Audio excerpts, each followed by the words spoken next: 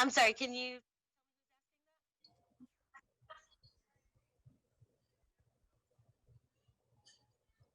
Only chairs and rankers videos will be on for now until recognized. Sure, and I'm the chair of the cities committee, part of this.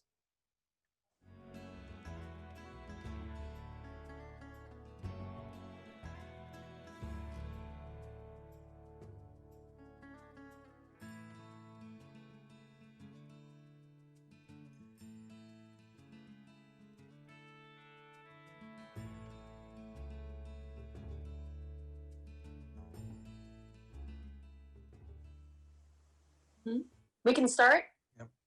Yes, Senator. Okay, well, good morning, everyone. My name is Jessica Ramos. I'm the state senator representing District 13 in Queens, and I also have the honor of chairing the Senate Committee on Labor.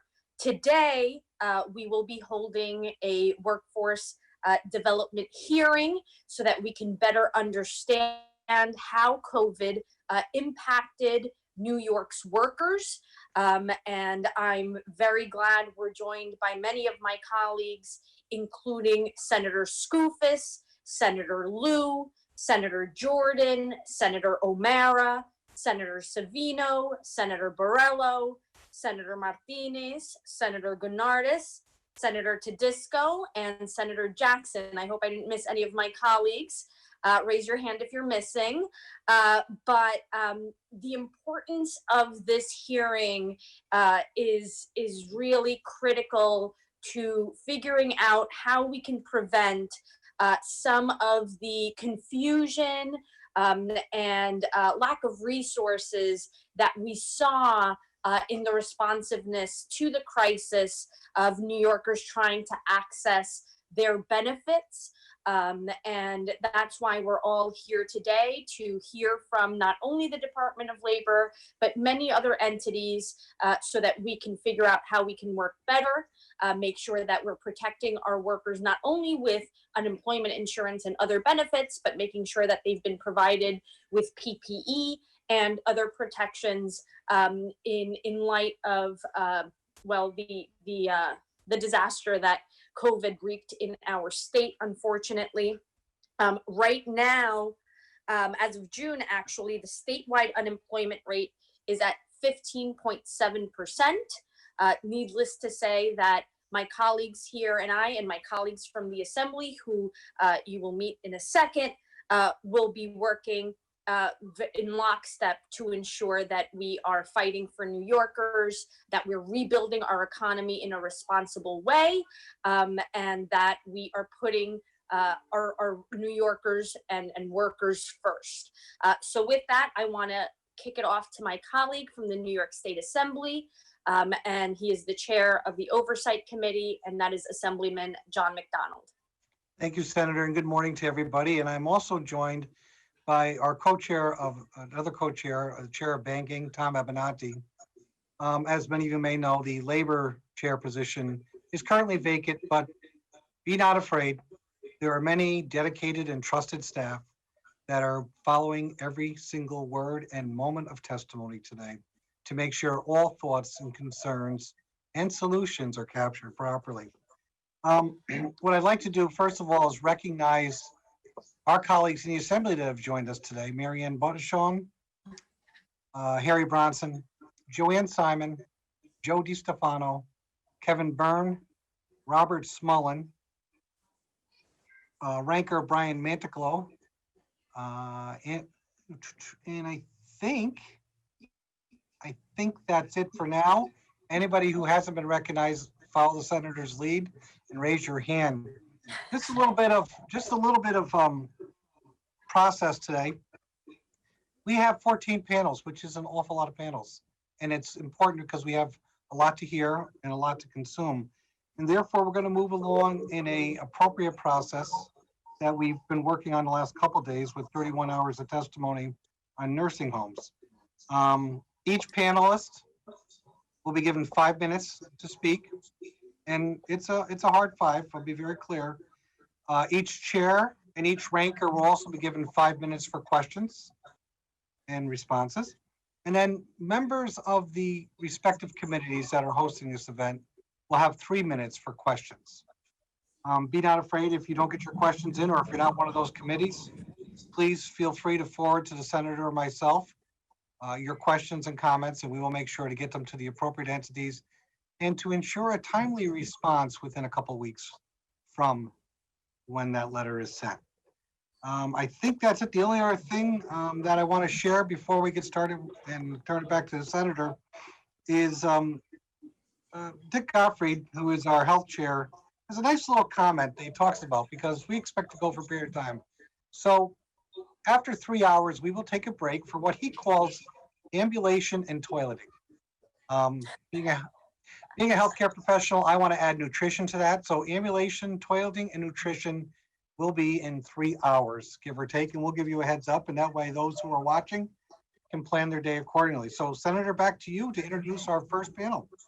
Thank you, Assemblyman. I just want to add one more point of information for our colleagues, and that is if you do wish to be recognized, make sure to use the raise hand function on Zoom, so that way we can put you in the queue.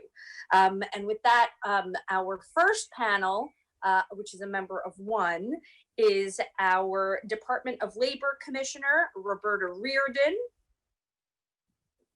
who now has 5 minutes to testify before we begin questions. Thank you.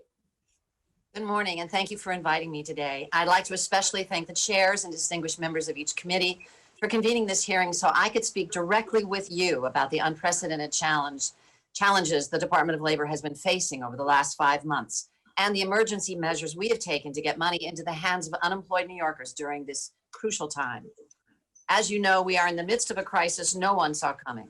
Every state has experienced an historic surge in unemployment claims, and every state's systems have been pushed to the limit by this pandemic. However, in New York, we have moved faster and more aggressively than any other state in the nation to get much needed benefits into the hands of unemployed New Yorkers. To give you some context about this crisis, since the COVID-19 pandemic began in early March, the Department of Labor has paid almost $40 billion in unemployment benefits to more than 3.3 million New Yorkers in just over 5 months. In 2019, we paid just $2.1 billion in total. In that context, we have paid over 18 years worth of benefits in just over 5 months. That's staggering and sobering. Before this pandemic, the highest number of new unemployment claims in 1 week nationally was 695,000 in October of 1982. During the height of this crisis, we saw 1 week with 6.8 million new claims. That means this economic crisis is greater than anything the United States has seen since the Great Depression, and every state is struggling. In fact, we have seen 20 straight weeks with over 1 million national unemployment claims, and these numbers are simply unheard of. The surge of applications crashed on New York like a wave, pushing our systems to the brink. In a typical week before the crisis, our call center averaged about 50,000 calls. But during a peak week in late March, our call center received over 8.2 million phone calls, a 16,000% increase. And our website, which typically received 350,000 hits during the course of a week, received over 6 million visits 1 week, an increase of 1,600%. As this wave was crashing over New York, we immediately began to address these issues with real-time technology updates, including building and launching a new online unemployment application backed by Google Cloud technology. To free up our phone lines, we launched a callback initiative, and we increased the number of DOL representatives, making outgoing calls, answering incoming calls, and processing applications from 400 to over 7,000. We were able to do that because of our incredible state workforce. Thousands of state workers came from other state agencies to join us in this massive effort. We also expanded call center and online filing hours to 7 days a week. And despite cumbersome federal guidelines, we updated our online application to provide a seamless experience for pandemic unemployment assistance applicants on April 20th, weeks ahead of other major states. We have launched new proactive communication initiatives to keep New Yorkers informed throughout the process. This included identifying the #1 reason why unemployment applications go into partial status, which was an incorrect or missing federal employer identification number. We issued a directive to all New York-based businesses, reminding them of their legal obligation to provide employees with this information. We also took steps to proactively inform New Yorkers that they must submit a federally required certification each week to receive their benefits. And we rolled out a new online system to help them quickly and efficiently submit previous week's certifications. Through the automated system and DocuSign technology, they can now be done much faster. In addition, we launched another tool which has directly contacted millions of New Yorkers via email and text messages as their applications move through each step of the process. We've also implemented an automated chatbot on our website to answer New Yorkers' most frequently asked questions. And lastly, we've introduced a triage phone system that better connects unemployed New Yorkers with the help they need. We did everything within our power and authority to cut through the bureaucratic red tape and get New Yorkers their benefits as quickly as possible. I couldn't hear what you said. However, we are bound by specific federal laws and regulations to safeguard against fraud.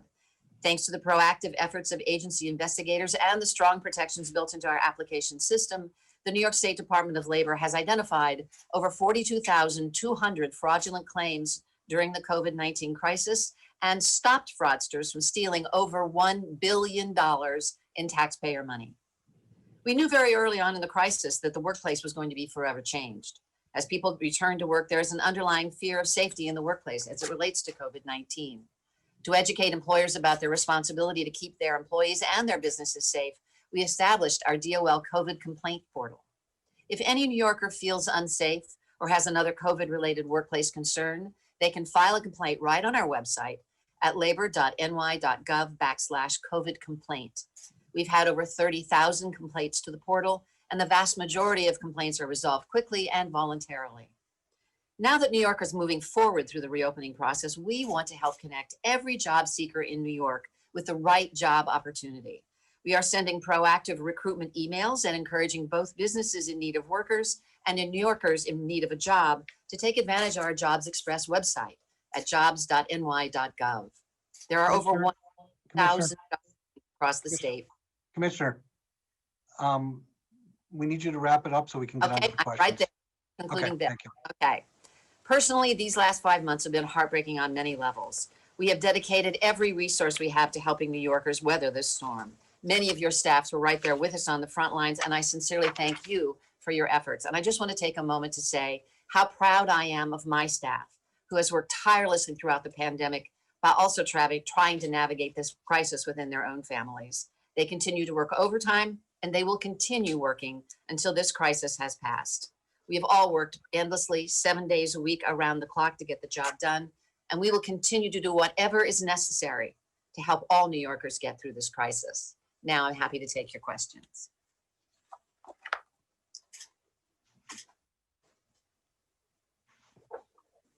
Thank you for your testimony, Commissioner Reardon. Thanks for joining us this morning. It's good to see you. Can you tell us a little bit about the return to work guide that was posted by the Department of Labor, which was a little misleading, considering that we weren't exactly promoting people or urging people to return to work per se. States that only employers with public-facing workers have to supply face masks, which violates Section 193 of the labor law. How does this address coworkers transferring COVID to each other? And can't non-public facing workers transfer COVID as well? So I'm looking for a little guidance from my staff here. I'm not quite sure what you're referring to. We do have the COVID complaint form up on the website, and that's for anybody, whether they're public facing or not. If you have a concern about your workplace, if you feel that your employer is not properly sanitizing the workplace or offering the kinds of protections that are required, you should go on the COVID website and register your complaint, and we will follow up. There is guidance about what everybody has to do: wear masks, wash your hands, make sure the area is sanitized. And I'm actually not clear which directive. It's on your website. It's called the Return to Work Guide. So I don't have my website on in front of me. Can I get back to you in a minute? I'm going to have somebody give me some information. Sure. Got it. So in the meantime, can you tell us a little bit about what the Department of Labor is doing to protect workers from wage theft during the pandemic?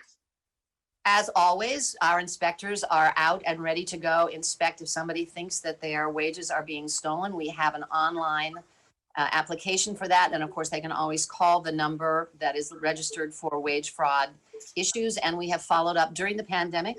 Our investigators have been very busy. Obviously, they are working remotely as much as possible. It's very difficult for them to go to work sites as it is difficult for workers to go to work sites, but they are following up and we are continuing to enforce the laws as we always do. So I'm assuming that you're working closely together with OSHA, of course, to make sure that workplaces are, as compliant as possible. Can you So tell just us to what the be clear, process? To be I'm clear, sorry? we don't enforce the OSHA regulations. We do it for public health, but the private industries are overseen by the federal government. Okay. So can you tell us when complaints are received about an unsafe workplace, what happens then? What is the process for that? So the investigators follow up. They talk to the worker who has lodged the complaint. They contact the employer to see what the situation is. And as I said in my testimony, the overwhelming majority of those cases are resolved quickly and voluntarily. We have had very few people resist making changes in order to ensure that their businesses are safe. I mean, remember, it is in a business owner's best interest to have a safe workplace. They don't want to harm their workers, and frankly, they don't want to depress their business. Well, we also know that there are unscrupulous employers who will cut corners As at always. any opportunity because they largely see many workers, especially undocumented people, as disposable, unfortunately. And we've seen this in the construction industry. So unfortunately, that's not always the case. But I wanted to move on and ask how workers are being educated about their right to refuse unsuitable or unsafe work so that they can remain eligible for the unemployment benefits. So if a worker feels that they are being put in an unsafe position, they can apply for pandemic unemployment assistance, which is specifically for COVID reasons. And they have to say that they are turning down this job because of a COVID reason. And if they, then they can apply for those benefits and they can get those benefits. That does not mean that a worker can say, I have a generalized fear of COVID. That is not an allowable instance in order to collect benefits. But if they feel that they're being put in harm's way, if they have a medical condition, if they have a person in their home that they have to take care of who would be endangered by this, then they absolutely are eligible to receive their benefits. Mm-hmm. Okay, and then we have a few minutes left. I don't want to start talking about this. Oh, so can you talk about the possible expansion or why it would be important to expand partial UI during the pandemic? I know obviously we've received some guidance from the federal administration. How is that new guidance going to be implemented, or what concerns are there at the state level? So I think partial unemployment, you mean being able to work and collect at the same time, having a day or two of employment and then also collecting their unemployment benefit. So there are currently regulations in New York State governing that. There's a ratio the first day, I think you lose 25% of your benefit and then it goes down from there until you reach the max. There's also a program that we have called Shared Work that an employer registers for, and it allows them to have their workers return to work at a reduced schedule. They file a plan with the Department of Labor, we approve it, and then those workers are able to follow the plan and they can receive partial unemployment under the Shared Work program and also maintain their connection with the employer. Remember that a lot of these regulations are federal laws that cover how people receive their benefits. Thank you, Commissioner. I will now yield to Assemblyman McDonald for his questions. Thank you, Senator and Commissioner. Good morning, and thank you Good morning. for joining us. Actually, I just want to pick up on a quick point towards the end. The Shared Work program, that's actually been in effect for a long period of time, correct? Mhm. Has there been much participation? Are you able to measure how much participation in the past, but also how much now? I don't have the figure for past engagement. I know during the last recession, it was a very valuable tool for a lot of employers. Right now, we have 88,000 workers enrolled in the Shared Work program. It is 100% federally covered, so it's a wonderful program for employers. And as I said, it allows, what's happening with a lot of businesses are people coming back at half speed. They Yeah. don't have enough work to keep everybody 100% Right. employed. It's good. This way you can keep them. And speaking, since you meant 100% federally covered, overall with unemployment and all the other benefits, what is the total cost? What is the state on the hook for at this stage of the? So the numbers are really staggering. The benefits paid from March through August of 2020 is $40 billion. But remember that almost 3/4 of that money is federal money. FPUC, the $600, is totally federally covered. Some of the emergency extensions are totally covered. So that the part of state UI is much smaller. We are on a federal loan at this point. It is interest free. And that is not unusual. I think many states, if not all states, are now in a loan status because of the pandemic.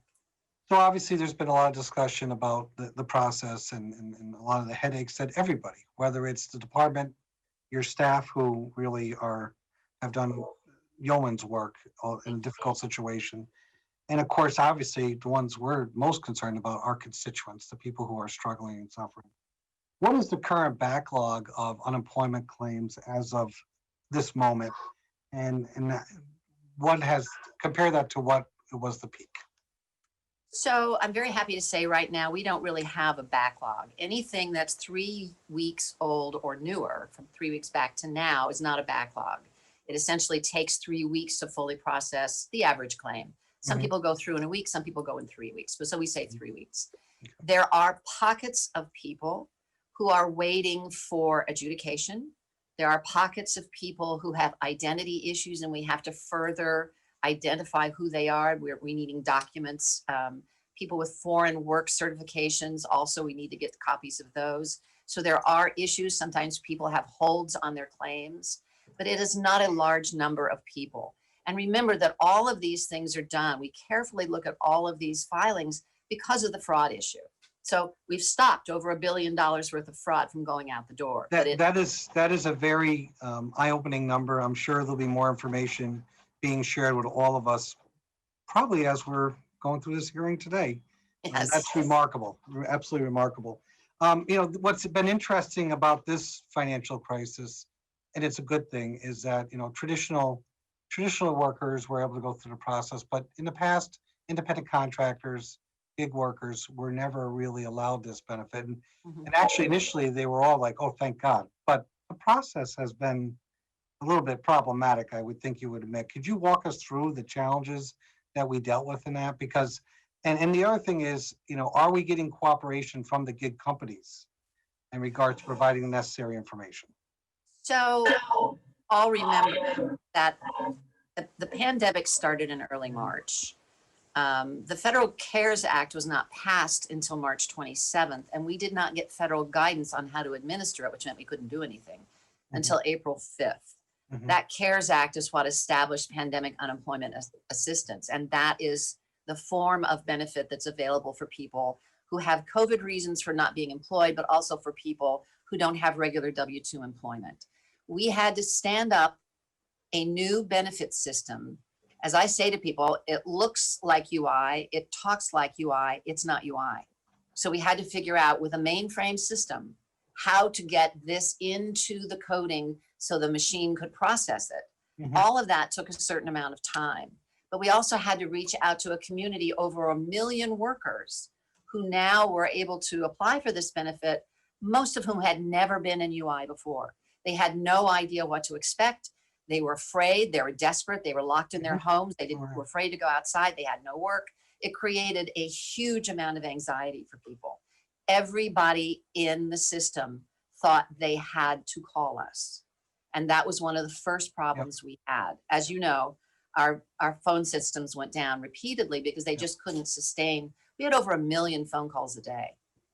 Thank you, And- Commissioner. Thank you, Commissioner. I have to, being a moderator, I got to be respectful of the time because the members will get on us. Senator, back to your team. All right, thank you, Assemblyman McDonald. Next, we have my colleague, Senator James Skoufis. Hey, thank you. And thank you, Commissioner, for your appearance today and answering our questions. Nice to see you. And I do want to acknowledge and thank all the really tremendous work, the enormous undertaking that the Department of Labor has been involved in over the past 5 months or so. But I do want to drill down into some things, and your testimony, certainly, it's important to highlight all of the challenges and quite frankly, the achievements of the department over these many months. But I think it did gloss over, some of the associated pain that our constituents received and were on the receiving end of, especially early on in March, April, and May. And I know this, and I know all my colleagues know this because we were getting all these calls too. Yes. My office, we assisted over 4,000 constituents with unemployment issues, liaising with your department. And so, if I may, so March 22nd, non-essential workers were directed to stay home. I suspect that is really when the crush began, at or around that time, as businesses, workplaces were closing. Yet the large majority, as far as I could tell, of the improvements that were made to the system didn't occur until May. And correct me if I'm wrong, so DOL servers working with Google were at 4. I think they scaled up to 60 or a little bit more than 60. 5, I think. It was my understanding that DOL reps went from about 400 to a little over 3,000. You had mentioned 7,000 in your testimony, so I'm not sure which it is, but it scaled up tremendously either way. Can you, as it stands now on August 13th, do we still have those 60 plus servers? Oh, yes. Oh, yes. I mean, and how many of the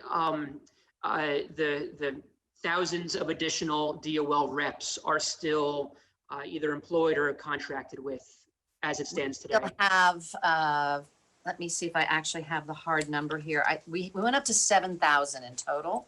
And right now we have 4,500. And that includes other workers within the DOL who do other parts of the agency. They've all been trained to do UI work, as well as, the vendors that we also brought on board.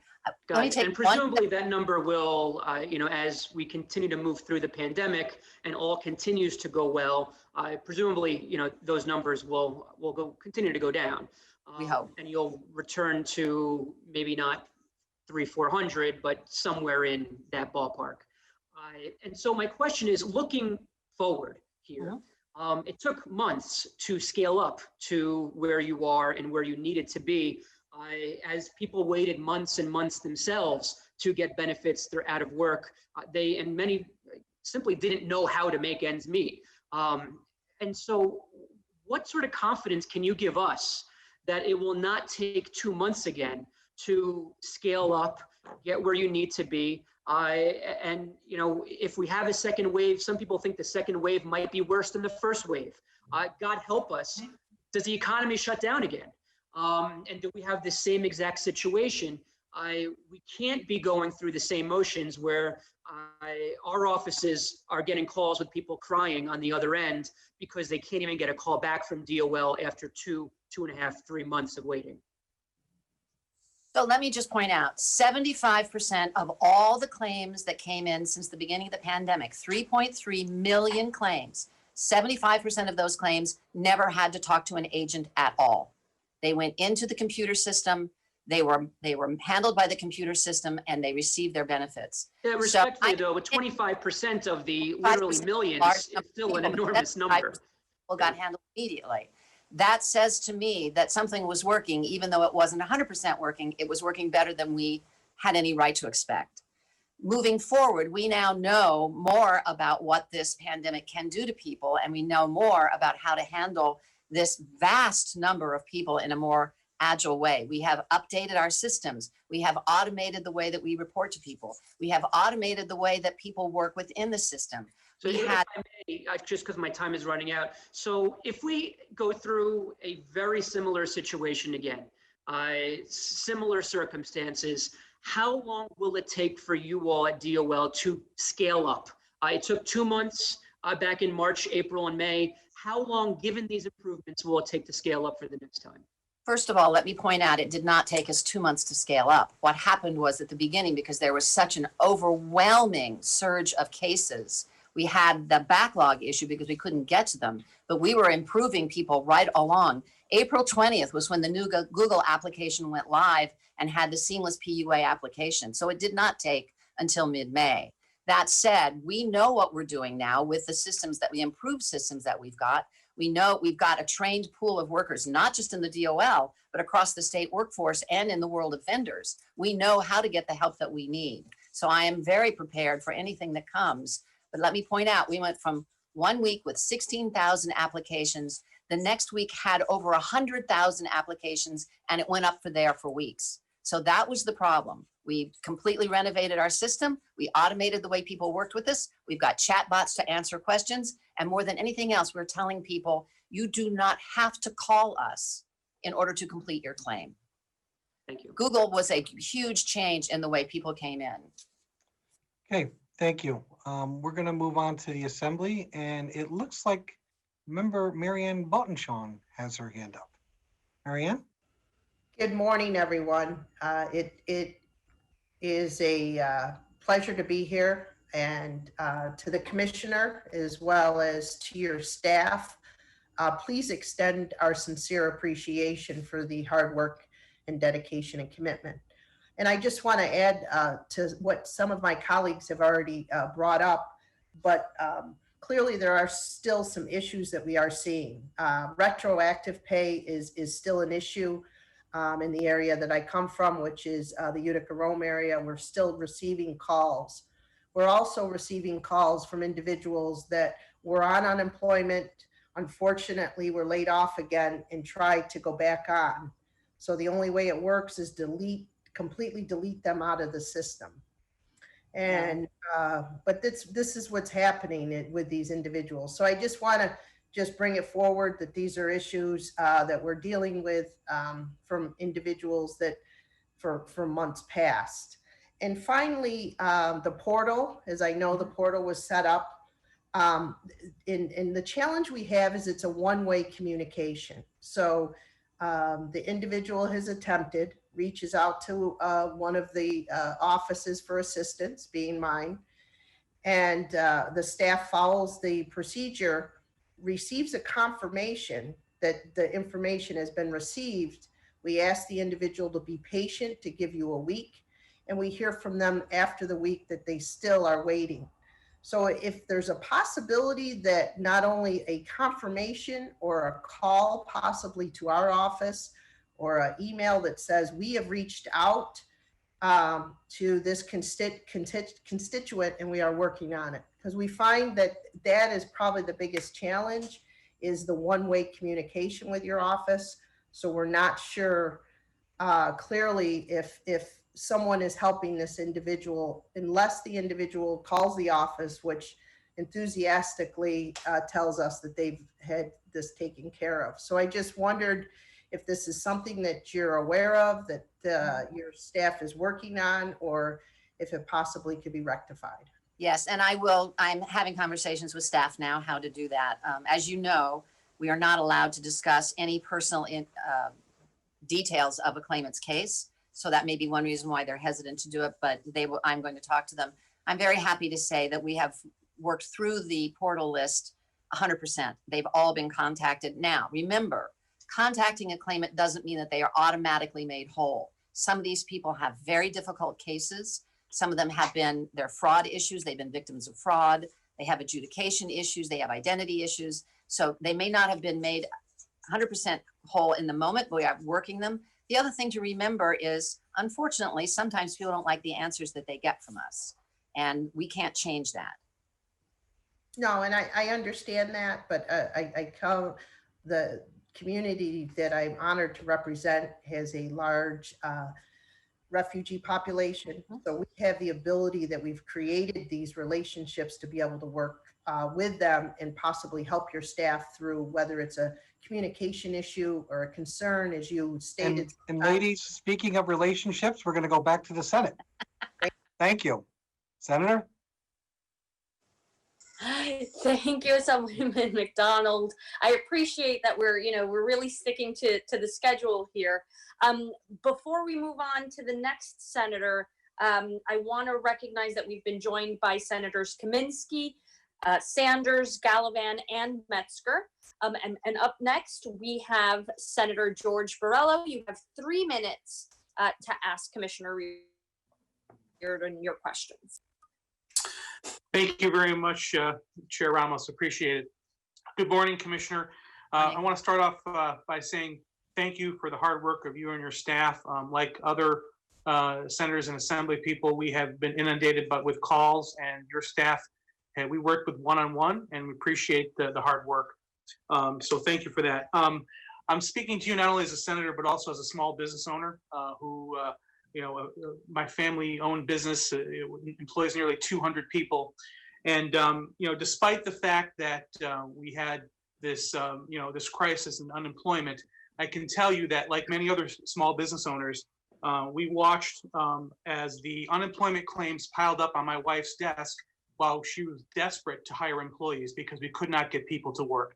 And this is something I've heard across the spectrum, from big businesses to small businesses, that we could not get workers, despite the fact that you paid out $41 billion in unemployment insurance claims. So my question to you is, what is going to happen with unemployment insurance experience ratings and the impact on businesses? It seems wholly unfair that while we were trying to hire people, that we could not, largely because New York State gave the longest list of reasons why you could collect unemployment, quit your job, and not work. So please let us know how we're going to have that impact, and hopefully not add further insult to injury to the business owners of New York State.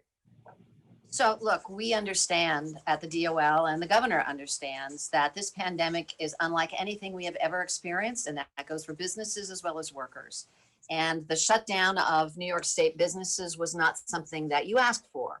So we are looking at, the governor signed an executive order and allowed us to look into the issue of the experience ratings and how that might be adjusted for businesses. And we're working on that right now, because we understand, I always understand, I say to my folks all the time, the relationship between a worker and a business person is symbiotic.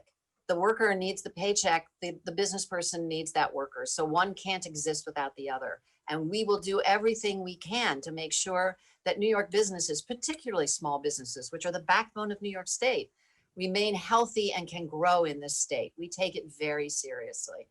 Well, I'm glad to hear you say that. Go ahead. People are allowed to collect the benefits according to the federal regulations. Yeah, I understand. That was, in my opinion, a mistake made in Washington that was weaponized in Albany by allowing virtually anyone to claim unemployment, even if they didn't have a real legitimate excuse. And that's really where we have the problem here. That's why, like I said, we've watched unemployment claims pile up on the desks of small business owners across New York State, while we paid out a record amount of unemployment claims, many of which are unnecessary, in my opinion, since 70% of the workers were making more on unemployment than they were making when they were working. So I realize that was not your mistake, but it is something that's now laid at your feet and the governor's feet to ensure that we don't have further flight of businesses from New York State. Thank you. Thank you. Okay, thank you. Back to the assembly, and we will now go to Robert Smullen for 3 minutes.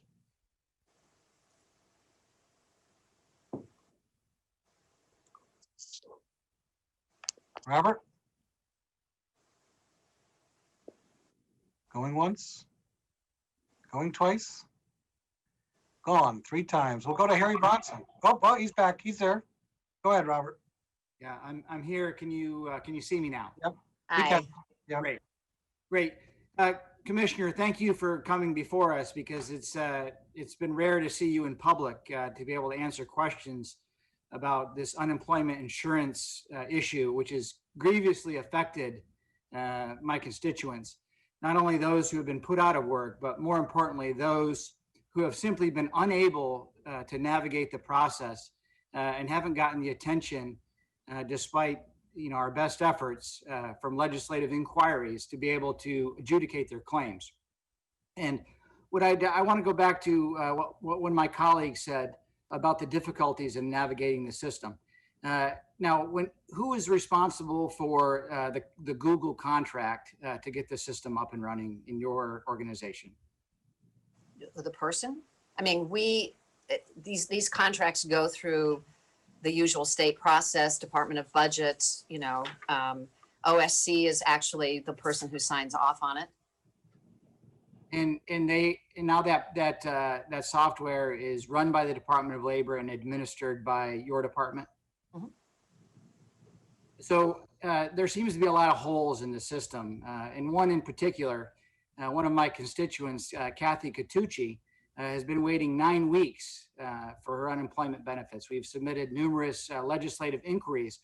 Where can I direct Mrs. Catucci to be able to get a person to be able to specifically help her navigate the system between the New York unemployment insurance and the federal pandemic unemployment assistance program? Why don't we talk offline and I can take care of that?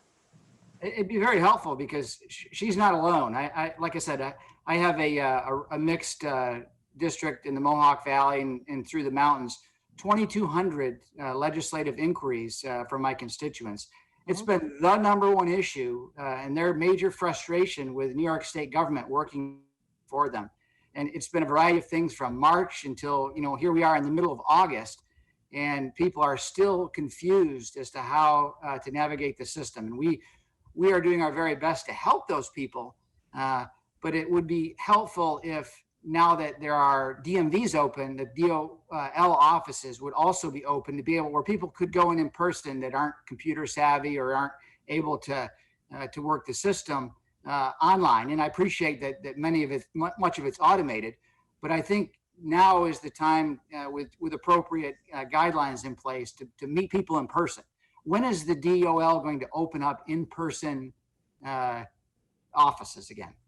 We are looking into that. As you can appreciate, it is a difficult thing to handle 96 career centers across the state. And the last thing we want to do is create any kind of unsafe situation, either for our workers or for your constituents. We are working very hard to make sure we can bring people back safely and appropriately. But again, we have worked very hard to make sure that our online presence is as easy to navigate as possible. Right now, if somebody has been waiting for Thank you, Commissioner. And speaking of presence, I think the Senate has somebody who'd like to speak. Thank you, Assemblyman. We have been joined also by Senator Mayer, and up next, I want to recognize Senator Robert Jackson, who has 3 minutes to ask questions. Well, thank you. Thank you. Hi, Commissioner. How are you? Hi. You're my senator. I know. Well, and listen, we're doing this pandemic. I understand that this was like a disaster for everyone, and there was no pull out the playbook in order to get it done. But obviously, knowing the systematic process in DOL, and I worked in DOL from 75 to 80 investigating fraud. So I know some of the old processes that existed. But clearly my staff, along with all the other staff in the state of New York, as far as legislators, were basically inputting the information and sending it up. And we were communicating directly with the governor's office, who was a liaison with DOL. And now from my staff and I found that the best way is to go straight to your employees to resolve matters. But we still, like some of my colleagues, have a group of individuals that are still outstanding, and which we would like to get that list to whoever you determine, and like I can talk to you or have someone offline to contact me so we can get that to you, because the more people wait, the more they're suffering. And we're just trying to relieve the suffering that our constituents are seeing right now and having. So I would appreciate that. That's number one. Number two, as you know, I formerly work as an employee of PEF, the New York State Public Employees Federation, and get their newsletter, and found out that hundreds, if not thousands, of PEF employees that were working and was made to work overtime, or they worked overtime and were being paid at like a grade 9, even though they may be a grade 14 or grade 18. And obviously that's not right. So I hope that matter is resolved internally within the state of New York, rather than them pursuing all of the legal aspects that they have. It's not right to tell people you continue to work and do your job as a professional, but we're going to pay you as a grade 9. Totally unacceptable. But other than that, I say to you that I understand the complexities and I understand, but your staff, I believe within the past couple of weeks, they've gotten hold of everything and moving things a lot faster, but there's still some wrinkles there that we have to work out. So I thank you and your staff for understanding our concerns as representatives of the people. And so please help us out. Thank you. We will, and thank you. Let us know what we can do to help. Thank you. Good to see you. I'd like to recognize my colleague Al Taylor, who's joined us, and I would like to now ask Harry Bronson to join us for a comment. Although he's a former labor chair, he only gets 3 minutes. Sorry, Harry. Sorry, Harry. Well, first of all, John, thank you. I haven't been labor chair yet. We may work on that. Sorry about that. Oh, I gave out a secret. All right. That's okay. Commissioner, how you doing today? Very nice seeing you. Thank you. It's good to see you, Harry. Thank you. So one of the senators asked some questions about, getting ready for the next wave, things of that nature. Could you explain to us, what are you doing right now to get ready for any changes that come down where the federal government is dictating it, whether we're moving 600 to 400, those kind of changes? What are we doing right now so that we can get money into the hands of our families? So we've already mapped out various scenarios. If it's a flat fee, if it's a portion of a person's former salary, which would be a terrible idea, by the way, just, statistically for us. But, we've looked at various iterations of plans.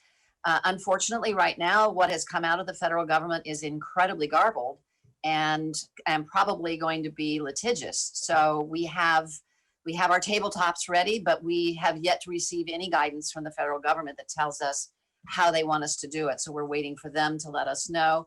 But we are mapping out scenarios so we know if it's this, we can do that. We're not waiting till they tell us. We have it in the pipeline.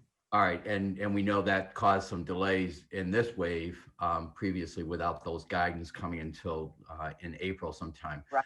My next question really isn't about UI. I want to thank you for all your efforts on that, though. I know you and the workers worked very hard to make that happen. My next question is, what are we going to do as we move forward? My suspicion is we're going to have a lot of hybrid in-facility remote workers. And we're not probably going to go back to, where people go to facilities all the time in many industries. Some industries, that's a necessity. What are we doing to deal with workers who will now be working remotely at least part of the time? And are we anticipating any changes as that relates to independent contractors and gig workers? So let's put the independent contractor and gig worker on another question, because one, I'd really like to focus on the remote work, the mixed remote, some here, some there. It is a looming issue. Now, during the pandemic, the state workforce worked remotely. My DOL staff were calling people from their homes on cell phones. So we understand firsthand what it takes to provision a worker, to begin to supervise remotely, what the work plans look like. And we are working with industry. I've already had a conversation with the Long Island REDC about this. I expect to talk to the other REDCs. We're reaching out to our business partners now. But we understand that this is going to require a different kind of direction from the employer and a different kind of discipline from the worker. And it's going to require a lot of different materials. So we are looking to see how we can facilitate this, how we can help workers up their digital skills and help employers have better approaches to remote work. It is going to be quite the experience in a short-term kind of way. Long-term, 3 years from now, who knows? Once there's a vaccine, will people want to gather together again? I mean, that's yet to be seen. But right now, it is going to be a mix, and it's going to be a struggle for some people who are not digitally savvy, both the businesses and the workers. All right. Thank you, Commissioner. Thank you, Harry. Finish. Senator?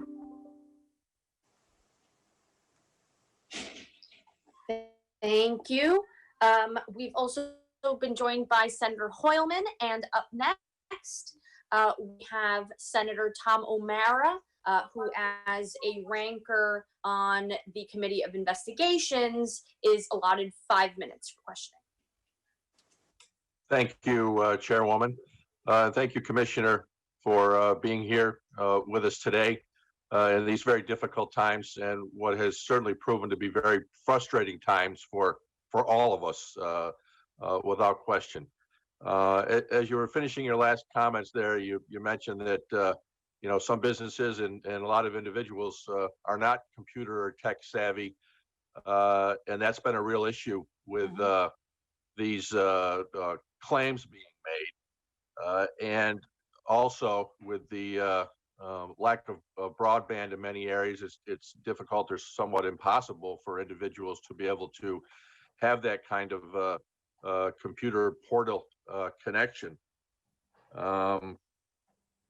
Why, since we're helping so many individuals with their claims, why can't there be some type of a release from the claimant that would allow our staffs, myself, to be able to communicate directly with DOL about the individual's claim, so that that contact is being made, and we would have individuals working in conjunction with DOL from our offices, helping the claimants, when we just kind of, we make a contact and then say, wait for DOL to call you. So we're looking into that. Remember that there are federal regulations surrounding a lot of the privacy issues. Those are not New York State regulations, those are federal regulations. Given that, we would like to be able to facilitate, your offices and the claimants. We'll do everything we can, but we are limited by the federal laws. And a release can't be made under federal law? We can look into it. They haven't been very forthcoming lately, so. Well, I think we should look into that, and we should press them on that, because we have, my staff and myself are virtually spending 90% of our effort on unemployment claims. And they're still coming in daily, several a day into my office still. And we still have some claims that have not been resolved from April. Even though despite repeated contacts with our labor representative that we have that we can contact through our office, it's just very frustrating when we have to say wait for a call back, and then the call doesn't come, or it comes and nothing happens. For us to be involved and help those constituents would I think make it easier for labor too, dealing with somebody that knows the process on the claimant's end as well. At the outset of this, you had I think thousands of state workers from other agencies starting handling these claims. What happened to those workers, and why were they taken off the job, those state workers from other agencies? Well, you can imagine that the other agencies also have work that they have to do. So, they gave us a lot of time during the very height of the pandemic when it was really critical. But as I said, we have 4,500 workers right now working on these cases. And remember that in order to have someone come in and work with us, it takes a lot of training. As you can imagine, these are very intricate cases. They are a lot of laws apply to them. You don't get trained in an hour or two. You don't even get trained in a day or two. So this is a very extensive process, and we're very thankful for the help that we've gotten. But frankly, a lot of these people also have their day jobs in other state agencies, and they could not stay with us forever. But we do have 40 workers doing it.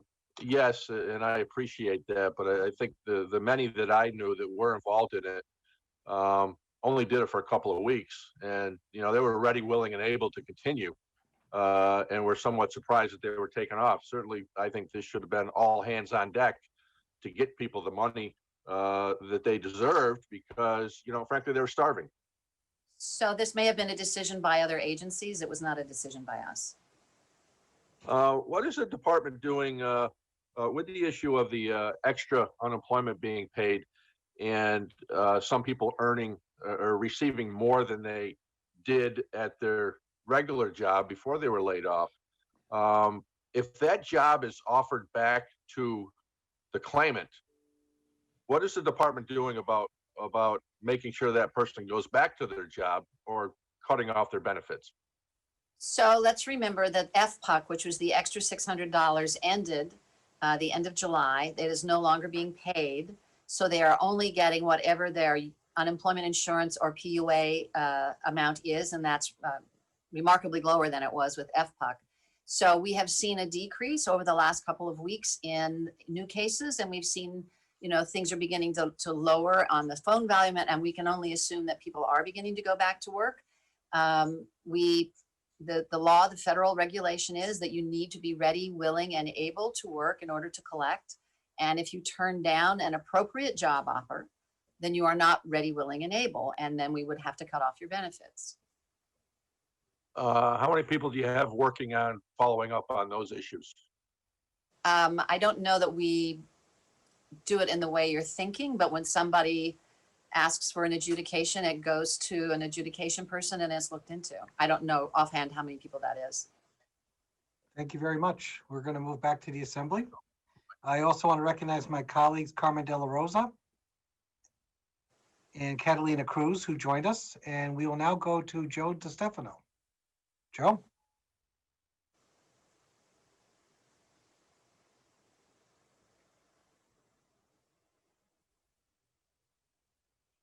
Commissioner, I have only a couple of questions. One of them was when you mentioned earlier before, when someone who's experiencing the pandemic and they are offered to go back to work and they choose to opt out because of either a family issue or an illness or anything like that. Is there any verification of proof or anything like that required to receive that benefit? You mean like a doctor's note? A doctor's note, some kind of a documentation that, somebody in their care needs to be cared for and they're the only ones that can help them. So therefore they can't go back to work. I don't think it's like that as you had described it. Remember, this is federal legislation. Anybody collecting PUA is paid 100% by the federal dollars, and it is completely covered by the CARES Act. It's not New York State legislation at all. So the federal government set up that system and they wrote the guidance for it. Okay, so basically we can assume by that it's the honor system. If someone claims that they can't go back to work for whatever reason, then it's assumed that it's just something that's covered under the PUA. It's federal whatever the CARES Act set forth as the requirements is what we enforce. Okay. Secondly, again, I'd like to thank you and your staff for all of your efforts. I spent many an afternoon with all of my Long Island colleagues, with Dana, going over all of the unemployment claims and problems that we had. And under the circumstances, your team did a remarkable job. Obviously, it did fall short in a lot of places. I still have constituents calling on a daily basis saying I filed back in April, March, and they still haven't received anything. And as you say, there are some complex cases that need to be gone through, but it's certainly understandable under the siege that you guys were under. But I do appreciate it. My office appreciates it. Also, last thing I'll touch on is the governor's already indicated that if the executive order that the president signed about a week or so ago, that he's opting out. He's not going to partake in the new executive order that was signed. How is that going to affect you and the staff and obviously the constituents of the state? Where does that leave them? So right now, I don't think we have a final determination on any of this. Frankly, we've gotten very mixed messages from the federal government and the US DOL on what the memorandum actually means. So it's very hard to say, with any reliability, what they're asking us to do. Our hope is that this will be an enticement for the Congress to come back together and actually pass a law that will, be sustainable and we can work with. But right now, we don't really know the parameters of what they're asking. I can say that if we had to pay an extra $100 for every claimant currently between now and the end of December, it would be something like $4+ billion in cost to New York State. It would be completely intolerable. We couldn't do it. Thank you. Back to the Senate. Thank you. I want to shout out Senator Senator Gustavo Rivera, and I apologize. Apparently, he's been with us from the beginning, and I've skipped over him. My apologies.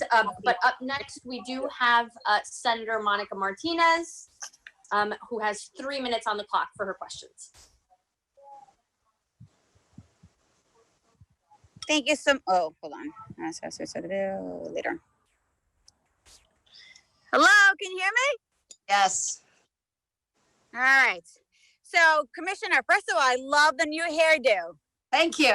It looks great. And again, I just want to say thank you for everything that you've done thus far in helping my office with things that we've had. But I just want to say, we're still going through things, and I just want to make sure that we communicate a little bit better. But here are my questions. In terms of some of our labor issues that we've been having in the district is regarding protecting employees in terms of how that's being handled.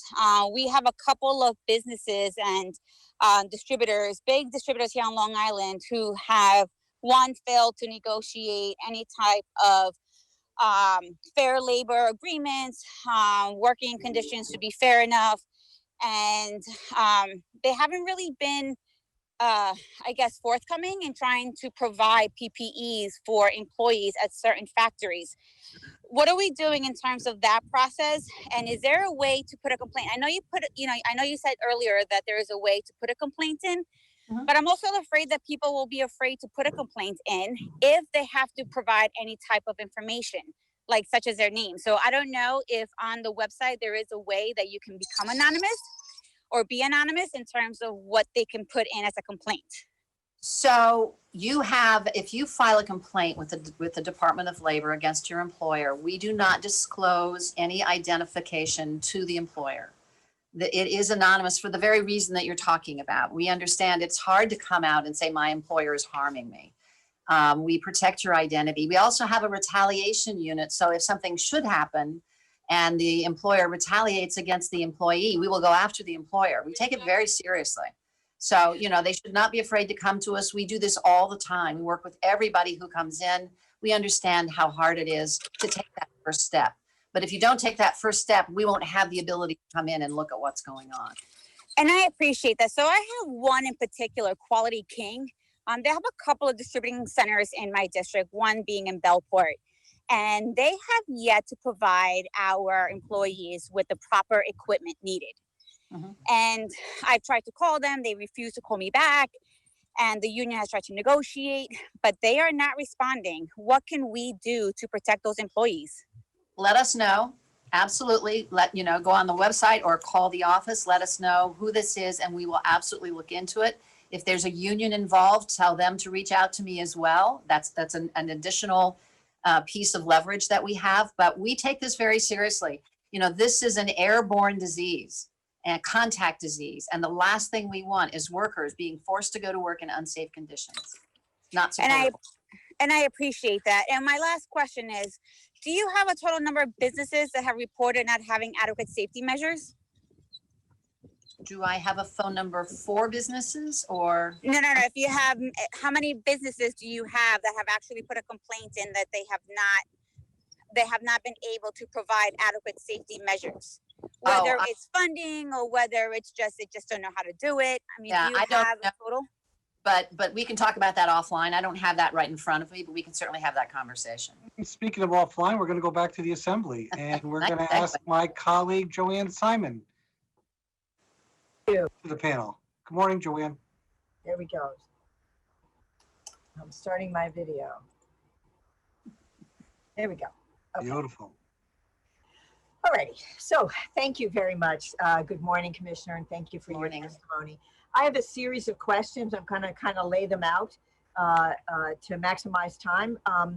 And so a couple things that are new trends. Number one, we are getting more and more older cases that had been successfully certifying and are now having difficulty certifying. And we don't understand why that might be. Back pay is still a problem. The process and the ability for people to get through that process is still very sticky. So they're forced to call our offices repeatedly, and when by the time we get them, and we have to call your office again and again, by the time we get that, it's already protracted, and so there's quite a gap for people.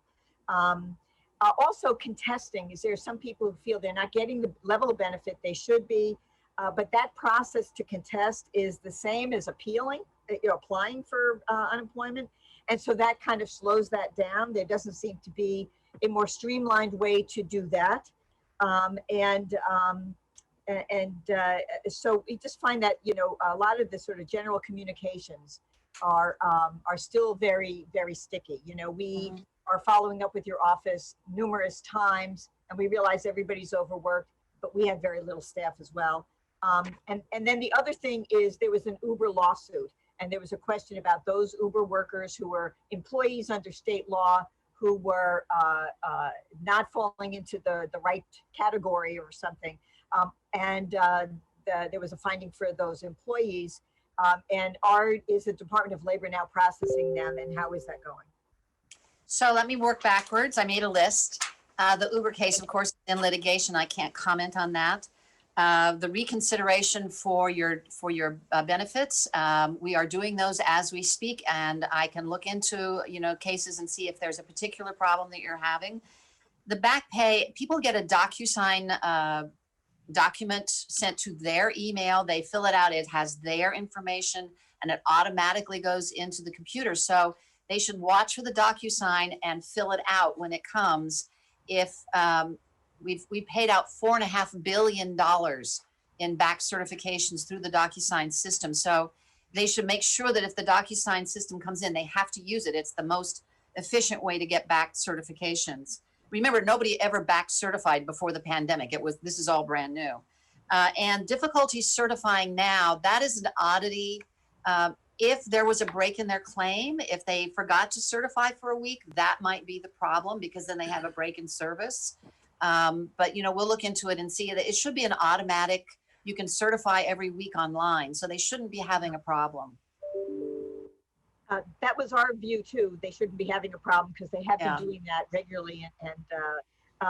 And so let me just, if I can, follow up on your point about the DocuSign document, and people should be getting it regularly. What if they're not I think the problem is they're not getting anything. They've never not getting that DocuSign document.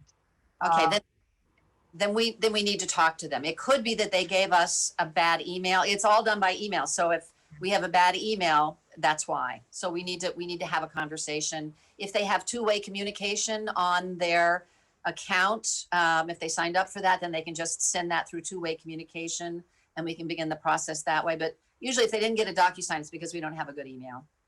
Okay. All right. Thank you. Well, thank you. Thank you, Assemblywoman. Up next, we have State Senator Diane Savino, who has 3 minutes on the clock for her questions. Thank you, Senator Ramos. Good morning, Commissioner.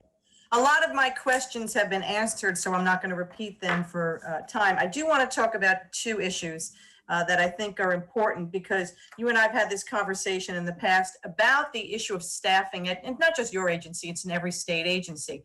And as a result of the pandemic and the demands upon your agency, you were forced to bring people in from other agencies. And I think you used the number of 4,500 people have they come in from other agencies, or is that 4,500 people from other agencies plus temps from outside agencies? So we've hired about 500 people at this point, I think, in the DOL. We have outside vendors. We may still have some volunteer, people from other state agencies. I don't know of that mix. But let me just point out, because you and I have talked about this a lot, in the universe of UI, our budget is mainly almost 100% federal. So the ability to hire more staff is really a federal dollars issue, and it's an inverse proportion. When the economy is good, our staffing shrinks because we don't need them. When the economy is bad, we grow. That's why we just hired 500 people. We get administrative funds from USDOL to do that. It's not state dollars that's paying for them. Okay.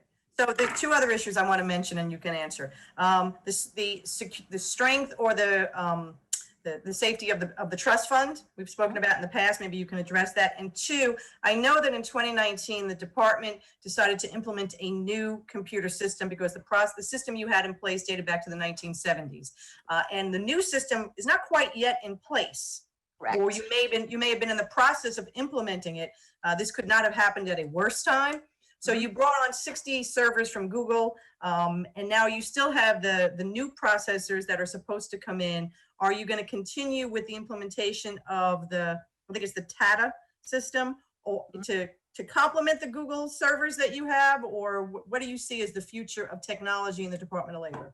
Great question. Thank you. So I'm happy to say that all through the pandemic, the outside contractors and the staff that we had devoted to, we call it UISIM is the acronym for this, devoted to the rebuild of the system. They worked throughout the pandemic on the rebuild. They focused, they took all the information. Remember, we got a lot of new information that we never expected to serve 3 million people, for instance. So that has really enriched this program enormously. They are continuing to work through it. We have a very aggressive timeline for it. The Google information has been very helpful. TCS is the American part of Tata, and they are doing a superb job, and we are looking forward to rolling that out. You're right, we were nowhere close to being able to have it ready during this. So, but the good news is they're working very hard on it. The trust fund, we are on a federal line of credit at the moment. It is interest-free. And there's a lot of talk in Washington about some kind of federal forgiveness of at least some of the loan for the states, because every state in the country is facing this. I am very happy to say that the work that you all did in the legislature following the last recession to rebuild the system of the trust fund really worked. Our trust fund was solid. We got through the first part of it without having to take out a loan, which was great. And we appreciate the work that you did. And I know that once this is all over, I'm sure we'll revisit that whole conversation because this has changed everything. Thank you. Thanks.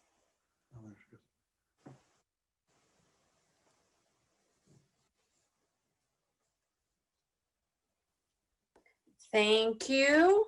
Up next, we have, I should mention, what's going on here?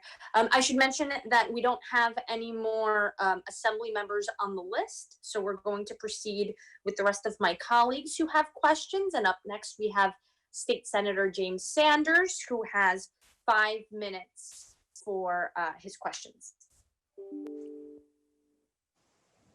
Thank you, Madam Chair, and thanks to the other chairs. Good to see you, Commissioner. How are you? I'm well, thank you. Good, good. Let me follow up with Diana, Senator Savino's question of computer systems. Computer systems often have problems of being merged. How do we get rid of one system and grab a different system, or what is the plan after this? Are we going to, or are we going to still another system? And who's going to pay for this since this was a problem to begin with? So remember, the UI system is by and large almost 100% federally funded. We have appropriate fundings for this rebuild. It is not coming out of the trust fund, would never come out of the trust fund, not coming out of state dollars. It is, as you can imagine, I used to say to people at the height of the pandemic, you're not buying socks off Amazon. This is a huge knowledge machine, and they are highly complex. That's why the rebuild of the system is years long instead of months long. There will be migration of information from one system to another. There will be bridges. It would take me way too long to begin to explain the little bit that I understand about technology to you. But it is a highly complex system, and we have excellent, and I mean excellent people working on it. We have, of course, the outside vendor, but we have our own subject matter experts and people from around the rest of the state government. ITS is working with us, so it's huge. It will be a complex issue, and once it's rebuilt, I'm very excited because I think with a rebuilt system, we would not have the same kind of problems that we did today. We've learned so much from this COVID disaster. And all of that is being integrated into our thinking for the new system. Well, Madam Commissioner, all of these things were being done in theory before this disaster struck. What's to ensure and what timeline do we have to make sure that we are automated? So we remain automated. We've done a lot of upgrades to our system during the pandemic. We literally rebuilt the plane while we were flying it. And that's a good thing. And a lot of the progress we've seen in the last 6 weeks is because of all that technology that we've been able to use. The pandemic has taught us some interesting lessons. We had done a lot of scenarios, obviously, going into the rebuild of the system. No one ever envisioned shutting down New York State. No one. And so now we do envision it, and we know how to prepare for that. Other states are asking us how we have gotten through this pandemic. As difficult and problematic as it has been, we have been months ahead of other states. I had a call in mid-May from a neighboring state saying, how did you set up your third-party call centers? We set them up in early April. I know other states were just beginning to pay PUA at the end of May and into June. We paid ours in early April as soon as we could. So as painful as it's been for us, we are leading the country. And I'm very proud of that. We have learned all of those lessons, and we are not going to forget any of them. Madam, since time is not my friend, let me put in 2 questions to you. We've heard a lot of this talk of people earning more on unemployment than work. I'd like to have a quantification of that. How true is this? Then the other, I have so many people in my district that are crying out, screaming out, dealing with the question of depression, suicide, etc., because they're not getting their needs met. So if you can answer with assurance, how do I get these people and their needs met? And how true is this comment that lots of people are earning more from unemployment than work? So there have been a number of studies, not just in New York State, but across the country about that very issue. And there are a large number of people in various states, including New York, who have earned more on unemployment than they did at their job. I think that speaks more to the low wages than it does to the system that's assisting them. Let's remember that this system was devised to keep people home so they did not get sick, and it worked. And I think it was worth every penny that we have all spent to protect our citizens. As far as people being desperate, I hear you. I think it is a terrible situation. I want to get people back to jobs, and not just some crummy low-wage job. I want to get people back to good jobs. I want to help people find a better career. I want to offer them the opportunity for training so that they can improve the lives for them and their families. And by the way, we are participating with Headspace.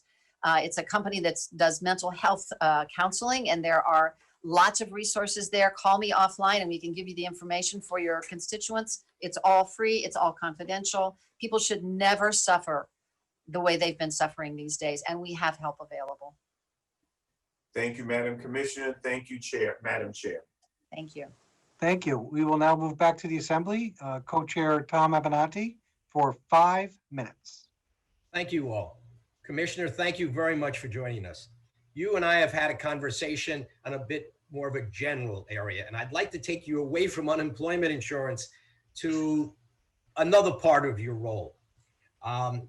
If you look back a year ago, the unemployment rate in this country and in New York was, much, much lower.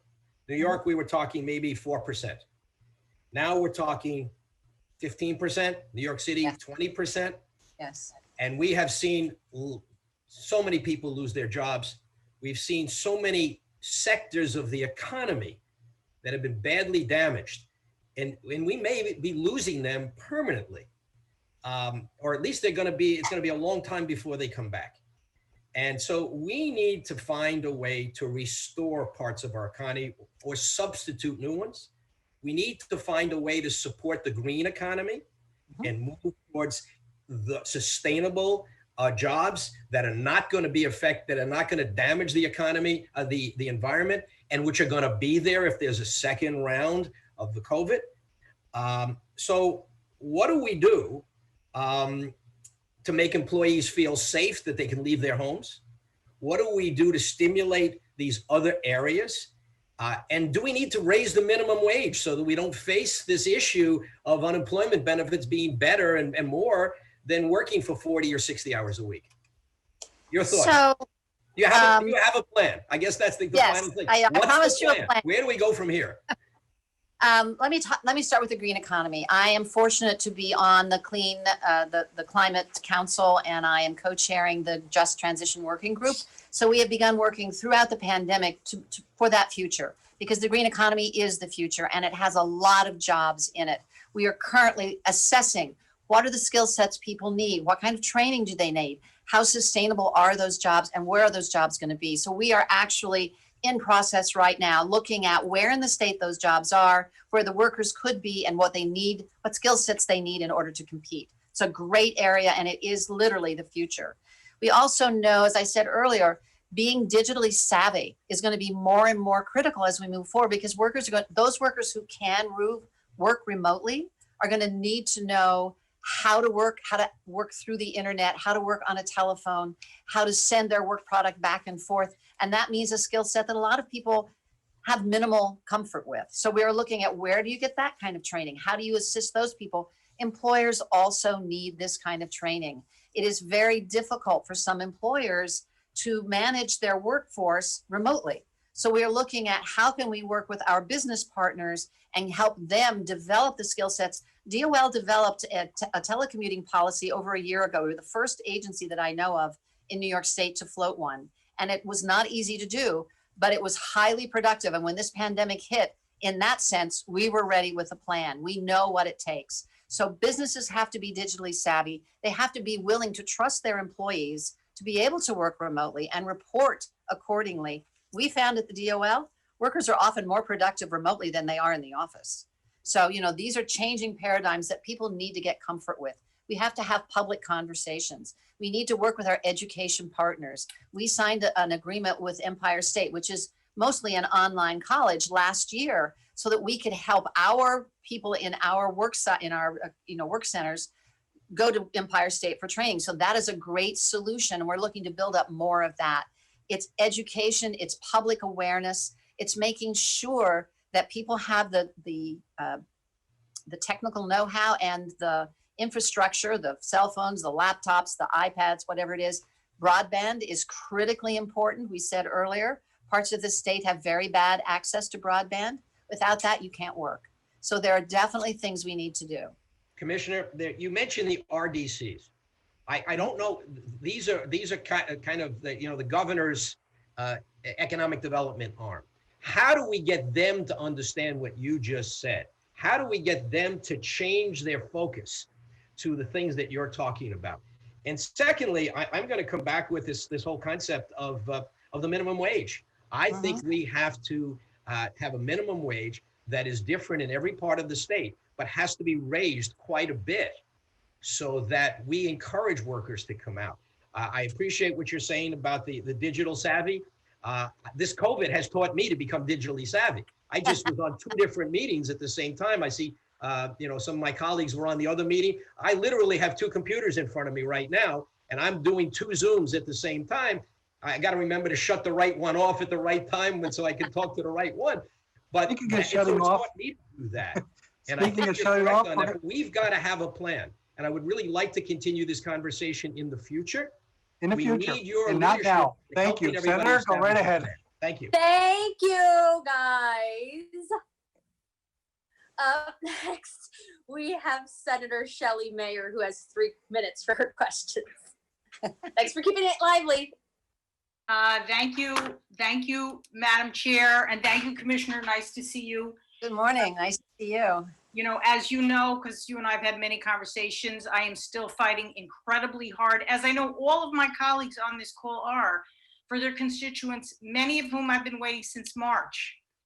Every day I send 5 what I call urgent cases, new urgent cases to the department for resolution. So I know that you've greatly improved your operation, but no one should take away from this hearing that our constituents aren't still absolutely in the midst of dealing with challenges with the Department of Labor itself. And so I appreciate the attention you've brought to it, but I don't think we should minimize and pat ourselves on the back because we are not in perfect situation.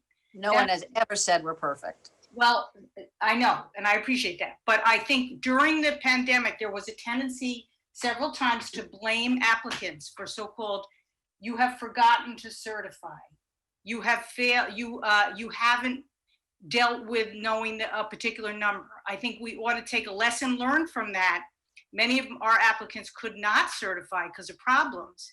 They were not at fault. So I just think language-wise is a lesson to be learned here. We're all in it together. You were very much in it with our constituents who are suffering.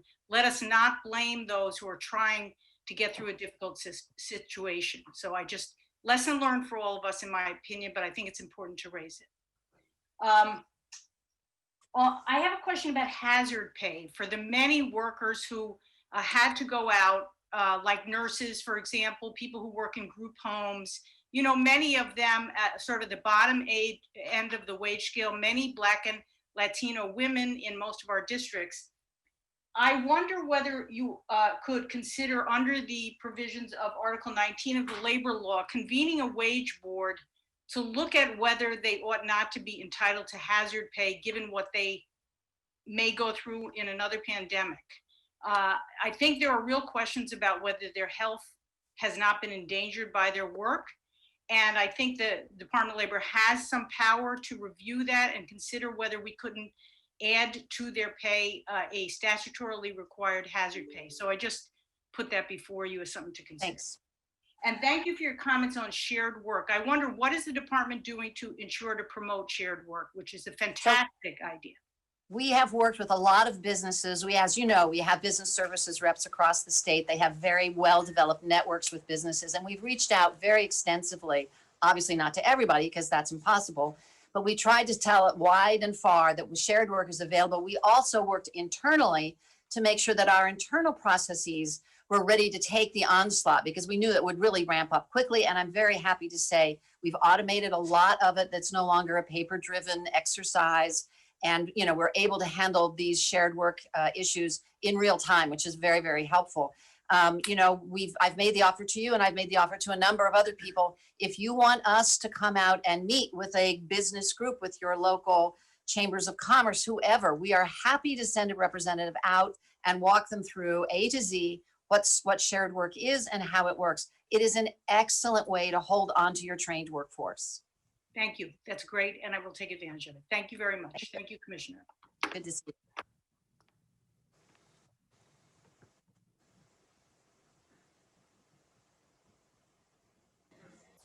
Thank you. We don't have an assembly person signed up for questions at this time. So up next, we have State Senator Daphne Jordan. You have 3 minutes for your questions. Good morning, everybody. Thank you to all the committee chairmen for putting this public hearing together. And thank you very much, Commissioner, for answering so many questions. Many of the questions I would have asked you have already been asked, and they dealt with my constituents having a hard time getting their claims. And we still are working on quite a number of claims, and several do come in each day that need assistance. But I guess my question goes back to something you said in the opening statement. And, you know, really, COVID has been about a terrible loss of lives, but it's been about a terrible loss of livelihoods as well. And your department has been the lifeline for very many people. In your opening, you had said that you've paid out $40 billion worth already, and that's 18 years of unemployment claims within just 5 months. So I know that in order to replenish the UI fund, that the state had applied and received from the federal government $5 billion through a unique federal loan, and I guess it's interest-free for the first year. It was a disaster type loan, and I don't know all about it, but how are you planning to pay that back? And I guess the fear that I've heard from some of the companies is that the state will raise unemployment taxes on them to pay back the debt, and they're already hurting. So, it's like a spiral. It could be a spiral downward. So here's the really good news about that atrocious number, the $40 billion. 75% of that is federal dollars because of federal programs that were created during the CARES Act. Only 25% of that comes from the UI Trust Fund. So our trust fund loan, while it's big, is not $40 billion and hopefully never will be. We are working very hard. The governor gave us the authority to look at the experience rating issue. We understand that businesses are under a tremendous amount of pressure because they've lost their ability in many instances to have a business. So we're looking at all of these issues, and we will be making recommendations, relatively soon. The experience rating itself does not get sent out. The New Year's experience rating is not sent out from the department until February of next year. So we have some time to really work through all of this and see what's really going to help everyone. But we are definitely looking at it. But remember, $40 billion is not $40 billion out of the New York State UI Trust Fund. That's only a quarter. It's like we only have a loan of $5 billion, which is large, but it's not 40. Do you foresee that you will be needing more than the $5 billion that you've taken already? Well, we have over 3 million claimants in the system, so yes. It really depends on how quickly the economy recovers, how quickly people go back to work. There are a lot of variables. Do people with higher benefits go back to work sooner? That leaves you with less being paid out at all. It's a great variable. But it is interest-free at the moment. And I know that there is interest in Washington to see if the federal government can forgive some of these problems, because of course, it's not just New York State, it's every state in the union. Everybody is suffering from this. Thank you. Back to the Assembly. Carmen De La Rosa, come on down.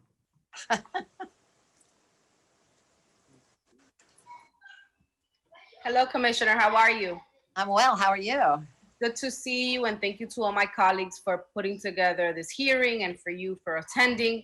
I have a question about workers that have not been able to get any assistance.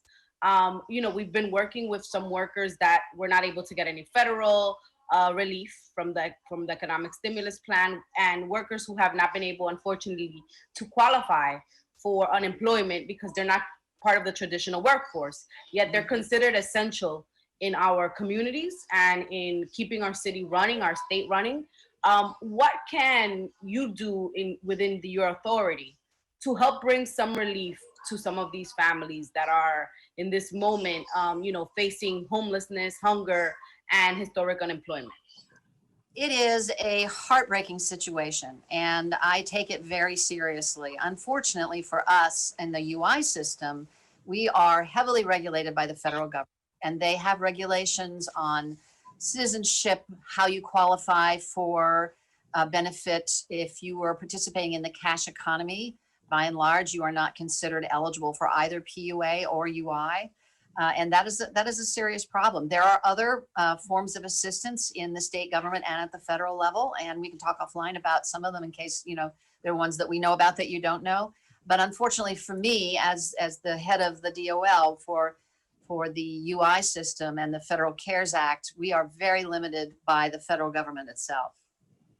And as far as wage theft and other practices that may put workers at risk, what oversight is your department going to have, for example, for employees who are coming back to work to ensure that they are safe, but also that they're being paid what they're supposed to be paid, rather than, whatever the economy allows? Yes, and I've heard that from a number of people. It is, it's a concern to have, and I share it. So any worker who is concerned about the safety of their workplace can go online on our COVID complaint form and fill it out. And again, it's anonymous. We do not go to the employer and say, Jane Doe registered this complaint. We would never do that. So we protect the identity of the worker. We contact the employer and assess, are you handing out the proper PPE? Are you doing proper sanitizing? Are you enforcing all of the regulations? And most of the compliance that we've gotten, almost all of it has been voluntary, because most businesses don't want to endanger their workers. There are some that do, I know that. So there's that. If a worker feels that they are being abused on their pay scale, certainly, if a worker is being paid less than minimum wage, immediately let us know, because that is a violation. We take it very seriously. Same thing with overtime. If you're working 42 hours and getting paid for 40, let us know. Again, we will look into it immediately, because these are not allowable in this society. And I know that there are unscrupulous employers who think, well, I'm not making enough, so you can't make enough. That's not the system. We have laws. And finally, with your discretion, if we were to get a second wave, which hopefully we don't, is your agency prepared financially, but also with the technology in place to begin to quickly upload these cases once again? Yes, so that, we are running those scenarios as well, because we are very concerned about a second wave. On one hand, a lot of the workers who might again be laid off would already have a UI claim in the system, so it's much easier to reconnect them. But we now understand where the speed bumps were before, what the kinds of fixes we need to make, how we need to expand our workforce in order to accommodate it. We started out with something like 1,700 ports, and we now have over 10,000 telephone ports that allow more calls to come in. So, we're very aware of where the pain points were before. Great, thank you. Thank you. Thank you, ladies. Up next, we have State Senator Andrew Bernardis, who has 3 questions. Okay. Oh, there we go. I'm in my car, so thank you very much, Commissioner. I first want to just echo the sentiments of, thank you for answering a lot of the questions that we had, but really echo the sentiments of Senator Mayer about the language that we use, and not just for your department, but I think at all levels of government. When we use certain words and certain phrases, how it affects people's psyche, especially when they're going through such severe economic trauma like they have been for the last couple of months. So I would just urge you to consider that as the department continues to work to help get money into hands of people who need it. And I also want to echo the sentiment about hazard pay. I have grocery workers in my district who have had hazard pay taken away from them, and yet they are still subjected to really, really difficult working conditions. And anything we can do to hold those employers accountable, but also support those workers, I think is very important. I do want to focus my questions on the public employers and public employees specifically. And I know that the Department of Labor has the Public Employee Health and Safety Bureau. And I was wondering if you could share with us how many complaints of unsafe public workplaces has the Bureau received over the last 5 months while employees have had to come into work during the pandemic? So I don't actually have that number. I can get it for you offline. But remember that for a lot of public employees, they also were sent home. The DOL workers who were working on this crisis, by and large, were working from their homes, not from our offices. We have, I'm in building 12 right now, and we could hold over, I think, 1,500 employees in here. We have maybe 500 at max. So many, many agencies do not have their staffs on site. And that's a good thing. That is an important way to protect people. So, but I can find out what kinds of complaints we got. Yeah, that would be great. Sure. I just want to point out, it is critical for us to educate our users on how to access their benefits correctly. And we say you need to certify every week. If we don't say that, people don't. And I'm not criticizing people, but if they don't know to do it, they won't do it. And then they will not get service. So when we say you must certify every week, that's a reminder. And we send it out. This is a federal requirement. We cannot do it automatically at New York State. The federal requires an individual to personally certify their benefit every week. Sure, thank you. I appreciate that. And just circling back to the public employee question again, while many agencies and many departments may have sent their workers home, as chair of the Civil Service Committee, I received several dozen complaints from workers across the state, as well as some unions who, for totally administrative jobs, were being told to come into work without any equipment, any protection, anything whatsoever. So it's obviously very concerning that that's happening even into end of April, May, et cetera. So I'd really like to see those numbers and see what else we could be doing to help make sure that as we're sending workers back and preparing for a potential second wave, we are keeping our public employees safe, and we are holding public employers at all levels of government fully accountable for a safe workplace. Absolutely, I agree with you. Thank you. Mm-hmm. Thank you. And up next, we have Senator Brad Hoylman. 3 minutes.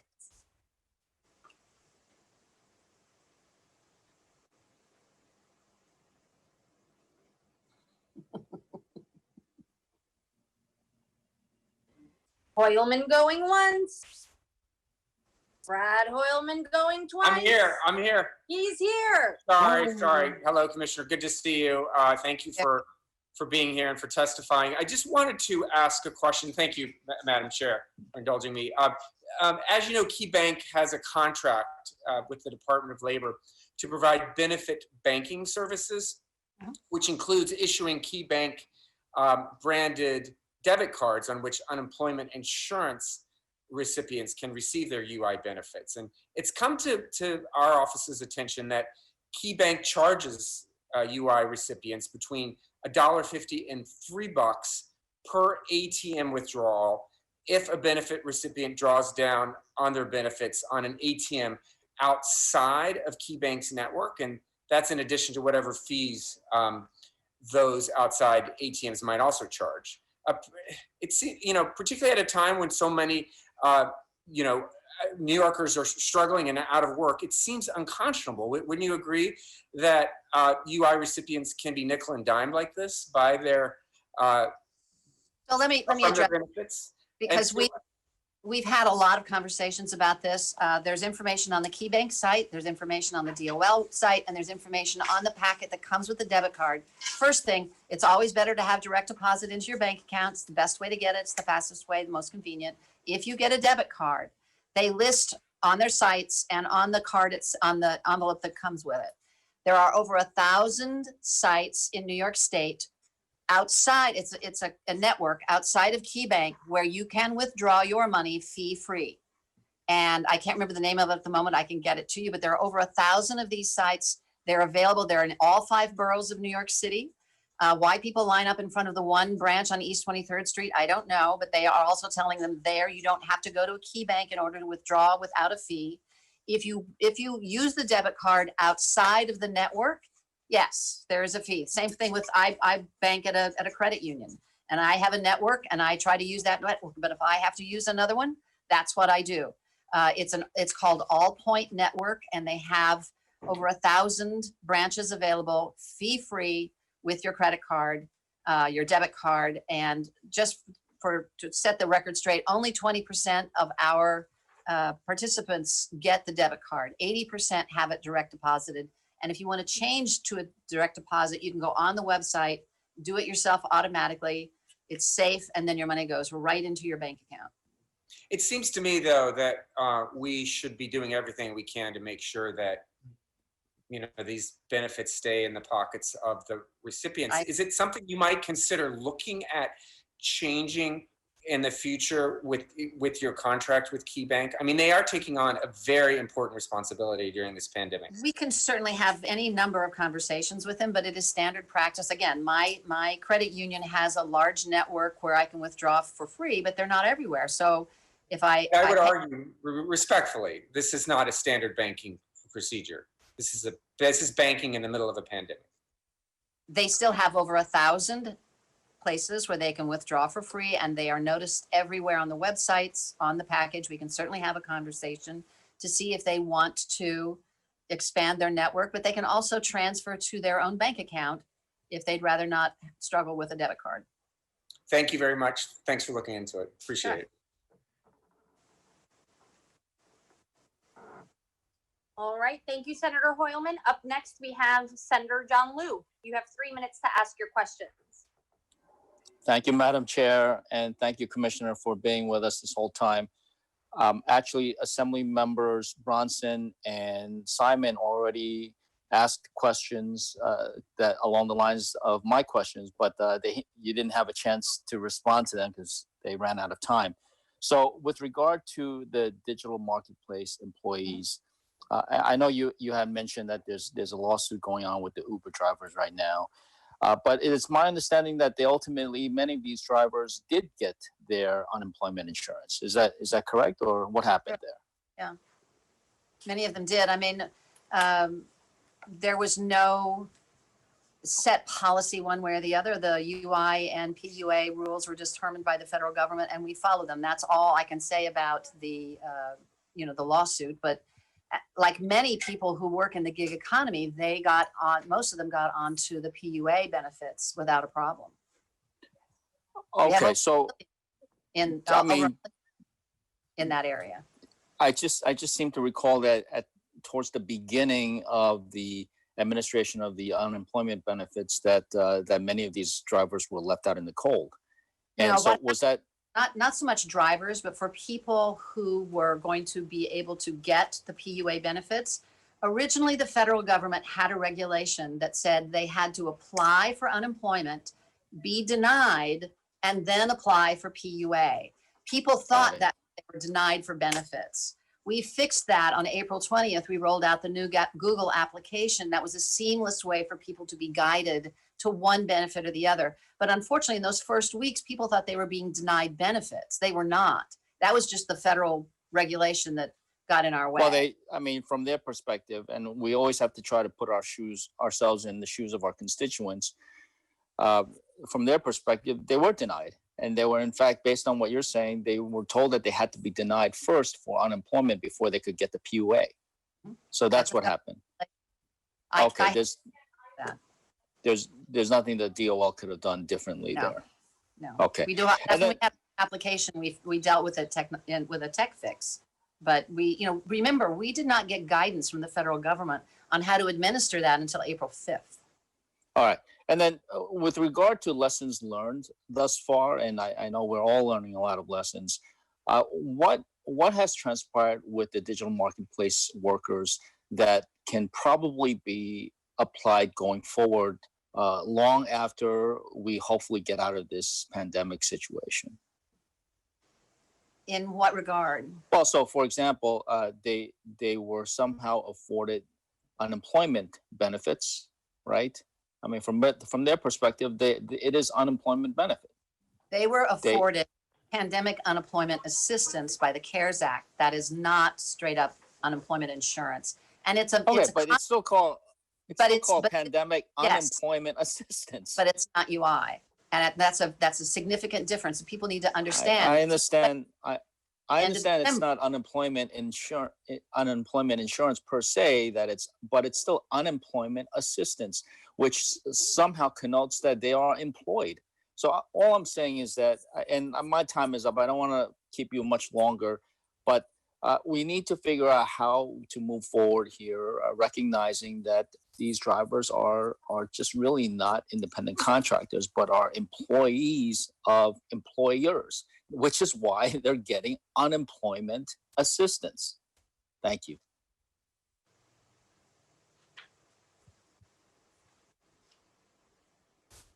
Thank you, Senator Liu.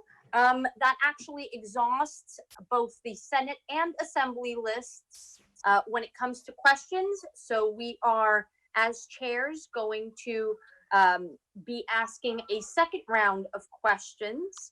And I will begin. I wanted to ask about something you said earlier, Commissioner, with regard to voluntary agreements when there are complaints. And I'm wondering what it is that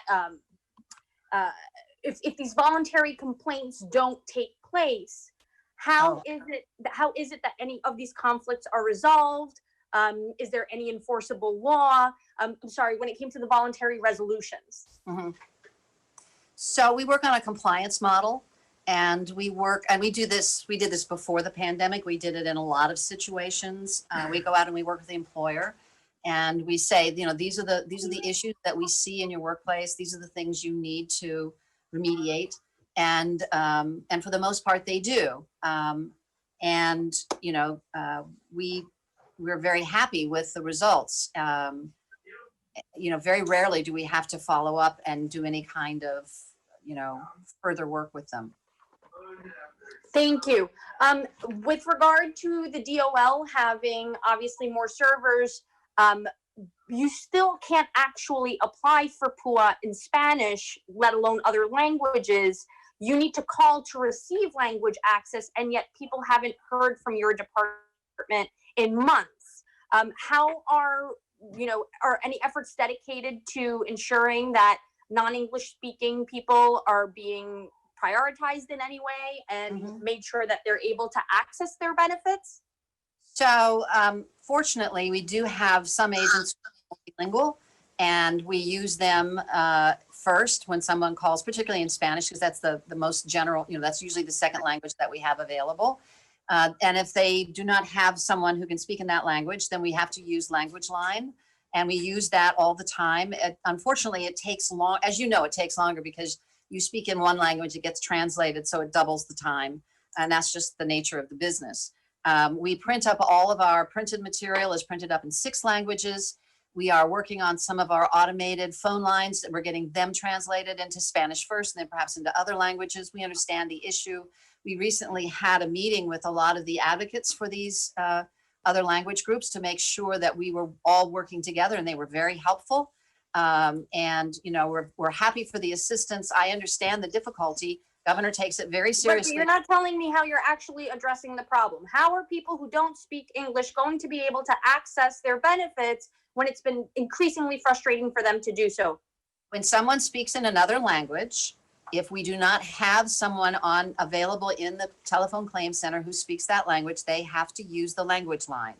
They call the Language Line for whatever language is, and that person translates. And that is the system that we've always had. We are actually trying to automate some of our automated responses in Spanish. That's actually being worked on right now. And we hope to roll that out soon so you can understand when you go to certify, all of that will be in Spanish as well. And that is what we are doing. All right, one more. When asked about gig workers, you responded with answers about PUA, but the point is that they're not eligible for you. They're actually eligible for unemployment insurance and not PUA. You can't get PUA if you're eligible for unemployment insurance. If you had just processed their unemployment insurance applications, workers wouldn't have had to worry about PUA. That's why I understand there was the lawsuit about Uber and Lyft. What have you done to implement the Postmates decision? When will the DOL begin to make app-based employers contribute to the UI fund? And when will you receive earning data from app-based employers? That's all under litigation and I can't comment on it. Okay, well then in that case, can you answer why if quarantine leave guidance can be expanded like it was for certain healthcare workers by the Department of Health, so more essential workers can qualify without having to go to their local health department? I'm sorry, I don't understand. Ask me again. I don't understand. The quarantine leave guidance can be expanded. Can it be expanded like it was for certain healthcare workers by the Department of Health? Is that something you're able to do in order to cover more essential workers who can qualify without having to go to their local health department? I'd have to look into that. I don't have an answer for that. I can get back to you.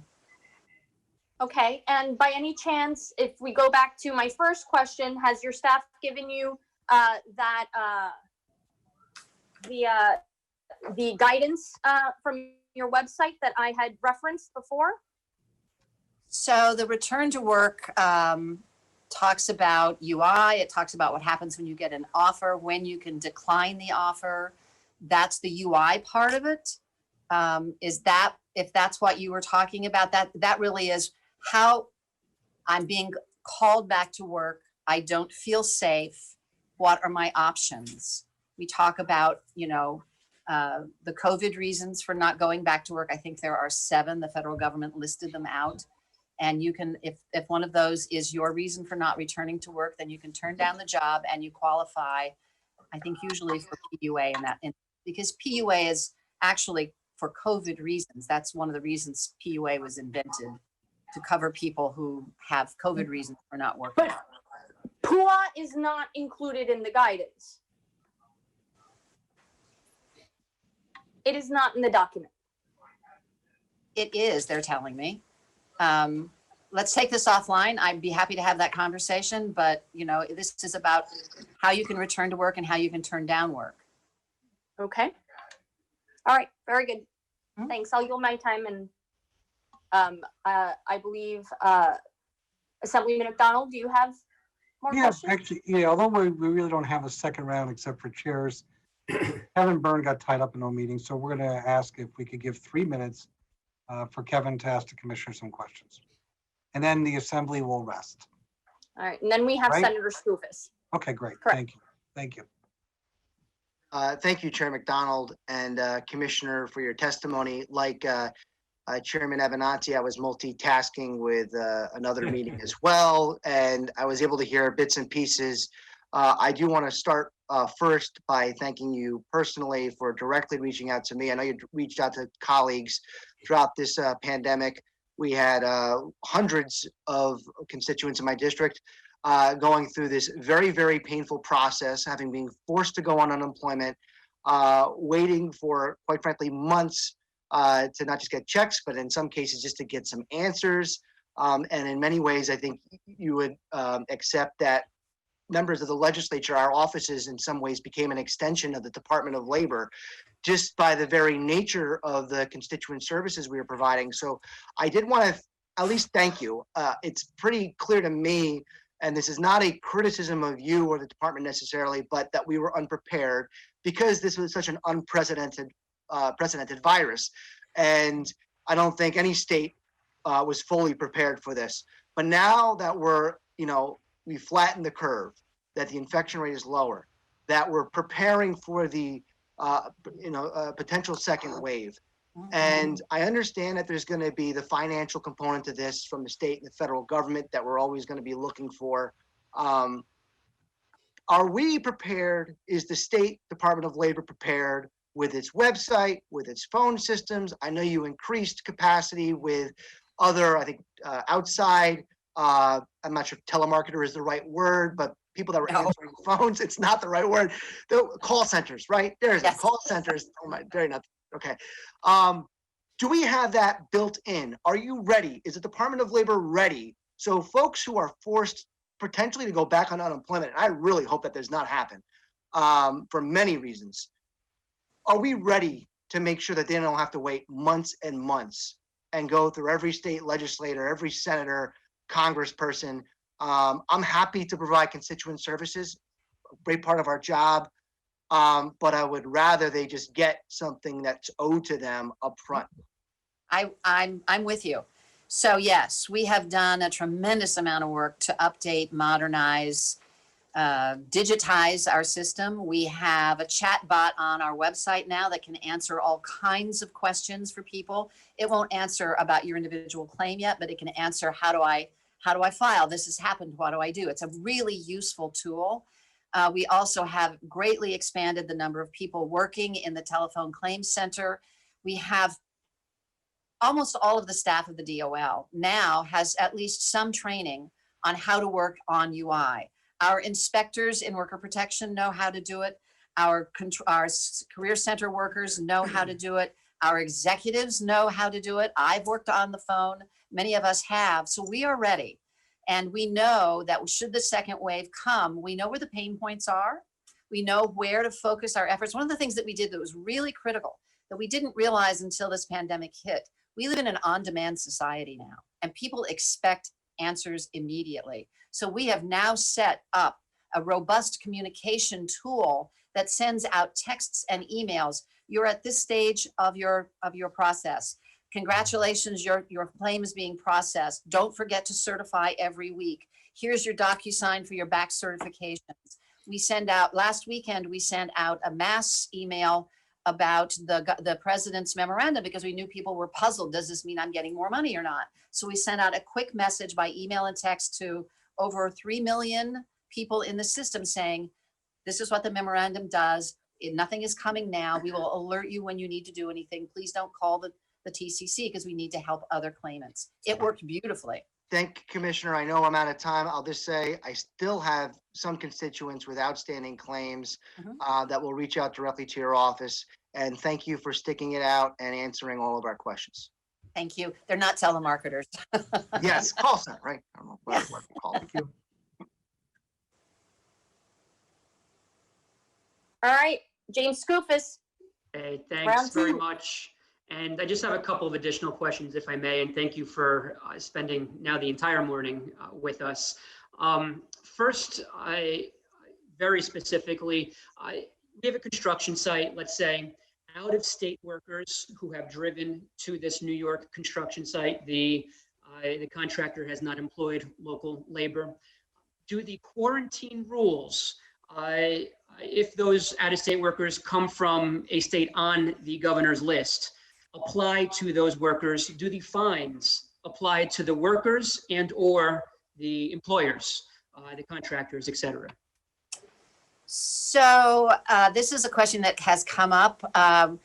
We can look into individual cases. I mean, by and large, essential workers are essential workers. And so they don't, you know, if I'm an essential worker and I have to go out of state to a state that's on the list and I come back, I'm not required to quarantine if I'm well. So these are not New York. So these are people who live in these other states who have been brought here to work for a period of time. It's a complicated question, and let's talk offline about it. Well, we've had a lot of conversations with various construction unions about it and various communities. So I'd love to have that answer, but I need to know a little bit more about each thing. The question about the fines, fines for what? So I know there are $2,000 fines for individuals who don't follow this directive and self-quarantine after coming in through an airport or driving to New York, et cetera. And so I'm asking if the fines apply in these cases, but it sounds like, as you said, this is complicated and— It's actually the Department of Health that oversees all of that. It's not the Department of Labor. So they would be able to answer that question better than I could. Okay, got it. When filing complaints, I know this has come up from a couple of other colleagues, but one of the issues that I've heard from a number of people about is the inability to file COVID-related workplace complaints anonymously. And despite your assurances, and I understand what you're saying completely, where you're not giving up the employee's name to the employer. I get that, but nevertheless, two things. One, if it's a very small business, there might only be 1 or 2 or 3 employees.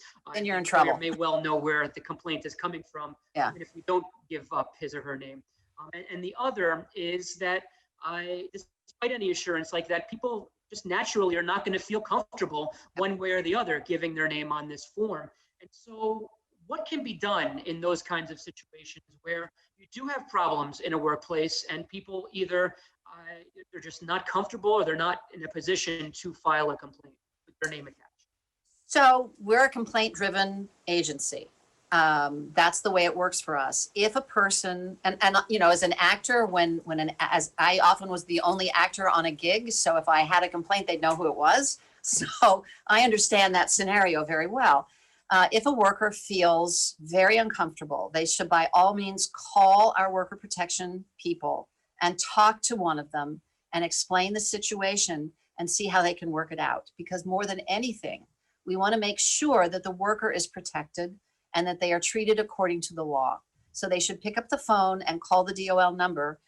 It's much easier to get through to worker protection than it is to UI, and talk to somebody, and we'll make every effort to protect them.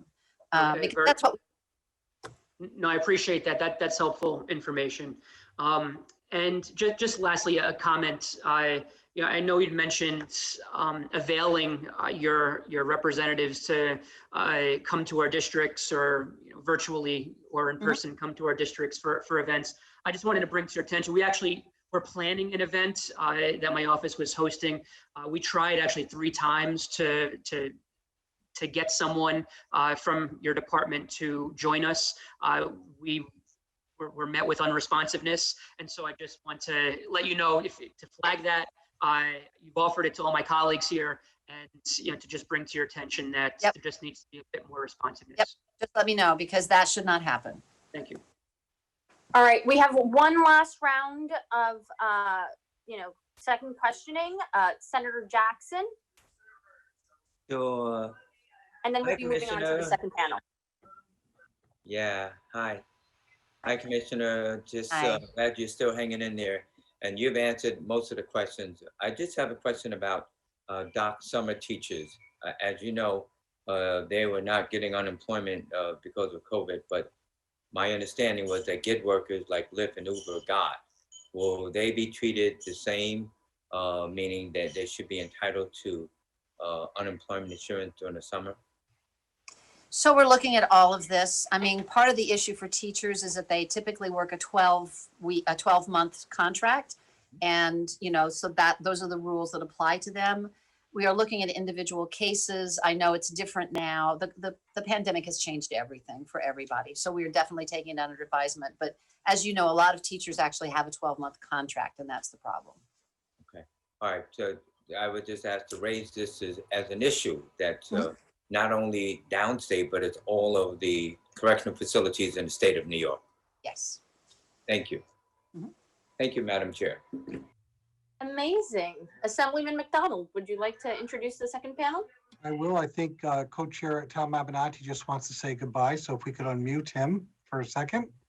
He wants to say goodbye to the commissioner, like we all do. Yes, Commissioner, I just want to thank you for being with us this morning. And I look forward to taking you up on your offer to have a conversation about where we go from here. I do think we're going to need some state legislation. I think we're going to need some cooperation between the executive branch and the legislative branch. And I look forward to working with you very soon because we really need to address some of the things that you highlighted as to where we go from here. So thank you very much. My pleasure. Thank you. And thank you, Commissioner. We are now moving on to panel number 2. So if we could allow Karen to join us.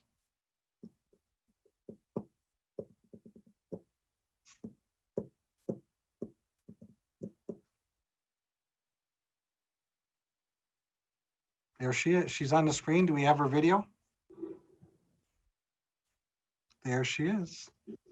Hi, good So morning. from the New York State Attorney General's office, and Karen, I apologize. I'm a pharmacist. I'm not a linguistics expert, but it's Karen.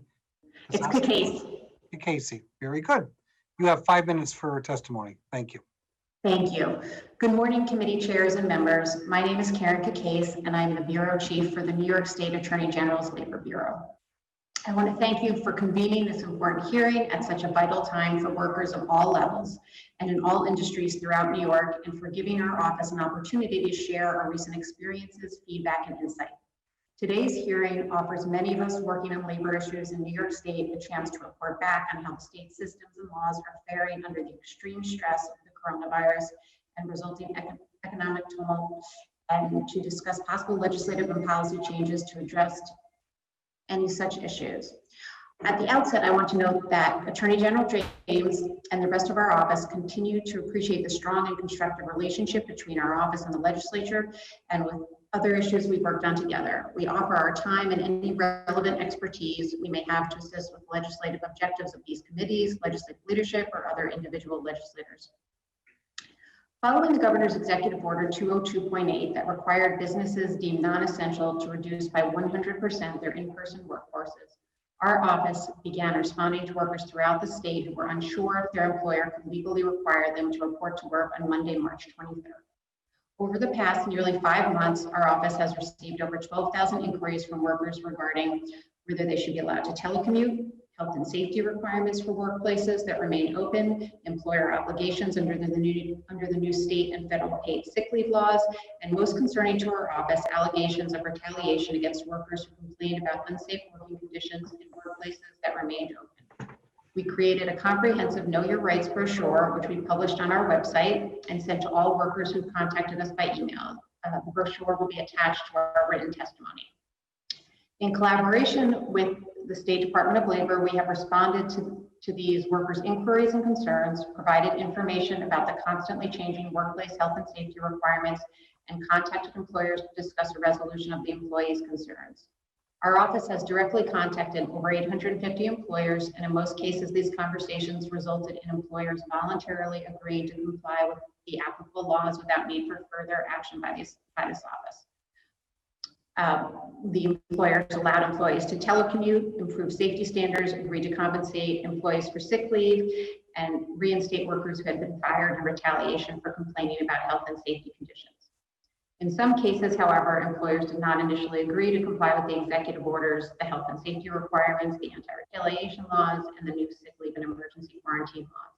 In those cases, we sent formal demand letters. To date, we have sent 80 of those, which resulted in most employers complying. For those employers who appear to have failed to remedy or correct their unlawful practices, we have opened formal investigations, including one into the practices at Amazon's fulfillment center on Staten Island. This crisis has demonstrated that many employees in low-wage jobs are absolutely essential to the functioning of our economy and society, even in a pandemic. but unfortunately are not adequately protected by existing laws. Protecting these workers requires, among other things, stronger safety standards, increased protection from retaliation, elimination of non-compete requirements, and updates to the unemployment insurance laws. Our office also welcomes the opportunity to share our input on any ideas that the legislature is exploring to strengthen worker protection. Regarding safety standards, because OSHA has failed to create standards to protect workers from COVID-19 specifically and airborne illnesses generally, the state can and should create specific enforceable standards for all industries. These standards should also cover employer-provided housing. It is imperative that employers be required to provide safe working conditions for their employees. This is true at any time, but particularly during this pandemic. The legislature can mandate that the Department of Labor and Department of Health create these standards and empower our office to enforce them. As I mentioned, employer retaliation against employees who speak up about health and safety concerns is one of the chief concerns of this office in recent months. We have seen several situations where employees raise concerns about safety issues at their workplace and were fired soon after raising those concerns. This has a chilling effect on other workers. Workers should not have to choose between keeping their jobs and advocating for safe working conditions. New York's current whistleblower law, New York Labor Law 740, is limited in both the type of activity it protects and the remedies it provides. In order for worker conduct to be protected, the worker must oppose action by the employer that violates a law, rule, or regulation, and the action must create a substantial and specific danger to public health and safety.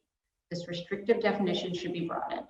In addition, currently, employees may only obtain back pay reinstatement and attorney's fees as a remedy.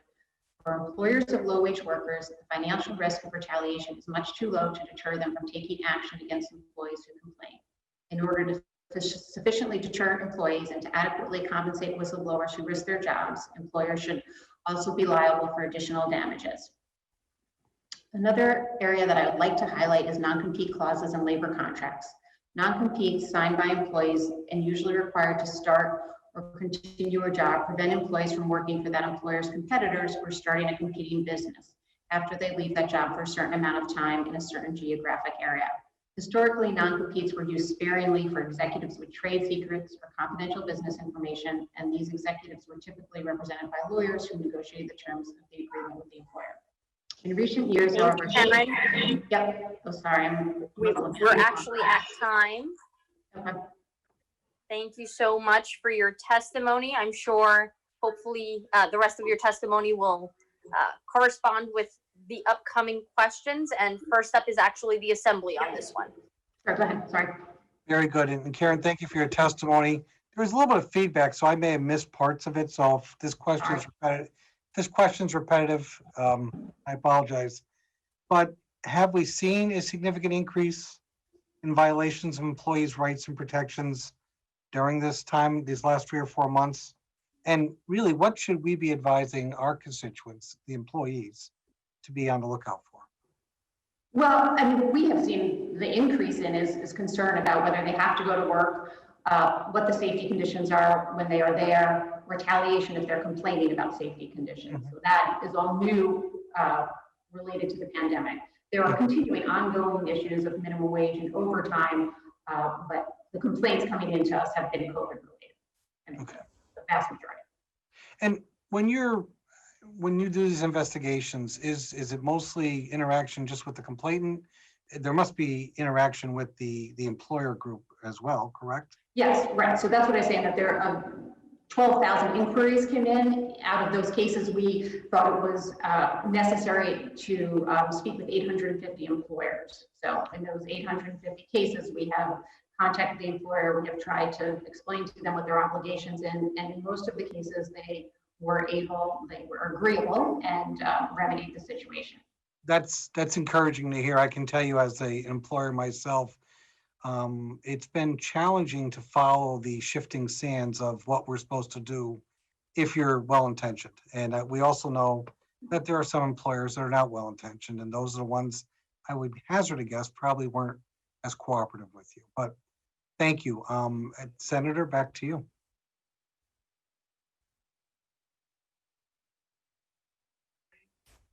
Thank you, John, and thank you, Karen, for testifying with us today. I'm a little, I would want for you to elaborate a little bit on what you said in terms of the restrictive definition. when it comes to, I guess, whistleblowers, and you mentioned another issue that keeps being brought up. It has to do with minimum wage and overtime and overall compliance with wage laws. Can you tell me how rampant these concerns are, and what can be done through your office or beyond to address them? Right. So for the whistleblower law, it's New York Labor Law, Section 740, and it requires that if a worker is concerned about a safety condition at work and they oppose it, their activity is only protected if what their employer was doing violated a law, rule, or regulation. So it has to be specific, that there's a specific law, rule, or regulation that was at issue, and that it is a substantial threat to public safety. So the pandemic actually is one of the rare circumstances that I think leads to claims that arise under this law that the activity is covered, because workers are saying it's not safe for me to go to work. And if we do have an executive order particularly focused on safety conditions, we can say that's the law, rule, or regulation, and it is a threat to public safety. But and I'm sorry, one of the, well, I guess I did get to that in my testimony, was the need for more clear safety regulations and laws, because many industries, it's not clear exactly what the employers need to do. And so that's something I would encourage the legislature to take a look at, to see if there is room to regulate, because then we would be able to enforce that. Everyone would be able to enforce that. Thank you so much. And how do you feel about expanding partial UI?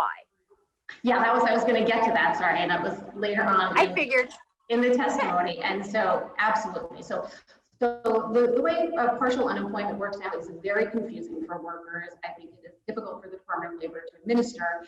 If you work even 1 hour one day, you're disqualified for that entire day, and that could be even if you're doing work that you're not actually getting paid for, your own business type of thing.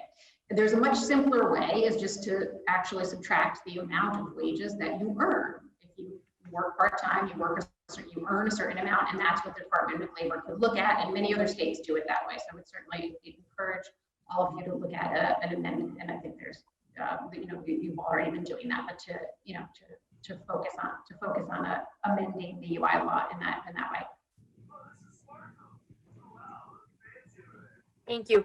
So before I yield over to the Assembly, are there any other mechanisms that would be helpful to you in your office in order to address health and safety concerns, whether they be legislative or otherwise? Yeah, I think legislation really would be important to address the pandemic going forward. As we all know, as people are going to be back to work, there are more and more concerns about what does the workplace, what is a safe workplace, and I think there is room for the state legislature to fill the void that the federal government has left, and to create those safety standards so that we'll be able to enforce them. Right. All right. Thank you. Thank you. To the Assembly, Member Harry Bronson.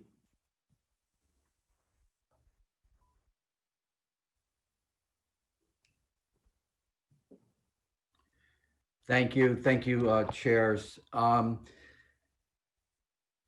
You brought up some statistics regarding the number of complaints. I think it was 12,000 inquiries. Do you have the breakdown of the numbers by industry? I don't have it with me, but we could find that and provide that to you. All right, that would be helpful for us, so that as we develop future policies, we can determine whether it's an industry-specific problem or if it's all industries or something of that nature. How about demographics of the workers? By race, by gender, etc. That we did not. I don't think we collected that information. Okay. I don't think we'll be able to have that. And do you have information of those inquiries or complaints broken down by the wage level of the workers who came to you? I think for most, we probably could provide that. All right, again, that would be helpful. As we know, many wage theft violations occurred for low wage earners, Yes. not others.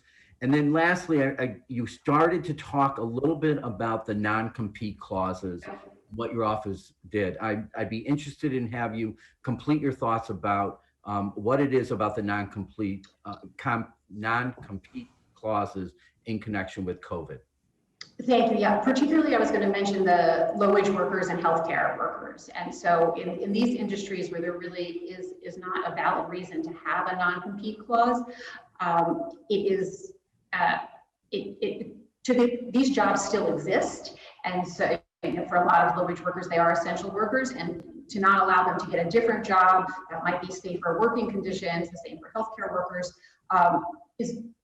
I just think it's really wrong. And so I think that the legislature can take action to address the validity of non-compete clauses. And so we really encourage all of you to look at that. Okay, and you may or may not be aware, a number of years ago, about a decade ago, there was a law passed that prevented non-compete clauses in connection with small media markets and with reporters shifting jobs. So I would be interested in working with your office to see if we can really narrow the parameters of non-compete so it really addresses the issue, and that is, professional managerial folks who might go to a competitor and have trade secrets. I mean, that's really the purpose there. The downside of non-competes is that it prevents people from being gainfully employed after they leave the employer. And we'd be very happy to work with you. Having those conversations with you. Thank you. Senator, back to you.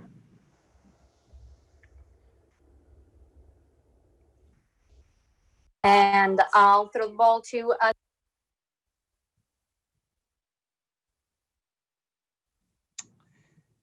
You cut out there. You cut out. sorry. I was Was that me? introducing you. I was introducing you, Okay. Senator Skoufis. I'm Okay, so thanks. sorry. It's your turn.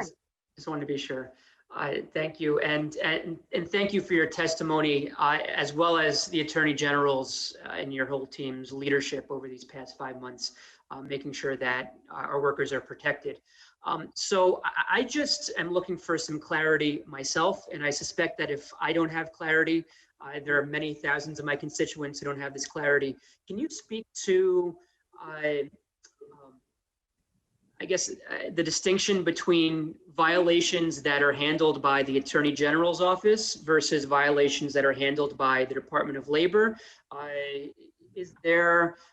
there areas of jurisdiction? Is there a complete overlap? Who handles what kind of violations? Where do people go? If you could speak to that. It's an excellent question, and it evolved during the last 5 months because our office just did not have enough staff to answer 12,000 inquiries. So we collaborated with the Department of Labor, and through that partnership, we were able to respond to all of these workers who were calling. And so, Commissioner Reardon described some of the work the investigators at the Department of Labor were doing, the initial contact with the workers and potentially with the employers. If the Department of Labor was not able to resolve it, they were and are continuing to refer cases to us for enforcement.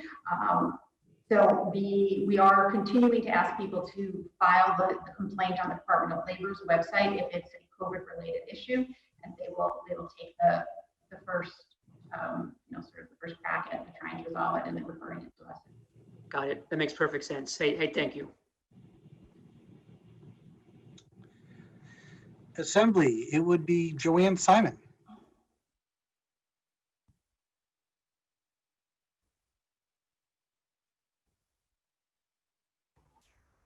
Right. Now I'm starting my video. We hear her. Here she is. It takes time for them to send you the signal that allows you to I know. start video. We should have some lead-in music or something like that, Yeah, exactly. Yeah. Anyway, sorry. Thank you very much, Ms. Case, for your testimony. I have a couple of questions for you, and I think that, like a number of people, I probably didn't hear everything you said terribly clearly. There is something of an echo, at least as I'm hearing it. But the issue about 740, and the need to change the definition of what would constitute the basis for a retaliatory claim is a question I've been trying to get some movement on this in the legislature. We have two bills, for example, and this may be an injudicious question, but there are two bills out there that would address some of the issues that you've raised with regard to 740. I'm curious whether your office is familiar with those bills and or has an opinion about which way they would need to go. There are some differences, availability of damages, not availability of damages, those types of things, but they're address that issue about 740. And I'm curious about that. And then the other thing is the safety standards you talked about. Do you believe those should be legislatively established? That's my other question. Yes, and I apologize for the audio. Is it better with the headset? Much better. I'm so sorry. So yes, on 740, we are aware that there are different bills pending.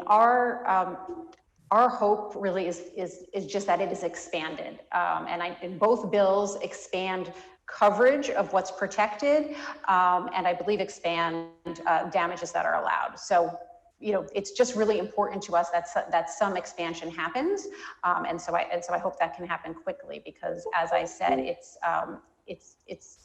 we are seeing people are calling us, and a lot of you all asked questions about this during the first panel. What about workers who are afraid to report safety standards, safety violations? It is an enormous problem for workers. It puts their job at jeopardy, and so the more protection, the better. And it's desperately needed. So I would just really encourage you all to expand it in whatever way you can agree on. And then your second question, I'm sorry, could you remind me? You talked about the need for safety standards. Safety standards for the return to work. Right, and so and in housing as well. Yes, right, because there's a lot of farm workers where there's employer provided housing, and in some other industries as well. And there is, the executive orders provide some specifics, but not enough, I think, to cover all of the safety concerns that workers have and are going to have going forward. And so I think that there could be legislation that will require either the Department of Labor or the Department of Health to go industry by industry and mandate what those safety standards are. And so some of this has been done in the forward documents that have been put out by the state, but I think it certainly could be strengthened through legislation. Thank you very much. You're welcome. Thank you. Senator James Sanders, you have 5 minutes. I have to get up to unmute. I'm here. Thank you. I have to jump up to exercise. Thank you, Madam Chair. Thank you, Mr. Chair. Let's see. Thank you very much for coming to testify to us. Can you tell me, I want to go back, and I just have one question, and I'll be finished in 1 minute. Let's go to the issue of the undocumented workers. Is there any way that we can sue to see if we can't get their needs met? They're by and large not being met in this economy, and that is so dangerous. Is there anything that the AG's office can do here? So all of the labor laws, with the exception of unemployment insurance, cover undocumented workers. So if an undocumented worker is not paid the minimum wage or overtime, we absolutely can and have sued on their behalf and recover them wages. If they are a whistleblower and they fall within the whistleblower law, we can sue on their behalf. They are not, however, if they don't have work authorization, eligible for unemployment insurance. So that's an enormous gap. Okay, can I encourage you guys to continue bouncing this around to come up with some? Your office has been very creative. We really need to bounce this around to see how we can protect these workers. It's an absolute priority for us. Okay, thank you. Thank you, Madam Chair. Thank you. And back to the Assembly, and Marianne Buttonshaw. Come on down. Or come on in. How's that? Thank you very much. And thank you to the Attorney General's office as well as my colleagues. I just have one question in regards to, you talked about the 12,000 cases that you're working on, and I appreciate those efforts. Are you hearing in regards to, we have been receiving comments that a outside entity is identifying themselves as a Department of Labor and asking personal information from individuals that have not applied. And I just wondered if it's an outside of the state or is it an in-state issue, and what's the status that the office has been able to work with those? Yeah, so we have certainly gotten complaints of identity theft or identity fraud related to filings of unemployment insurance claims. So we have in our Know Your Rights brochure information about where to report those, and we have coordinated with DOL and referred any complaints that we have gotten to DOL on those. So is it a work in progress that's progressing? And I guess that's the question more. Yeah, I think, I mean, it's on an individual basis. You know, for each person, and I'm looking in our Know Your Rights brochure so I can tell you exactly where to report it. I'll reach out to your office later. Yeah, and it'll be in our testimony. We're attaching all the Know Your Rights information, which goes on for like 15 pages. So it's very detailed. Thank you. You're welcome. All right, up next is Senator George Borrello. You have 3 minutes.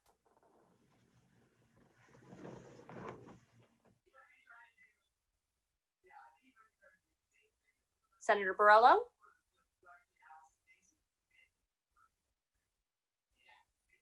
Senator Borrello going once. Senator Borrello going twice. All right, I suppose we yield to the Assembly for this turn. And back to you. We're going to give you a former Assembly member in return, Shelley Mayer. Don't forget where you came from, Shelley. Don't forget where you are. Yes, thank you. Thank you both. Thank you, and thank you, Karen. Pleasure to see you. Let me you too. Start my video. One, as you know, I want to thank the Attorney General's office for their willingness to jump in on the WARN Act action in my district involving the layoff of over 200 people on Christmas Eve with no notice. And were it not for your persistence and willingness to enter into this case, I'm not sure we would ever have a path to recover for these individuals. But it brings up the issue of what we're going to do about the WARN Act. On the Department of Labor's website today, there's probably 20 major institutions that have filed WARN Act notices as they are beginning to close or lay off large numbers of people, including the Metropolitan Opera, Neiman Marcus, Restaurant Associates. What is the Attorney General planning to do to ensure that every one of these employees in these mass layoffs gets both the money they are entitled to and every other protection they're entitled to, given our very poor experience with the employer at the DoubleTree Hotel? So thank you for bringing Doral to our attention, and thank you for bringing this up now. I think that you are right that employees may not know about their rights under the WARN Act, and if employers are not advising them of that, it is incumbent on us to reach out to them to make sure that they do know. So it's something that we can, that we should and we can do some outreach on. Well, to that point, I mean, I think we need to clarify that the Department of Labor can intervene as a party in these lawsuits. Otherwise, there really is no advocate.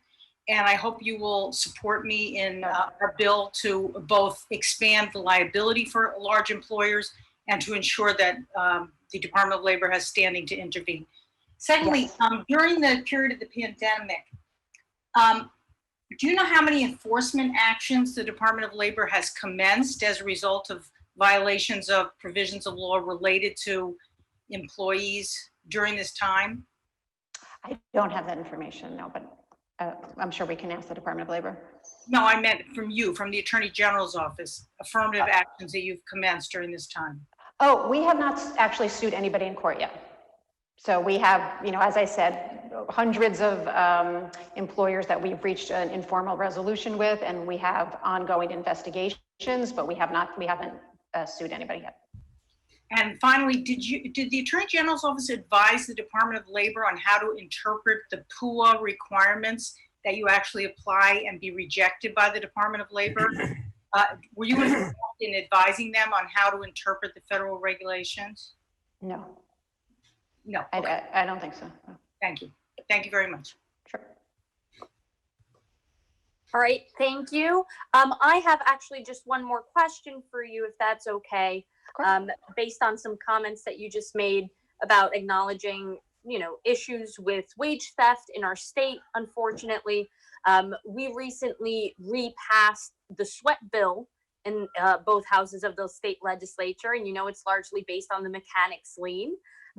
Yet there has been some conflict around how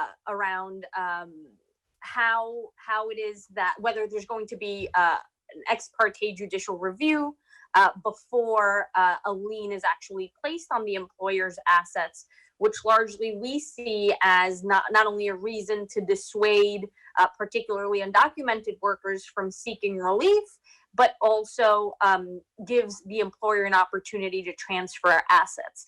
Does your office take a position on the sweat bill? And if not, is there another mechanism that you guys are advocating for in order to solve this $1 billion problem?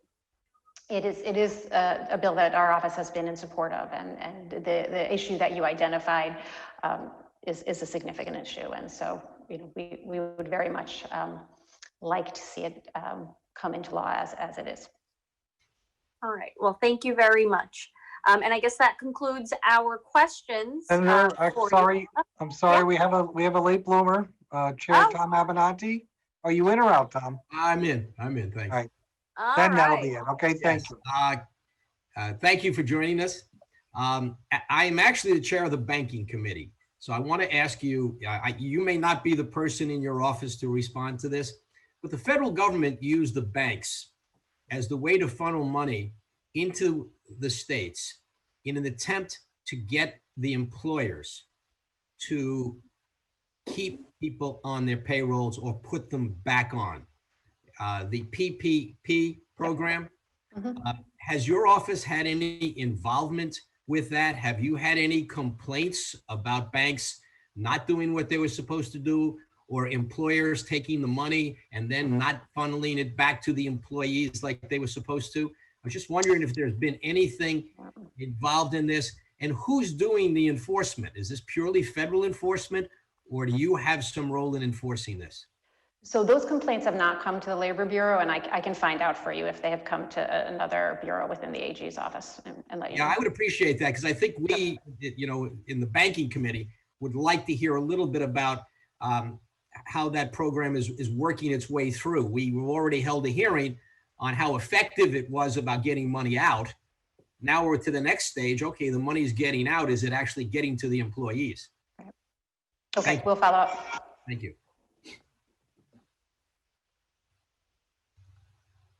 Oh, we have another late bloomer. I understand State Senator George Borrello is back. Is this true? Are you there? Yes, thank you. I was here the whole time, but I got All kicked right. out. That's okay. You have 3 minutes. Thank you very much. First of all, thanks for your testimony. I appreciate it. Certainly appreciate all that you're doing on behalf of workers and those folks that may potentially be taken advantage of. But also businesses, and many businesses I spoke with have had reports of fraudulent paperwork or claims being filed by employees that either quit or never actually worked at the company. And I didn't hear you speak about any actions being taken to protect not only those businesses, because we talked about experience claims and the tremendous cost from those increased experience claims that were unjustified, but also bilking the taxpayers by having to pay out potentially millions, if not more, in unnecessary claims. So I'm curious what the AG's office is doing to address, this fraud? So those complaints have not come to the Labor Bureau. I would imagine that they're going to the Department of Labor, but I can follow up with the Department of Labor to find out if they are enforcing, if they've gotten those complaints and are taking enforcement actions. I know that in general on UI fraud, and I think Commissioner Reardon testified about that, they are actively investigating an enormous amount of, unfortunately, UI fraud. But I can follow up on that. Yeah, because you had mentioned before that you were working closely with them because of the inordinate amount that they've had to really take on the Department of Labor, and we all know this has been a tremendous strain on that. So certainly like to ensure that we're also protecting those businesses that work so hard, to provide employment to people. It's kind of a two-way street, I would say. We want to protect the businesses as well as the employees. So we'd love to see you get involved in that very actively. So thank you. Okay, thank you. All right, and Karen, thank you for taking for time out of your day to testify and answer our questions. Thank you for having me, and I'm so sorry about the audio earlier. Oh, that's okay. Thank you. Thank you, Karen. Thank you, Karen. Bye-bye. Now for panel 3, we have from the AFL-CIO, President Mario Salento and Legislative Director Mike Neidl. Gentlemen, can you share your testimony? Is Mario there? Hello, Senator. Hey, Mike. Mario has there he is. All right. Can you hear me now? There he is. Yeah, you can hear me? All right. Thank you, Senator. And thank you all for holding this hearing today and for the opportunity to present testimony on behalf of the 2.5 million members of the New York State AFL-CIO. I'll get right to it. We all know that countless workers continue to risk their lives and their physical well-being to serve all of us. And they deal with the mental toll because they're constantly worried about the continued risk of getting sick on the job, and they're constantly questioning just the safety plans or the inadequate adherence to those plans. So what we're saying is fines for inadequate safety plans and adherence to those plans must be steep. We've already passed a bill to establish safety standards in the public sector, and we should build on that by passing the New York HEROES Act to require safety and health plans specific to COVID-19 for private sector employers that also include worker participation and an enforcement mechanism.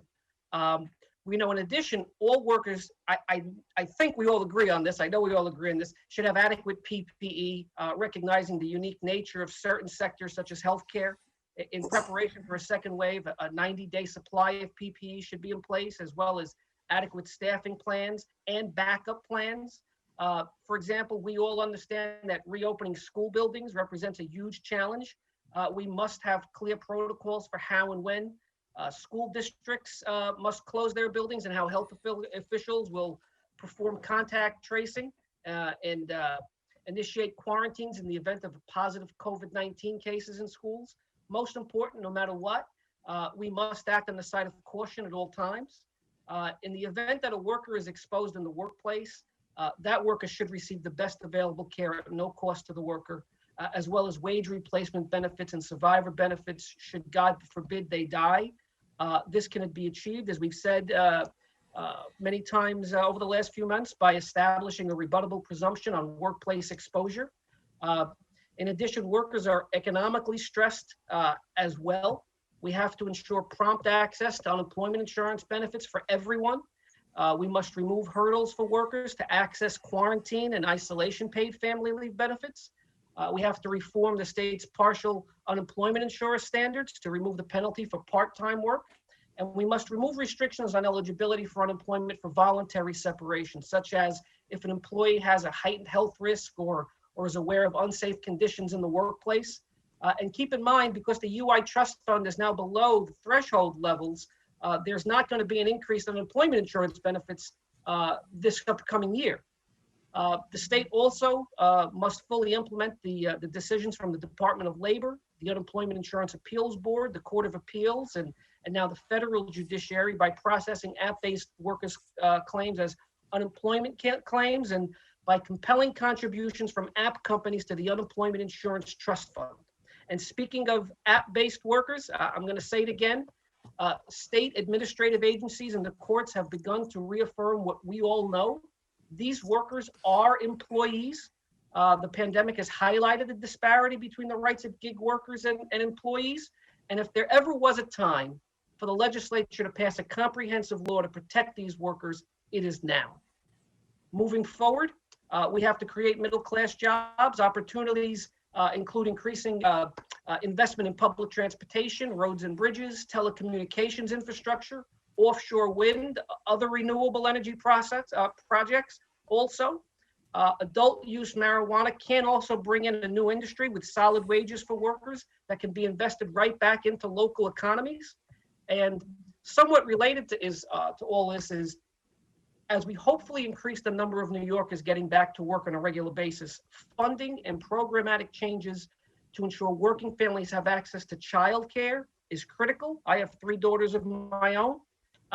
Last, this pandemic has hurt workers, it's hurt poor people, it's marginalized communities while having less of an impact on the wealthy. And we've heard over and over again that people must sacrifice. And if that's the case, sacrifices must be made by all. And that's why we must raise revenue, and all options need and should be on the table. With bold leadership, I think amongst everyone who's here today, we can protect all New Yorkers from the worst of the health and economic effects of the pandemic. And I have to say, this is not just Labor's hope, but on behalf of 2.5 million members and their families, it's our expectation. So again, I want to thank you for allowing me to join all of you today. We know that we have, or allowing me to join all of you today. We know that unemployment numbers, it was mentioned before, at over 15%, it's much more than that. And we're going to have to address all of these situations, create jobs, and make sure that everyone who's out of a job is taken care of properly. And I just want to say we look forward on behalf of the 2.5 million members of the state AFL-CIO to work with all of you to make sure that New York emerges stronger and healthier and more united as a result of these joint efforts. So again, I thank you for allowing me some time this morning, and I please all stay safe.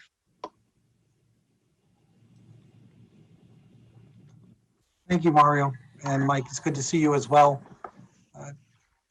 Jessica, why don't we start off with the assembly? I don't know where you went, so I don't I'm see right on here. my screen. Sorry, yeah, Oh, I there. fell off.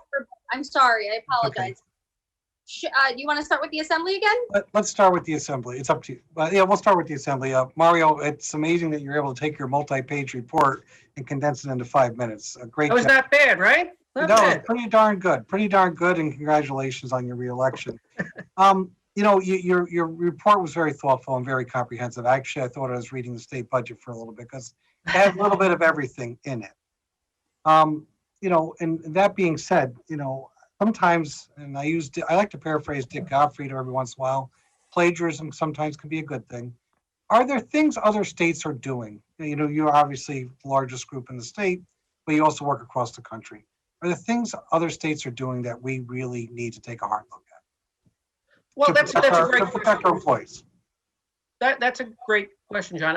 And I serve on all these different committees with the National AFL-CIO, and we have meetings by region.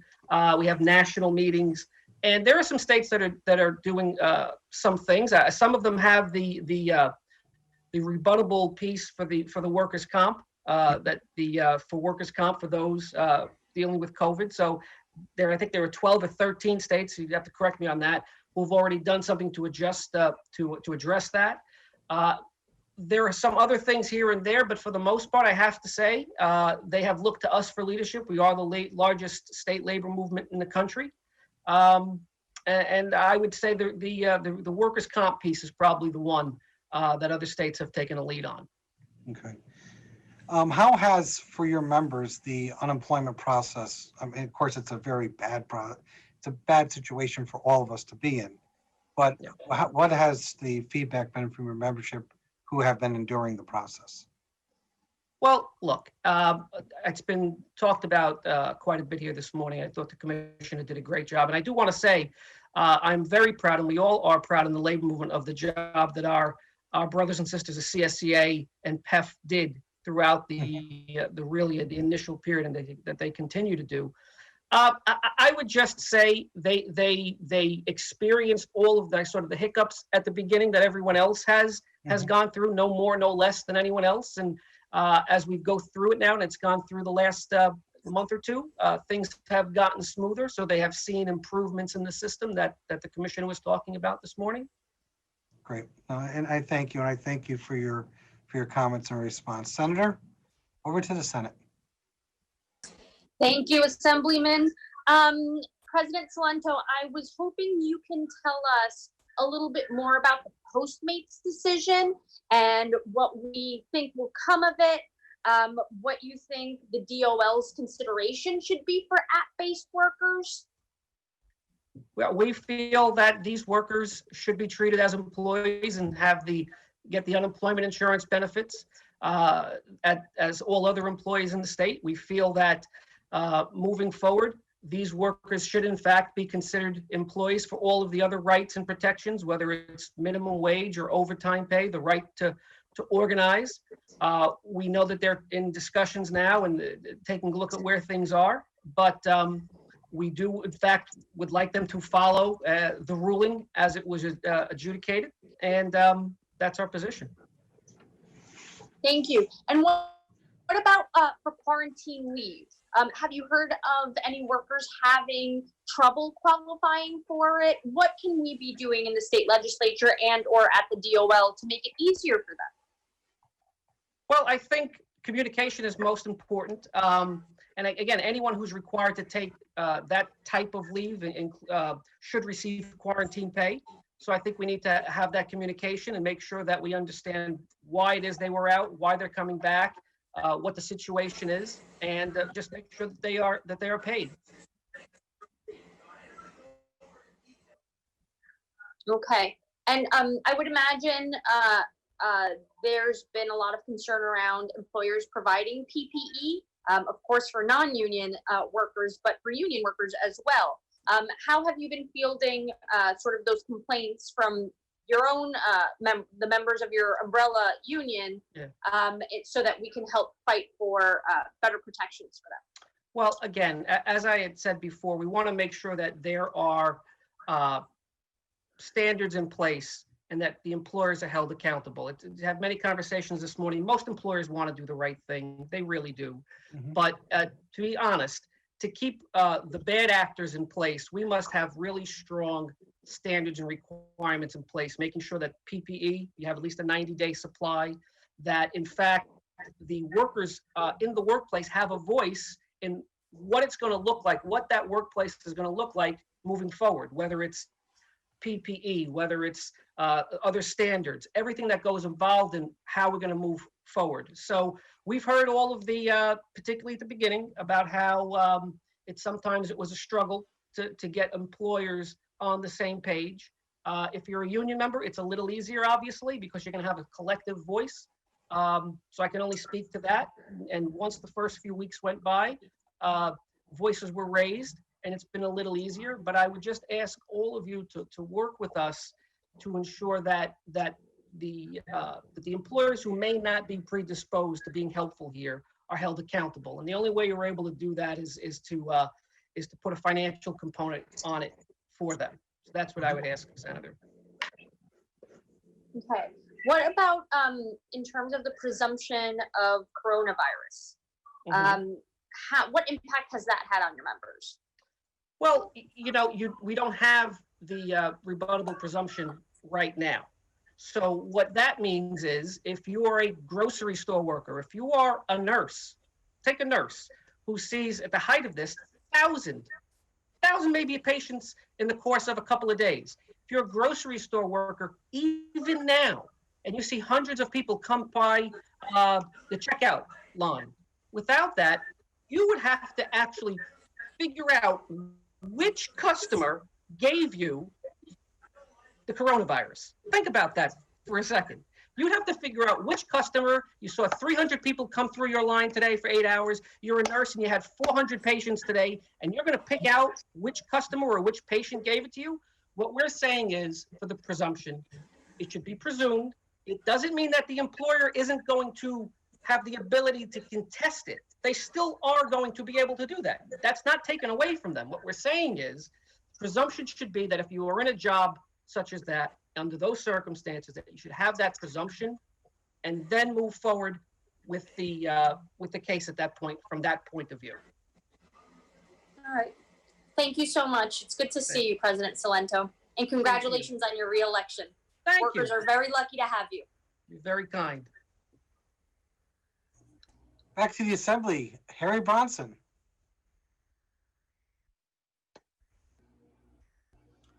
Thank you. Hello, Mario. How's everything going? And how's the start of your new term as president? So far, so good. This is the most difficult day so far, so not bad.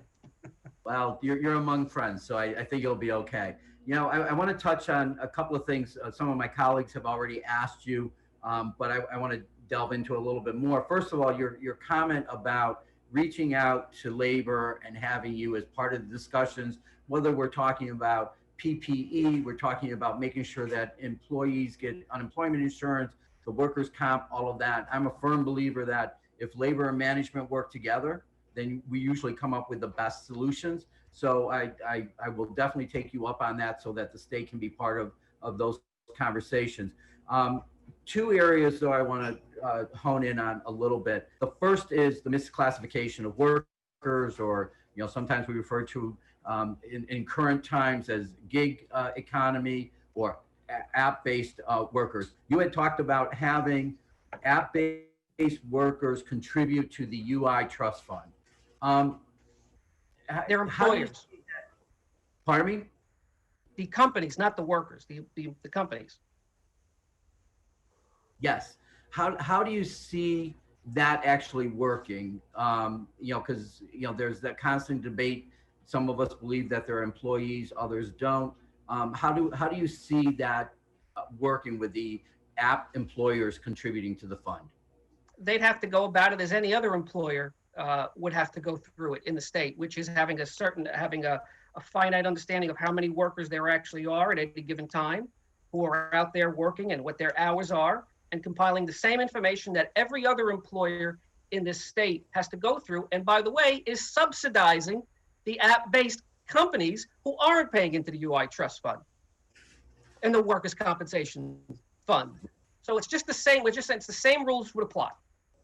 I might add to that, Mario, Assemblyman, the courts are now finding that these are employees after several decisions. It's not just what you might think or we might think. There's rulings now that have found that they're employees, and like every other employer, the DOL can charge them based on the payroll records. It shouldn't be that difficult. And I would suggest in response to that, Mike, we actually need to pass the legislation so it doesn't have to be litigated, and make it clear. Everybody will know who's an employee and the benefits that flow from that. In connection with rebuttable presumption, I think it's important for us to point out it's a rebuttable presumption. So the presumption is you got exposed to COVID at the workplace, but the employer can rebut that presumption. And so I think that's an important distinction. Just real quick, and my time's running up, Mario. The workers' comp system isn't really employee-based at this point. They're not neutral. And are there steps we can take to assure that if we make this change, that workers actually get their lost wage replacement and their medical care as quickly as possible?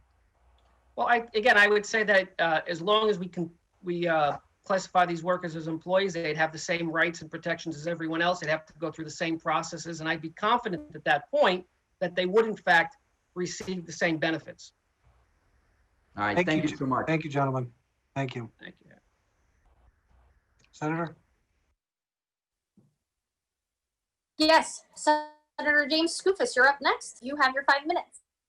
Thanks very much. It's good to see you both. I echo my colleagues. Congratulations, President Salento, on your reelection. You and I know, you all know, there are some elements, especially on the far right, who have argued for as long as I've been involved in the legislature, that unions have not been important and necessary since children were working 70, 80 hours 100 years ago. But I think this pandemic is really exhibit A as to how important unions continue to be. And quite frankly, they are as important now as they have ever been, in my opinion, as people look for safer workplaces to return to. With that in mind, a couple of sort of a multifaceted question. One, I know there's still some uncertainty, especially given what, if anything, is going to be in the stimulus for state and local governments. That will impact what happens to your members in CSEA, AFSCME, PEF, et cetera, potentially. But can you share some insight as to how this pandemic has impacted the roles, the union roles here in New York State? And the second piece is I suspect that there are some New Yorkers who maybe were not as welcoming to joining a union pre-pandemic, who maybe have seen the light now and want a safe workplace and want all the protections that are afforded to the members of a union. Is there an effort, a new effort underway, especially in the private sector side, to organize in some industries and in some areas that maybe there wasn't a lot of attention paid to with that in mind? If you can speak to those couple issues. Yeah, well, to get to the first part first, the role of labor at times like these, I think it's certainly heightened. I think members are, in the most part, aware of what their union does, for the most part. When you have a situation like this, or when you have a situation where you have Hurricane Irene, Hurricane Sandy, and those situations, big, large-scale events where you have to have a union, where you have to have a voice in the workplace, and it's even heightened. I think members are even more aware of what it is that their union does for them, because whether it was unemployment insurance or workers' comp, or how do you deal with an employer to reopen as they've been gradually reopening, workers are even more involved in the day-to-day workings of their particular union, paying maybe even more attention than they normally would. That's our role. That's what we're supposed to be there for. It's actually not a bad thing when members, you don't want to say take for granted, but when members aren't calling, or that maybe they're not part of every single thing, or aware of everything single thing, it sort of means that everything is going smoothly, right? So you have a situation here where you have more involvement, and that's been helpful, because we've asked our members to, call their congressional representatives so we can get federal aid into the state, right, in the states that need it. So they're more active in that end of it. And as for the second part about organizing, most of our unions are out there organizing every day. Again, situations like this, Senator, you make a good point. It certainly heightens the awareness of those who aren't members to help us. In this state, we've been sort of fortunate anyway. We have 2.5 million members, and it's the highest, in the country, the largest in the country. But to your point, yes, it does heighten others' awareness outside of the labor movement on why it may be important to join it. And it also gives them an understanding that what we fight for aren't just wages, right? People think of wages, vacation pay, all those other things. Now they're recognizing it's about having a concerted voice for your basic safety on the job, which a lot of people take for granted. So that's also heightened as well. And I would expect. I'm glad to hear that, and hopefully that bears fruit in terms of the number of people who want to join union membership. I just want to clarify my first question. When I spoke to union roles, I meant ROLLS, not ROLES. And I wonder if what's been the impact on the number of people in unions here in New York State? With all these businesses closed on the private side, have we seen a decline in numbers? What's been that impact? That's what I meant. Sorry. Well, that's great. No, we haven't seen a decline in numbers. What we have seen is a greater number of members on unemployment. So whether if it's the entertainment industry, there are some unions in our entertainment industry over the last 5 months are at about 95 to 97% unemployed. Members in the hotel industry, hospitality industry, 97 to 99% unemployed. So they're still part of their union. They're out of work like everyone else is. Hey, thank you. Thanks, Senator. Back to the Assembly. Ranker Brian Mankilo, you have 5 minutes. Thank you. Mario, could you explain something to me again, if you don't mind? I come in a little late. You were given the example of the grocery clerk or whatever that's working in the store. Can you just explain that to me one more time, please? Right. As things stand now, it would be incumbent upon the actual worker to prove that, for example, if you're working in a grocery store and you're working at the checkout counter, in the course of an 8-hour day, you might see 200 or 300 customers come by your lane. If you are a nurse and you are seeing a couple of hundred patients, particularly at the heightened level that it was a few months ago, right now you would have to point out which particular customer who came by on that line in that grocery store, that supermarket, gave you the virus. What we are saying is there should be a presumption that if you are in that line of work and that you are in that situation, that if you have contracted the virus, that you contracted it at work, so that you start from that beginning, from that premise. It does not preclude the employer from rebutting it and controverting the claim. It just means that you're starting from a different viewpoint to start the conversation. Okay, so employee X comes in to work the cash out that day, okay? Employee X comes down with COVID 2 days later. How do we really know where that individual got the COVID from? I mean, you've got to think about the employer as well, because I want these jobs to stay here. We need the jobs. We need the employers to do this. So how does that work? How do we know that individual didn't get it on the way in on the bus? And in fact, maybe expose some of the people coming to the grocery store, maybe some of his or her coworkers. How do we differentiate from that? Right. It could be any of those. It could be the coworkers. It could be going in on the grocery. It could be anything at any point. What we're saying is that if you were in that job that particular or during that time, that you would be presumed. Mike, am I missing anything on that? No, I think in the context of what you're asking, Assemblyman, that we're looking for, and one of the things Assemblyman McDonald asked before is what can we look to other states? There's 12, 14 other states that have enacted a presumption like what Mario was describing. And your question is, so the presumption is rebuttable, meaning the issues you're bringing up, if you can show there was a family member or a worker had traveled somewhere else and contracted COVID elsewhere, that's a rebuttable presumption. But in the absence of that, it would be assumed that they got it at work if they were otherwise healthy and went to work and showed up and without having to go through those normal, really excruciating long hearings to prove that you got it at work. That's the difference. Mike, as an employer, what right do I have to ask my employee what they did in their personal time when they were not at the job? That happens through the workers' compensation hearing process. The employer doesn't do that directly. That happens through the process. But Mike, once it gets to the workman's compensation hearing, everybody knows that a majority of those cases will side with the worker, and I'm not saying that's wrong or right. I would dispute that. I would respectfully disagree with that. That's not true. Do you know what the stats are? You just said that they're mostly employee related. What are the stats that back that up? The workers' comp board has those stats. Those are obtainable. We've seen some, we think there's stats available soon related to COVID, specific to COVID, but that is information that the workers' comp board does have. And there's an army of there's attorneys involved in this process as well.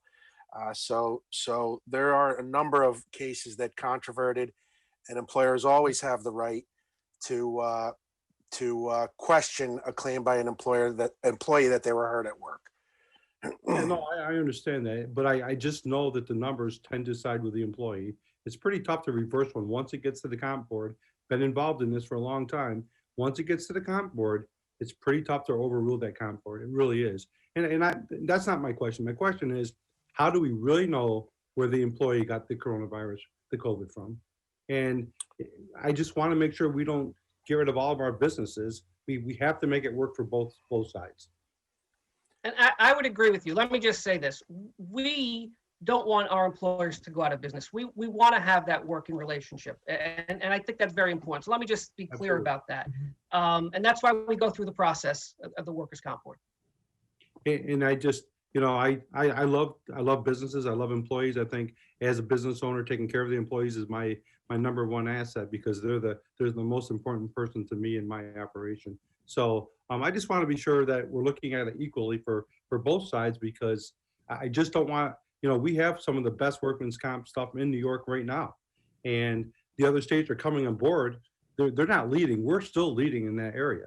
They're catching up to New York State. Thank you, gentlemen, and we'll move it back to the Senate. Thank you. Up next, we have Senator Jackson. Uncle Bob, your floor. I got to go because I got to ask this question. Thanks. You're welcome, Bill. Hi. Okay, Bill. Thanks. All right. Thank you. Hi, Mario. How you doing, Senator? I'm doing good. I was talking to one of our former union president, Bill DiMartino from Long Island.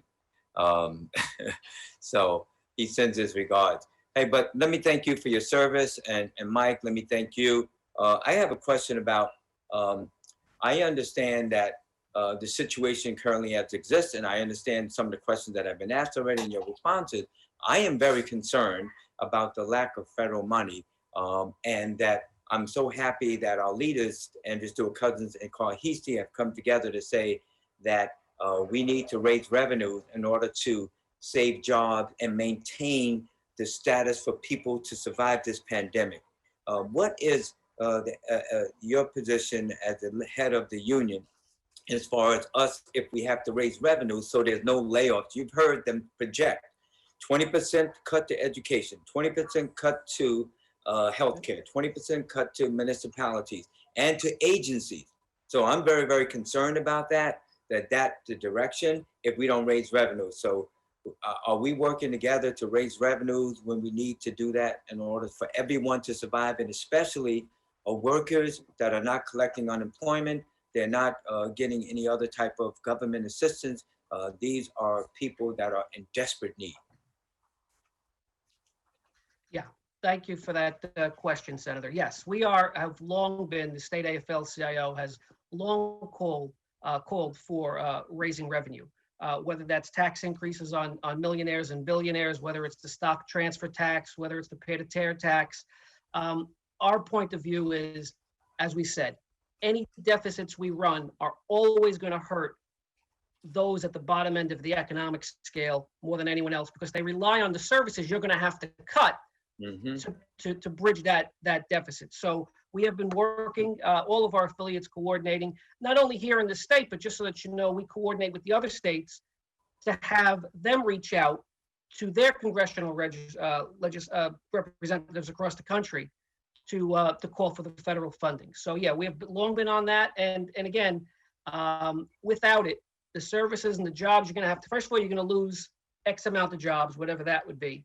And the services that we provide, that those workers provide, are vital to the everyday lives of everyone across the state. And again, those at the lower end of the economic spectrum end up relying on those services more and are then hurt again. So we're with you on that, Senator. Well, I appreciate that. It's imperative that we continue to talk about the options that we must look at in order to make sure that we sustain ourselves. So I appreciate you expanding on in your response. Thank you, co-chairs. Thank you. Back to the Assembly. Oh, wait a minute, where'd he go? Well, I saw Nick Perry arrived. I thought he had his hand up, but it may have been just to let us know that he's here. So Senator, I'm going to push it back to you until somebody else shows up. All right, Senator James Sanders. Thank you, co-chair. 5 minutes. Absolutely. I'm not going to take that much. With a guy like Mario, he's got all the answers, so I don't have to worry about that. Brother Mario, let me take you to the issue of the undocumented workers. What's your organization's AFL-CIO stance on this, sir? On how do we aid the undocumented workers? they should have the same rights and protections. If they go to work, they're in the workplace, they deserve the same rights and protections as everyone else, regardless of where they came from at any particular time. They're doing the same work as everyone else. As we see it, everyone is equal regardless. Well put, sir. Following up Senator Jackson's point on, at the end of the day, if there is a budget shortfall, and I have no idea why anybody was looking to the White House for aid to the states and cities. I have absolutely no idea. There's no history of this, and why anybody thought that we would get anything from that, I have no idea. However, why is there a hesitation in some of the upper realms of New York State government in dealing with any of these taxes that you spoke of, transfer, stock transfer, any of the 1% taxes? I can't answer for anyone who opposes that. They're going to have to answer for themselves, and there are some are on record. I can only tell you, Senator, that from our point of view, from the labor movement's point of view, we wholeheartedly support raising revenue in every way, shape, or form necessary to curtail those cuts, to keep people working, and to keep those services running. Because without it, you're going to see cuts in education and healthcare and transportation and infrastructure and sanitation and law enforcement and firefighting and everything else across the board. So from our point of view, Senator, we're on the same page, and we will continue to voice our support for the raising of revenue moving forward. There's only, as you know well, sir, there's only a couple of things that one can do when you're in a hole like this. You can hope to find money, maybe there's gold somewhere, it doesn't seem like it. You can raise taxes on those who have plenty, or else you're going to cut to the middle class and to the working class, or else you're going to cut social safety net. And those are the only choices that we have. And all of this other talk, with whose ox is going to be gorged, or we can just cut services left, right, and center and make this a very unappealing state. And we're up to that level. Thank you very much for fighting for the working people of this state. You guys, while everybody else was running all over and hiding under the beds, you guys were up front, and I'm just scared that the essential workers today will become the furloughed and fired workers tomorrow. Thank you very much. Thank you to the chairs. All right, thank you. We currently don't have any assembly members with their hands raised, so we're going to move on to State Senator Diane Savino. She has 3 minutes for her questions. Thank you. Good afternoon, Mario. And first of all, congratulations on your reelection. Obviously, people recognize how important you are, and we're so lucky to have you in the labor movement today. I just want to briefly touch on an issue that you and I and Mike and others have been working on for a couple of years now, and that's the issue of what we call the gig economy. And so last year, remember, we introduced a bill at the end of the session, the Dependent Workers Act, and everybody hated it. The industry hated it, and workers hated it. And in fact, I will tell you, I've gotten a lot of nasty emails in my career in the state Senate, but none were as nasty as the emails I got from some people who insisted that they did not need the protections of the legislature. Many of them were freelancers, independent contractors, 1099ers, who told me to mind my own business, that they didn't need any protections whatsoever, that they were happy with the flexibility that they had and the ability to negotiate the value of the labor that they were trading in this new marketplace. And then the pandemic hit, and the proverbial crap hit the fan. And we saw the effect it had on the UI system, as people who were currently not eligible for traditional UI now became eligible under the pandemic assistance that the feds put in place. And so now we had thousands and thousands of people who are currently recognizing how important these workplace protections are. So I think it resets the table for us in our discussion. And I'll just ask you your opinion on this.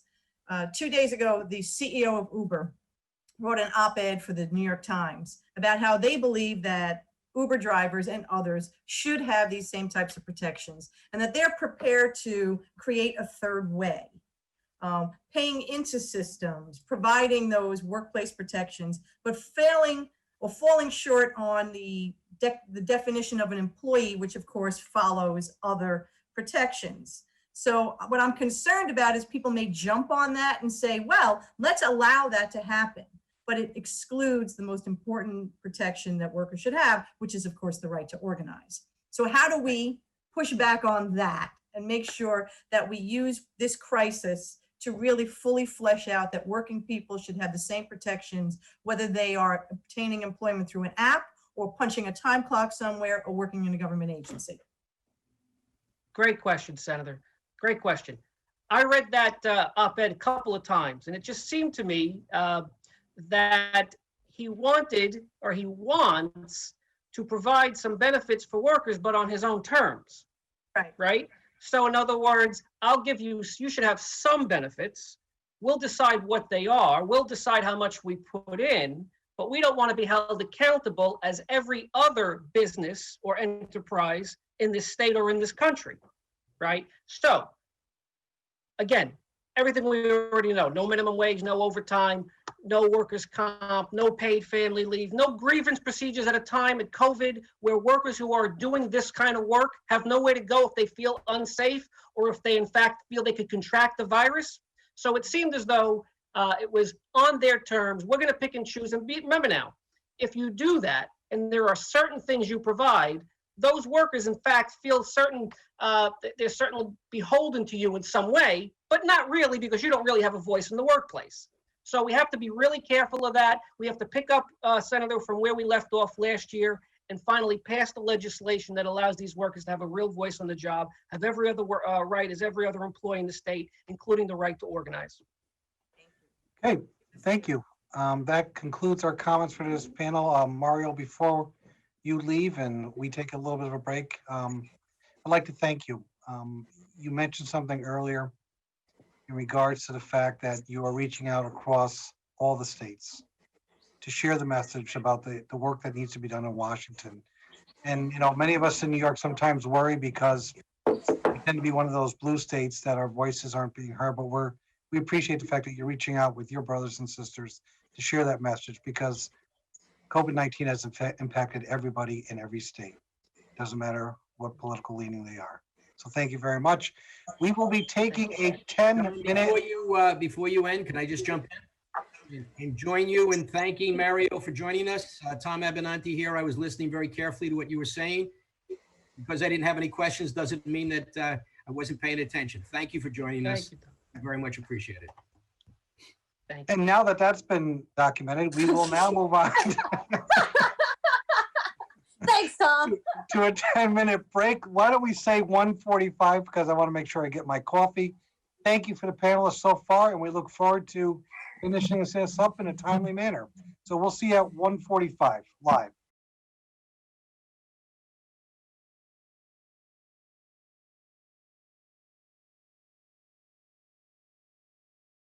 Thank you. We're back.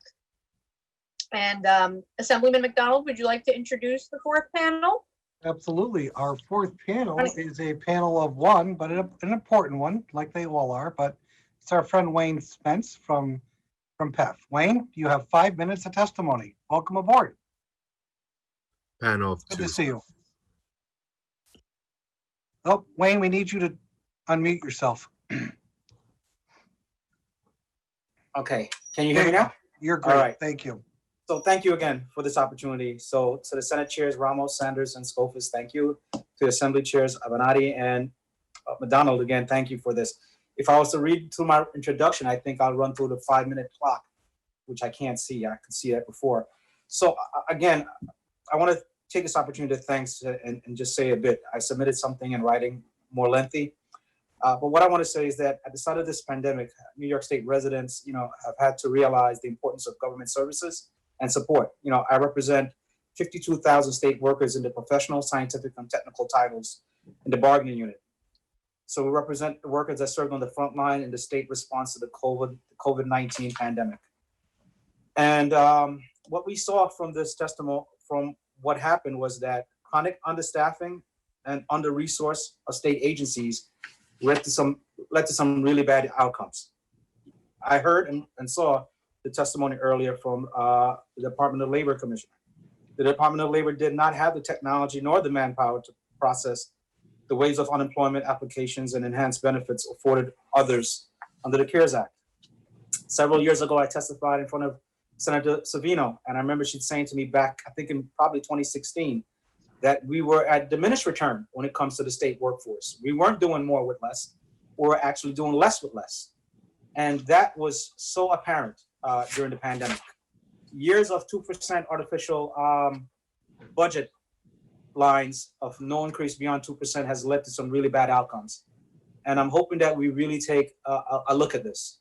If there's no help from Washington, I guess we'll be looking at potential furloughs and layoffs. And what will that mean to the state workforce that's already at a point of diminished returns in terms of the number of state workers that can do the job? Nursing shortages, that was so apparent. We've struggled, and the SUNY hospitals struggled to meet their mission when it came to the COVID crisis. SUNY Downstate, SUNY Stony Brook have struggled. Our members were left short-staffed. They had to deal with failures of management to confront the imposition of mandatory overtime, forced redeployment, hiring freezes, lower wages, challenging patient population, and poor working conditions, and staggering student debt loans, which has limited nurses to stay in the profession or even want to come into the profession when it comes to working for New York State government, especially at SUNYs, in the capacity as a nurse. Management and other workforce planning problems. Again, we had to deal with issues around agencies that had to deal with the governor's directives about designation of essential versus non-essential work personnel. It was a scramble from day to day when the governor came on television and would have his briefing, because every briefing was almost like a gut wrench for me. What is he going to say today that is not going to be able to work out when it comes to the state workforce? It was almost two sets of rules. What the governor said seemed to apply to everybody else but their own workforce, because there didn't seem to be any real direction from the state commissioners on how was these things going to be implemented. You would hear the governor say, okay, we're going to have one person's going to get one PPE per day. But yet we knew nurses who were getting one PPE per week. They were telling to expect to use an N95 mask once a week. So then when I heard the talk about what happened in the second wave, and what does a 90 supply mean? Day supply mean of PPEs? Does it mean that it's one respirator per patient, per nurse, as the N95 manufacturer said it should be done at, or is it going to be one per week? So what does a 90-day supply look like? There's a host of things that we need to have some conversations about that went wrong, that needs to be addressed should and when another pandemic come about. Again, my members are the ones who are actually processing the UI applications. And we know it's been a disaster. How I know? I've experienced it myself. My daughter worked in a mall that was shut down and had to go and apply for UI. My son had to do the same thing. And for them to tell me that it takes them 2 days just to process an application online because of software, again, PEF members are the one that's blamed when these things happen. And I'm hoping that we can look at those things and evaluate it and make sure we can come up with some fixes for these things. The overtime payments. So again, to meet the crisis, many agencies have relied on mandatory or voluntary overtime. Staff at the Department of Labor were mandated to work 15 hours overtime per week. Staff at the Department of Motor Vehicle are being asked to work 6 days a week to cover expanded hours, and staff at the Department of Health are being asked to work overtime as contact tracers at regional airports. But guess what? They're not being paid the same rate as what they were hired at. So for instance, if you were hired at a rate of $15 an hour, they're now telling you when you work at the airport, that's a clerical function, so you're going to make $9 an hour. These are the things that's going on right now, all across the state. Wayne, speaking of overtime, unfortunately, we are overtime, but I know we're going to go back to this issue in our question and answer period. All right. So thank you for your comments. And Pat, a mea culpa on my part. On the agenda I had, you were on a different panel by yourself, but you're in there with Wayne. So Pat Kane from NISNA, welcome aboard. Thank you. I'm really glad to be with my brother Wayne. Hi, everyone, and thanks for the opportunity to testify this afternoon. So my name is Pat Kane. I am the Executive Director of the New York State Nurses Association, and I've been a hospital-based RN for more than 30 years. NISNA represents more than 40,000 frontline nurses that reported to work every day during the worst of this pandemic, and thousands of them became ill, many of them seriously ill. Sadly, some of them succumbed to this disease, and we still can't get an accurate counter information about those numbers. We know that nurses worked in dangerous conditions without adequate personal protective equipment, and Matilda's Law did not apply to our most vulnerable nurses. Staffing levels were stretched to the breaking point as nurses got sick and waves of COVID patients came through our doors. And as we struggled to cope with all this, we were frustrated by constantly changing federal and state infection control guidelines. The DOH sanctioned the use of the CDC's downgraded protocols, including crisis capacity strategies, and these are for use during a known shortage of PPE, and they carry risks for our patients and our staff. Many hospitals instituted policies that were even worse than the crisis guidelines, and nurses were forced to provide care sometimes with only a surgical mask or reuse the disposable N95 respirators for as long as a week.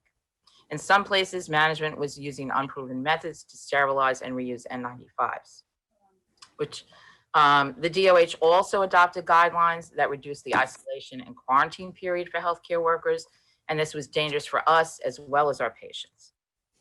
We often received policy directives that made no clinical sense, and we were rarely, if ever, consulted or included in these decisions. So as we draw these lessons from this first surge, there are some things we'd like you to address as we approach possible second. First of all, we need to implement minimum safe staffing standards. Staffing was a huge problem before the crisis, and the shortage of nurses and other direct care staff left us even more vulnerable. Minimum staffing standards applied to all hospitals would have reduced preventable deaths and lessened the inequalities that we saw and we often read about. We need to pass the Safe Staffing for Quality Care Act to provide an adequate base to be able to surge capacity for future emergencies. Second, we have to solve this PPE problem. We need to make sure that we have coordinated control over the production, stockpiling, and distribution of PPE to all hospitals equally, transparently, and based on needs. And not just hospitals, all the places that need it. We also need to move to reusables, elastomerics, and PAPRs so that we don't have to face this running out of PPE again. And this is actually going to save hospitals money and provide us with the protection that we need on the front lines. Third, we need to implement science-based standard infection control protocols and PPE standards that acknowledge that this is an airborne transmitted disease. We need COVID occupational safety standards to protect workers, similar to the bloodborne pathogen standard that we do have. Third, we need to protect nurses and other essential workers who are exposed or become ill. We need to have the same quarantine period, get the same days of paid sick leave that everyone else does for our sake and for our patients. And for those who become seriously ill or do die, we have to treat COVID as an occupational disease and create a presumption that it's work-related. Finally, we have to give healthcare workers and other essential workers a seat at the table. The state and local agencies talk to our hospitals and employers. They need to talk to us on the front lines. We are the experts.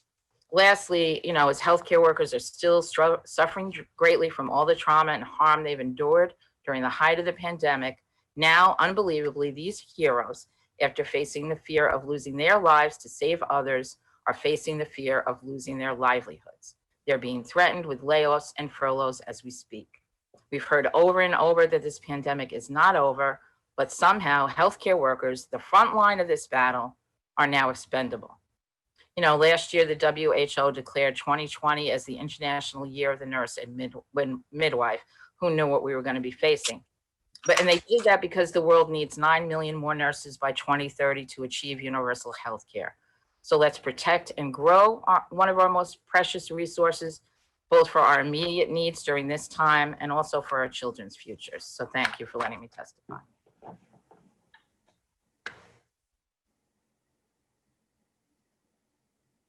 Thank you, panelists. Thank you so much for your testimony. It's very good to see you both. I wanted to begin.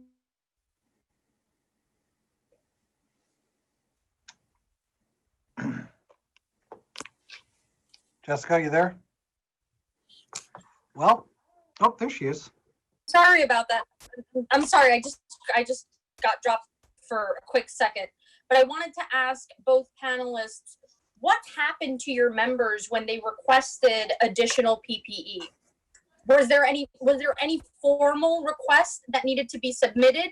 And then what was the process for that? And what were folks told? What were your members told if and when they were denied? You want to start, Wayne? Yeah, sure. It depended on where it was. There was nothing consistent. Just so you know, we spent over $250,000 purchasing PPEs.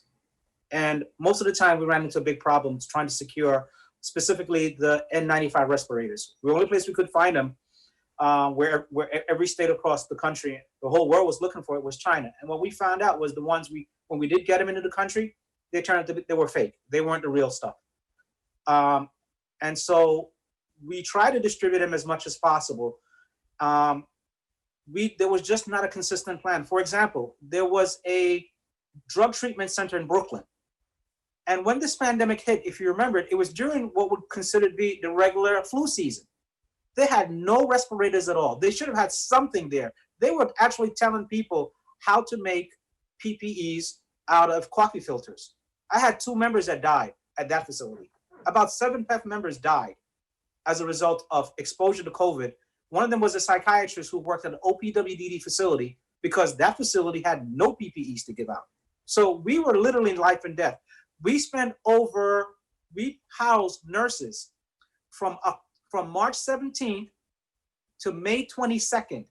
We actually put up with dues money, nurses in hotels, because there was a lack of PPEs for nurses and they were afraid to go home because if you remember at that time, we'll bring you back, no one knows how the virus was transmitted. So if you had a vulnerable person living at home, if you were living at home with your elderly parent, nurses were worried that they would bring it home and they would die. So you got nurses who actually live in hotels.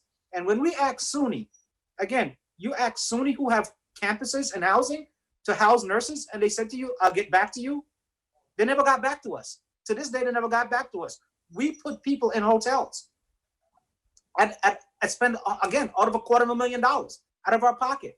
Are we expected to do that again? When did the union expect to do these things? And are we expected to do that should a second wave hit? I want you guys to know that these are the things that we had to do. So, well, thank God for the union, huh? Yeah, really.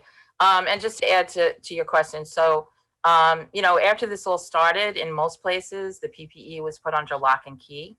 And very often that was problematic for nurses to get into the manager's office on off shifts in particular. Sometimes they had to call security. Now, normally these things are out on the unit. They're available whenever you need them because that's where they should be in order to have everyone be protected. In some places, when you received an N95 respirator, you actually had to sign for it.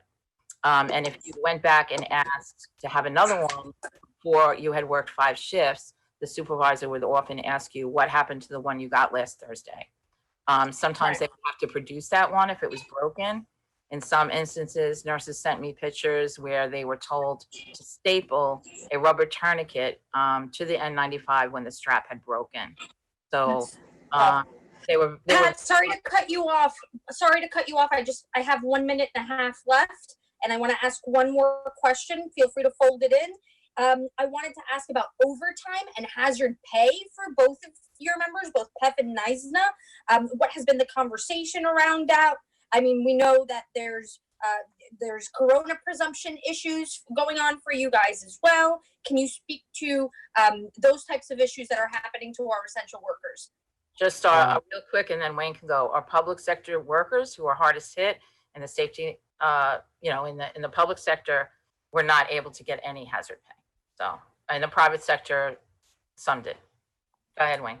Yeah, that's pretty much it. To date, not one public sector nurse or healthcare worker got any hazard pay, while in some places like Long Island Jewish, they got $2,500. Other places get a 1 week of extra vacation. Nada, zilch, nothing.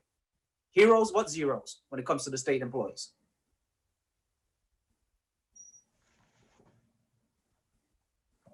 That's it.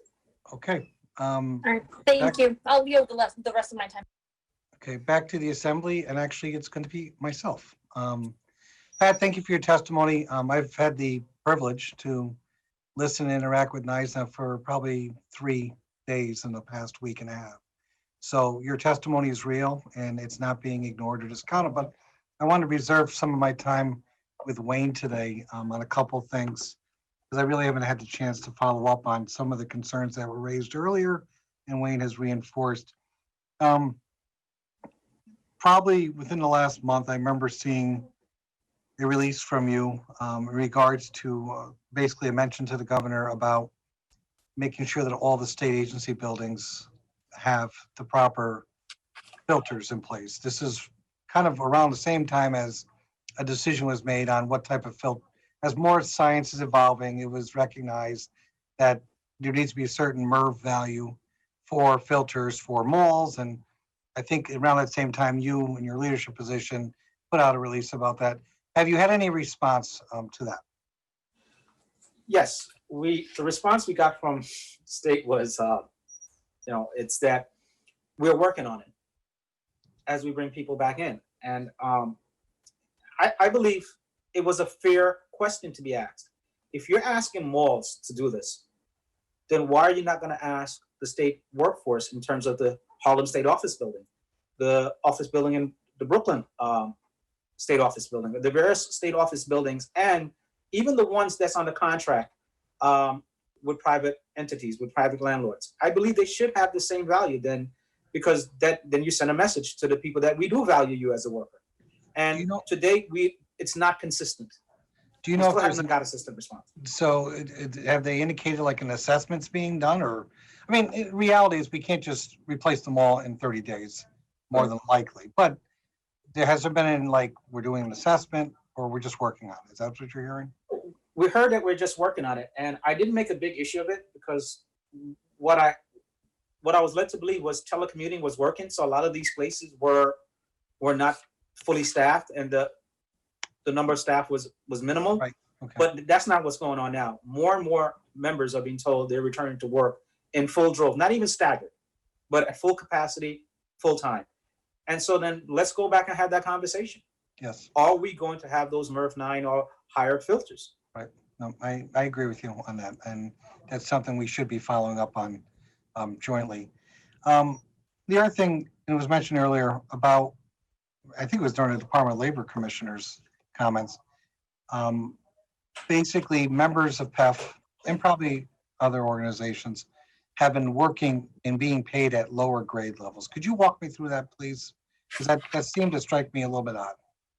So when the big rush for UI claims hit, and what we recognized was that the state system was antiquated. So let me give you an example. If you are a student or a parent filling out the FAFSA, you might have 6 questions. And if you don't know, say you don't have your social security number, you can skip that question and go to the next one. Not with the state system. If you don't know, if you get to question 6 out of 12 and you can't answer 6, you get timed out and you have to start all over again. Right. And so that was frustration right there. So because of those things, they said the idea, let's see if we can get people to walk people through the application process. So you start asking state workers from other agencies to help in. So they said, fine, I'll volunteer. I make $20 an hour.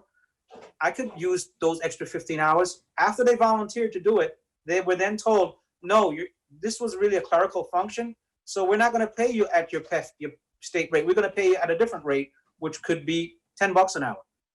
People felt that they were bamboozled into doing it. No, that's a little bit, it's a little bit misdeceiving, that's for sure. Has there been any response from the administration about that? They felt that they have the right to do that.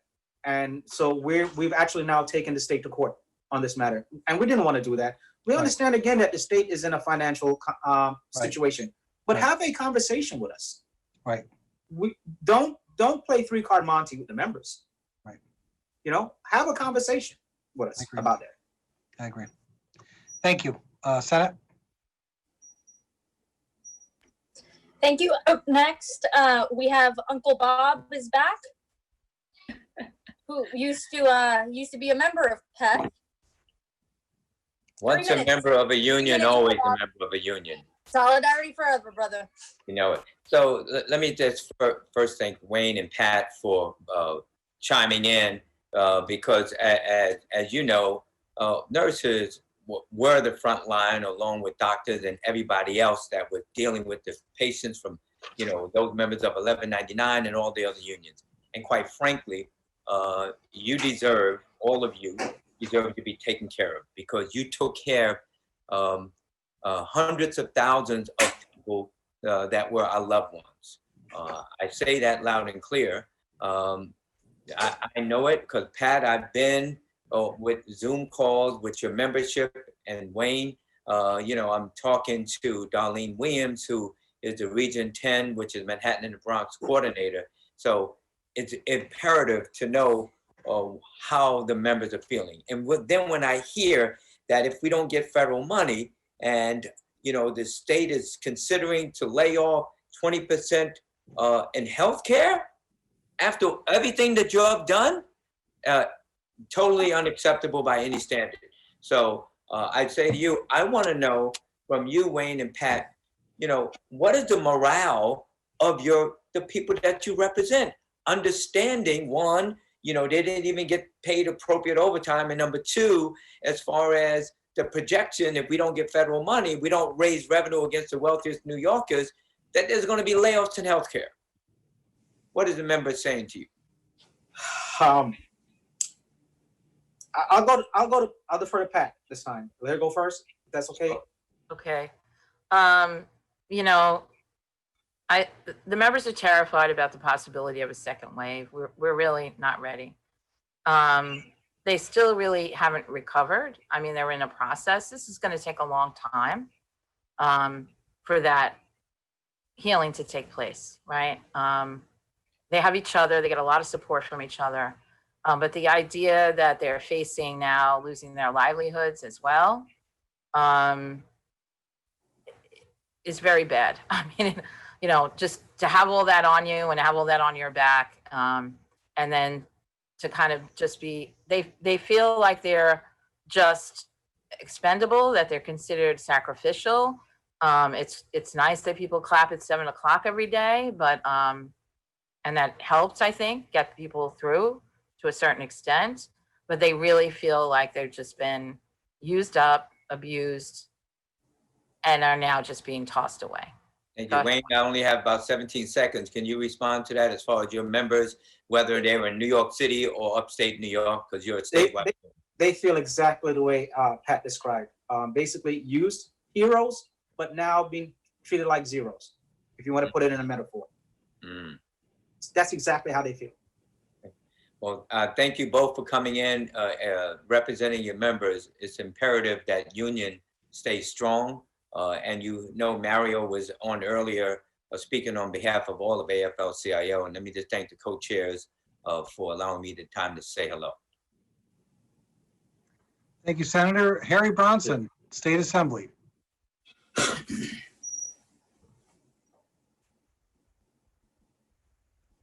Hello, folks.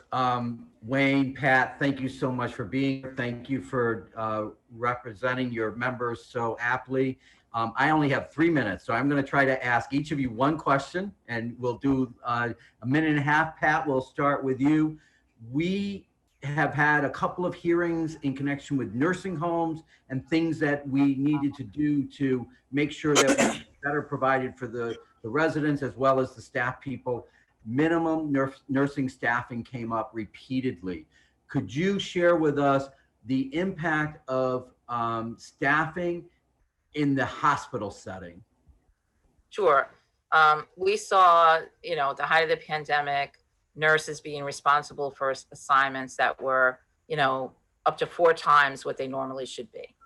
And another feature of this was that nurses were taken out of clinical areas. Like I was an open heart OR nurse for 20 years. It would be like taking me and now putting me after 20 years in the open heart operating room on a medical surgical floor or in a medical ICU with little or no training.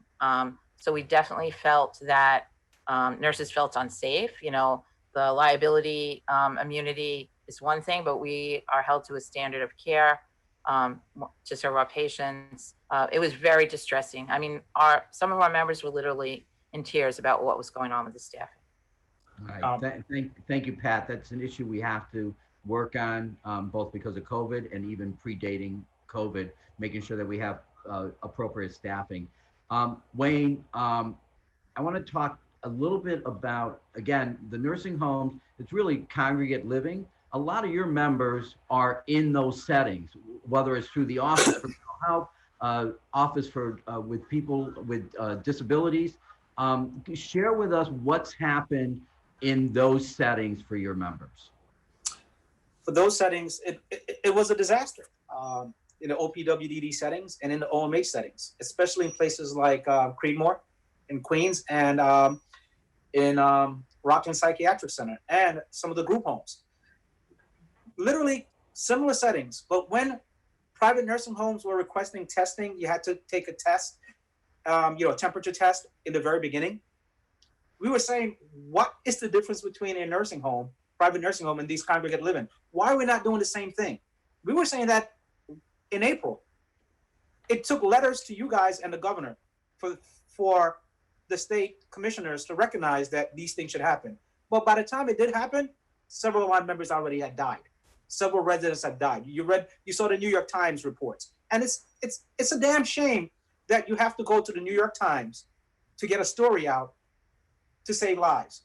I personally lost 2 people that was in a nursing home. I lost my father-in-law and my uncle-in-law within a space of 4 weeks.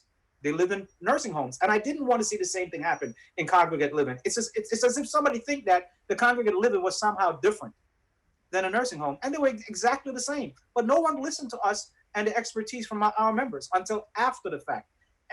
And Senator, I'm afraid that another pandemic, state management is going to take that high horse approach and disregard our members and the staff as if they're disposable. And that can't happen. And I'm asking you to help us make sure it doesn't happen. Well, thank you, Wayne. And I certainly heard from your members here at the Rochester Psych Center about this issue. And we need to take care of it and make sure that there's personal protective equipment, there are safeguards, there's tracing that's happening, and things of that nature. So thank you both, Pat and Wayne, for your testimony today. Thank you.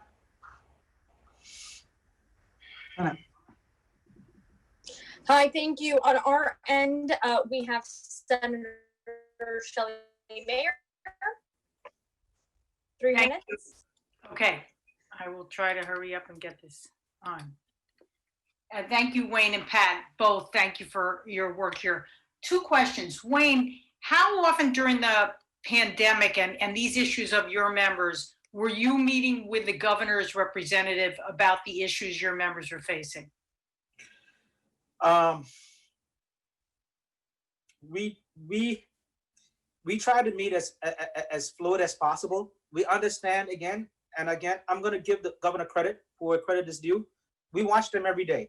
And so while we were fighting about respirators, meaning the N95s, we know that the governor had something big on his end. Could he get ventilators? So I tried to balance that. And what we tried to do was we recognized from time to time that what was happening on the ground was not being telegraphed to Mojica and to Melissa, to those people you saw on television. So we tried to as best as possible.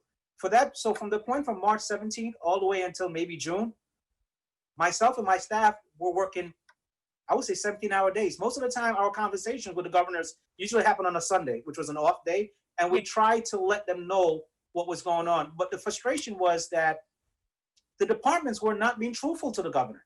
It's one of those things where the emperor had no clothes on. The governor would put out something and he would say it on TV. And then we kind of have an idea what was going on. But we then realized that that was not being translated down into what was hitting on the ground. For instance, PPEs. When the governor said 1 PPE per person, right? That we had to then let him know that it was not happening at Stony Brook. It was not happening at Creedmoor. And thank God for Senate and Assembly leaders like you, because when we then said to management it wasn't happening, it took letters to you when we would CC you on a letter for them to draw. But that is not the way you should govern. We should not govern that way. Well, And I hope that as we move forward, right, that would not be the case. we need to do better. I'm not faulting the governor, but you bring up a good point that I think we have not addressed enough, which is the shortfall on information. So thank you for that. And then Pat, for your members that, you know, the need for hazard pay. So many of your members worked and got no additional funds, even though they were under extraordinary burdens and challenges. What is NYSNA doing to fight for, even going forward, to ensure that if there's another outbreak, your members get hazard pay? You know, we've had multiple conversations with employers. You know, and I have to say, I mean, even some of our smaller community hospitals have come up with something. I know. But you know, the city was not able to do anything. And you know, it's just really unfortunate. They were the hardest hit, and they were really, you know, and to begin with, their pay rate is lower than a lot of the privates. So, you know, and there's still also private sector hospitals in other places. So we just keep trying. Well, thank you. Thank you for that. And thank you for what your members have done and continue to do. Thank you both. Thank you. Thank you, Madam Chair.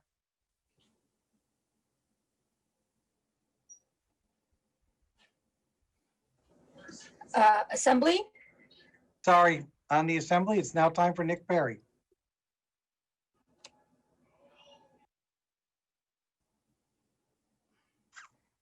Do we have a Nick Perry in the house? Yes. And There he I is. was just trying to get on There you mute go. here. I was, let me say hello to Wayne and my NYSNA chair, Pat. I listened to you, Wayne, and I agree with you that we have an obligation as leaders in our state to make sure that first responders are not just hailed as heroes publicly for the show of it, but that they are never left to feel like zeros, as you seem convinced have been the case. I received a tremendous amount of complaints about the PPE situation, the lack of it or the distribution of it.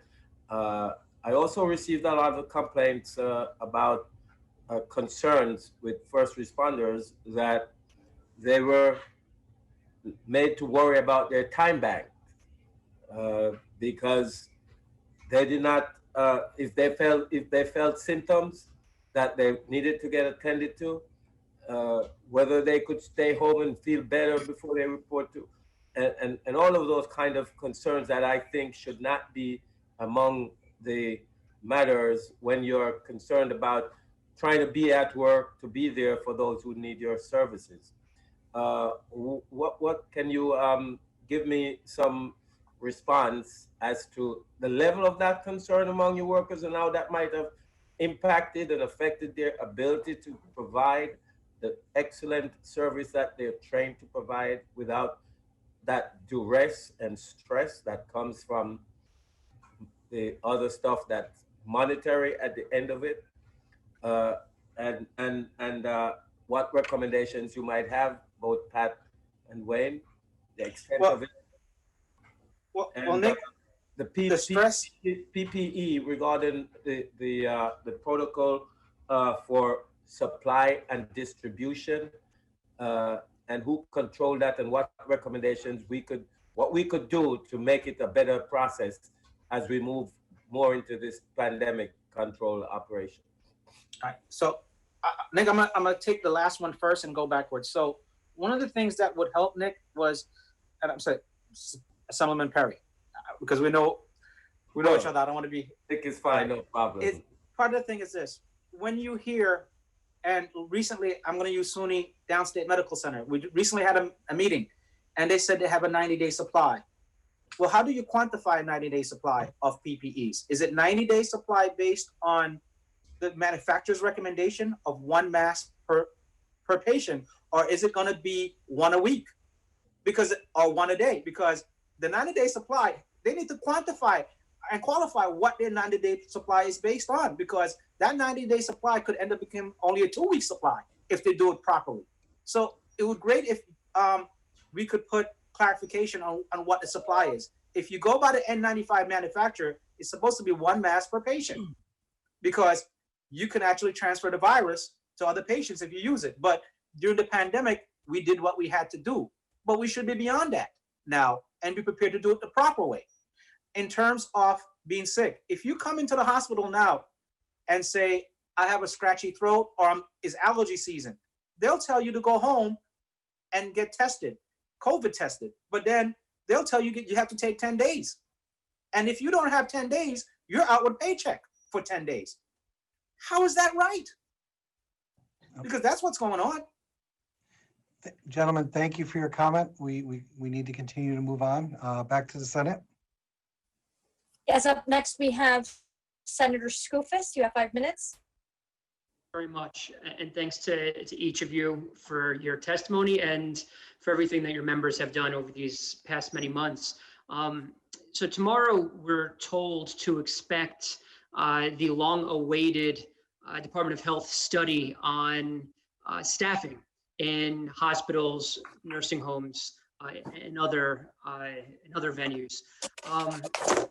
So obviously this has, I'm sure, is of great interest to NYSNA, but Peth, you have significant interest, I'm sure, in this as well. You have nurse members and other members in healthcare.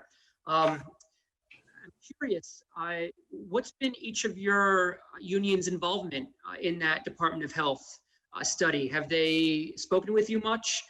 Do you have any expectations as to what tomorrow's study will have? And where do you think we need to go from here? All right, so the study was due back on the 31st of December.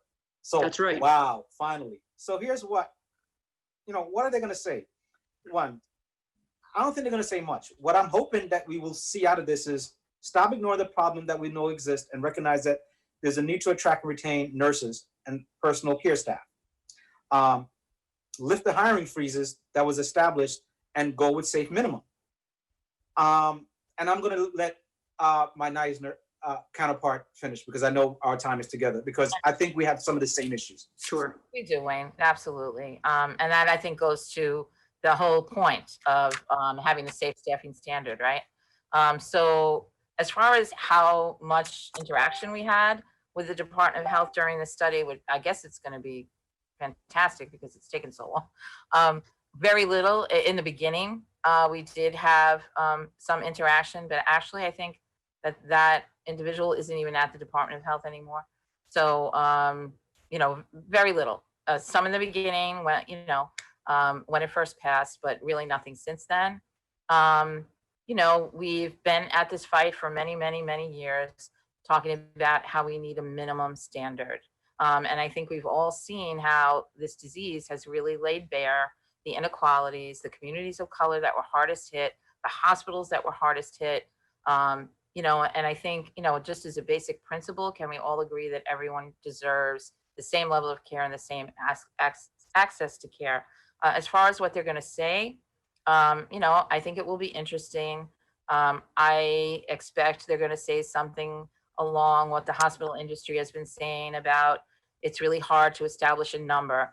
And just, guys, remember what we're talking about is a minimum standard, right? We do recognize that we do have to have individual standards in particular facilities depending on what's going on. But we have to start with a minimum guarantee of what's going to be there in order to provide safe care.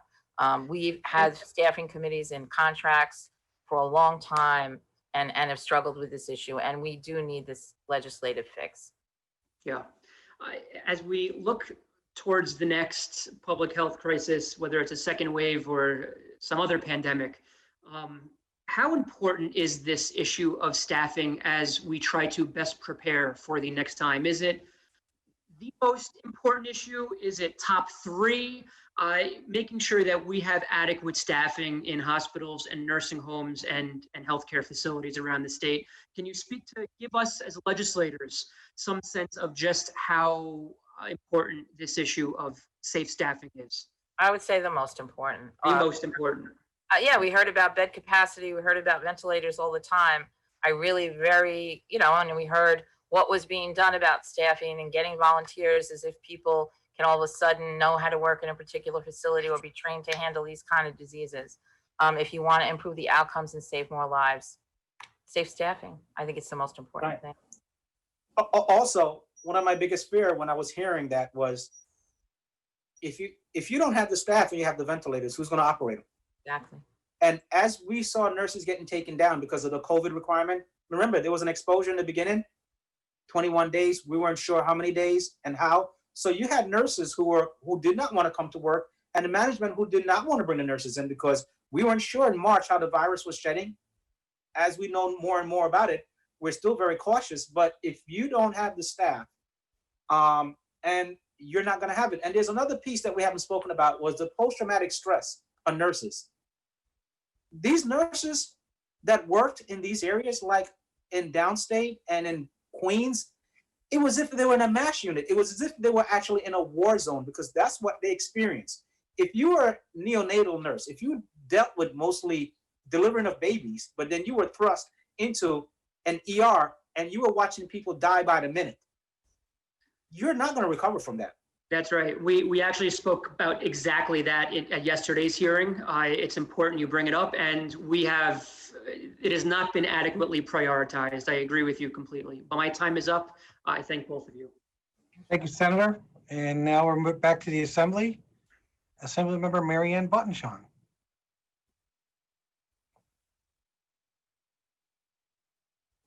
Good afternoon. Thank you for being here this afternoon.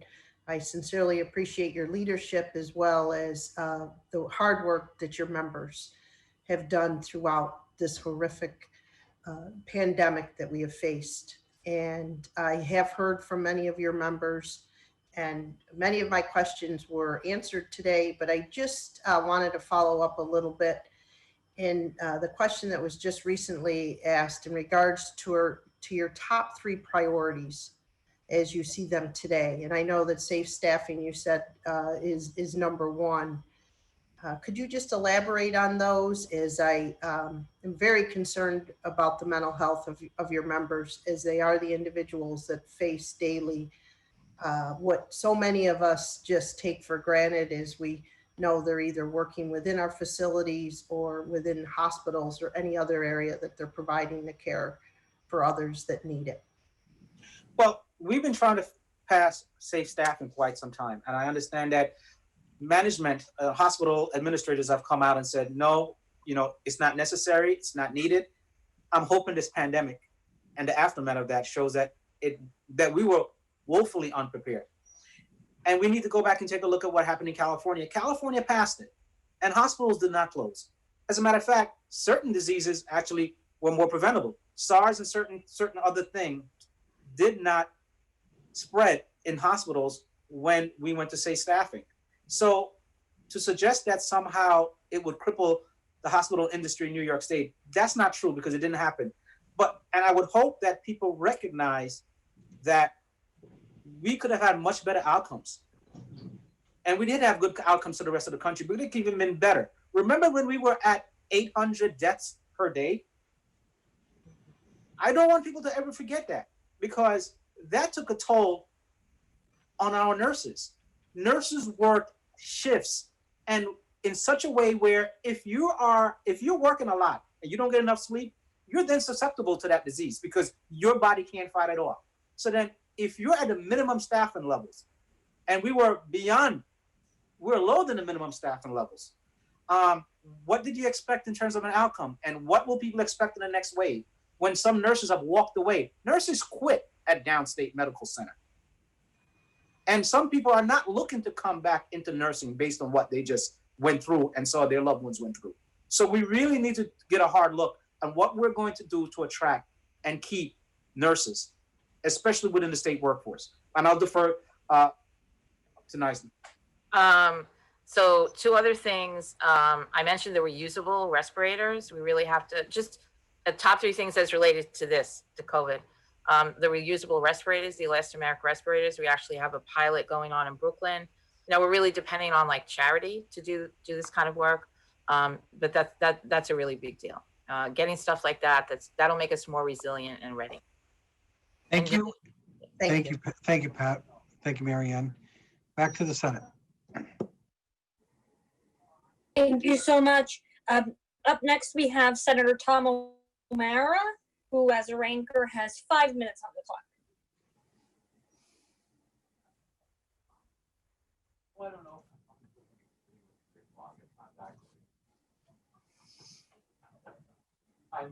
I'm coming. Sorry, I had to pull over. Thank you. Can you hear me now? Yes, sir. Yes. Great. I just want to, say thank you for the tremendous work of your membership throughout this crisis. Truly been amazing. I have two sisters who are nurses, and know a little bit about, anyways, what goes on and the issues you're faced with and have been faced with this. And I just want to state for the record that I think one of the most insulting things we've seen is you were talking earlier about hazard pay and not getting any hazard pay, is that the governor actually froze wage increases that were bargained for and contracted for prior to this this disaster. And I think that just adds insult to injury for the great effort that your membership has put forth throughout this. And I have been outspoken about that wage freeze and continue to be here today. But just wanted to say thank you. I don't have any questions for you. Thank you, and thank you to all your membership for your hard work. Thank you, sir. Appreciate you hearing that from you. Yeah. That's all I have. Senator, it looks like it's going to be the Senate running the table now. Well, that's all I have on my end as well. So I think all that's left is to say thank you to both Wayne and Jess, I Pat, had some questions. and please extend our appreciation to your members. Oh, someone else? Senator, I think you've got a couple names up there. Oh, no, yeah, you're right. I just got Andrew Gennardis, Senator Gennardis. Are you still here? Unmute. There we go. I'm here. Sorry about that. 3 minutes. Thank you very much. Thank you, both Wayne and Pat, for speaking today. You've answered a lot of questions about what your members faced, and so thank you for sharing their stories, their perspectives.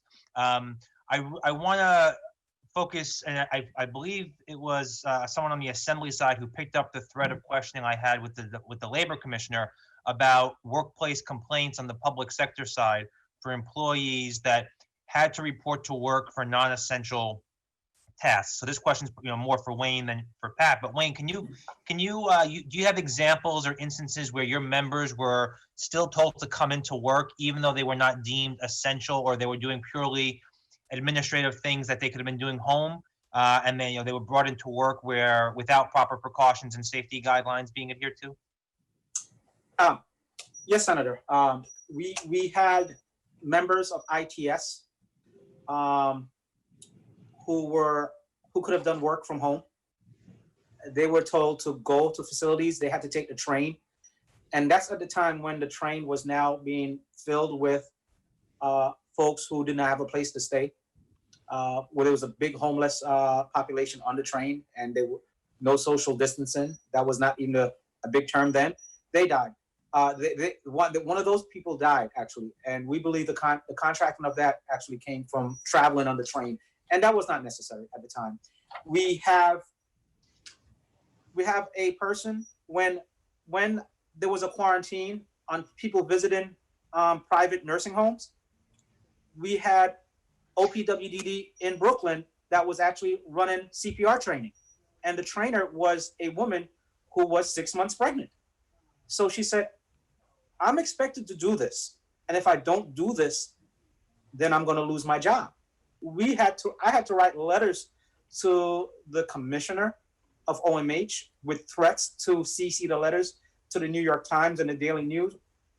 Why isn't that common sense? So let me ask you, since my time is running out soon, what was the response you got from the public employers when you brought that to their attention?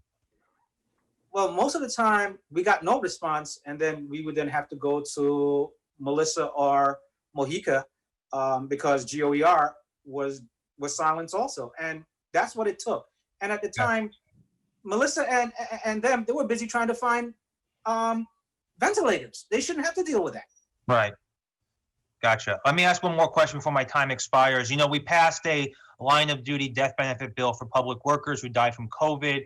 We left out the question about long-term disability. I know it's still early, but for your members that got sick, for both Pat and Wayne, have you started to see any long-term effects from your members who have been sick with COVID and their ability to do their job right now? Or is that not yet manifested itself? No, it has manifested. I think it's the viral load they're exposed to, Andrew, or something. I mean, it seems like even people who recover does seem to take the nurses longer, and we are seeing people with long-term disabilities now. It's the same thing here. We have seen people who have gotten ill who said that since they've come back to work, they're more fatigued. There seem to be a lot of more long-term issues to somebody getting back to full health when they contract COVID. Okay, thank you both. And thank you for what you're doing on behalf of the public sector workers in terms of your bill, sir. I appreciate that. My pleasure.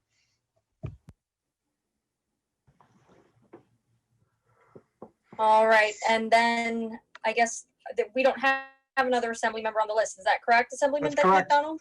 We're good. All right, so then up next and to close for the Senate is State Senator Daphne Jordan. You have 3 minutes on the clock. Good. I thought you were going to forget me, and I've had my hand raised since the beginning. But anyway, thank you to the panelists for your hard work and for the work that your members have done. We've touched upon mostly the physical needs, and that would be PPE and proper pay and proper hours and that your members need. And we've touched upon just very slightly the mental needs, and we don't see those. And so it is a problem because I heard yesterday in the hearing for hospitals that is something that affects everybody that has seen the tragedies of COVID. And I only saw news clips and I can't get those out of my head, but I can't imagine dealing with all of that. Is there a program that you have set to help the mental health needs of the healthcare workers, of the nurses? So at our union, at least, we provide services through a company where our nurses can access 24/7. They can talk to a counselor that's credentialed, and nurses have been availing themselves of that. I think and a lot of the hospitals have kind of put forward these self-care kind of things. It's very difficult to get the nurses to use the services. I think it's part of the nature of what we do. But I do think more time has to be set aside at the workplace because, group interaction and interaction with their colleagues that they've been through this together would really be helpful. I mean, people do the individual therapy, but we would like to see, time set aside out of their work day for this to happen. I do want to let you know that I did introduce a bill in May, and it's Senate Bill 8371, that is modeled after the successful PFC Joseph P. Dwyer peer-to-peer veterans counseling program. But this would be for our healthcare workers, and it's called the Healthcare Worker Peer Support Program. So I am hoping that gains traction and can help the healthcare workers that have seen the horrors of COVID. Thank you.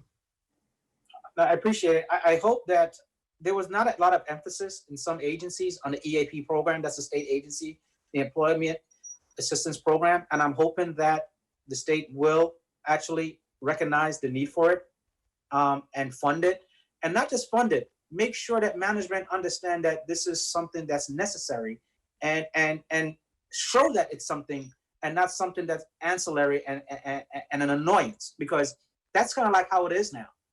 It's almost as if it's an afterthought, and it should not be an afterthought. It should be built in as something that's necessary when it comes to the healthcare workers, given what they've just went through.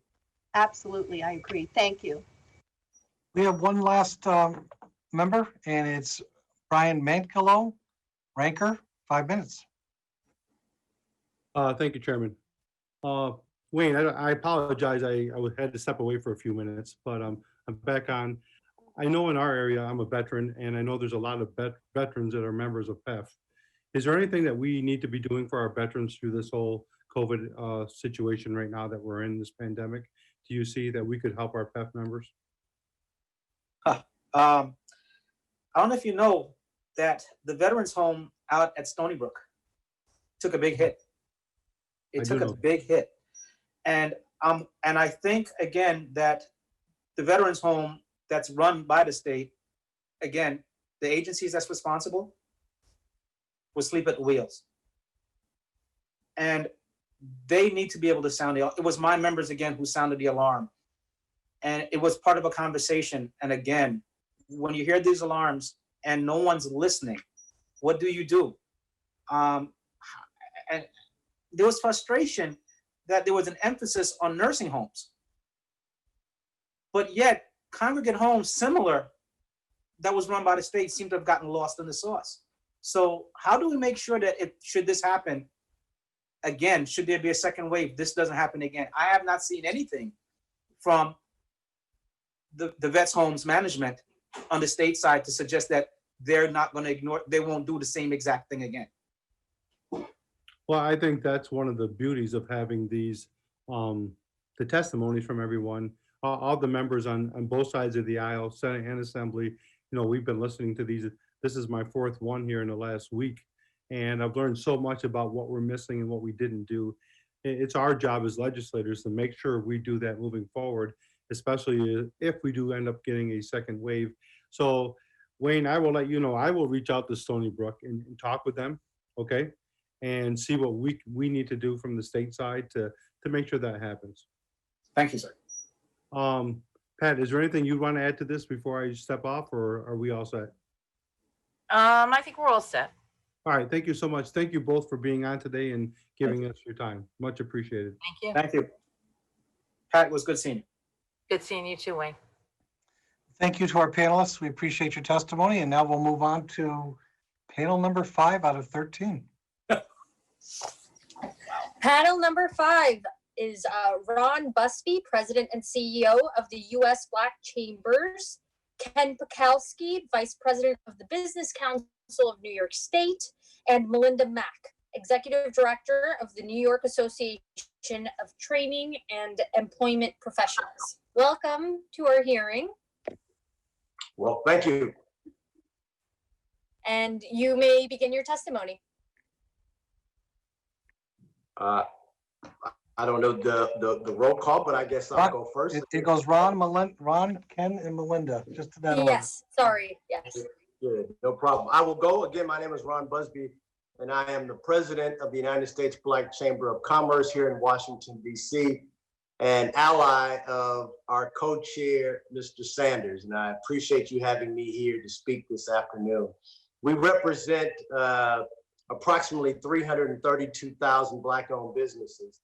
And in this moment of time, we as an organization see this as a conversation about Black concerns. If you really look at the pandemic, it was the Black community, especially in New York, that suffered the most. If you look at the number of deaths from the Black community, it doubled that of the number of deaths of the white community. If you look at the number of unemployed that were laid off or just outsourced, it almost doubled the number of white people as well. And so for us, the first thing that we have to do is say this is not a diversity and inclusion conversation. This conversation is about Black communities, Black businesses, and Black people. So you have to have a specific issue that is going to address specific concerns. And so for us, the first thing we want to do is to identify that these firms are particularly Black owned. Right now, there's a lot of conversation about Black Lives Mattering, about businesses that are Black owned, about supporting the Black community through spending money with Black firms. But yet in the state of New York, there is really no way of certifying, validating that these firms and businesses are exactly Black owned. And so the first thing that we're asking from the state of New York is to ensure that when you're creating policy, that the policy addresses the businesses and the communities that need it the most. This cannot be a broad brush solution to a specific community and nationality in reference to the issues that we are facing in today's market. You have seen that we lost 41% nationally of Black-owned business. That represents 441,000 Black firms that were closed between the months of February and April. There was a conversation prior to this that if each Black firm in the state of New York could hire one additional Black person, there would be no unemployment for Black people in the state of New York. Well, that has changed because we've lost so many Black firms in the state that even if the firms that exist were able to hire 2 employees, we would still not be able to address the unemployment conversation in the state of New York. Right now, in reference to employees, 14% of all Black employees are in the grocery store, convenience and drug stores. 26% of all your public transportation folk are Black. 18.2% of all your folk that work in your postal services, your warehouse, and your trucking industries are Black. 17.5% of all of the folk that work in healthcare in the state of New York are Black. So from an employment conversation, we also need to look at how do we address Black homeowners, because we know that if I'm unemployed, the likelihood of me being able to pay my mortgage is going to be challenged. How do we address renters in the state of New York? If I'm unemployed, I can't pay my rent. So those are some of the things that we are looking at, but it starts with being able to validate from our perspective which firms need the help, can get the help, and most importantly, can identify themselves as who they really are. And that comes through a validation point. I'll stop and open it up to questions that you may have. Thanks, Ron. What we're going to do is we're going to receive the other 2 members' testimony, and then we'll open it up to a potpourri of questions, I am sure.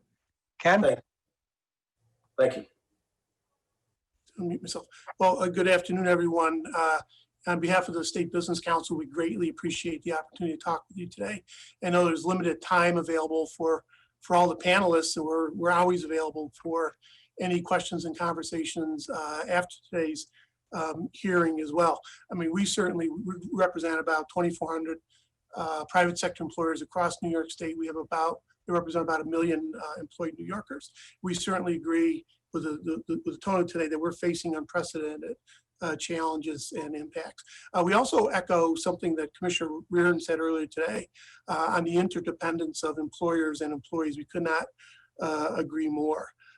As a general comment, one of the things I'd like to say is that I think we all need to recognize, even say if Congress passed the House version, which was a $3 trillion recovery bill, there's simply not enough money available to fully offset the adverse impacts of the COVID pandemic.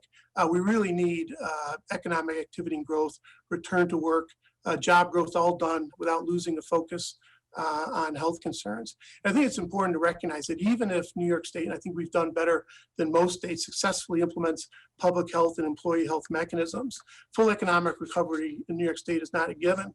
We know the experience after the last recession. New York State's employment growth had already fallen in 2019 below national growth trends, and some parts of upstate New York had just barely or not yet recovered jobs lost in the last recession. And my point is that, the post-pandemic recovery is going to be affected by many factors, including the state's economic climate, cost structure, and regulatory structure. These are factors that have to be kept in mind as well. Importantly, we've seen some encouraging job numbers in New York State. 100,000 jobs re-added in May. By June, 300,000 from our April low. So that does reflect the gradual reopening of New York State businesses.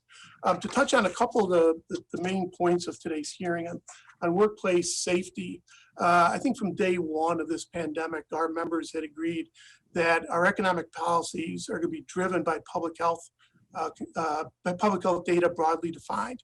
And the Business Council, myself included, my staff, has worked extensively with the Cuomo administration and our members on the New York Forward reopening protocols, which focused on protections for employees and customers alike, and the various executive orders that went along with that as well. What we've seen and what limited data we've seen from the state so far is that COVID cases among essential workers, and I'll say outside the healthcare sector, have tended to be lower than the general public caseload. What we've heard from our members that the basic protections required under OSHA and New York Forward protocols have seemed to prove to be generally effective. The New York Forward protocols provide detailed operational requirements, sector specific. They seem to be working. If there are other specific public health or workplace standards that members of the legislature would like to discuss, we're certainly open to those discussions. On unemployment insurance, a lot is said about the challenges that the department went through. So I will avoid that for now. But the number that was talked about today is really eye-opening. Of the $40 billion in UI payments that have gone out the door in New York State so far, about $10 billion of that is from New York State UI fund. That's 100% employer tax funded. And from what we can tell, New York State has already taken about a $5 to $6 billion advance from the feds to pay benefits. That entirety of that amount will be repaid by New York employers over the next several years through increased state and federal unemployment insurance tax. It's a big number that needs to be looked at.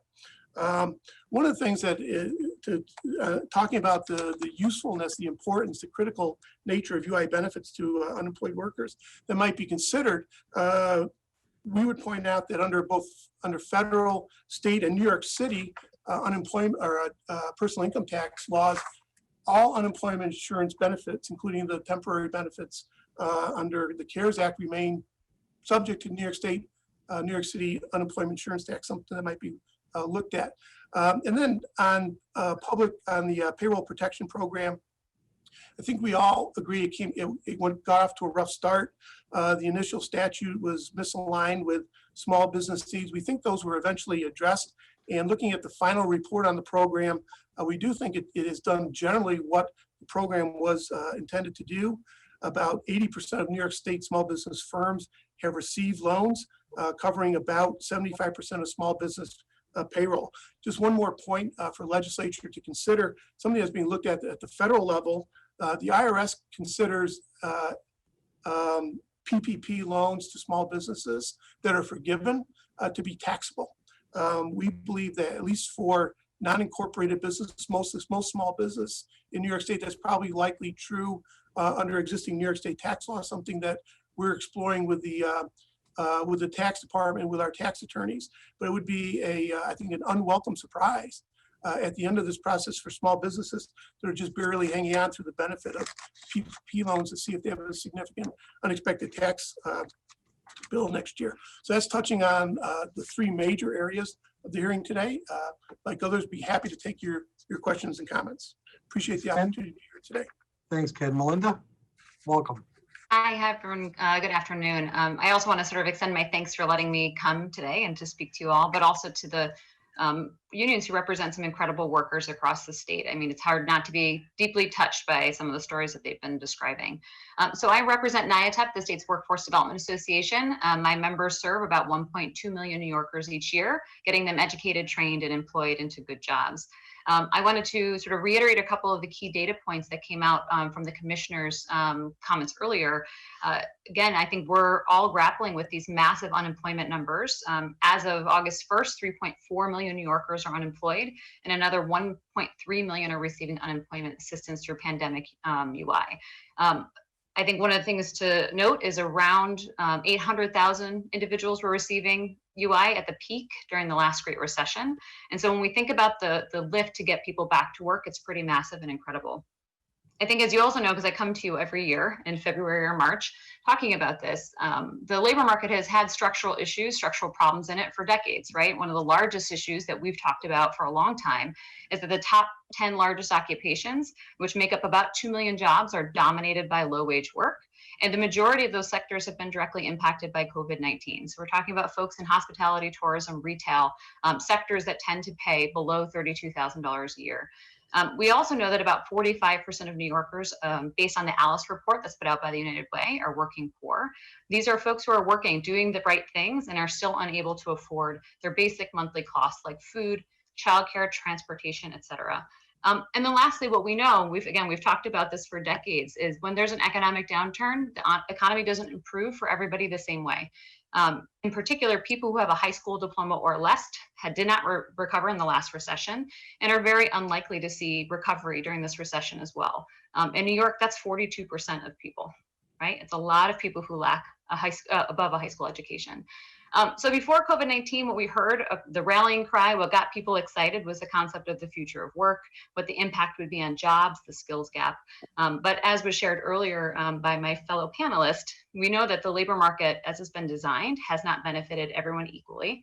But we also know that the vast majority of New Yorkers who have lost their job are people of color, people in low-wage work, and individuals who are really having trouble accessing better skills to get a better job. So I think we have a shot here to do the right thing, right? This is a massive shift in the labor market, and we have a chance to make investments where we need to really have a meaningful and equitable recovery. So as part of our Invest in Skills New York coalition, our group that's been together as an alliance that includes the business community, education, workforce, community college leaders, we're actually in the process of putting together a set of recommendations that will come to you in September. But I want to caution you that you're going to get lured by the big shiny solutions, the big ideas, the big ways to get people back to work. There is a workforce system in New York. It works well, it's effective, it gets people into employment, but I should note that it's desperately underfunded. Has 50% less money than it had 10 years ago. And year over year, we continue to see cuts. The CARES Act at the federal level provides about a third of what we would need, and actually provides about the same amount for the workforce system as we would see under ARA, so the American Recovery Act. So I say that because as we think about these recommendations, know that these are tried and tested solutions that we just need some resources for. But some also are policy changes that we can make that would have a huge impact. A couple of the big ideas that I want to share that are sort of circling right now. It's the way that we utilize our economic development power, how we align our incentives for businesses to create quality employment. We also have some metrics that are coming out around how we rethink about spending our Federal Workforce Innovation and Opportunity Act dollars, as well as TANF, our welfare resources, to really make sure that individuals have access to in-depth services for a longer period of time, but also are able to keep their benefits and actually grow their benefits so they can stay employed. We also have some very specific recommendations that will be coming out around how we actually connect individuals around education and training in the pipeline from K-12 through college. And then finally, this concept of the digital divide. I think what we're finding is, as we go across the state, people don't have access to computers, they don't have access to software. It's really challenging people's ability to work remotely, to learn remotely, and also really increasing the equity gap that we're seeing in our state. And then finally, as I shared before, the state's workforce system is often seen as an afterthought. This is the system that is meant to educate, train, and get people jobs that cannot typically go through the traditional systems. If we don't make investments here, I'm not sure who's going to help people who need skills to get back to work. And really, as sort of Ken and Ron have shared, businesses are going to be desperate for workers, and we need to sort of do all we can to make sure folks have the supports they need to get employment. Great, thank you. I think, if you don't mind, the assembly will start off. Your turn. Thank you.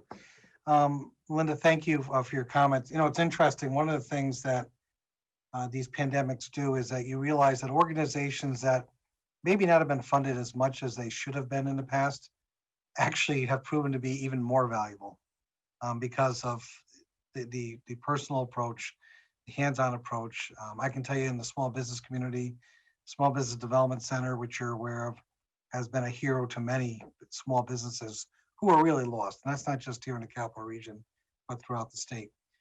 I have some questions about PPP and the impact. Ken, I think I'll start with you, obviously. I imagine the majority, Ken, you may want to, there you go, you unmuted yourself. I imagine, when you look at the breadth of the members of the Business Council, what percentage actually availed themselves of the program? I don't know because we haven't polled them on that. About 80% of our members have 100 or fewer employees. If you look at the SBA just put out, I believe, what they consider their final report on the PPP program, phase 1 and 2. The vast majority of, they measured their loans by size of loan, not size of employers. The vast majority of the loans issued, I think we're under like $150,000. And so that's really a universe of employers are they're relatively small. So the evidence we see of the numbers served, the smaller businesses did take advantage of the PPP.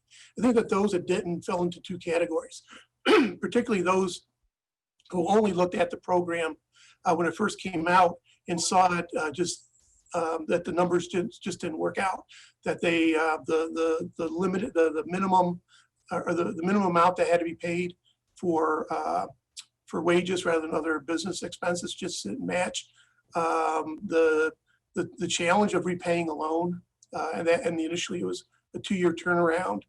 If you failed to meet the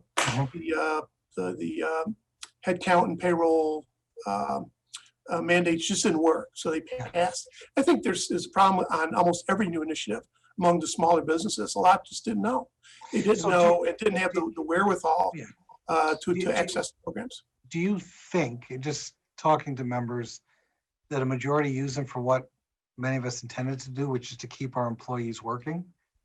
Were they able to maintain their salaries and keep a majority of the work? I know in the end, it's part of the reporting system, but that's going to probably take months, if not years, to get the results. I think we're curious to see, was it successful in its intended goal? Yeah, and I don't think anyone knows for certain. I think we just know from what the anecdotal evidence is. I think that the majority did use it to maintain payrolls, not necessarily employment, because some of particularly in the hospitality world, people were taking these loans when they, in New York State, under New York State's open.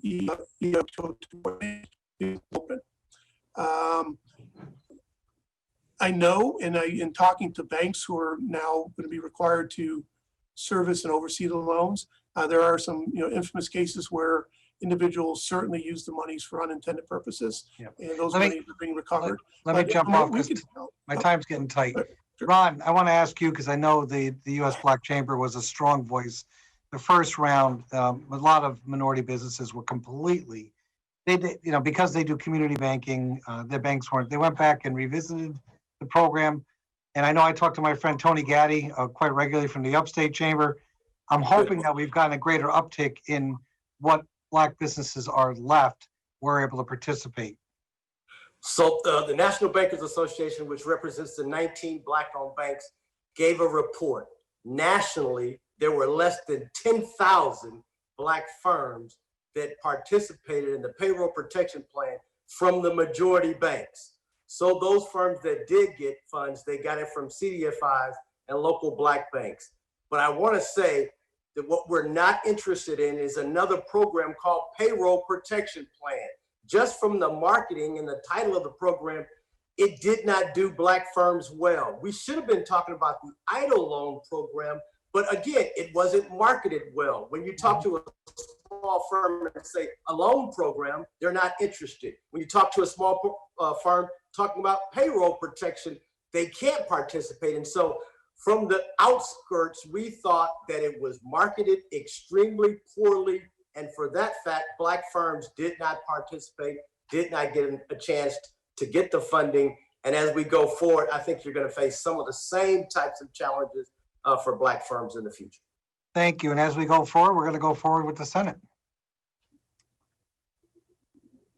Thank you, John, and thank you to the panelists. I'm actually going to allow our Banking Committee Chair, Senator James Sanders, to ask his questions. He has 5 minutes. Mr. Sanders, you might want to come back and sit down, sir. Well, I had to, but you have to unmute. And that's you don't want to know our technical questions. What a great panel that we have put together. I would love to have had time to question each and every one. I will try to, but I'll go straight to Mr. Busby. Mr. Busby, you spoke of policies that impact on Blacks and other communities, but let's take it to New York State. Let's keep this where we could do something about it. It's not enough to talk about the world. We can think globally, but we need to act locally. New York State has a budget of around $179 billion, of which zero goes into Black, Latinx, Asian, or women-owned banks. What would 10% of that money do if it went through Black banks or any of these other banks that I just spoke of? It would challenge them. Many of them would not be able to take the funding. Part of what we have asked, we have policies that we're asking for from federal government. We're asking similar requests from our corporate partners. And part of what we asked them said, hey, if you're $100 million or above in assets, we want you to take 15% of those dollars and place them in the Black banks. We thought that was a great idea. But the challenge is the Black banks don't have the liquidity.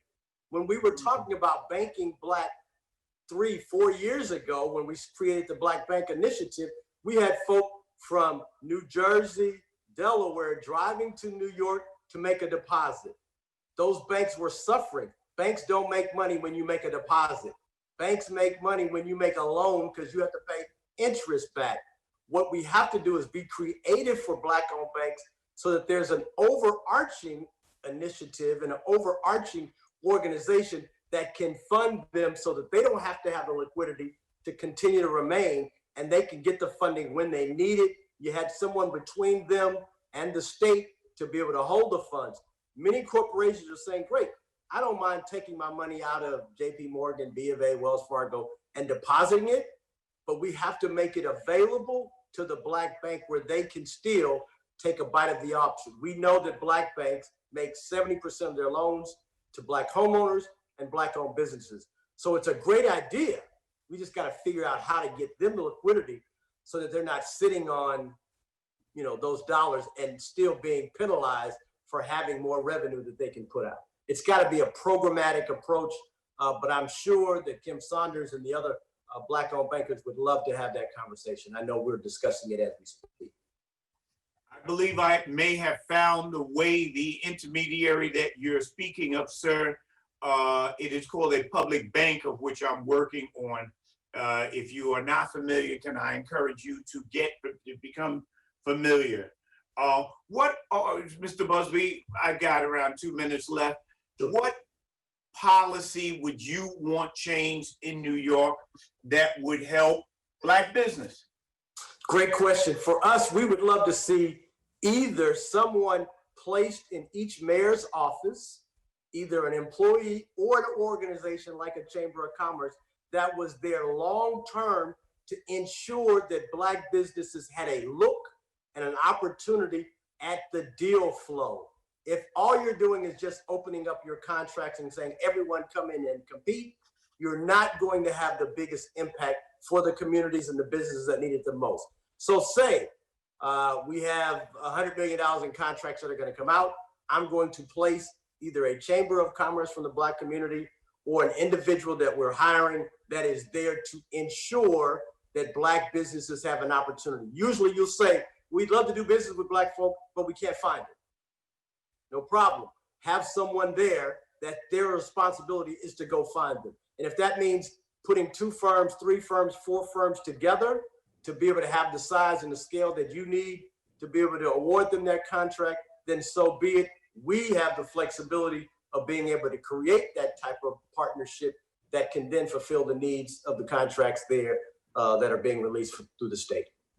The same question to you, Ms. Mack. What, and if I have time to the other gentleman, what policy do you believe would be useful to help Blacks and others, especially Blacks perhaps, but and others in this period? Sure. So I think for me, the biggest is around addressing the benefits cliff, right? So if a low-wage worker wants to be able to work, they often are having to really figure out some of the assets that they need to be able to be employed. So childcare, transportation, et cetera. And so if there are ways that we can standardize what that benefits cliff looks like statewide, but also make investments in things like employer resource networks or ways that individuals can access assets or not be penalized for working. I think that's sort of what we want to start to see included. You can't participate in a full-time education and training program if you're on public assistance and work. You end up being penalized again for trying to do the right thing. So I think those are the types of things and flexibilities we're hoping we see during this period. Senator Sanders, one other idea, that is prompt pay. If you give a contract to a small business owner and he's got to go get a loan to be able to cover your float to make sure that he can make payroll, that puts him at a disadvantage, because we know that minority and Black-owned firms pay twice the interest rate for a loan. So now they got to borrow money just to cover your overhead, pay them on time. Under the Obama administration, there was a prompt pay program that said they paid within 15 days. A state can implement that without much headache. If I start a job January 1st, I invoice you January 15th, I should be able to get paid January 31st to make sure that I am growing my business through the cash flow that I have, and I'm not depending upon lines of credit just to make sure that I can make payroll. I'm sorry. Ron, thank you. And speaking of prompt, we're going to move on to our next member. But I love the idea. We love the idea. Harry Bronson.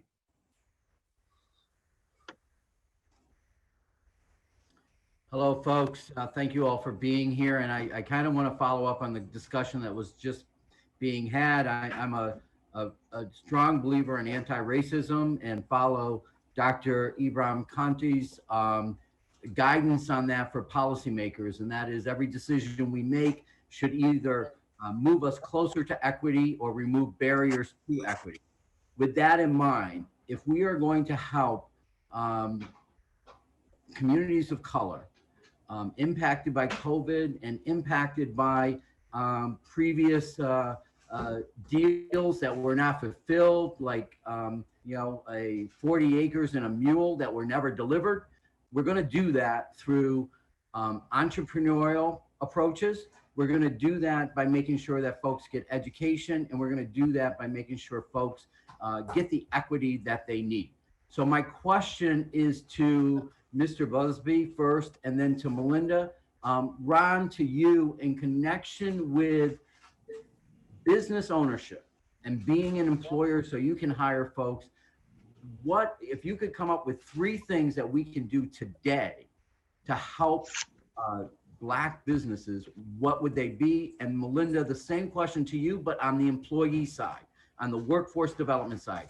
3 things that we could do today to help make sure people of color are getting a living wage with benefits. Go ahead, Ron. Well, the first thing is you've got to specify that they are a Black-owned business. So you have got to be able to codify that, yes, this is a Black firm. It's not a minority firm. It's not a small firm. It's not a woman firm. This is a Black firm. If you want to address the concerns of Black people, make sure they're Black people. Secondly, as I discussed, the prompt payment, I think, would definitely improve the conditions for Black small businesses. That way they wouldn't have to worry about paying the high interest rates. And then third, when you really are starting to look at contracts from the state, local governments, you've got to make sure that you are meeting the numbers. Set a goal.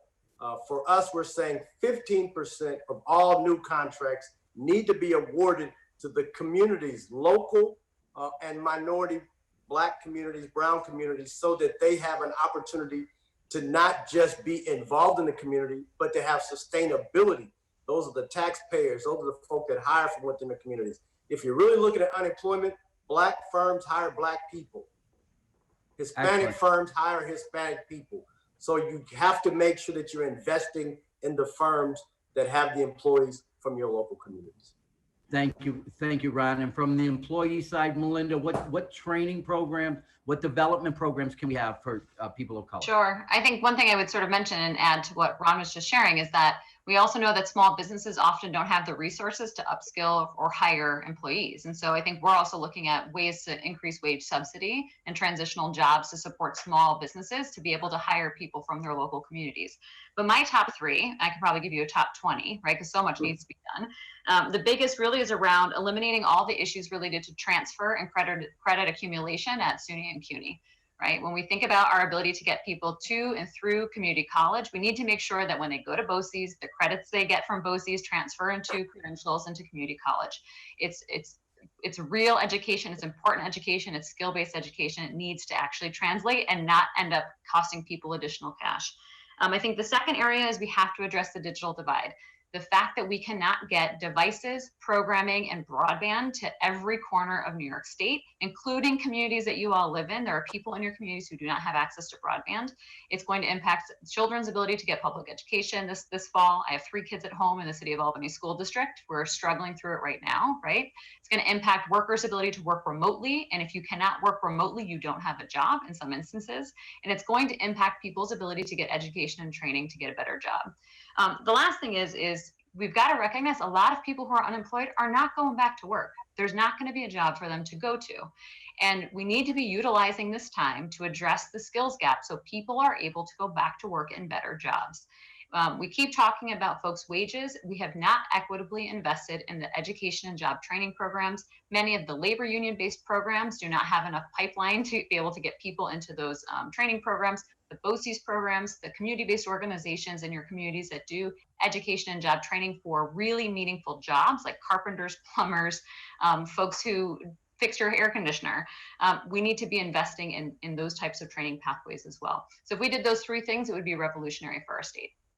Great, Thank thanks. you. I know Co-Chair McDonald's going to cut me off, but I just want to give a shout out in connection with the multi-craft apprenticeship preparation program here in Rochester. That is a direct pipeline of young folks of color getting into construction trades, which we do a much, much better job of doing. Thank you very much. Thanks for indulging me, Co-Chair.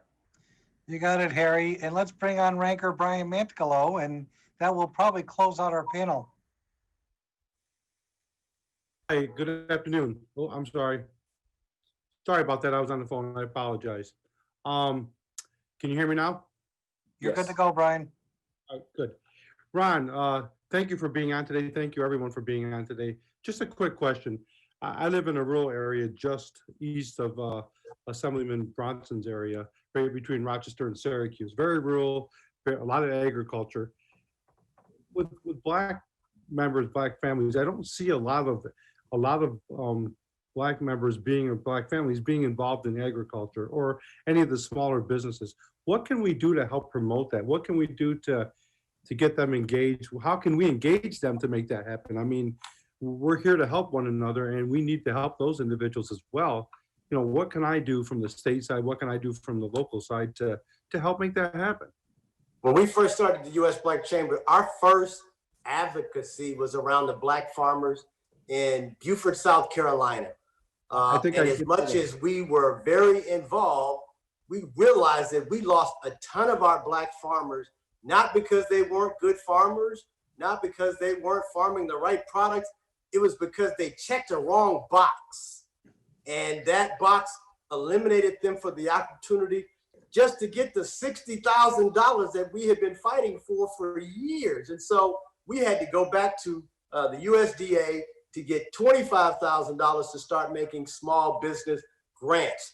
You've got to take it away from a loan conversation to a grant conversation and make it very specific to new industries and new opportunities. We're talking now about existing businesses. Understand, we lost almost 500,000 Black firms. So we got to start talking about what is the next generation of opportunities and firms. There is going to be a great deal of mergers and acquisitions so we got to start talking about what is the future and where should we be directing our Black businesses to get involved. And so there's not a lot of conversation going on about labor industries. Everybody's talking about high tech and the gig economy. We got to go back to what got us the wealth that we had in the previous generations. And a lot of that deals with farmers, farmland, and agriculture. You'll see a lot of small farms growing up in rural communities, but I have always stated that we need more Black farmers to ensure that we have good food, good industries for us to work on, and ultimately that turns into land. And for land ownership in our community, that is a priority that we have lost over the last several decades. And so I would love to partner with you on that to talk about the importance of farming, particularly for Black farmers. All right, well, that would be great, Ron, because I'd love to do that. I will look up your information online, and I would shoot you an email from my district office, and maybe we can chat about that, because the opportunities are there. There's jobs in upstate New York. If I was a young person, I'd be looking at plumbing, I'd be looking at electricians, masons. Nobody wants to do it anymore. And these are going to be the backbone of who we are. You can't have anything else without these individuals. And if we can help grow that and get these individuals involved in my area, right between Syracuse and Rochester, that would be awesome. So, Ron, I will shoot you an email, and maybe we can chat about that. That would be great. Look forward to it. Thank you. Thank you, everyone. Okay.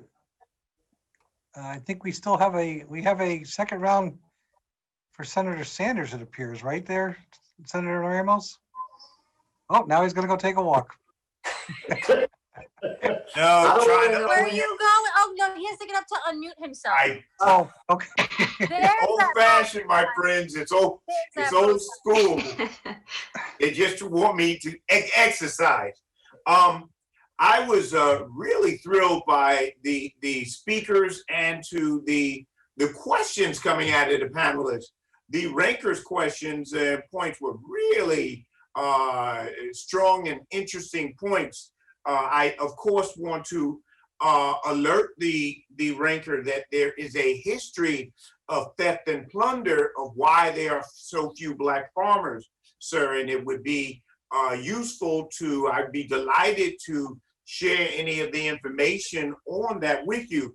But I also would be delighted to work with the ranker and jump into the conversation with Ron over this, because I agree. I had an urban farm in New York City, so I'm no stranger, but at the same time, it is a lot.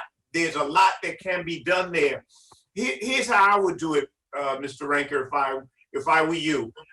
The co-op extension movement. Here we have Cornell and other co-op extension movements. They have a mandate to aid new farmers, but by law, we can actually give them an extra mandate to find Black farmers and farmers of color, and to aid those folks into getting into farming and things of that nature. So there are things that we can do at a legislative level. I'm interested in being in that conversation also. If you are going to take it further, then you might draw me back to the party of Lincoln. You never know. You never know. We'll wait till after the selection. That's a hard no. It didn't work so well for a few of our colleagues a few years ago, if you recall. Okay, we'll wait till after this election, and you never know. If it's the party of Lincoln, heck, I'd have been there already. Oh, all right. Before I get in more trouble, 2-hour chairs, I really thank you for the opportunity for the second round. Mr. Ranker, I will say that there is a lot of interest in marijuana farming. Oh, my. All right, that's its own hearing. Let's go move on to panel number 6, to our panelist number 5. Thank you very much. Enjoy the rest of your day. Thank you for having us. Good to see you all. All right. So on panel number 6, I'll announce them, I think, because I lost track of who's doing what. United Food and Commercial Workers Union, Robert Newell, the president. He'll be first. Then the New York State Laborers Union from Amanda Jensen. Then we will have Jared Trujillo from the Association for Legal Aid Attorneys. And from 1199 SEIU United Healthcare Workers East, Carlos Balaja. So once we have everybody there, see Amanda.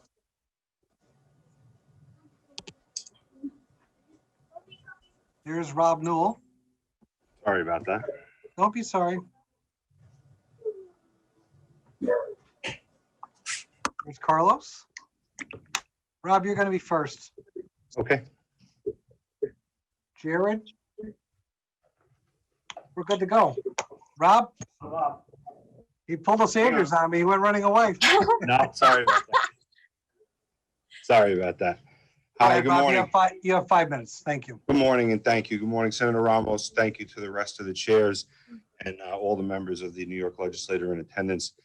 My name is Rob Newell, and I currently have the privilege of being the president of UFCW Local 1500. Currently, we represent over 17,000 grocery and pharmacy workers throughout the state. And unlike many other industries in New York, 95% of our members never had to worry about being furloughed or laid off because of the pandemic. Instead, our members were immediately forced into the most difficult working conditions our industry has seen in generations. There was overcrowding, intense hoarding, substandard workplace safety precautions, forced overtime, supply chain failures became the norm for our members. Conditions like this were never discussed during their orientation. That much I can guarantee you. Unfortunately, the grocery industry was grossly unprepared for the impact the pandemic dropped on it. And originally, many employers fought our members on the idea of wearing masks because they were concerned about the way it looked to the public. Additionally, the CDC guidance said it really wouldn't help. Thankfully, we all know better now. Our members were exposed to thousands of impatient and frantic customers per shift, and hundreds of them got sick in the first week or two. Was this how we were supposed to treat our essential workers? Most of them felt more disposable than essential. Working together with elected officials and some of our union employers, we were able to find ways to make our workplaces safer. Elected officials helped us find PPE and sanitizer at a time when many of our employers didn't even know where to start looking for it. Our staff spent weeks flooding the stores with what we got and did their best to keep our members calm. Working with our sister UFCW and RWDSU unions, we were able to negotiate hazard pay. We also managed to convince our employers to put up plexiglass barriers, convince them to put signs and stickers on the floors and walls to remind customers to not only shop safely, but continually socially distance. We encouraged them to buy masks and shields in bulk to further protect our members. Every little bit helped, but they were by no means safe. I wish I had the time to tell you about the employers that fought doing any of this, but sit back now and take credit for it all. I also wish I could give you a list of employers that never did any or most of it. Profits over people, even during a pandemic when their volumes were up more than 35%. Thankfully, the governor took an aggressive posture and started to issue mandates and protocols to further protect the citizens of New York and our essential workers. Our members appreciated the mandatory mask and crowd control mandates the most. These were the real keys to ensuring their safety on the job. Unfortunately, mandates can be enforced loosely or just ignored altogether. I'm sure everyone has seen the recent videos that are popping up all over the country where maskless supermarket customers are challenging and even threatening workers with violence for simply asking them to comply with the mask mandate. Although there may be only a few video examples out there, I can assure you this happens multiple times a day, every day right here in New York. Many supermarket employers have once again chosen profits over people by choosing to grant their customers access and serve them quickly and quietly rather than refuse them entry at their mostly unmonitored front doors. Anyone can and does walk through the door of a supermarket. What happens next can end in tragedy if this continues to be left unaddressed. There is no question that it's easier and safer for a manager or security guard to refuse entry to a customer without a mask than to try to eject them once they're inside the store. Unfortunately, our members are now stuck in a scenario where there are great mandates without great enforcement. Restricting the number of customers in the store at one time and only serving customers with face coverings is the only way to guarantee our essential members and their families are safe. If they're all they've done, aren't they at least entitled to that much? Retail companies that didn't financially benefit anywhere near as much as the supermarkets, and with much lower customer counts, and quite frankly, a lot more to lose, have done and continue to do more at their front door than our employers. For our members' sake, this issue needs to change, and fast. Any customer that doesn't want to or medically cannot comply with the state mandate to wear a mask has other safe options. They can order their food online and pick it up, or have it delivered to their home. Our members don't have that choice. They can't work virtually. They have no other option, and they deserve a safe workplace. Please help us protect the very same workers that kept their communities fed. Please help them get their hazard pay reinstated. Please help us by enforcing the already excellent mandates issued by our elected officials. This is by no means an allegation that every supermarket operator is the same. As a matter of fact, some have protected their employees quite well. Unfortunately, that number is significantly dwarfed by the number that have not. We cannot stop trying until all retail workers can both go to work and go home safely. Thank you. Thanks, Rob. Amanda? We'll do questions after all the panelists have spoken. Hi, good afternoon. Thank you, committee chairs, members and staff for your time and the invitation to speak on this important topic. My name is Amanda Jensen, and I'm the Legislative and Policy Coordinator for New York State LESET, the Laborers, Employers, Cooperation and Education Trust. I'm testifying today on behalf of our over 40,000 unionized laborers, 24 local unions, and 1,500 affiliated contractors. New York State LESET aggressively advocates for wage and safety standards for our members, raising the floor for both union and non-union construction workers. The COVID-19 global pandemic presented unique challenges to our membership, impacting their health and safety, as well as their financial security. Our members were called to serve as essential workers when the majority of New Yorkers work safely from home. Thousands of laborers across the state put their lives on the line to continue the critical work of building New York. Although we may never know the total number of members sickened by COVID-19 or the total number of those who contracted the virus on the job, their contribution to the state is to be lauded and never forgotten. The New York State laborers worked in coordination with the building trades and affiliated employers in their development of protocols to ensure the safest possible environment for our members. These protocols include measures to reduce worker density on job sites, the placement of signage promoting social distancing guidelines, face covering requirements, sanitizing stations located on all job sites, and daily health screenings, including temperature checks. These protocols are effective in protecting the health and safety of our membership and stopping the spread of COVID-19. In addition to the heightened health and safety protocols, New York State laborers launched a comprehensive education campaign to inform members on how to access unemployment, paid family leave, and other state benefits. Detailed instructions were listed in the COVID-19 section of our website, and local unions were diligent in providing their members with needed answers. While COVID-19 brought the state to a sudden and startling halt, our members continue to work at great risk to themselves and their loved ones. Although a large number of construction projects across the state shut down, projects deemed essential were permitted to continue without interruption. Our members helped New York stay in motion, and their sacrifice should not be forgotten.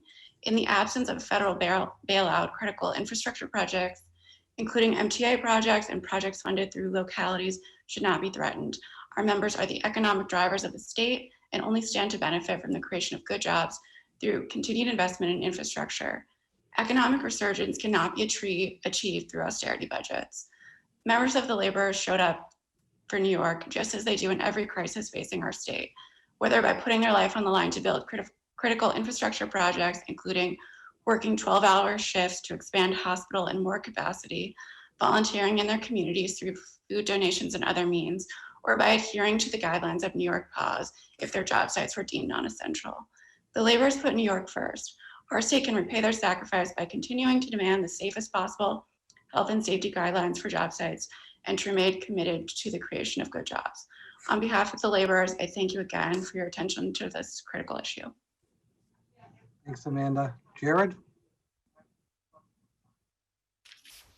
Hi, good afternoon, everyone. Thank you so much for inviting us to speak today. My name is Jared Trujillo. I am the president of UAW Local 2325, the Association of Legal Aid Attorneys. We're a union of about 2,000 social workers, lawyers, paralegals, and other legal workers in New York City, Nassau County, and Orange County. Our clients really, our members, really represent low-income New Yorkers on the worst days of their lives. We see people when they're in danger of being evicted. We meet people when they're stuck in a cage and they're afraid of having their liberty taken from them. We meet children when they are at risk of being put into the foster care system.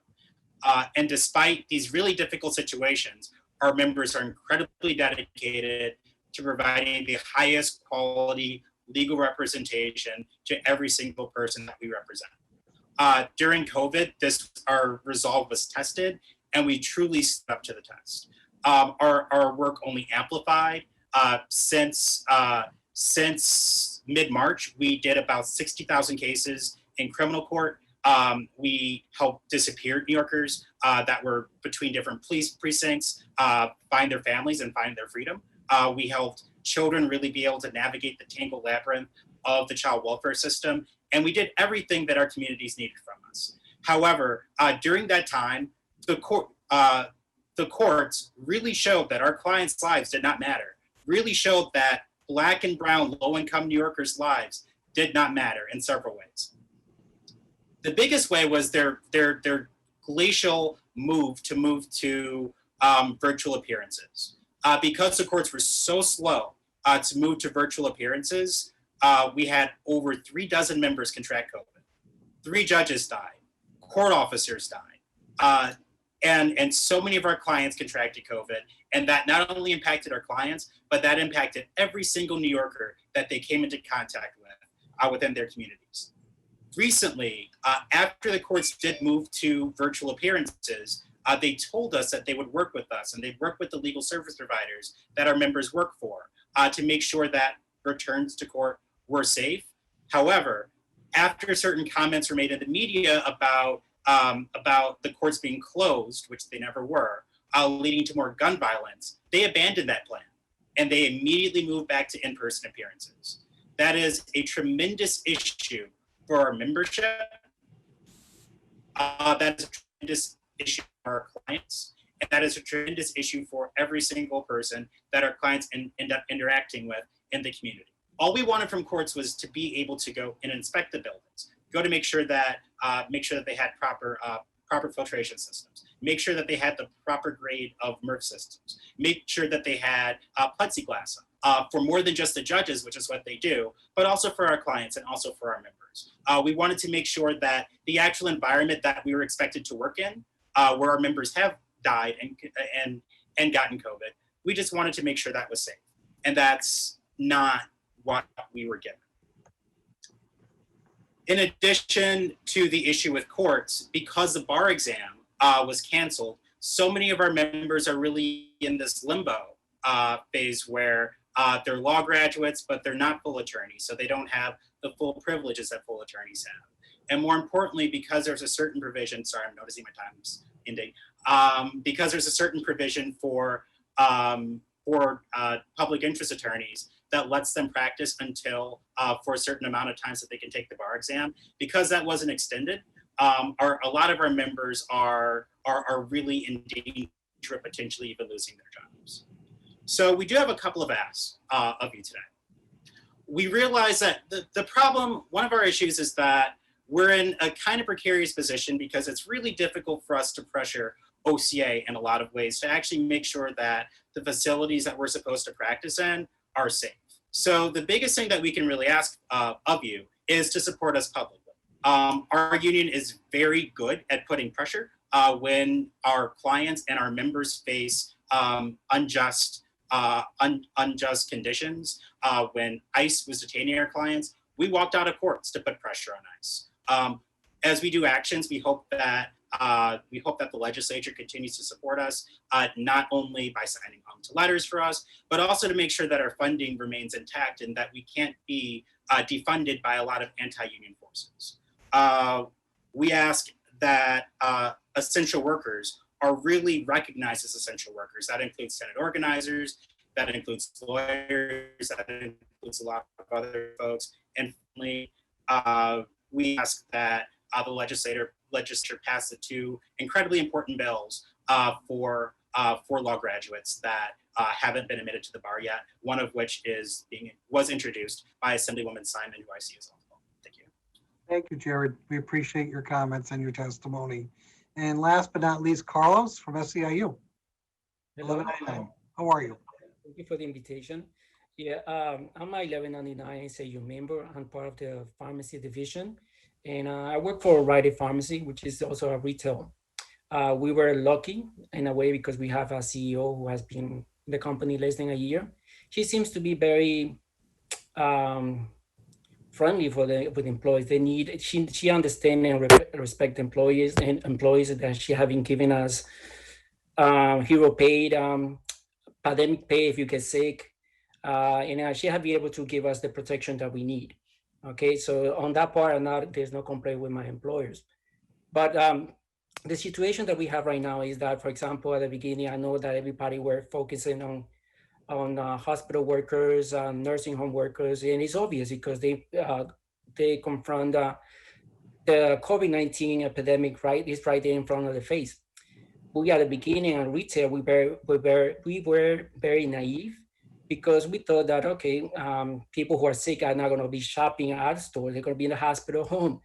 But it turns out that we were wrong. The people can have be asymptomatic, and that's what happened. I work in a Midtown Manhattan. That store had like close to 40 employees. Out of those 40 employees, 10 of us got sick. And one of us passed away because of the complication of Corona-19. He was 70 years old. So, and the thing is that the PPD was very hard for our company to get it. We didn't even have it for sale at the beginning. Now we are in a situation that we have a mask for everybody, we have plexiglass, and we even have mask for customers who doesn't have it.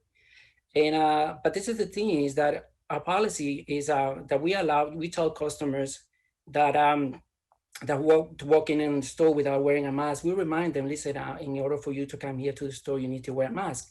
But if you don't have one, there's no problem. We can have one for you. But if they refuse, there's no way for us to enforce it, right? And I get it. And the company tells us not to enforce it, to prevent any conflict with the customer. Some people have even got killed because of that. What I require is not only that, but sometimes I work at the register, and one of the things sometimes it's hard to, when the customer comes to my register, sometimes I didn't realize that they don't have a mask right when they're in front of me. And that there's no way to keep a 6 feet distance between me and the customer. And there's always interaction. There's no way around it. Like, is this on sale? Is buy one, get one free? Why doesn't work? This coupon work? And it's scary because we learned that it has nothing, that you can get infected not only because of the droplets, but also the vapor, the spray, aerosol spray. And one of my things that I do in my stores, if you're retail, what I do is we have a box fan that I put on the floor, turn it on, and that way give me a little bit of security because it's like I'm blowing the breath away from my face if they're wearing a mask. So what I suggest is that the governor, at least in New York State, statewide, is to give fines to customers who walk into to a retail. That way, we don't have to enforce it because they know that if they don't walk in without a mask, simply on the background, we call the cops, they come, and right away they give them a fine. Or later, that's really the best way. Right now, there's no jobs available anywhere. And the fact that you're not going to be fined $500 or more, but you actually, even if you don't believe that this is real, you're going to wear a mask. That would be the great thing to do. Okay, and now when it comes to unemployment, pandemic unemployment, the other thing is that we need the pandemic unemployment, the funding, because the flu season is coming, right? So if I'm sick, right, the test is going to take more than 2 weeks. And then around that, my employer would not let me come to work. They give us 2 weeks pandemic unemployment if we test positive. But if we have the flu, we're not going to get that. We as a retail, we are minimum wage workers, and we're not going to be able to afford being out if there's no pandemic unemployment, okay? And I do also understand why a lot of businesses are hard for them to find workers. It's because if I work a minimum wage and I get paid more on unemployment, of course I'm not gonna come to work because of my family safety, my own safety. It's not worth it. So there should be new rules or regulation to help that out, because what happened, in my opinion, see, when people apply for unemployment, they get two. Get regular unemployment and get pandemic unemployment. But the moment you make more than $504 or work more than 4 days, you will not get on a regular unemployment and you will not get pandemic unemployment.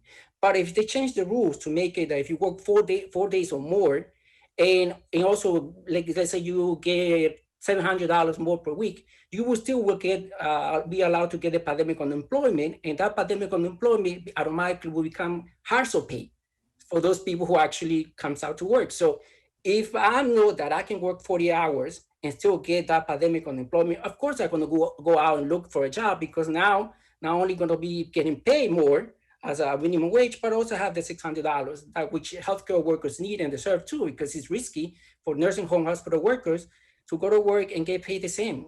So that's my. Thank you, Carlos. We appreciate your comments. Senate? Yes, thank you, Assemblyman. I have a few questions, and it's really a pleasure to see you all. Obviously, when it comes to grocery store workers, there's been a very huge discrepancy with employers when it comes to hazard pay. I guess what I want to ask, Rob, is do we know what the rate of infection, even roughly, for grocery store workers is? At what point did hazard pay stop for your members, and what can we do to help? Our rate of infection was really high in the beginning, Senator. Thankfully, and I do mean it thankfully, whether it be by the grace of God or by just because we were pretty violently vigilant to ensure that our employers followed the mandates. And quite frankly, we gave out more than 50,000 masks in the first 2 weeks because our employees, our members, their employees had nothing. We had employers coming to our office to collect sanitizer and collect masks to distribute in their stores so we could aid in the quick distribution of the PPE. But we did lose 9 members to COVID in the supermarkets, in just our supermarkets. Obviously, there's more than one clerk local, definitely in the UFCW and the RW in New York State, and all of us suffered losses. The most important thing for us right now is just maintaining this low level of infection right now, because it's one of the last things that they have to worry about. And what we're just trying to make sure that the customers have to abide by the mandates as they were presented. I did forget one of the points that you asked me about. Well, I was just asking about the hazard pay situation with your employers and what we can do to help. The biggest thing with the hazard pay, it was all over the lot, right? So we had some employers that didn't want to do anything. They don't feel like they had to. A lot of the smaller employers just took it as an opportunity to put a lot of cash in their pocket. In our industry, the opportunity to be cash rich and inventory poor doesn't exist. This was an albatross. It was, a pink unicorn with dotted wings, if you will, because it just doesn't ever exist. And the holes in the supply chain created opportunities. So we insisted on hazard pay. The majority of our large employers complied, and they stopped in the earliest part of August. However, Stop and Shop got off the boat on July 5th, and Stop and Shop's by far our biggest employer. And the expression, the tail does not wag the dog, is not an understatement here. When the big dog on the block gets out of the way, nobody else was lining up to continue to pay, although we did have a number of employers that did. There's been a number of conversations about some type of legislation for essential workers to get some type of pandemic pay or hazard pay or appreciation pay. And quite frankly, none of it seemed to get out of its original conversation. And I respect that businesses need to operate and they need to keep some semblance of payroll control, but no retail worker signed up for this, ever. These are not emergency service workers. They're not doctors. Sorry, Rob, I have less than 2 minutes left, and I want to squeeze in a few questions about construction for Amanda. I wanted to ask, those construction sites that were deemed essential, how essential were they? I mean, by and large, were they construction sites for luxury developments? Should construction sites have been shut down earlier? As it is, we know many contractors don't necessarily, especially non-union contractors, don't provide their workers with safety equipment. Did we see that trend also when it came to PPE? I know you said your union was really the one who stepped up to provide a lot of workers with what they needed. So yeah, I think initially there was just a lot of confusion on what should be done. And then initially construction was considered essential, just, you know, as just a blanket essential worker. And then later it was a project by project basis. I don't want to get into what project, it was kind of on a project by project basis, what was considered essential. There were some residential projects that probably shouldn't have been included in that looking back. But on the whole, it was, you know, large scale infrastructure projects, road projects, airport projects like JFK that were given the green light to go ahead. In terms of PPE, it was a scramble initially, and there was a lot of misinformation about who should be wearing masks and who shouldn't. We made sure to have hand sanitizing stations at every job site. That was something that the union did. Our health and safety fund made sure that that happened. We made sure to get out information to our members to use their own masks if it was permissible and they didn't need an N95 mask. It was, you know, but it was a scramble to get them the equipment that they needed. We do feel that they were provided that in the end, but initially it was kind of a confusing time. Was there another question that I missed? I'm sorry. Well, it's okay. We're out of time, and I can come back for a second round after. So I'll do that and yield to the assembly. And we're going to yield back to the Senate. Oh, okay. Well, in that case, Senator Sanders, got to get up and unmute yourself. All right, we're getting there. All right, all the panelists have done a great job, and I'm getting a lot of exercise. But all the panelists have done a great job, and I just want to speak on the issue of hazardous duty pay. On a personal level, I think it is incredibly shameful that the idea had been dropped. Our chair, one of our chairs, took this one up. Chair Ramos, of course, took this one up, and I just wanted to echo it and say, and well, I'll ask the question. In light of some of these corporations, food corporations that have had a record, making record profits last year and now this year, when should they have, this one will go to you, Rob, when should they have ended the hazard duty pay? We didn't really look at it as a profits reward. From our perspective, there's an absolute danger on the job that they didn't have before. We looked for anything from the creation or the development of a vaccine on the job being a sign that there was no need for hazard pay, or quite frankly, once masks came off. You know, the fact that every one of our workers for every minute of every day has to put on a mask, can't go on the sales floor, can't walk in the building. That's a very different set of job restrictions, and it's a very different workplace for them. So that was the opinions of the unions, at least in the RWDSU and especially the UFCW, that when the masks went away, the pay could go as well. Mm-hmm. I will be kind to the others, and thank you very much, chairs. That idea of loss of hazard pay is ridiculous, shameful. Thank you. Thank you. We have Joanne Simon from the Assembly. Okay, start my video. I clicked start my video. Okay, thank you very much. I want to thank all of the witnesses for your excellent testimony and for everything that you have done and all that you and your members have been through. I did want to just follow up with Mr. Trujillo. I'm sorry if I'm saying your name wrong. Trujillo. Okay. About the issue you brought up with regard to your members who are practicing under this order that allows them to practice for a public interest firm for a period of time, even if they're not licensed. Can you explain, just for the record, specifically how this affects those members and why that's a problem for legal aid as an employer and for the clients if they are sort of in this part of suspended animation? Sure, and thank you for bringing it up. So currently, under the judiciary law, there is a provision that says if you work for either a legal services organization or if you work for the government, so DAs and child welfare attorneys and other folks, you get to practice under the supervision of an attorney even before you pass the bar. And that stays in place until you've failed the bar twice.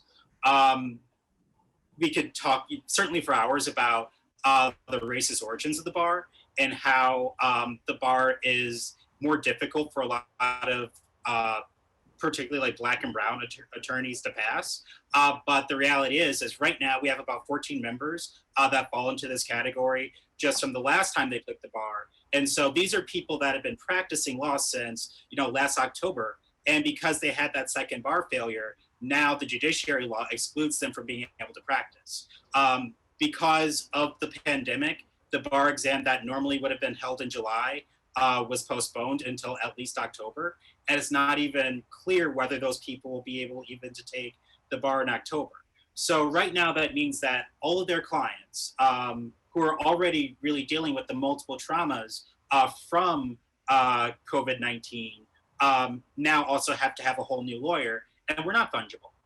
We build relationships with clients, and losing out on the person that's so close to your case is a real loss for our clients, but then also our members. It means that our employers are put into the difficult position of, do we keep this person on, even though we don't necessarily get reimbursed by the city or the state or however their line is funded, or do we let them go during a pandemic? And that's of course something I don't think that anyone wants. These are people that have been practicing under supervision satisfactorily for several months, and there's no reason that they shouldn't still be able to practice just because the bar exam didn't go their way. And in this instance, because of COVID, we don't even know when they'll be able to retake the bar. It's my understanding is that people who failed twice weren't even allowed to take this bar exam in New York, and some of those people tried to take it in a different jurisdiction just to have a bar exam under their belt, but now all of the jurisdictions are in flux. Is that correct about your members as well? Exactly, it is, and even for people, and it's a really big issue for a lot of our members, especially those with health conditions. But I'll say really for everyone, it's a problem. Practicing, particularly in a public interest firm when you're first starting, it's a lot of work. And it's, you're representing real people right off the bat. It's not like working in a big firm. And you have just a tremendous amount of pressure on you. Usually people can take the bar, and I'm talking about people that haven't taken the bar yet. Usually people can take the bar in July before they're practicing. So it's a summer and they have a little bit, I don't want to say it's free time because you're studying all the time, but they have more time to focus on that. Yes. The issue with COVID is that now people are expected to take the bar while carrying a caseload. And it's really just incredibly difficult for people. And we really hope that the legislature passes those two incredibly important bills that relate to the bar exam to really recognize that for people. So pens are down on this panel. We're going to be moving on, but we want to thank all of you for your testimony. It's real No, life. I'm so No? sorry, Assemblyman I'm McDonald. sorry. We have one more senator, Oh, and he's okay. Mr. James Skoufis. How could He I has forget a few Mr. Skoufis? questions. Now 5 I feel minutes, bad keeping please. everybody. Thanks, and I should be brief. This is for you, Amanda, if you don't mind. I'd raised this issue with the commissioner earlier today about out-of-state construction workers coming to New York and whether they need to adhere to the quarantine rules that are in effect if they are on this list of states that the governor's put together. Have you worked on this issue at all since I think that list came out or the governor started with this directive about a month ago. For those construction sites that are not employing local labor, that have out-of-state construction workers, have you engaged on trying to get enforcement at those sites? So I can't speak to if we've engaged. I've heard anecdotal evidence from our business managers that this is an issue that exists, that we're concerned about. Obviously, our membership, the majority of them reside in New York State, but they've seen, non-union job sites where there are out-of-state workers coming in. They're not quarantining. It is an issue that is pervasive, so we're taking a closer look at it for sure. Okay, well, keep in touch if you'd like to partner on it. Thanks. Okay, Now we're done. now we're done. Thank you so much to all the panelists, and we are going to be moving on to the next cohort,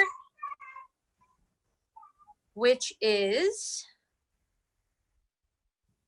Patricia Smith from the National Employment Law Project, James Parrott, Director for Economic and Fiscal Policies at the Center for New York City Affairs, Nicole Salk, Senior Staff Attorney at Legal Services NYC, and Richard Blum, Staff Attorney at the Legal Aid Society. So that is actually the order of testimony. So Patricia, if you can kick us off, and Ricky will close us out. Okay, so thank you for having me testify today. I'm currently a counsel to the National Employment Law Project. In my past, I have been chief of the Labor Bureau in New York State. In the Attorney General's office, I was Commissioner of Labor during the 2008-2009 recession and was solicitor of the US Labor Department in the Obama administration. And I want to address today two serious problems facing jobless New Yorkers as they attempt to get unemployment insurance benefits during the COVID crisis.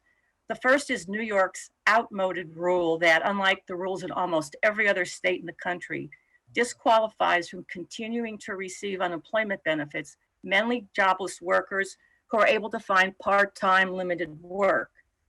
Involuntarily part-time work is soaring. The number of workers working part-time for economic reasons in the US in July was 3 times the number it was last year. Tens and thousands of New Yorkers are returning to work, but only with limited hours and many fewer hours than they worked before. Yet, New York is one of the only states in the country that disqualifies workers whose hours have been slashed if they still work a few hours over 4 or more days. Under New York's rule, for each day in a week that a worker works even 1 minute, they lose 25% of their weekly unemployment system. And if they work briefly 4 days a week, they lose all of their unemployment benefits.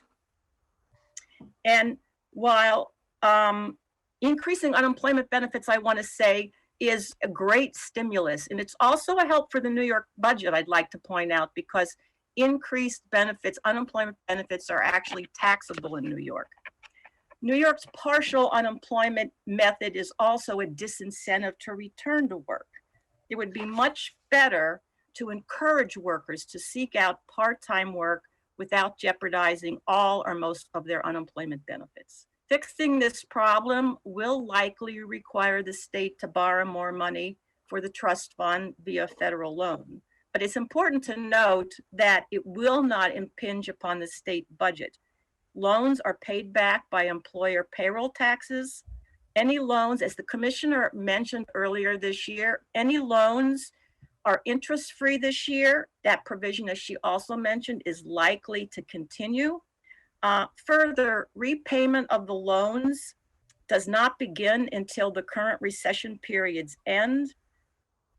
When I was Commissioner of Labor in 2008 and 2009, New York borrowed $13.3 billion for the trust fund. All of that money went into the ailing New York economy, and all of that money was paid back in better economic times.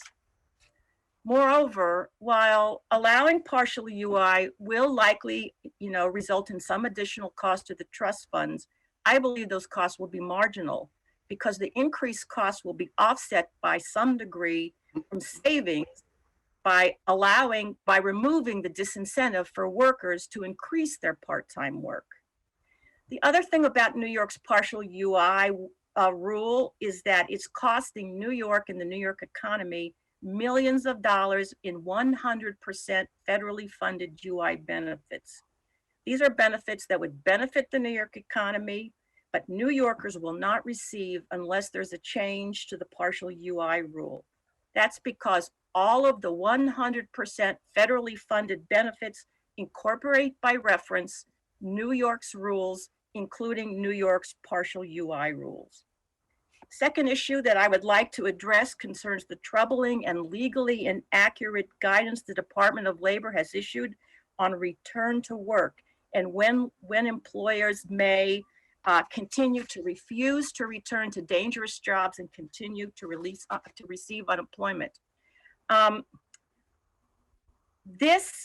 Department of Labor has basically said that you must return to work even if the work is dangerous, but that the only thing, and you must return to work if you want to continue to receive unemployment benefits, and that all you can do is file a complaint with the Labor Department.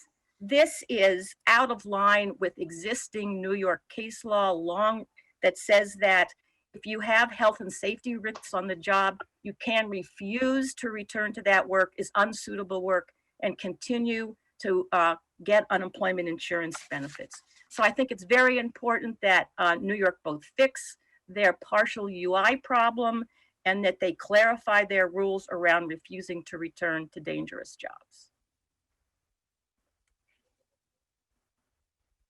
Thank you, Pat. And the next person to testify? Nicole? Oh, sorry. I'm sorry. James actually is next. Okay, James right. Parrott. My apologies. Thank you. No problem. Good afternoon, distinguished chairs, members of these committees. My name is James Parrott. I'm Director of Economic and Fiscal Policies at the Center for New York City Affairs at the New School. I've been trying to follow and understand what's going on in the current COVID-19 economy and its effect on the workforce. We've produced three pretty extensive reports on that. The most recent one was released this morning. I'd be happy to send the link around on that.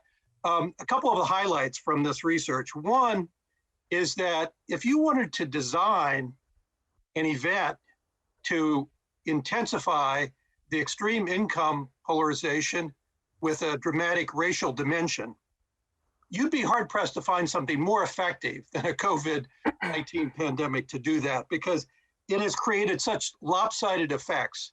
You have predominantly low wage persons of color, immigrant workers, young workers, heavily impacted by this. And on the other hand, those people fortunate enough to be able to work remotely still have their jobs, their benefits, their businesses are not on the verge of going under, and so on. This is really lopsided. Secondly, of course, we all understand the historic proportion of this decline. If you divide the number of people receiving unemployment insurance in New York, 2.8 million, by the size of the state's workforce in February, that would give you an unemployment rate of 28%, far greater than the quote official unemployment rate of close to 16%. I want to focus my remarks today on the partial unemployment insurance issue. Before I get into that, I'd like to underscore the fact that New York's, once you strip away the federal components of New York's unemployment insurance program, it's pretty mediocre. And I don't think that's anything that we should be proud of. The average benefits in New York State of $386 a week rank 21st among all states. The maximum benefit of $504 ranks 20th. Both of those, the average and the maximum, are below all of our 5 neighboring states. The US Labor Department notes that a low taxable wage base, and in New York, it's $11,400, that's considered well below average, is the main reason that certain states, including New York, have perennial UI trust fund solvency problems.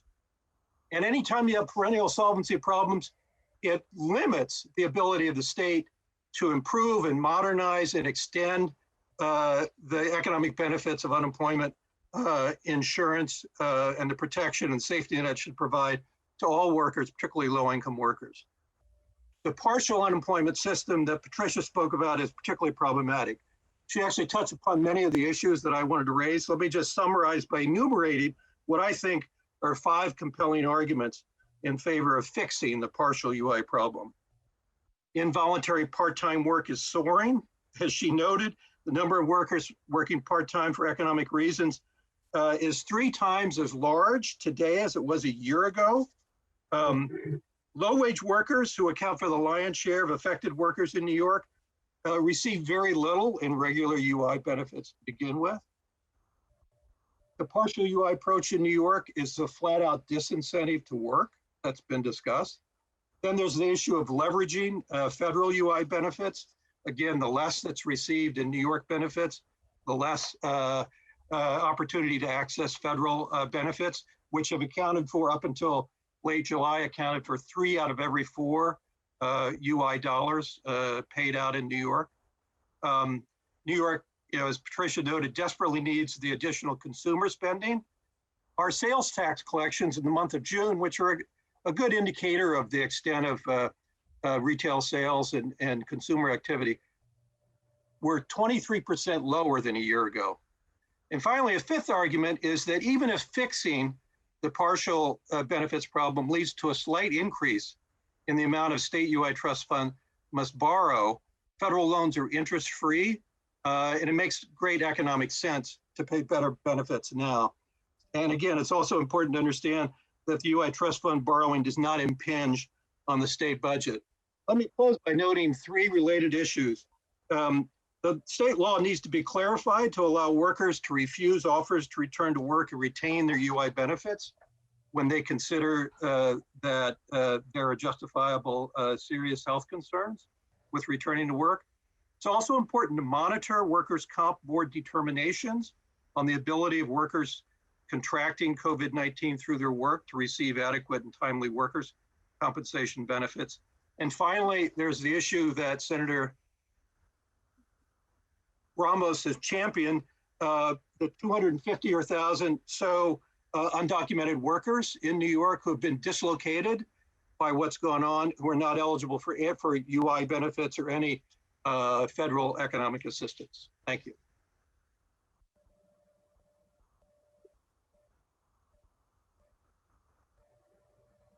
Next should be Nicole. We have Nicole.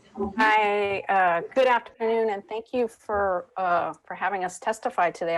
I'm in great company here with all the folks on this panel who know a whole lot about unemployment and the effect on the economy. My name is Nicole Salk. I'm a senior staff attorney with the Workers' Rights and Benefits Unit of Brooklyn Legal Services, which is part of Legal Services NYC. I'm also a proud union member of UAW Local 2320.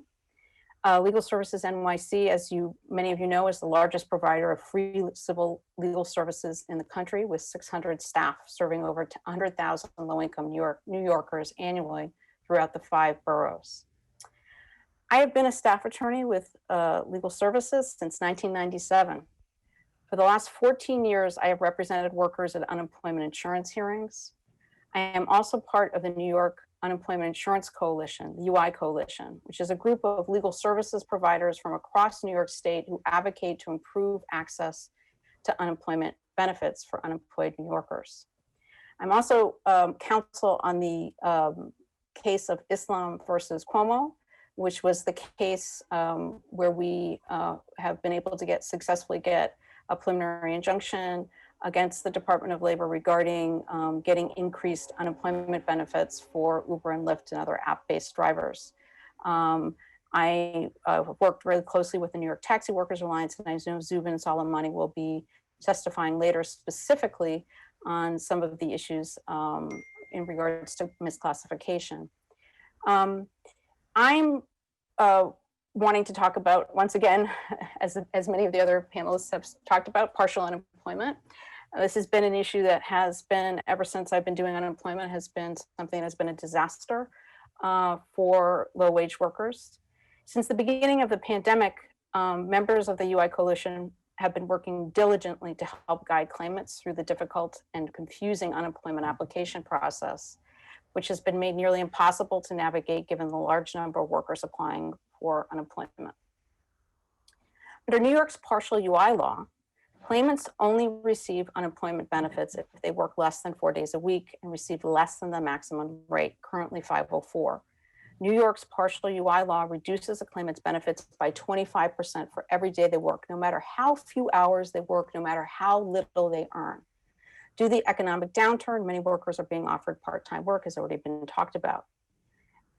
New York has the worst partial unemployment system in the entire unemployment insurance, partial UI law in the entire country.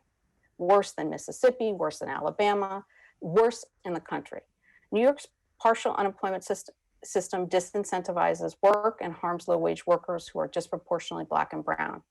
For example, JB, who was furloughed by both his full-time and part-time employers due to COVID-19, receiving $504 per week in unemployment, was called back to work by his second job. He was given a 6-hour shift 1 day a week at the minimum wage of $15. He earned $90 for this work, this 1 day of work, 6 hours. However, his benefit rate was reduced by $126. Thus, he lost $36 just by going to work on that day. It's pretty outrageous. If he were to work 4 days, 6 hours a day, and earn a total of $360, he would receive no unemployment benefits, losing $144 that week by going to work part-time. The Assembly and Senate bills, Senator Ramos' bill, which is the Assembly Bill 0446 and the Senate Bill 05754, create a partial benefit credit or income disregard of 50% of earnings, or $100, whichever is higher. It allows a claimant to work part-time while keeping part, or in some cases, all of their unemployment benefits. For example, using the example of JB above, he could earn $90 and still keep his full weekly benefit rate. If he earned $360, he could still keep $396 of his unemployment benefits, no matter how many days he worked. This helps both individual workers, mostly low-wage workers, many of whom are Black and brown, but it also is good for New York as a whole and for the economy, and it's already been discussed by the panelists, because as been mentioned, the same rules apply to federal dollars. So we are losing federal unemployment dollars because we have not, because of our terrible, worst in the nation partial UI law. I thank you for inviting me to testify in this crucially important issue for New Yorkers. Okay, and last but certainly not least, Mr. Hi, Richard Blum. I'm Richard Blum. I'm a staff attorney in the Employment Law Unit of the Legal Aid Society, and I'm also a member of UAW Local 2325. Jared is my friend and union president. I want to focus on 3 issues. The first is the need for mandatory, enforceable health and safety standards in the workplace. We've now heard quite a lot about this subject from unions in particular, who have the wherewithal and have put tremendous resources into trying to protect their workers. We represent people mostly outside the unionized sectors, people who are more on the margins, more subject to exploitation and abuse in good years. And without mandatory standards, they are incredibly vulnerable. As President Salento mentioned, there is a bill that we're working on, the New York HERO bill, that would address this. I think it's very telling that the commissioner could only speak about voluntary resolution, where they bring something to an employer's attention and they get them to agree to change. But there are no enforceable mandatory standards. There are no fines. President Salento is absolutely right that we need steep fines as a deterrent to say to people, this is unacceptable. It's bad. It's immoral. It endangers the workers' lives. It endangers the lives of their families, their communities, the larger society. It's bad for the economy. It could lead to another lockdown if it doesn't prevent the spread of this horrible disease. And it also is a racial justice issue, because the people most affected by these unsafe conditions are mostly Black and brown people. So on every count, this is critically important. I appreciated that the Attorney General's office, which has been actually doing the fighting over this issue with more recalcitrant employers, is calling for exactly this remedy. So I would urge that the legislature move this and move it forward quickly and get it done. Second, I want to talk about for a minute about unemployment insurance. In my written testimony, I detail a number of the, I would say, self-inflicted wounds of the Labor Department, how it bungled the administration of the unemployment assistance programs during the pandemic. There are a number of good examples there in the written testimony, but I would highlight two. First of all, just to set the record straight, I'm sure Zubin will speak about it later. The issue with the gig economy workers has nothing to do with PUA, has nothing to do with the federal rules or the delay in federal rules, nothing whatsoever. New York law is that they are employees. They're supposed to get unemployment insurance. Unemployment insurance has existed for a very long time. The rules are clear. The state simply was not complying with the law and wanted to get these people onto federal benefits and refused to process their unemployment insurance claims. That's why they're in the pickle that they're in. That's why these workers have been so grievously harmed. So that was completely a red herring. The other point I wanted to get to is one that Tricia raised and that Senator Ramos raised in her questioning, which is that there's been a incredibly misleading guidance to the public about what their rights are to refuse to return to unsafe conditions. The case law is very clear, but it obviously needs to be codified in statute. Fortunately, there is a bill that Senator Hoylman and Assemblywoman Joanne Simon have co-sponsored that would remedy this problem by clarifying the right to refuse unsafe conditions and that invoke the existing guidances that are now not binding to at least justify a decision not to return to work if those are being violated. So if there are no masks at your workplace, for example, you can say that is not safe, I'm not going to risk my life, and I can continue to put food on the table. I don't have to worry about my UI being cut off. I think it's egregious that the Department of Labor has misled people into not knowing that that is their right, and that they're referring people just to a complaint process that has no enforceability whatsoever. Obviously, we support strongly the changes in the partial UI rule that all the other speakers have addressed. I think it's been thoroughly addressed. It's in our written testimony, so I'll stand on that. And the last area I wanted to address is the Excluded Worker Fund. That's already been touched on by James Parrott. Senator Ramos has a bill with Carmen de la Rosa in the Assembly that would provide coverage for workers who are excluded from the unemployment system. We've talked a lot about people without work authorization who are expressly excluded, but also we have to look at the people who, because they don't have access to the labor market for discriminatory reasons, don't qualify for unemployment insurance or any of the federal programs, in particular, people who have been recently released from incarceration who have no access to jobs and cannot get the earnings that they need to qualify for UI, don't have a job to lose due to COVID, so they are left out in the cold. And this bill would remedy that by providing income supports for those people and would address a very serious racial justice issue that we face. Thank you. All right, well, thank you. John, do we go first? It's hard to keep track. Yeah, it is hard to keep track of, but go ahead, Senator. All right, I appreciate that. And I appreciate the testimonies in this panel because largely we're getting a lot of information that, well, at least I was seeking from the DOL commissioner this morning in her testimony, especially as it pertains to why we need to expand partial UI. I'm wondering if, and this can be Richard, I feel like this can be any of you, so feel free to jump in. What are some of the other big barriers for our communities to receive unemployment benefits, aside from undocumented people? And I really do appreciate you guys cooperating and collaborating with me and my team on our mark-to-market bill to tax billionaires and fund excluded workers. Carmen and I have been working really hard to get it to the finish line. But what other big barriers are there and some solutions to those challenges in our communities to access unemployment benefits? What else should the Department of Labor be doing? Well, language access is a huge issue. Language line is just not a good solution. It's not adequate. People wind up being disconnected while they're waiting for language line to come on, and then no one calls them back. And anytime you require people to keep calling into the system to get their benefits, it's not going to work.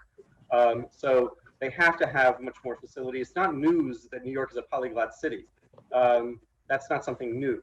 And of course, it's unbelievable that they weren't making services available to people in Spanish. I mean, that's just astonishing. The two-way application originally was not available in Spanish. Only the automated system is available in Spanish, and it's not available to anybody else. So language access is a huge issue. The other thing is they have to get their forms right. They keep asking wrong questions that lead to automatic denials that are they're just asking the wrong question in the wrong way. What's a good example of one of those?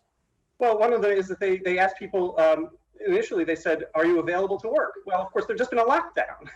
So the answer obviously was no. People said no, and then they got denied. Well, the real question is, if it were not for COVID-19, would you be available to work? They've subsequently changed the question. Another one that they changed was, can you telework? Well, it's not about can you telework, it's has your boss made it available to you as an option full-time, right? So people said, yeah, I could telework if we're, yes, the answer, yes or no, yes, I could telework, denied. They finally changed that in their Twitter feed, right? But they didn't change it on the form. They asked the wrong question on certifications. They told people that if you worked at all, anytime during a week, you're ineligible for that week. And that's the correct answer. This is wrong. And the response to that was, well, we'll go back and talk to those people. They're creating their own administrative burden, their own inefficiencies, and that's just completely inexcusable. Their communication with the public has been reprehensible. They will not answer questions about policy, and when they do, as with this return to work thing, it's wrong. But we've sent numerous questions to them about how are you handling this, how are you handling that, and a lot of it was about unemployment insurance, let alone PUA, and they just don't answer the questions. They don't put out the information that people need. All right. Communications obviously with the agency are. Thank you, Richard. Sorry to cut you off. I have less than 2 minutes to ask one more question, and I'm really hoping Patricia can help me out here. You said that there's existing case law that says that if you refuse to return to an unsafe workplace, you should qualify for unemployment benefits, but that wasn't the case now during the pandemic. If there's case law on the books, why isn't this the practice? And what can we do about it? Well, I think one thing you can do about it is pass Assemblywoman Simon's bill that would clarify that. But I mean, I'm loath to say this, but I think that some of the answer was answered by the commissioner this morning, where she was saying that if you'll get denied for unemployment, but if you are afraid to go in because of the pandemic, you'll get PUA. So it's like it should be, if you qualify for state unemployment benefits, you qualify. But now, because there are certain pandemic related issues, I'm afraid that what people are trying to do is just say, okay, there's a different source. So we're going to deny you, and then you're going to apply, and then maybe you'll get it, and maybe you won't, as opposed to just having someone continue on unemployment. And can you tell me a little bit about the return to work guidance that at first the commissioner didn't remember or seemed to remember where it even existed on the website? Why was that return to guide so wrong? What parts of it are misleading and incorrect and unsafe for workers? Because it says that if you return to work because you feel that the workplace is unsafe, that you will be denied unemployment benefits, that your recourse is to file a complaint with the Labor Department with their health and safety, and then see if the Labor Department can resolve the issue. In the meantime, if the issue is not resolved, and if you haven't returned to work, you also are been denied your unemployment benefits. So there was no acknowledgement that under the state unemployment insurance law, there is a right to refuse to return to unsuitable work. And that health and safety, that doesn't mean that every single person who says, I'm afraid to return to work, is going to get on unemployment benefits. But if it's adjudicated that there's a real health and safety risk, you should get your unemployment. All right. Well, my assistant and I thank you all for your testimony. It's been very insightful. And on behalf of the Assembly, we also thank you for your testimony. The calculation of the partial unemployment is a little bit vexing, and your input has been helpful. I know we've had success in the past in the Assembly moving that bill, but like anything else, everything has to move together, and we're going to make some commitments to do that. So with that, we're going to bid you adieu.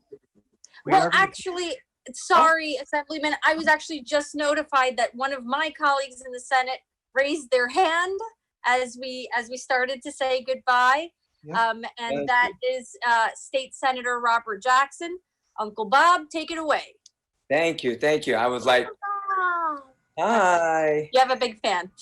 I was waving and I'm saying, oh my gosh. And then I was getting ready to try to dial you before we start off. So first, let me thank the panel and Patricia. Thank you for what you're saying, even though Jim, you reiterated what she said, and we need to put pressure on DOL on that, Jessica. So whatever we're going to do, just add me in because I'm ready to fight on behalf that the people will be able to say, listen, I cannot go back here. It's unsafe. You know, I'm jeopardizing my health. And if anything, you can always refuse a direct order if it's a direct threat to your health or safety. I know that. But I want to ask about, since we're talking about COVID-19 on workers, Jim, I'm asking you, I saw your op-ed or the article in the Daily News the other day. What would be the impact if, in fact, this coronavirus hits a second wave in New York City? And I don't only ask that of you, but I ask of the others, understanding that it's rising up all over the country, and especially with children going back to school.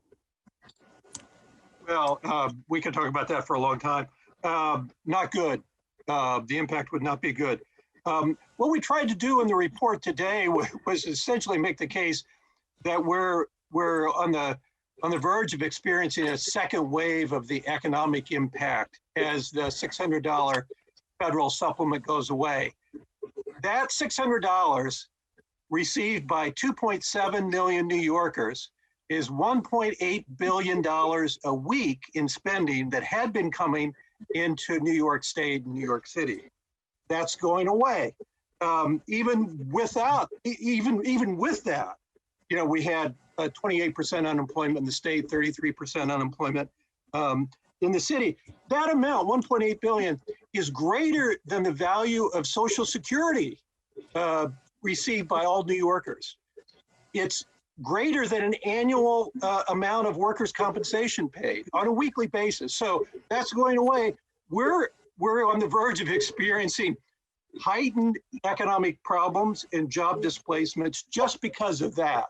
And Jim, I only have 43 seconds, and I'm asking this for Patricia and others. Do you think that we should raise revenues from the wealthiest New Yorkers in order so that we can deal with our economic situation, not only in New York City, but if in fact there has to be cuts upstate, rural areas, as far as education, healthcare, agencies, and localities will suffer tremendously. And so do you think New York City, one, should borrow, and there should be an agreement on that? And number two, what about the whole situation for the state if we don't raise revenue?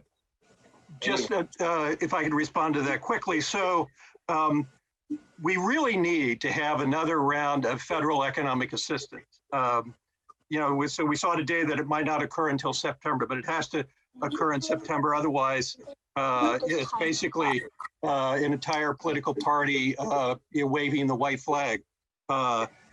If that doesn't happen in sufficient scale, then rather than New York State or New York City cutting their budgets, it would be better at the state level to raise taxes on the wealthy, at the city level to borrow. Doesn't work. Anyone else? Patricia, you're the former labor commissioner going back. I mean, I think devastation will happen if, in fact, the state has to cut across the board with healthcare, with education, municipalities, and agencies. I mean, there will be tens of thousands of layoffs, and people are suffering as it is now. That's my opinion. Absolutely. And, you know, one of the things that I think that we've learned from these panels today is that there are a number of agencies that have been chronically underfunded, like the workforce development agencies, that we need more than ever. And we need to somehow raise the money to make sure that those agencies are appropriately funded, and more than appropriately funded for the crisis that we have now. Thank you. And now we will move on to Joanne Simon in the Assembly.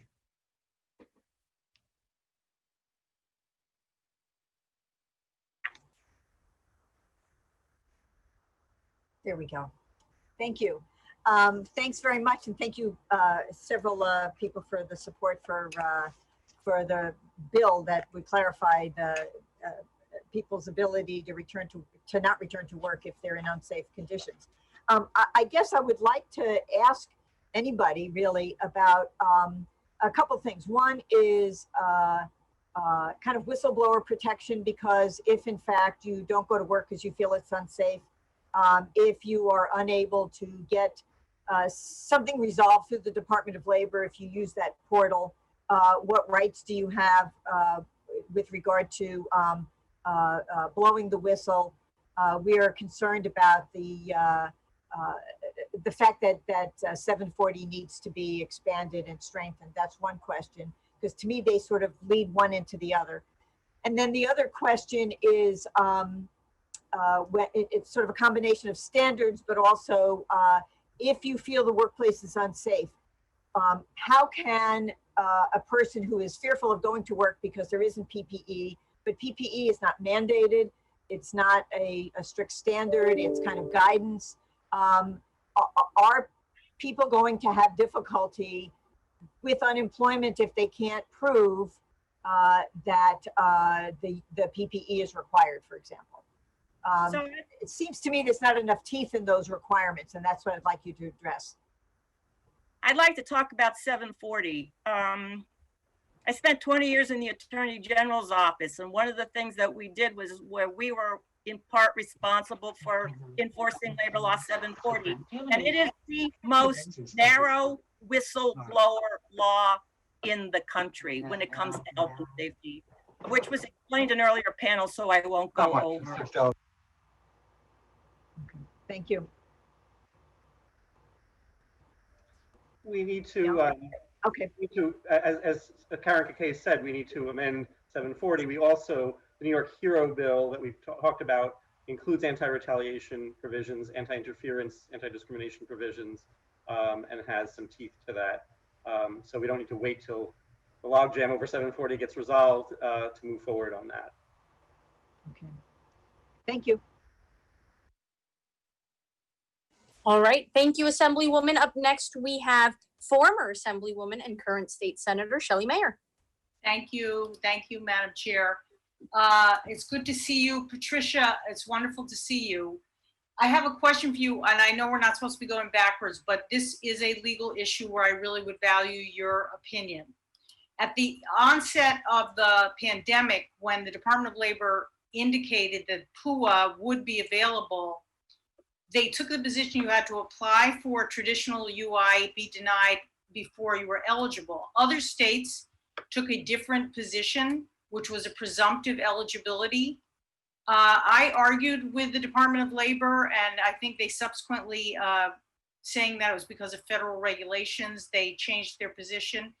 Do you have a position about whether that period, and the only reason I'm making a point of it is because so many of our constituents that were not eligible for traditional UI were frustrated by the length of time it took to get PUA and the poor communication by the Department of Labor about it. I wonder if you had a position about that interpretation of the law. So, yeah, I do have a position, which is that the U.S. Department of Labor's position was very muddled. So in my opinion, you could have, on the basis of that opinion, taken a liberal interpretation or a conservative interpretation. And the liberal interpretation was you did not have to apply and get disqualified. Unfortunately, some states took that position.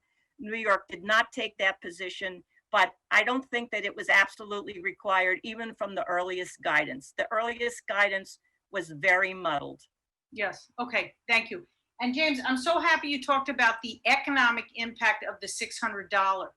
Because in districts like mine that go from the Bronx border to the Connecticut border, the spending of that $600 has kept parts of our economy afloat that without it, as you point out, would not.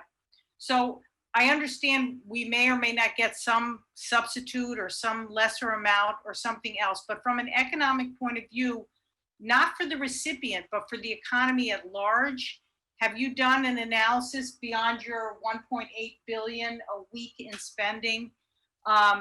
what will be the long-term impact of not having that additional supplement to UI?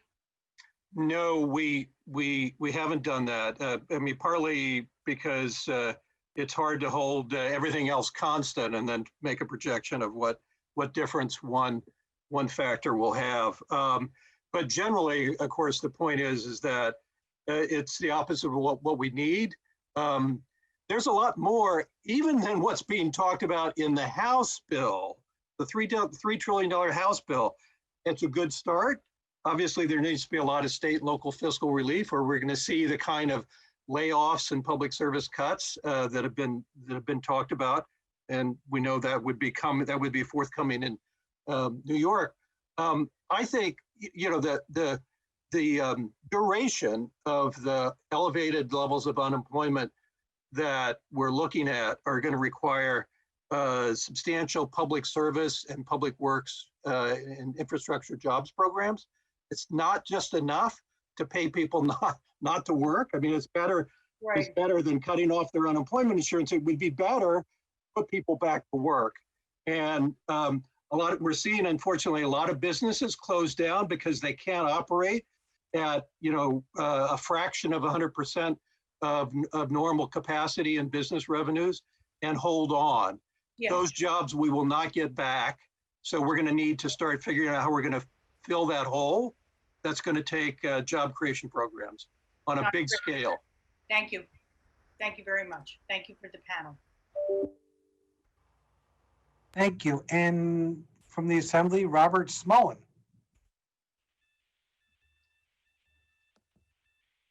All right, I've got video. Chairman, thanks so much for having us here. A couple of the comments from the panelists stirred some thoughts in my mind that I wanted to get a little bit more definition on them, particularly from Ms. Smith regarding the scalability of unemployment insurance benefits. What is the history, and briefly please, of legislation in New York State over the past decade? Now we're here in a crisis and we don't have the scalability which would allow people to get partial benefits at the same time to get them back to work, and it's very awkward. And there's a federalism problem between the state and federal statutes. What is the brief history of that? Why hasn't that been done before?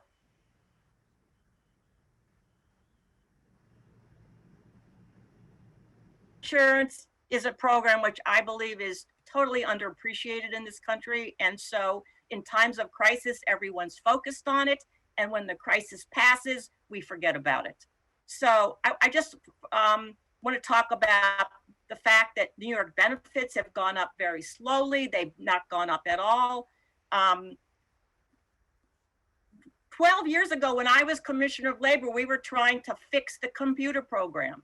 We realized that it's not fixed. We were trying to fix it. We realized the federal government was not giving us enough administrative money to fix it. So we went to the Assembly and we wanted New York State money, not the Assembly, the legislature. And we got a little bit of money, not as much as we needed. And so the fixing it has, and I don't know what's happened recently, but it's very slow. So it's going to take money to keep the infrastructure up.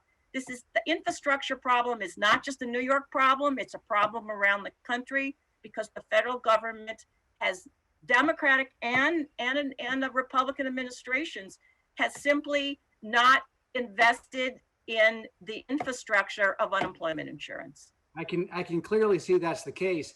And the problem there, and as everyone knows, is that money from the federal government, in this case, money that's borrowed, has to be paid back. It becomes part of the national debt. And I just want everybody in not only my colleagues and the panelists throughout today, that this is not free money. This is money that's been borrowed in the full faith and credit of the United States government that indeed has to be paid back. And it becomes part of the debt load that's part of the federal taxation sort of thing. And I know New York is very concerned, and as am I, about our resource return from our federal government sort of thing. But I think this is an issue that New York itself can solve through good, solid public policy, having scalable unemployment insurance benefits that are well thought out, well crafted. And I would certainly pledge to work with all my colleagues to get this done so we don't have this crisis again when there's a severe economic downturn. Thank you very much, Mr. Chairman. I appreciate the time. And thank you to the panelists for your very informative, very knowledgeable, and very appropriate testimony. Thank you. Thank you. Senator, we're good on the Assembly. How about the Senate side? The Senate's all good here. All right. I think it's time for one of those good union breaks.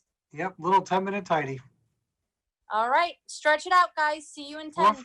4:55. Well, welcome back, everybody. Panel number 8 is seated and ready to go, I believe. So let me introduce them, and then they can go on with their 5 minutes of testimony. In this order, if possible, Jacqueline Goldswig Pennitz with the Legal Aid Society of the City of New York. Julianne, and 3 workers, Julianne Ballington, E. Jean Harnoy, and Galea Solo. Welcome to all. There's Jacqueline. Everybody's here, all present and accounted for. Jacqueline, why don't you start us off? Okay, thanks so much. Good afternoon, everybody, or good evening. Like you said, my name is Jacqueline Goldswig Pennitz. I'm a paralegal at the Legal Aid Society of New York City. Today, I am speaking on behalf of the Unemployment Insurance Coalition. I'll be sharing the stories of our clients who couldn't be here today and who've been hurt by New York State's partial unemployment insurance rules. I'm really thrilled to be going right after the past panel. The first person I want to talk about is Hava Adams. She's a single mom in Manhattan and a special education provider for preschool and grade age children. She works directly with families on a schedule that's set by the Board of Education, usually for an hour a day for 4 days a week per child, for 4 days throughout the week. A colleague of hers, Sherry Castle, has taught preschoolers with disabilities for 30 years. Special education and early intervention providers can be assigned by the Department of Education to cases with as little as 15 minutes of instruction per day, spanning across the week for maybe an hour. The reason is because toddlers and little kids can't pay attention for that long. When the pandemic hit and learning went remote, Sherry and Hava's caseloads fell dramatically. Hava's income was immediately halved, and some weeks it's only been 20% of what she formerly made. So they both Sherry and Hava applied for unemployment insurance in March. But they've also continued working 4 days a week, often with only 1 billable hour per day, through New York State's partial unemployment insurance rules. It's telling providers like Sherry and Hava to either drop their cases, their caseloads with vulnerable kids so that they are working less than 4 days or miss out on benefits. They told me that that's a choice that a lot of people in their industry have had to make. Sherry and Hava themselves have lost out on thousands of dollars of benefits, including the extra $600 per week. And it's worth noting here that as independent contractors, their benefits would have been coming from the federal government in the first place through pandemic unemployment assistance, not from New York State. Now they're behind on bills like rent. Sherry wants the elected officials on this panel to think about how we value special education providers, and she wonders why educators like her are being overlooked. I also want to pause here and note that this field is dominated by working women, a lot of working mothers. And the issue of partial unemployment has been at the center of conversation in the industry. Another worker I want to highlight today is named JS. He worked 2 jobs, one full-time and one part-time. When he lost his full-time position, he kept on working part-time at Kmart, doing the overnight shift stocking shelves. Because of the current partial unemployment insurance rules, every overnight shift is considered 2 days of work, reducing his benefit amount in half for every shift he works. An advocate with the Unemployment Insurance Coalition did the math. For every $1 JS earns, he loses out on $3 of unemployment insurance benefits. Working just 2 shifts a week means losing benefits altogether for the week. And it's devastating for low-wage workers like him. And look, this might seem like savings for the state, right? But without access to benefits, these workers aren't able to pay their bills or buy groceries. Take Elena's story. She worked at a Head Start program in Brooklyn before the pandemic, and she had her wages and her hours slashed in March when learning went remote. She's not eligible for benefits because she's still showing up Monday through Friday, though again, her hours have been drastically cut. And in April, she had to apply for SNAP benefits in order to feed her family. As a DACA recipient in a family full of immigrants who had also been laid off or seen their wages slashed, access to those unemployment insurance benefits would have been life-changing for her family. For the sake of time, I want to end on the experience and the story of Bernadette. an elderly woman who lost all of her benefits when she agreed to spend just 1 hour a day handling garbage for the small apartment building in which where she lives, just for a break on rent. Thank you for the opportunity to share these stories. I'm really excited that there are some workers who are going to follow after me and tell their own stories. I was really encouraged by the comments of all of you legislators in the last panel, and I really hope there's fast action on this. Thank you. I also want to recognize Justine Green-Williams is listed here, and also Yamiles Quinones, who I see has company with her as well. But Julianne Barrington available? She is not going to be able to testify. Okay, how about, well, I see Jean's there. Jean, can you join us?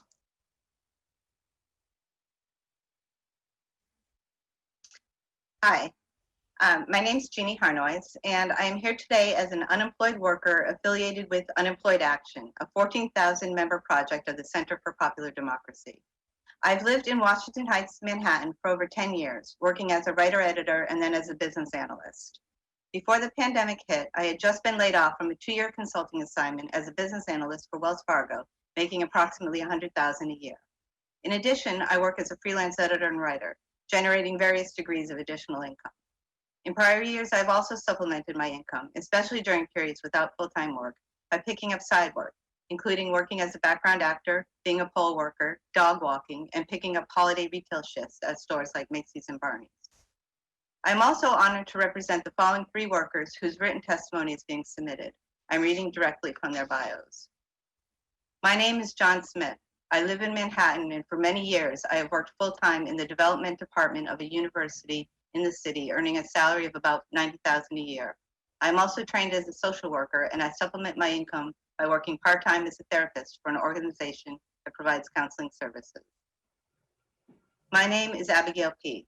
I grew up in Brooklyn, where I still reside. I'm 26 years old, of Asian descent, and have a college degree. I started a new full-time job in October of 2019 at a cultural institution in New York City and was furloughed 6 months later in May during the pandemic. My name is LRF, and I live in Nassau County. Prior to the onset of COVID-19, I held 2 part-time positions. One as a teacher with a local nursery school where I'm still employed Monday through Friday. I also work part-time as a manager for a pet care company. The onset of the pandemic had an immediate effect on my position with the pet care company. So as you can see, when it comes to our workforce, it's New York. Tough enough for you yet? When I was laid off, I became eligible for the maximum New York State amount of $500 for a week, and then the additional federal amount of $600. If I do not have taxes withheld, that brings me to just what I was making before I was laid off. And yes, that is relying on not withholding taxes, which means that I'm looking at a massive tax bill next April, but 1 year's crises at a time. What I am facing now is that if I take on additional work, I will lose benefits equal or greater than what I would earn on a supplemental job. Part of the reason for this is that the unemployment insurance system is running on not just outdated computers, but on outdated ideas. The UI system assumes that everyone has one steady job, 9 to 5, Monday through Friday. But the reality is so different. New York is all about the side hustle. A fair number of people have a regular job, and when they're done with that for the day, they go on to a second job or professional passion. At its most effective, the UI system would mirror that reality and be a safety net to help people transition into an appropriate full-time job, not penalizing them for attempting to maximize both their earnings and professional potential. Flourish or suffer. When people like John Smith are able to work as a therapist, New York is a better place. I knew I was in trouble when the pandemic hit because of the simple fact that I'm a woman over, not just over 40, but over 50. I am 57. My age is something that I've decidedly kept hidden for the past several years, specifically regarding my work. I'm sharing it with you today because of how important this issue is and to impress on you my sincerity in working towards a solution. In the past several weeks, I have talked to a lot of older workers who, like me, have been dealing with issues surrounding age discrimination and discomfort, the discomfort of other people, specifically hiring managers and coworkers. My fear, shared by many other workers that I've talked to, is that employers are using the pandemic to favor younger workers who they perceive to be lower risk, and who they can pay less to, by the way. They can turn me down for COVID-related fears, but I can't turn them down. I recently started a job with the census. This is by no means an equivalent job to what I had before, and certainly does not even remotely take advantage of my skills and experience. I have 2 master's degrees. Despite precautions, I feel that it is unsafe as it involves regularly touching high-touch surfaces, going into people's homes where they most likely aren't masked, and having 5 to 10-minute conversations with people in their ecosystems over and over again. I have autoimmune issues, and the thought of having to do this petrifies me, especially as without full-time work, I have very sketchy health insurance. That's a hearing for another day. I have not seen my mother, who lives in congregate care out of state and is ill, in several months, but I feel forced into doing this work, going into strangers' homes, as if I refuse it, I risk losing my benefits. And then what? I'm a single person living alone. It's a real Sophie's choice, my health or a roof over my head. I urge you to stand up for New Yorkers and support them through this crisis. Through solid leadership, you can take action and get rid of the penalty for part-time work, better reflecting the reality for a significant number of workers in the state. You can also set a firm guideline protecting workers from being forced to accept work that may be unsafe for them or a member of their family during this time. Thank you for the opportunity to talk with you today. Thank you, Jeannie. And we're just going to work right on the screen from what I see. Galea, you're up next. Welcome. I hope I said that correctly. That's all right. Thank you for having me. Good afternoon, everybody. My name is Gaela Solo. I am a young transgender Latina woman, and I live in New York City. Up until mid-March 2020, I worked 2 jobs as a bartender and a server at a bar and restaurant, both located in Midtown, near Times Square. I worked over 40 hours each week and earned between $800 to $1,000 a week. However, when the COVID-19 crisis hit, the restaurant and bar both shut down and neither has reopened. I filed for unemployment with the New York State Department of Labor and began receiving unemployment benefits from the state, plus the additional $600 a week that the federal government has been providing during the crisis. Together, they replaced my missing income and allowed me to continue paying my rent and my other bills. In early July, however, I had an opportunity to return to work part-time, not at my old jobs, which are still shut down, but at a new job working part-time from home, helping to staff a helpline, providing peer support for persons needing assistance during the COVID crisis. I started my new job in early July after the 4th of July weekend. However, the helpline job, which pays about $17.25 an hour, offers me just 15 to 16 hours a week, spread over 4 days. I appreciated getting back to work, and I enjoy the new job and being paid to help others when so many are going through times of personal, economic, and health crises. But the new job provides less than half the hours that I used to work and pays me only about $260 to $280 a week. I had thought that after taking this part-time job, I would be able to keep receiving some of my unemployment benefits, although I thought they would probably go down somewhat, which would make sense. But when I certified for unemployment on the New York State Department of Labor website the week after I started my new job, I was shocked to learn that my $260 earnings spread over 4 days made me ineligible to continue receiving any unemployment benefits at all. As a result, in July, I stopped receiving both my New York State unemployment benefits, which had been at the maximum allotted amount of $504 a week, and I also stopped receiving the $600 a week additional federal unemployment payment. Because of losing unemployment, my weekly earnings have been slashed from $1,104 per week to just $260 now. That doesn't come close to enabling me to cover my basic living expenses, even after cutting back. My rent alone is $1,025 a month. My other basic expenses, like my food, my cell phone, my utilities, my health insurance, my medication, and my credit card bills add up to more than $450 a month. My student loans, which will commence after the stop payment period ends on September 30th, will add an extra $150 a month. I was fortunate to have a small amount of emergency savings, so I'm now living off of that and my part-time job, but it will not last me that long. And when it's gone, I don't know how I'm going to be able to keep paying my rent and other expenses.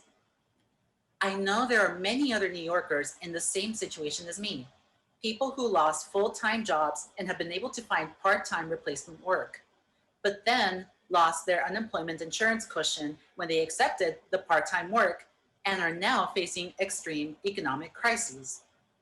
My understanding is that other states allow unemployed workers who return to work part-time to keep some or all of their unemployment benefits, and that the New York legislature could change New York's unemployment laws to do the same. I strongly urge you to do that. If that doesn't happen, I just don't know how I and the thousands of others like me who have returned to part-time work are going to survive the coming months until the economy reopens and we can find full-time jobs that pay our bills. Thank you very much for the opportunity to share my experiences with you today. Thank you. Thank you very much. And Yamelis, you're next. Can you hear me? We can hear you. Oh, well, hello. My name is Jamelis. I am actually a COVID survivor. I was with it for 4 weeks. I was pregnant with the little one here, and I was frustrated with the unemployment office. I had to get in touch with them by myself, and then I was not getting anywhere. I was getting hung up many times. I was waiting for more than 2 hours on the phone.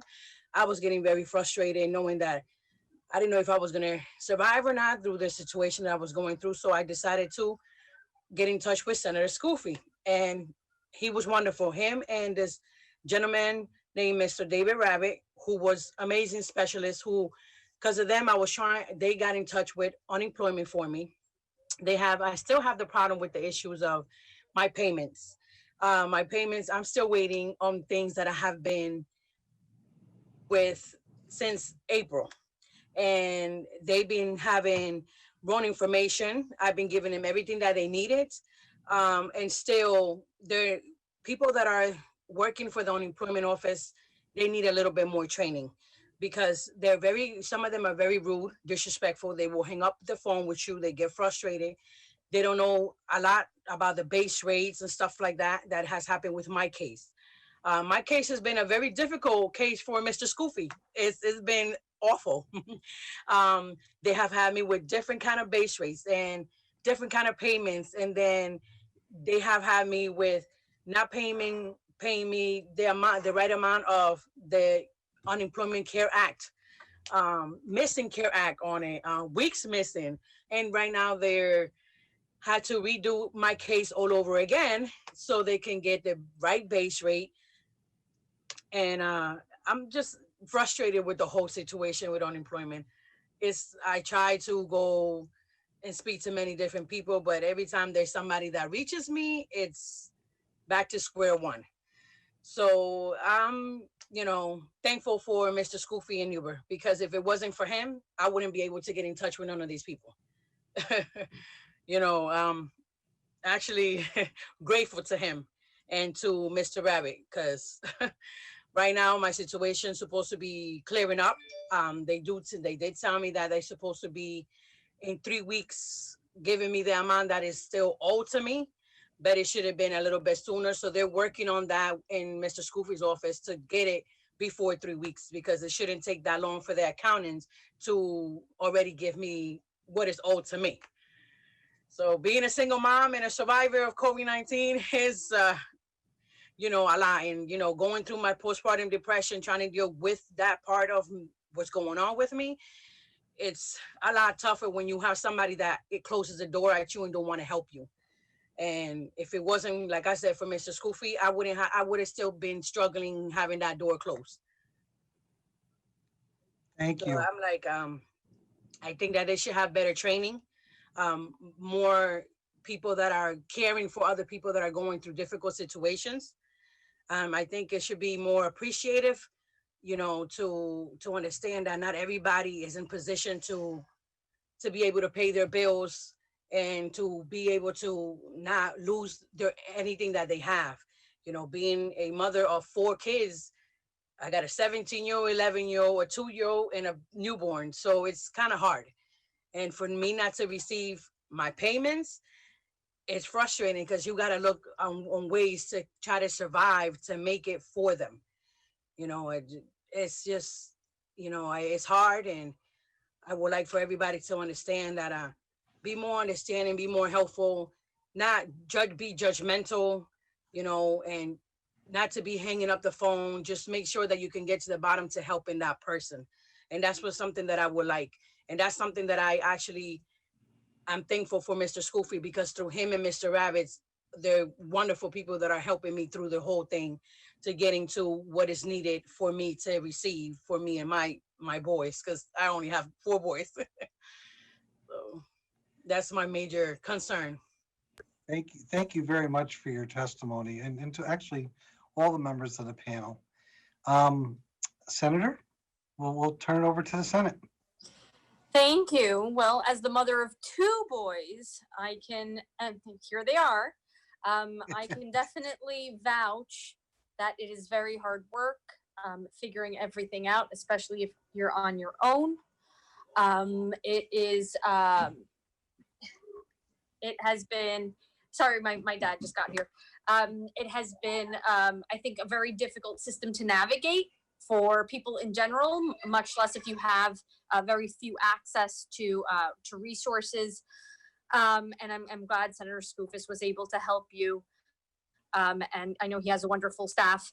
I wanted to ask the first panelist, particularly about that New York hustle. I often like to say, especially as chair of labor, that the unemployment rate is actually a very deceiving metric, because especially as we enter the shared economy, and now during the pandemic, we realize that we depend on a cash economy much more than before. We don't actually calculate how many people have to have 1, 2, 3 jobs, and then we wonder why parents don't have time for their children, right? So can you speak to a little bit about how the economy has changed in that way, and where we should be headed? Sure. Were you referring to me or to Jean? To you, yes, yes. Okay. Well, I mean, look, I don't think there are some industries that haven't changed. They just don't fit within the box that unemployment, you know, the Department of Labor considers when you think about work.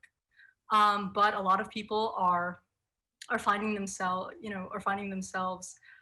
doing the sort of work that is, you know, consists of 2-hour shifts. Some folks are finding themselves doing volunteer work now, and they're not able to access benefits because they're volunteering. So the Department of Labor doesn't consider them to be ready, willing, and able to work. But you know, I'm here only to share the stories of that were shared with me by the worker clients of the Unemployment Insurance Coalition. So I do really want to defer to the workers on this panel to share their experiences. Okay. Well, for the workers, can you tell me, and you guys obviously touched upon this in your testimony, the friendliness or unfriendliness of the DOL, and I mean user friendly, and exactly how long did it take you to navigate the filing process? And was the Department of Labor in any way, shape, or form, whether it was through materials online or, you know, one of the DOL servers, one of the DOL workers, were they able to give you guidance throughout the process? No, not with me. There was no guidance for anything that had to do with me.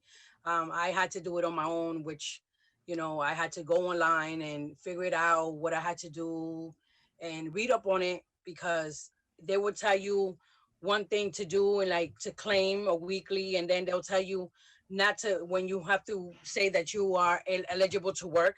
And then in the time that it says that we were off for the pandemic, that we were not able to work because it was, you know, by law that we was not supposed to go to work. And they would tell you, oh, well, you have to say that you're not eligible to work, or you're eligible to work. They were always giving me wrong information. And every time they gave me a wrong information, they decided to give me a penalty. It got to the point that they gave me a $2,000 penalty on my case. And I had to reach Mr. Skoufis and Mr. Rabbit investigated on that, and they had to actually eliminate it from my account because due to their mistakes and everything like that, and the wrong information that they were giving me through the process after I had my son, they were still giving me a hard time, and they gave me a $2,000 penalty. And like I said, a lot of the staff members are not very savage of how to get their own information across with the person who is applying for the unemployment. So, you know, I have tried many different people. Even I have people that called me that were working for 18 years, but told me themselves they didn't know what to do with my case and transfer me to somebody else. And once they transferred me, I was on hold for 2-3 hours. And then when they transferred me to that person, they hung up the phone. So then I was back to square one to talking to Mr. Scoofy's office.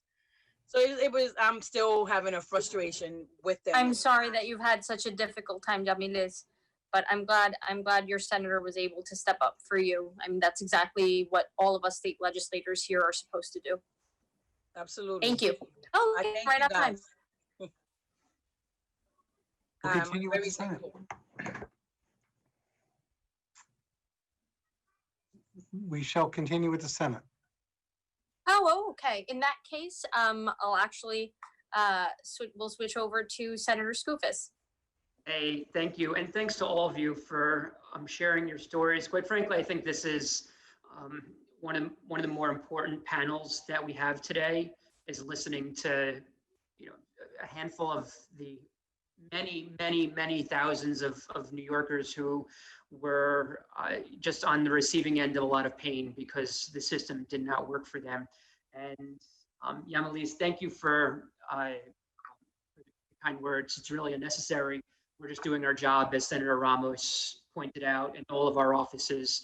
We're doing our best. And, you know, my office, we helped over 4,000 people with unemployment problems during the pandemic, which is a previously unthinkable volume of people who were reaching out and just having problems. And when we were going through the list of our constituents who we wanted to have their story told today in this hearing, who had compelling, really awful situations, I don't know if it's I don't know if it's a good thing or a bad thing that we chose you, but we felt that you were, you know, among, if not the most compelling. You had COVID, you were pregnant, you just had all these enormous difficulties, and we felt that your voice was really important to share. And I do hope the Department of Labor Commissioner testified earlier this morning.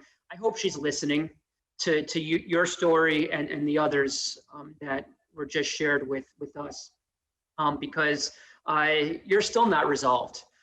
In fact, they tried to penalize you, not even like, you know, work to process your claim. They were actively trying to penalize you. And so it's really just outrageous how the system failed so many people, including yourself.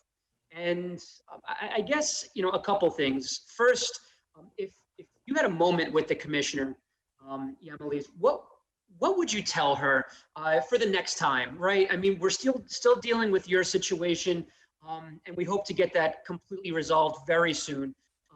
But, you know, the next time there's an unemployment crisis, what do you want to tell her now that would encourage her to be better prepared? You know, we've heard, you know, you share that, you know, there needs to be better training.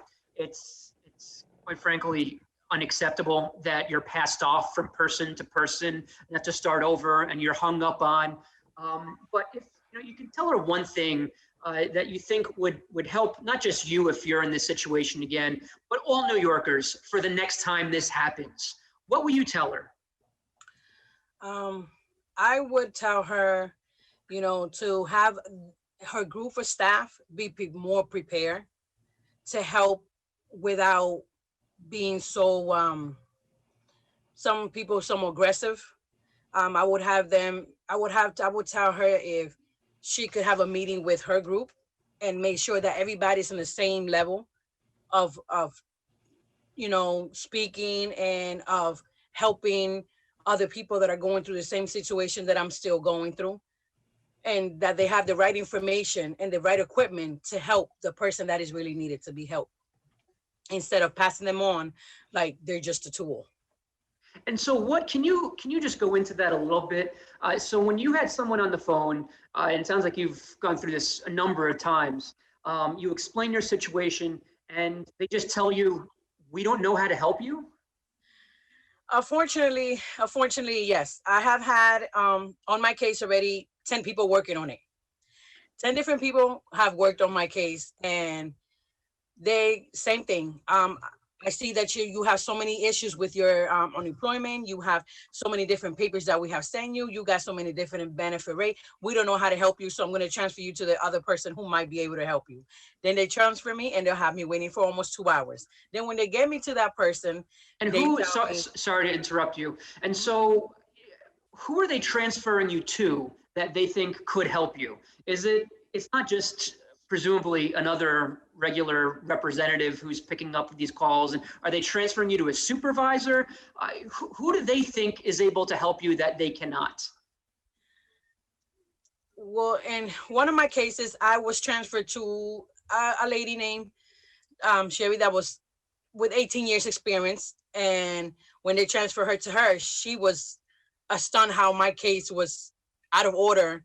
And she was like, I'm really sorry. I have in 18 years, she said, I have never seen a case so terrible as yours. So I'm really not able to help you. I need more help with your case. And she transferred me, and then there goes the line, and they hung up with me. So I was going back to square one. Yeah, I'm sorry that you're still going through this. I know my time is up, and I'm committed, and I know my team is committed to seeing you through to the end of this process. And we're going to get this straightened out soon. But thank you for being here and sharing your story. Absolutely. I thank you very much for the opportunity that you guys have gave me to speak on behalf of all the problems that I'm having in this situation. Because maybe somebody out here is having the same problem and they don't know how to go about to get the help. And knowing that a person like me can go ahead and find different ways to get the help, hopefully you can get to somebody that will help them, and they can do the same thing that I'm doing, going step by step and go through the ladders to get the adequate help that they need. Absolutely. Thank you again. Thank you. Thank you. From the Assembly, it would be Marianne Buttonshaw.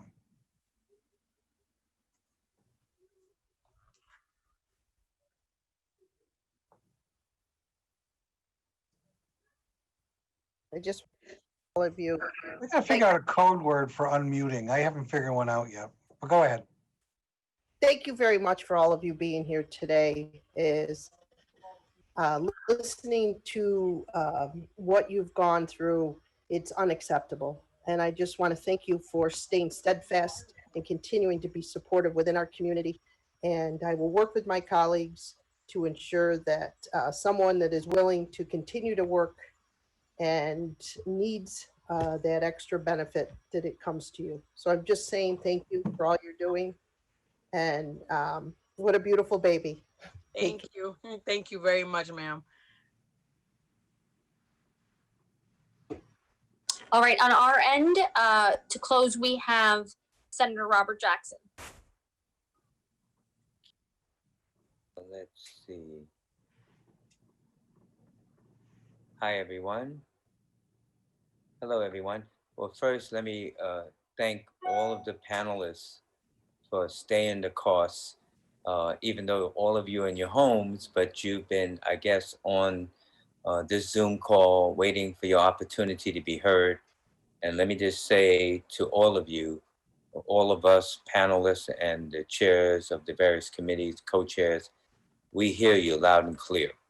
And we have to find a way when we get back up in Albany, or even after this, in order to introduce legislation to deal with the situation with part-timers, Jessica and other co-chairs.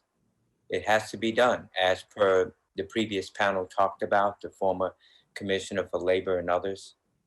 It's just, it causes people to, people want to work, but if in fact they're gonna be losing benefits that they absolutely need, it causes people to say, why should I take a part-time job if I'm gonna lose the majority of the benefits from unemployment that I need to survive? So we're gonna find a way.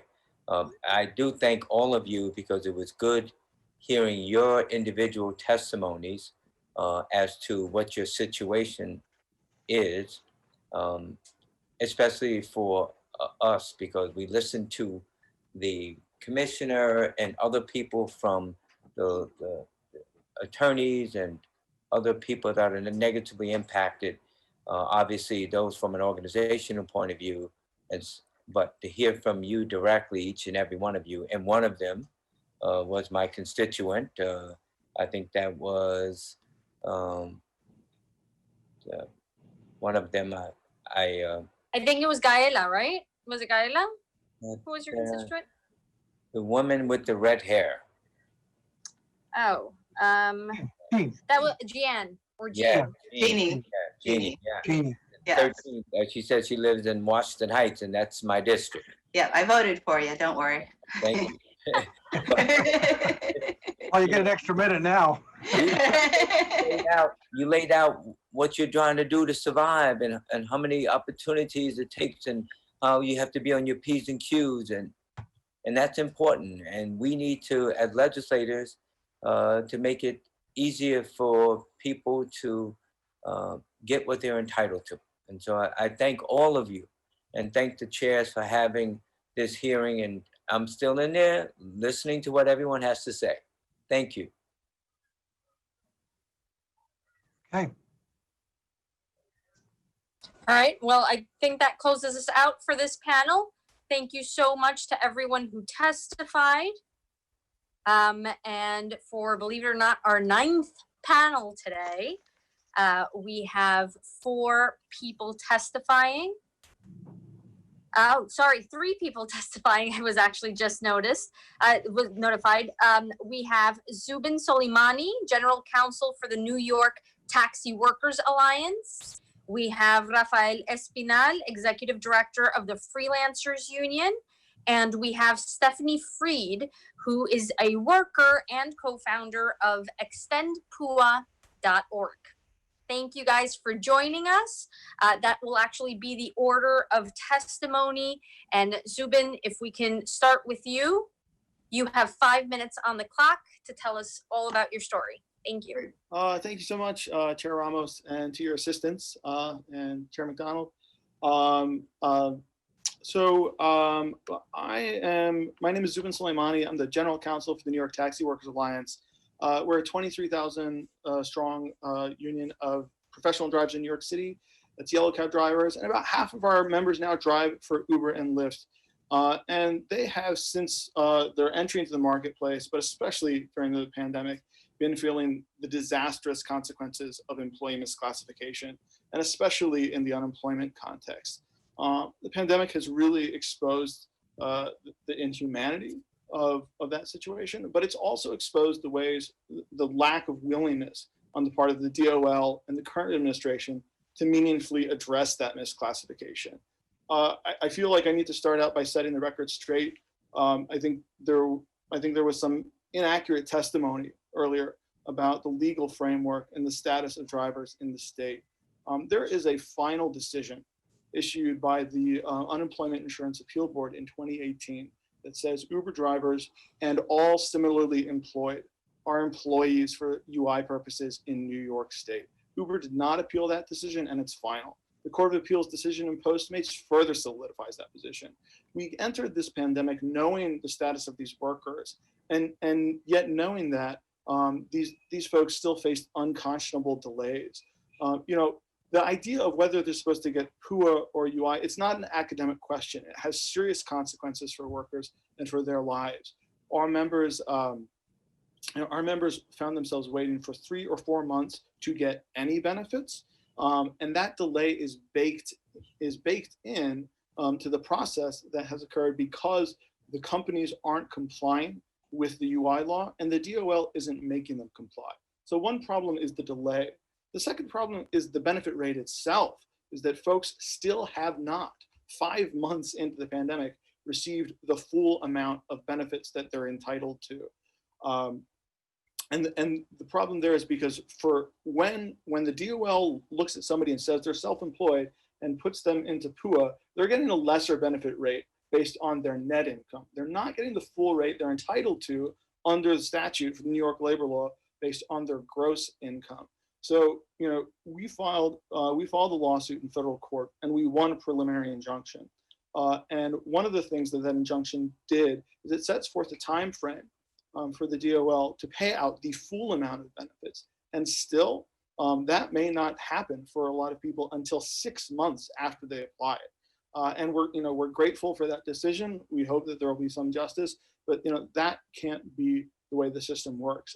And basically, this failure is coming from two things in terms of how the DOL is processing these claims. The first thing is that there's this decision on the books, and they simply aren't following it. This decision was won, but it changed nothing about how cases were handled going forward. So take the example of a Postmates worker. There's a Court of Appeals decision saying those Postmates workers are employees. The DOL's position has essentially been, well, we handle every single case on a case-by-case basis. So you may win your case at the Court of Appeals, become unemployed later, and it's a whole new case and they go back to square one.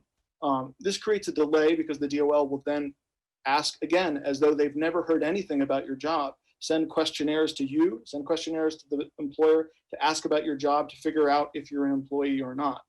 The second thing is that they have not used their power to collect wage data from the employers. And this is really the nut of the delays, is you have a decision on the books, you found them to be employer, that gives you the power to get that wage data. And it's when you get that in your computers that somebody can apply and get their benefits in 2 or 3 weeks. Yes, there were a lot of delays, there were a lot of problems that we couldn't have foreseen with the pandemic, but there were 40,000 Uber drivers who filed for unemployment.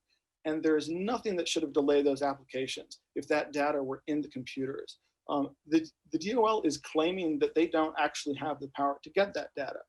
I don't believe that's correct. The New York labor law says you request data from an employer, and if they don't provide it, that can be a misdemeanor. That seems like a pretty strong power to be able to get that. If that's not clear, if it's not completely clear and there's room for dissembling around this notion, then perhaps that's an area that's ripe for legislative change in terms of really, really absolutely mandating that reporting.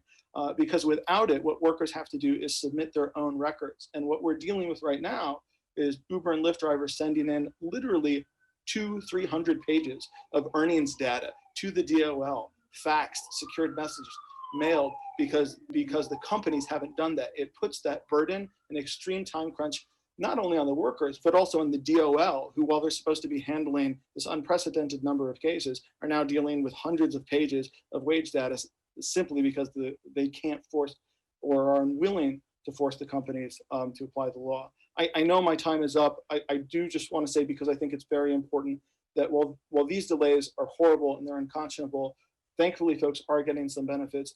I feel that it's really important to address the needs of undocumented workers.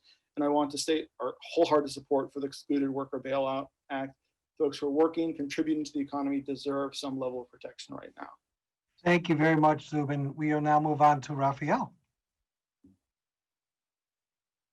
Good evening, everyone. It's a pleasure. As a former New York State Assembly member, it's really an honor to be back and be with you all.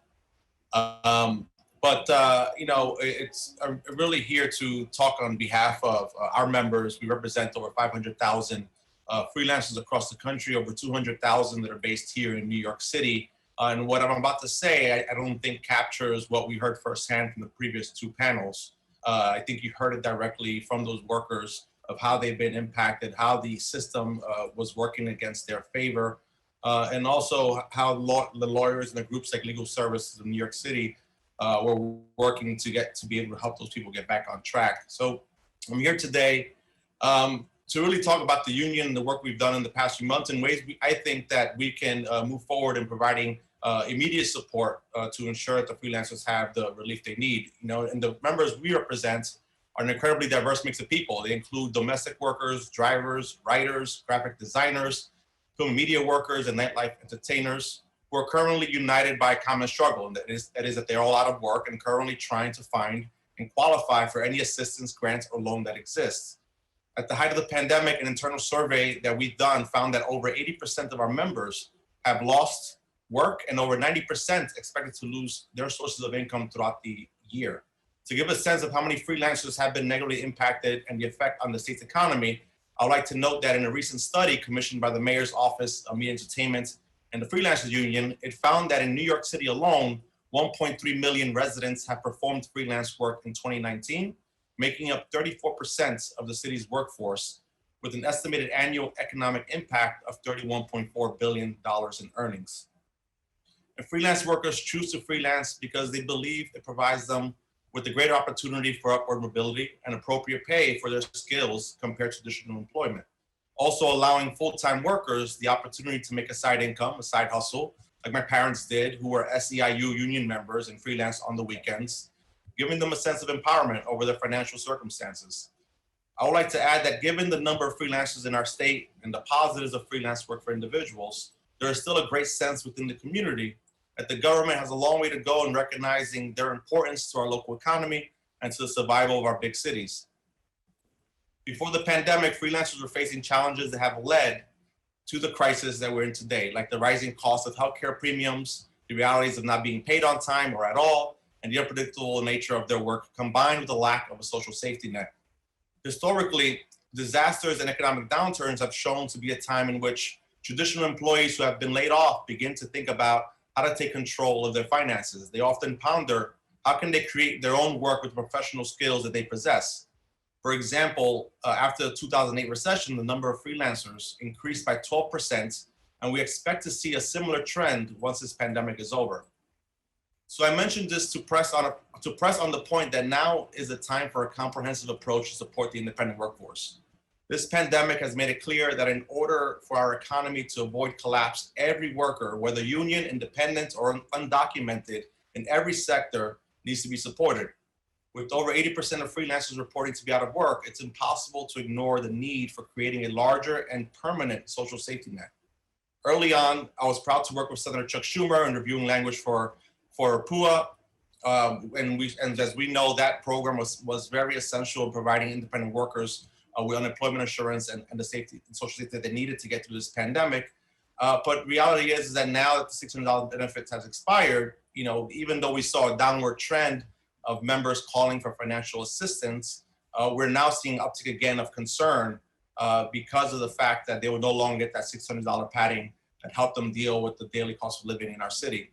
And our most recent inquiry, just to give an example, came from a single mother with 2 children who back in December was proud to get her own apartment, but is now months behind on rent and considering living in her car and applying for food and financial assistance to allow her to save money. That is a clear example of why freelancers, like every unemployed New Yorker, would benefit from real financial relief and support through these times. So through member feedback, the union has identified a few issues that I believe will have significant impact in further supporting freelancers through the crisis. PUA and UI has had issues with recognizing mixed earners. We have freelancers who file both with 1099s and W-2s. What the Department of Labor has been doing is only recognizing their W-2s, where freelancers have most likely have gotten the least amount of income throughout the year and end up getting the smallest amount of unemployment benefits, the 182 a week, cheating them over the possibility of getting the $504 award. We've been working with Legal Services of New York City, for example. They've been helping them with the appeal process. And then after appealing, the Department of Labor came back to recognize their full wages. But I think that the department has to go back retroactively, look at all the applications, and make sure that everyone's income was accounted at the end of the day. The second important piece, I think that the state should take on the Free Lance Citizen Free Act, which will be passed in New York City. We've heard from a lot of our members who had issues getting paid. They were not getting paid through the pandemic, and the pandemic was being as an excuse, cheating them out of their wages. If the state implements this, we'll have better coverage and better wage protection across the entire state, not only in the 5 boroughs. The state must also explore extending the PUA's extra $600 financial compensation. States like California are looking at the idea that if the federal government is not able to put forward the extra money, of how the state themselves can take that on. And of course, we believe in canceling rent and mortgage payments because people are behind on their rents, on their mortgages, and are facing evictions and having to go to shelters. And last but not least, I just want to extend my support for the Fund Excluded Workers campaign. We as a union also represent undocumented and BIPOC members that are in desperate need of support. and they have zero lifelines. So it's important that the state looks at how they can get behind the campaign and make sure those workers do not fall through the cracks. In closing, your support for freelancers are very important. Thank you all, and look forward to working with you all in the next few months to ensure that our freelancers are being properly represented moving forward. Thank you. Thanks, Raphael. My apologies, folks. I am running out of childcare in 5 minutes, so I will need to run. And my apologies. Unless you have any questions, I'll have to go take care of my little guy. So. Does anybody have any specific questions for Subin? Otherwise, I think we're good. Thank you for your testimony and thank you for your support for excluded workers. All right. Thank you, Senator. Thank you, Subin. Talk to you Thank soon. you. Yeah. Stephanie, you're on.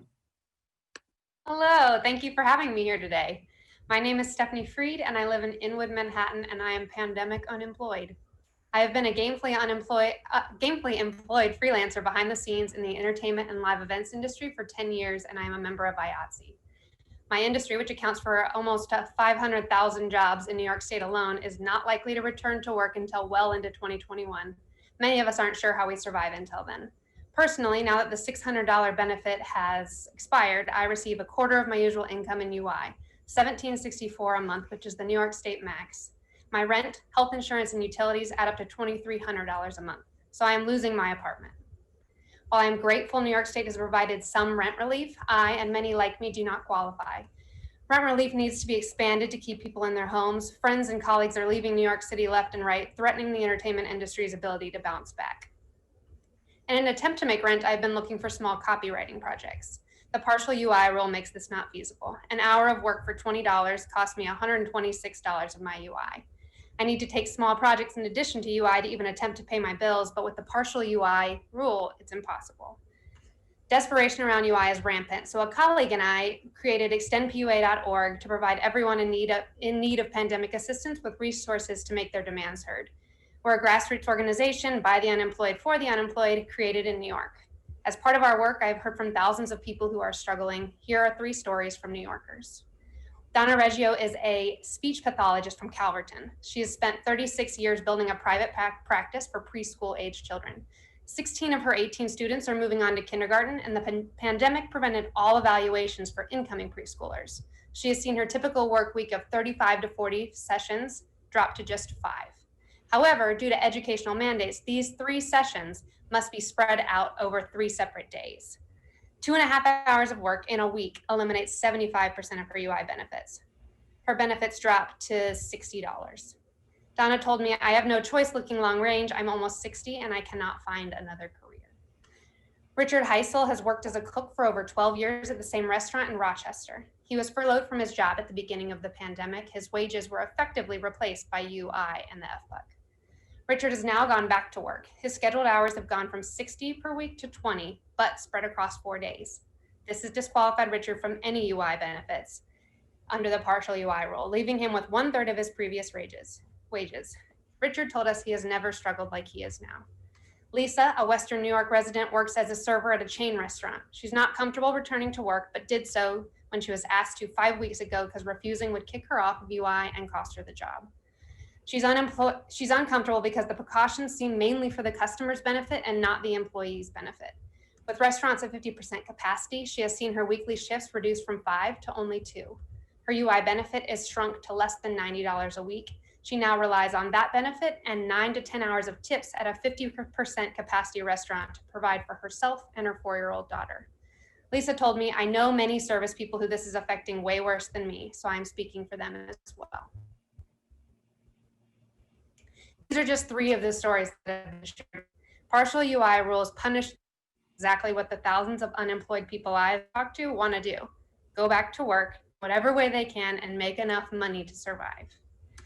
I was asked to speak about partial UI, but I would be misrepresenting my organization to only speak about that here today.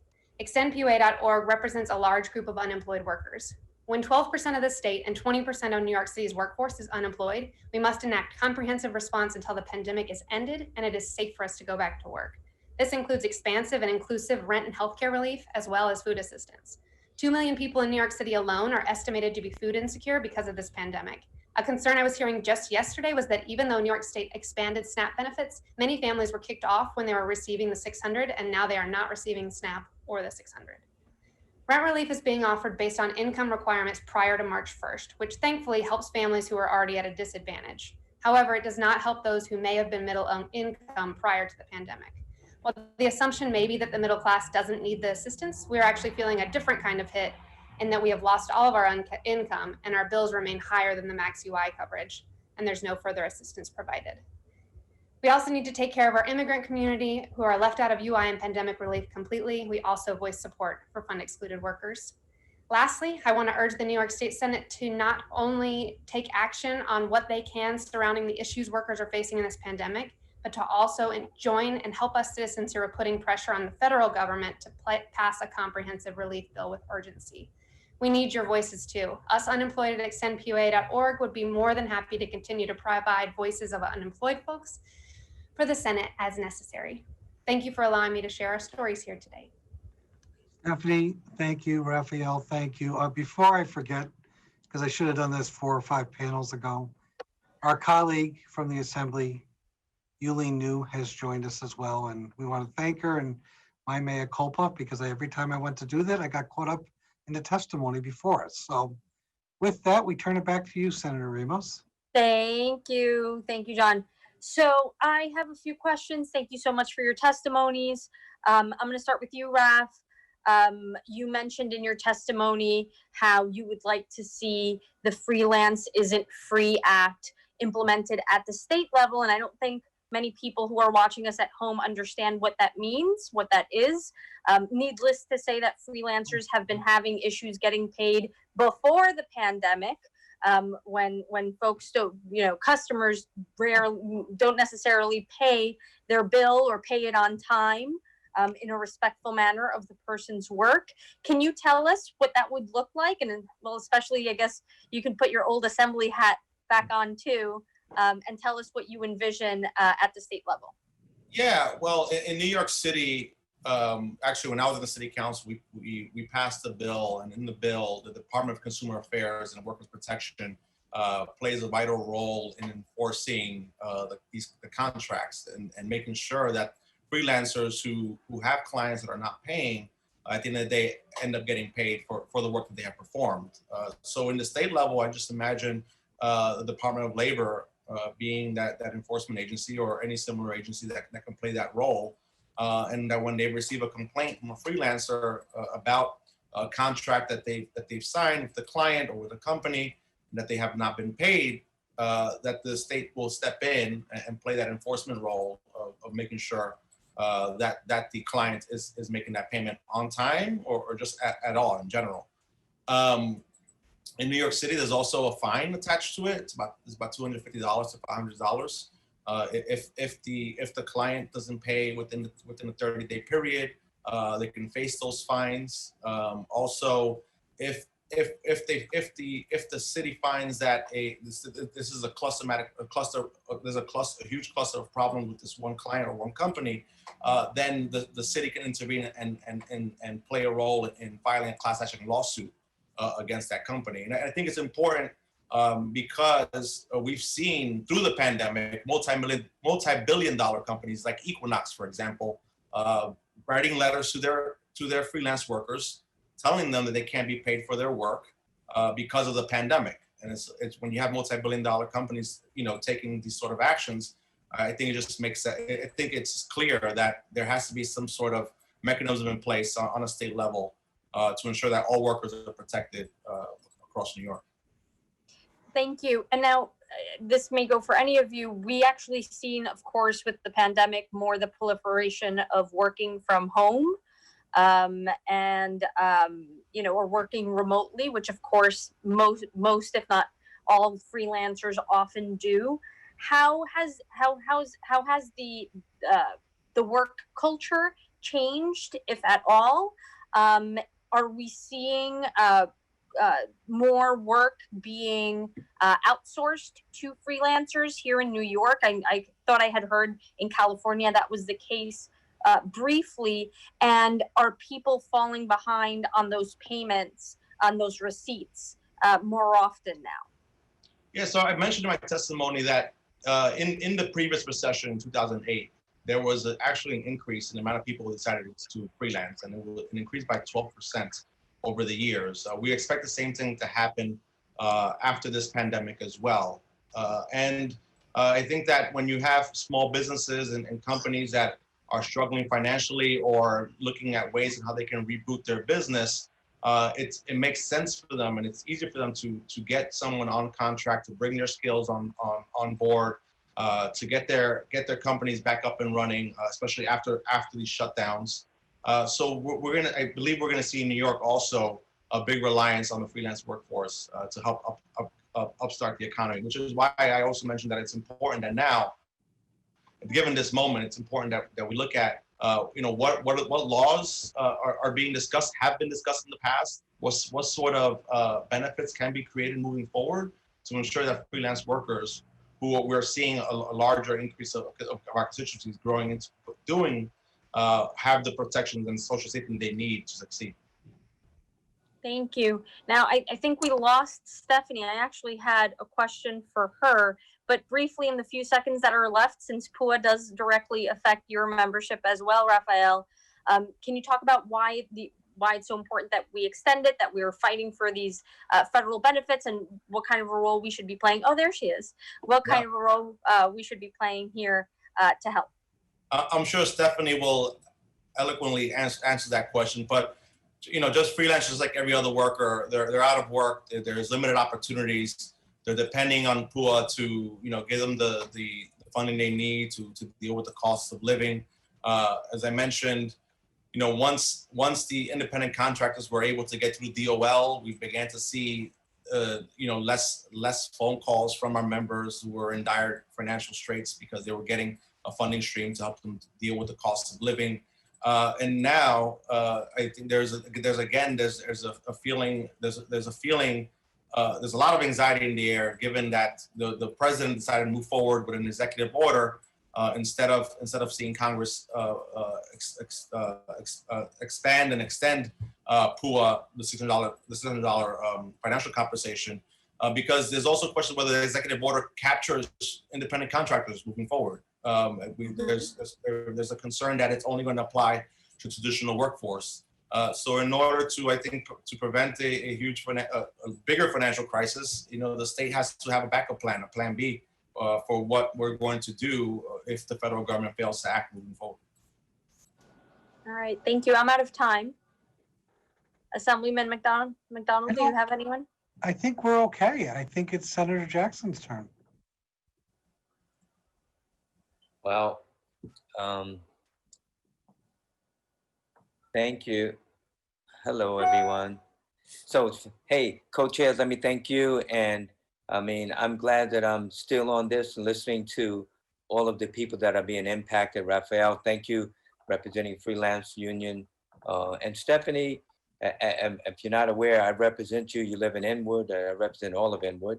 And I am going to go to the website, extendpua.org, and check it out and be in contact with you. But I want to thank all of you. It's important that we hear from you about the situations that each and every one of you face. And as legislators, I think that we have a mandate, co-chairs, in order to fix the unemployment work situation. So let's get busy. Thank you. Okay, I think that's it for our panel. Thank you very much. Raphael, it's good to see you. I know we only overlapped for a year, but once a member, always a member, as you know. And we will move on to our next panel, which is panel number 10. And with us on panel number 10 will be only one witness. His name is Richard Winston with State and Broadway. And we're looking for him to show up. I see him showing up on the big screen right now.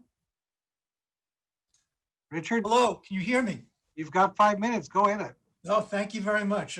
Thank you for inviting me to testify. I'm very honored. I'm with the firm of State and Broadway. I bring greetings from my colleagues, Jackie Williams and Larry Shearer.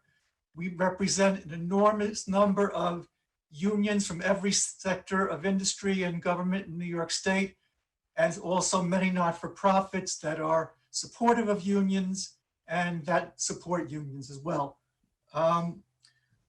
Jumping right in, our clients, union clients and these not-for-profits are extremely concerned, if not terrified, about the effects of the collapse of the economy and the collapse of state revenue on their ability to provide service. The first quarter fiscal report that came out today underscores this collapse. We believe that, for instance, New York Committee on Occupational Safety and Health, which is the preeminent safety and health organization in New York City and provides crucial advice to unions, workers during this pandemic, their services are needed more than ever. The Consortium for Worker Education, the preeminent worker training and placement organization in the city, worker training and placement as a result of the pandemic and the collapse and everything, the services are going to be needed more than ever. So we strongly advocate for the federal aid for state and local governments. And we're also very strong advocates for increasing state revenue. And there are a number of great proposals for increasing taxes on the wealthy that have broad support from the people I represent. I'm not going to go into great detail on a lot of the issues that have been covered already by other panelists. One of the issues that all of my clients are concerned about is the workers' comp presumption for COVID. I represent Local 237 of the Teamsters. All of their 17,000 workers for the city of New York are essential workers, have been on the job. They represent a large number of school safety agents who are peace officers. We've had at least 9 deaths from COVID for these peace officers. So a workers' comp presumption is very, very important. I've been observing the comp system since I started lobbying New York State government in 1978. I can tell you it is extremely difficult to win a comp case if the condition is not classified as an occupational disease, which creates a presumption. And COVID has not been added to the list of occupational diseases, so we need legislation to make the presumption. I know Senator Ramos and Assemblymember Simotas have a bill, and we're strongly supportive, and we follow the lead and work with the state AFL-CIO on this issue. There's also been a lot of talk about the so-called State Heroes Act. All of my clients, NICOSH, the unions, all of them believe very, very strongly that we need an airborne pathogen standard that can be enforced. And we believe that the legislature should take a look at creating or mandating the state labor commissioner to create such a standard. The OSHA law federally does not prohibit it, and there's federal case law that allows it. And it's time for something to be done on an enforceable standard. One of my clients is Rural Migrant Ministries. They represent farm workers. They're extremely concerned about the spread of COVID in very cramped farm worker housing. And we're hoping that working with the legislature, we can create some protections and some solutions for that. Another client is a communications worker, Local 1180. They represent city workers. They're concerned that their members are not getting correct information about the interplay between the federal and state paid leave benefits and their city benefits. That's an issue, that's a problem. Many of their members have been teleworking from home very, very effectively. They're concerned that they not be brought back too soon and have their health jeopardized. And they would like the union to be more involved when they are brought back in the conditions under which they are brought back. Finally, we represent an employer, a small to medium-sized employer called Carmel Livery Service. This is a livery company based in the Bronx. And when the livery industry collapsed with the shutdown, they kept employees on as long as they could, but they eventually had to lay off 40% of their employees. They kept the rest on, hoping that things might get better.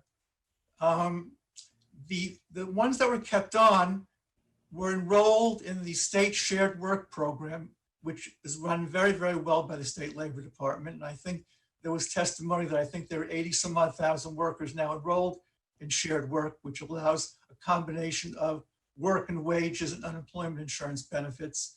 Carmel was told by somebody on the staff at state labor Wrap it that up, buddy. the laid off worker could not be rehired and qualified for the shared work program. I think the statute can be read differently, but I would urge you to take a look at this and if necessary, change the statute to allow these workers to be rehired by an employer like Carmel and participate in shared work. It saves the state money on unemployment insurance, and it allows them to earn a wage plus unemployment that's equal to their pre-pandemic wage. Richard, thank you for your testimony. Your time has expired. Thank you. I'm done. Thank you very much. We appreciate the diversity of your representation because it reminds us the diversity of individuals impacted so negatively.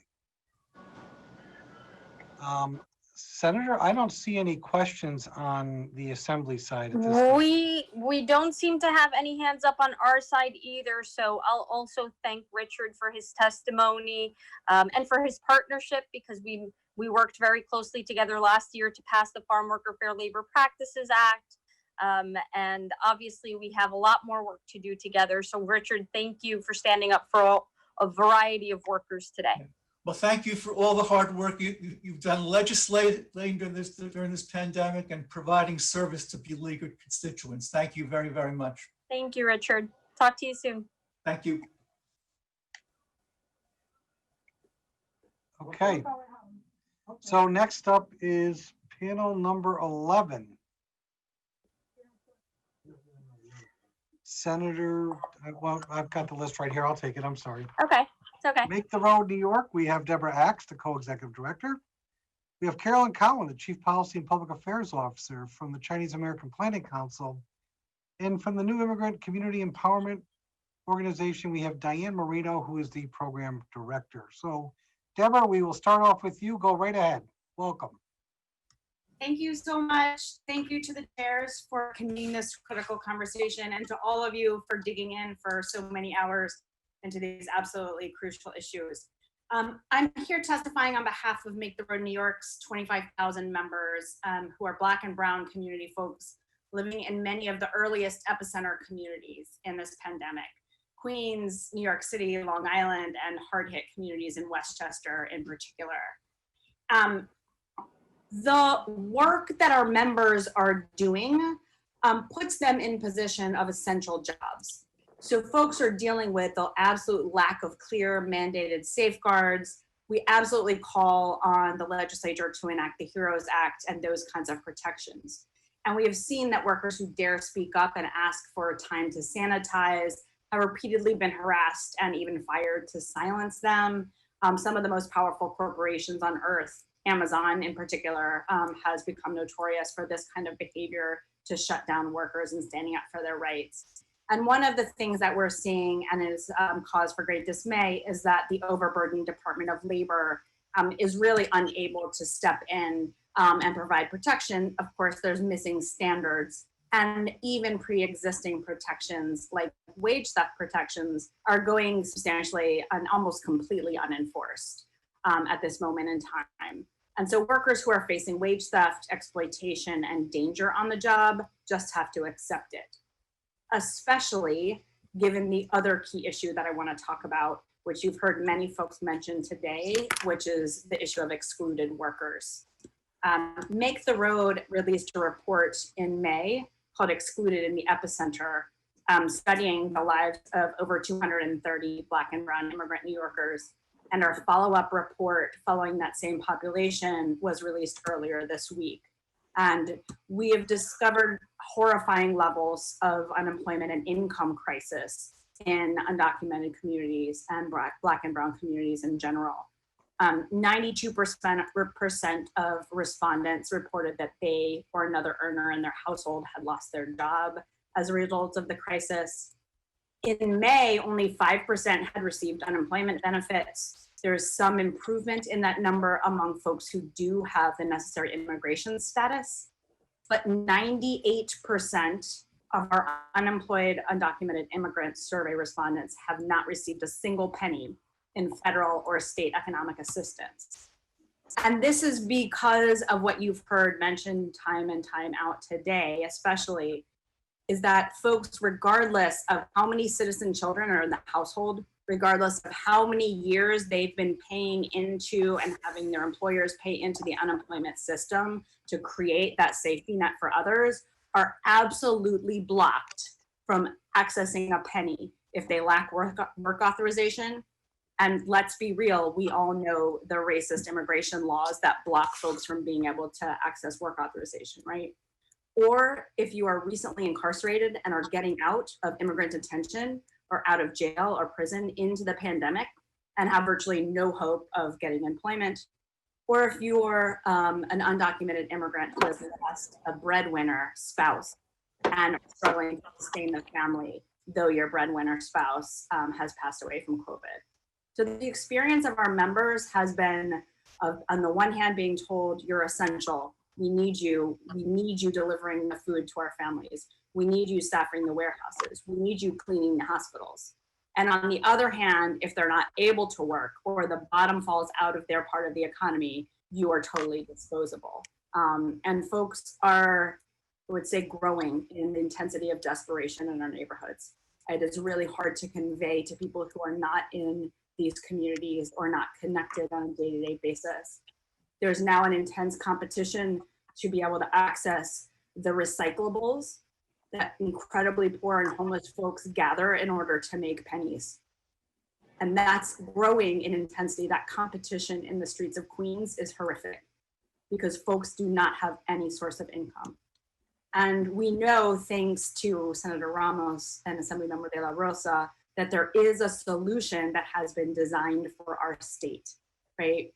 We have within reach legislation that would design a mark-to-market billionaire tax in order to fully fund an excluded worker fund that would give all of the undocumented workers and recently incarcerated folks in need access to an unemployment-like benefit, disaster emergency income replacement at a flat rate, a monthly benefit. It's a simplified version of unemployment, a simplified version to make it administrable.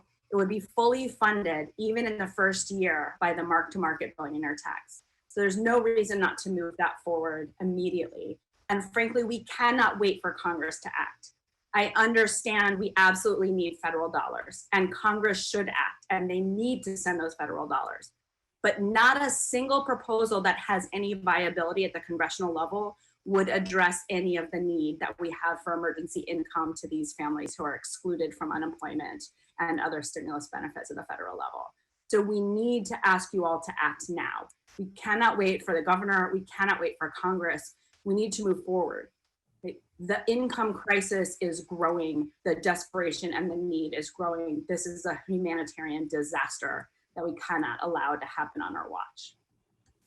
Thank you all so much for all of your work. I know how hard you're working around the clock, and we really appreciate your support. Thank you. Deborah? Carolyn? Carlin, I'm sorry. That's okay. It's a difficult. Welcome aboard. Good evening, and thank you so much for the opportunity to testify tonight. My name is Carlin Cowan. Pronouns are they, them, or she, her, and I'm the Chief Policy and Public Affairs Officer at the Chinese American Planning Council, CPC. CPC is the nation's largest Asian American social services agency, serving 60,000 Asian American immigrant and low-income New Yorkers throughout all 5 boroughs, as well as some in Long Island and Westchester. During the pandemic, CPC has been working with our community members from all over, facing all sorts of issues. And I want to uplift a lot of the issues that we've heard in today's hearing, but also share what we've been seeing with our communities. I want to talk about 2 different types of workers today. Our frontline human services workers who are essential, and our excluded workers who are often always also essential. Human services workers are at the front line of the pandemic. We have been delivering food and medications. We have been helping people navigate unemployment and rent and avoiding eviction. We have been helping young people navigate remote learning and providing home care to people in their homes. Yet at the same time, these essential human services workers, deemed essential by the state and paid for through state contracts and state funding, have been facing a complete lack of personal protective equipment and the supplies that we need to do our work safely. At CPC, we employ over 5,000 staff and have had to resort over the last several months of seeking donations for masks and sanitizer and trying to cobble together to keep our staff safe as they interact with our community members and support our community members. At the same time, these workers are often paid minimum wage, and human services workers are by vast majority women, women of color, and immigrant workers. And so we are being put at the front lines and being told that we have to do this work for minimum wage. And at the same time as our services are increasing, we're seeing the demand for our services is increasing. We're seeing huge cuts to our services through state programs, and we're being forced to lay off workers then who are facing their own challenges with unemployment. That brings me to the other category of workers, which, as we've just had to lay off 100 staff at CPC alone, workers that are being excluded from our economy and from state support. All of the stories that you've heard today are stories that we have heard from our community members or our staff. And we're seeing that communities of color are by far being hit the hardest. In the Asian American community, unemployment rose 6,900% over April. And we know that that traces back partially to early discrimination faced within the Asian American community, causing massive job loss. But communities of color across the board are being hit hard. In our own community at CPC, 50% of our community members have lost jobs or income and report not knowing how they're going to pay for rent, groceries, or medication. In one of our preschool families, 24 children in 24 families, in a 4-week span, 20 of those families lost their jobs and income, and less than half of them qualify for any sort of federal or state aid. They are now going on month 5 of being completely left out by the state and federal government. We have community members that cannot afford rent, cannot afford food, cannot afford medication. We have young people that are rationing food for their family members while their parents are out seeking whatever work they can. And we have had young people sharing suicidal thoughts with our staff because they don't know how their families are going to afford to eat or how they're going to afford to bury their parents who have died from COVID-19. CPC testified at the hearing of the disproportionate impact of COVID-19 on communities of color in April, and we shared a number of recommendations there. And I'm sad to say that the recommendations that I'm going to share today are the exact same because we haven't seen a lot of these changes happening yet. We still have community members that are waiting for state aid and now have months of rent and other expenses piling up. We need to establish an excluded workers fund. We need to ensure hazard pay and wages for our frontline workers that are just struggling to get by and finding extra jobs where they can.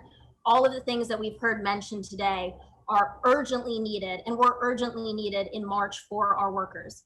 But it doesn't just stop there because we have to look more broadly. Housing, we have to cancel rent and mortgages and support our small businesses that are struggling. Healthcare, protecting Medicaid and passing the New York Health Act, because yes, healthcare pertains to the workforce during mass unemployment where so many of our community members are losing healthcare.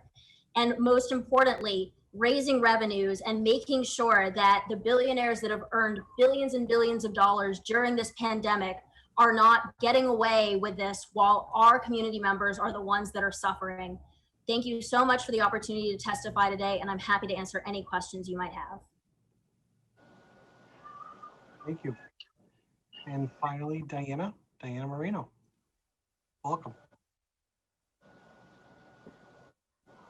Thank you so much for having me. Hi, my name is Diana Moreno. I am the program director at New Immigrant Community Empowerment. And I would really like to thank Senator Ramos and everybody present for giving us the opportunity to represent some of the workers who have long been excluded from our economy, from the benefits, even though they pay taxes into our system. And especially now, during the pandemic, have been some of the hardest hit, not just in a health crisis, but in an economic crisis that has left many of them homeless and struggling to put food on the table. As one of the strange silver linings of this pandemic has been actually to expand our work and our reach of new immigrant community empowerment from a place that was centered in Central Queens, which is, as Senator Ramos very well knew, was at the center of the epidemic back in March and April, to actually opening up 2 more centers in Brooklyn and in the Bronx, because we saw the need of the community for disaster relief. We became from an immigrant rights and workers center organization focused on helping educate folks around their rights, helping educate folks around safety and health training, to a disaster relief organization helping people put food on the table. And we continue to do that to this day. Unfortunately, our center has also we have been witness to those advancing needs of a population that was already on the edge long before this pandemic. These are day laborers that every single day have to go out to a street corner to look for work. And they might be in the most precarious conditions to be able to maybe be offered to get into a van for maybe what's $80 a day for a hard day's work that they may or may not get at the end of the day. These are workers who face really high instances of injury and death on the job, including 2 workers that we recently mourned at a rally a couple of weeks ago, which Senator Ramos attended, 2 workers that died due to unsafe conditions, one in Queens and one in Manhattan, both of them immigrant Latinos, who, again, due to the lack of regulations and the lack of employer oversight that care more about profit than human life, are no longer with us. Unfortunately, this population also has faced some of the worst outcomes as far as the illness rates, contagion rates, and the death rates of this particular pandemic, which made us do, as a staff at New Immigrant Community Empowerment, do something that we never thought that we would be doing, which is reaching out to consulates from Latin America to help people repatriate bodies and repatriate remains. This is something that has truly changed our organization from within, and I really hope that the stories of our members reach you all to understand that the safety net was no longer there, and this particular population that was already on the edge of a cliff has fallen off a cliff, and we need immediate emergency assistance in order to catch the ever-growing generational issues that are going to happen if we do nothing for these workers. One of those issues is, of course, even the mental health crisis that is tied to this to this overall health crisis, in which we see when we survey our members that 15 to 20% are having deep depression, anxiety, and even suicidal ideation, as was mentioned by one of our former colleagues. Something else that we really care deeply about is the fact that as unemployment has grown within this sector, other of our members who may have worked in restaurants, who may have worked in salons, who may have worked as cleaning homes, etc., they're out of work. While most of our members who work in construction are just starting to enter back into the economy. However, that labor pool of unemployed people that are now trying to enter into construction, what that creates is a really unfortunate exploitative conditions in which people will unfortunately take the lowest wage that they can get. They will not ask questions. If there is no social distancing or no PPE, they will go with it because they need the money. And without those federal regulations, those state regulations and those strong laws that prevent these sort of exploitations from happening, our communities are going to continue to be injured and to die on the job.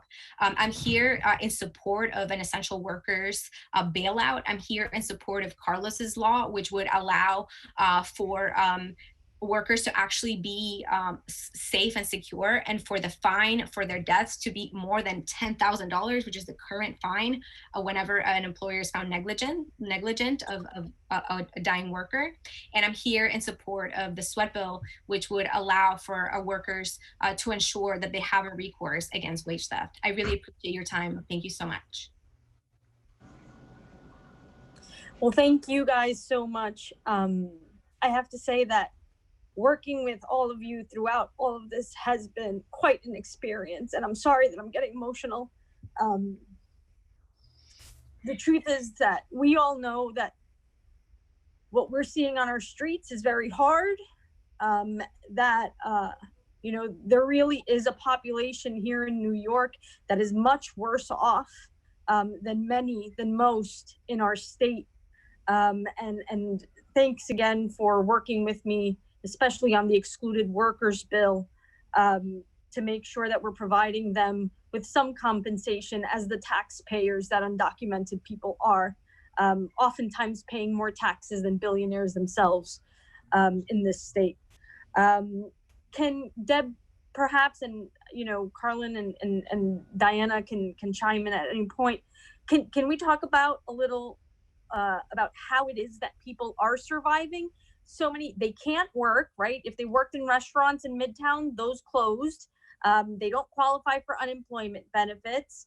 They don't qualify for PUA or anything like that. How are people feeding their families and making rent and paying for, you know, for their needs? I mean, in our membership, it varies. The answer is they're not. They're obviously barely surviving. People are waiting in incredibly long lines to get food. It is possible to access some kind of food, but it's not enough. It's certainly not enough for substantial families. There's no way to get diapers, right? There's no way to get clothing for your kids, much less enable your children to do remote learning for school. People have managed to get small sums of money from organizations like ours and the others that are testifying here, who have scraped together money from donors and foundations.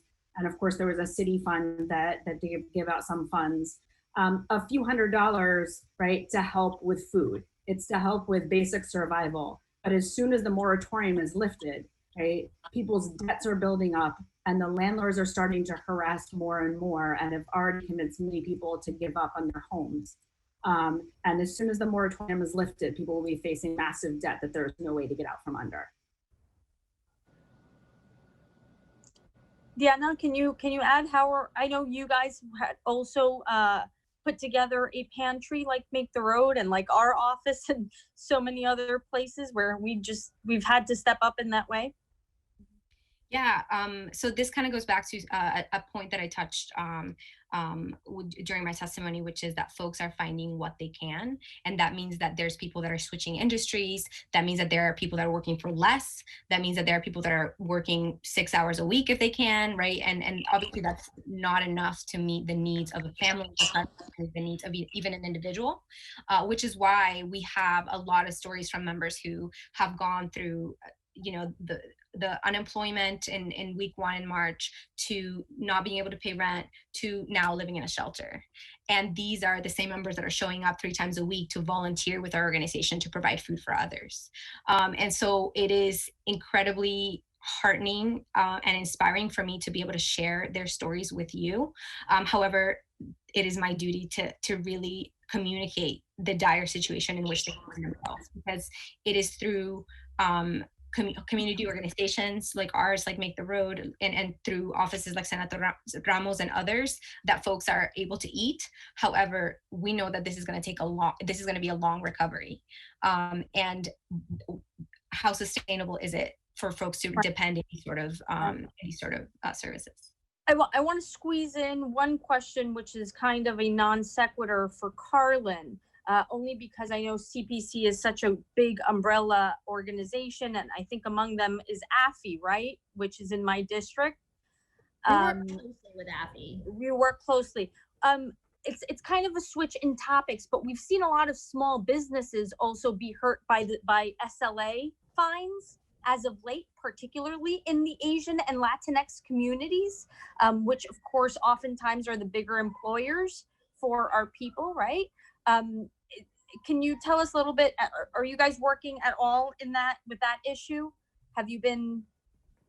We've had a lot of community members that have had this issue, and I think that it's one of many issues that our small businesses are facing. And I think that particularly for immigrant-run and limited English proficient small business owners, they are facing so many burdens right now because they have been left out of the PPP program. While, you know, I think someone said it earlier, organizations like Shake Shack get it. They're trying to navigate ever-changing guidance, fines, guidelines, updates from a bunch of different city and state agencies, all in a language that is not their home language. And then they're being faced with, you know, increasing fines and having to put out costs just to get by that they don't have the money for. And so it's been a huge problem. We're seeing businesses close. It means that more families are going hungry. Right. All right. Well, thank you. And thank you. I know Diana brought up mental health, which is a huge issue. I mean, we're going through a collective traumatic moment, but it only adds on to, you know, the rhetoric and the hate that's coming from the White House. And unfortunately, you know, this is an issue that I think we need to start talking more about, is our mental health during and as a result of this pandemic. I'm out of time, so I'll pass it on to the Assembly. Thank you, Senator, and thank you to the panelists as well. First up from the Assembly will be our co-chair of banking, Tom Abenante. Thank you all. I want to thank you all for giving us a picture of what's really going on the street. And it is sad that so many people are hurting so badly. I want to go off on one issue though, and I'm particularly choosing this group because you guys particularly make the road, have been a leader in proposing some things that I think really need to be detailed. And if not on this call, offline, I want to understand the proposal for canceling rent. It's very easy to say that, and we understand why so many people need help. But once you get away from New York City with the big landlords, and maybe not even having to leave New York City, you find that a lot of the landlords are people who own a 2 or 3 family building. Many of them are immigrants who have scraped together a little bit of money, you know, buy a 3-family house, they live in it, their kids live in it with them. And then the kids get married, move out, now they rent the apartment. And so, and across the board, no rent doesn't work. How do we fashion something that actually helps the tenants and doesn't unintentionally hurt so many of the people who really need that income, because that's what they're using to get by? They may have a store down on the first floor, and they may be the store that's being closed that you're talking about. And now they need the rent from the other apartment just to pay the mortgage or just to pay, or just to buy food themselves. How do we fashion this? Is there a proposal out there that somehow makes all this work? I mean, there are a number of proposals, and I'm happy to follow up on all of the details, but we are certainly not proposing a mandate that just says landlords cannot charge rent, right? That is absolutely not acceptable and not the way that we should be going about this. We absolutely agree. And a huge risk here, frankly, is that the same thing we're seeing with the death of Main Street, which we certainly hope will not be permanent, right? It could happen in housing as well, right? We don't need to see immigrant and other small homeowners and small business owners be put out of business while giant corporations and private equity swoop in to profiteer off of the ruins, right? So our approach on canceling rent and our approach on funding excluded workers is really fundamentally the same, right? On one day, 2 weeks ago, Jeff Bezos made $13 billion. On that one day, he made more money than he and his grandchildren and great-grandchildren could ever hope to earn. It is disgusting. We live in a state that says that is okay, while our members are going without a single penny to live on. while our members who are working in his warehouses and our members who are bicycling food to us 13 and 14 hours a day with just plastic bags covering their hands and home fashioned masks to protect them. That is disgusting. We cannot say that this is the state we want to live in. So I'll it is disagree all with you. about One of the recapturing things that wealth. One of the to things that I'm support the surprised folks in the about is why are we not talking about increasing the minimum wage? I've That's never not fair heard to do. anybody talk about that. I mean, that should absolutely be a part of all of this, right? Unfortunately, the 65% of our members who are still unemployed, like that's not going to be an immediate solution. So we're definitely in crisis intervention mode, of course, in terms of just restabilizing our communities and allowing people to survive the next few months. But definitely, we're with you on all of those broader solutions. And Well, okay, I look forward to having the conversation because I don't want to do more damage to the people who need help by, you know, like you said, just canceling the rent. So I really want to have this conversation because if we're going to move forward, we've got to come up with a solution that works for everybody. Definitely. I'll send you follow-up info. What Thank you needs so to be much. portrayed in this hearing. Thank you very much. Okay, back to the Senate.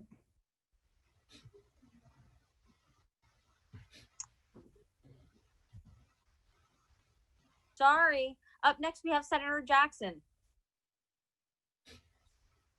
Hi, everyone. First, let me thank the three of you for coming in. And obviously, I'm just listening to your detailed situation that our people are in, and it's devastating. But one thing really caught me is, Colin, when you said that the percentage was 800 and what? 80 or something like that? For the unemployment increase, Yeah. 900% increase in a month. Oh my God. I mean, 900% is just insane to even think about that people are, you know, being laid off and struggling. And in fact, I was being, one hearing and they were talking about the food distribution lines and how many,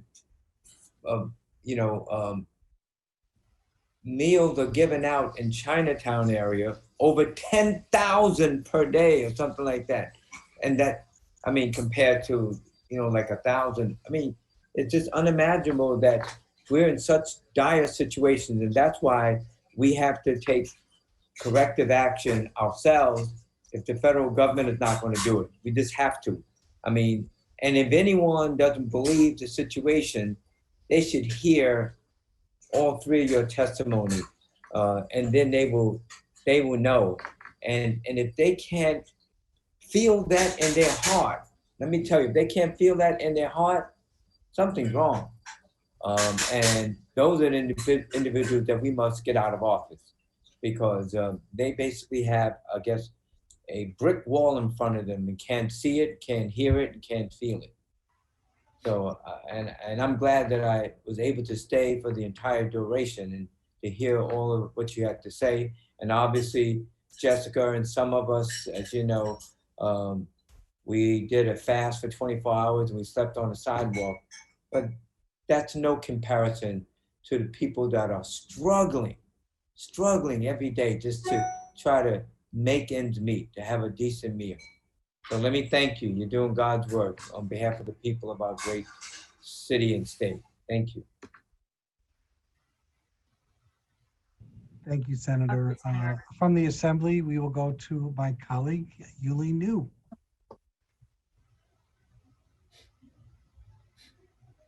Hi, sorry about, popping on and off. I couldn't figure it out for a second, but I just wanted to say thank you to everyone for testifying. And Deb,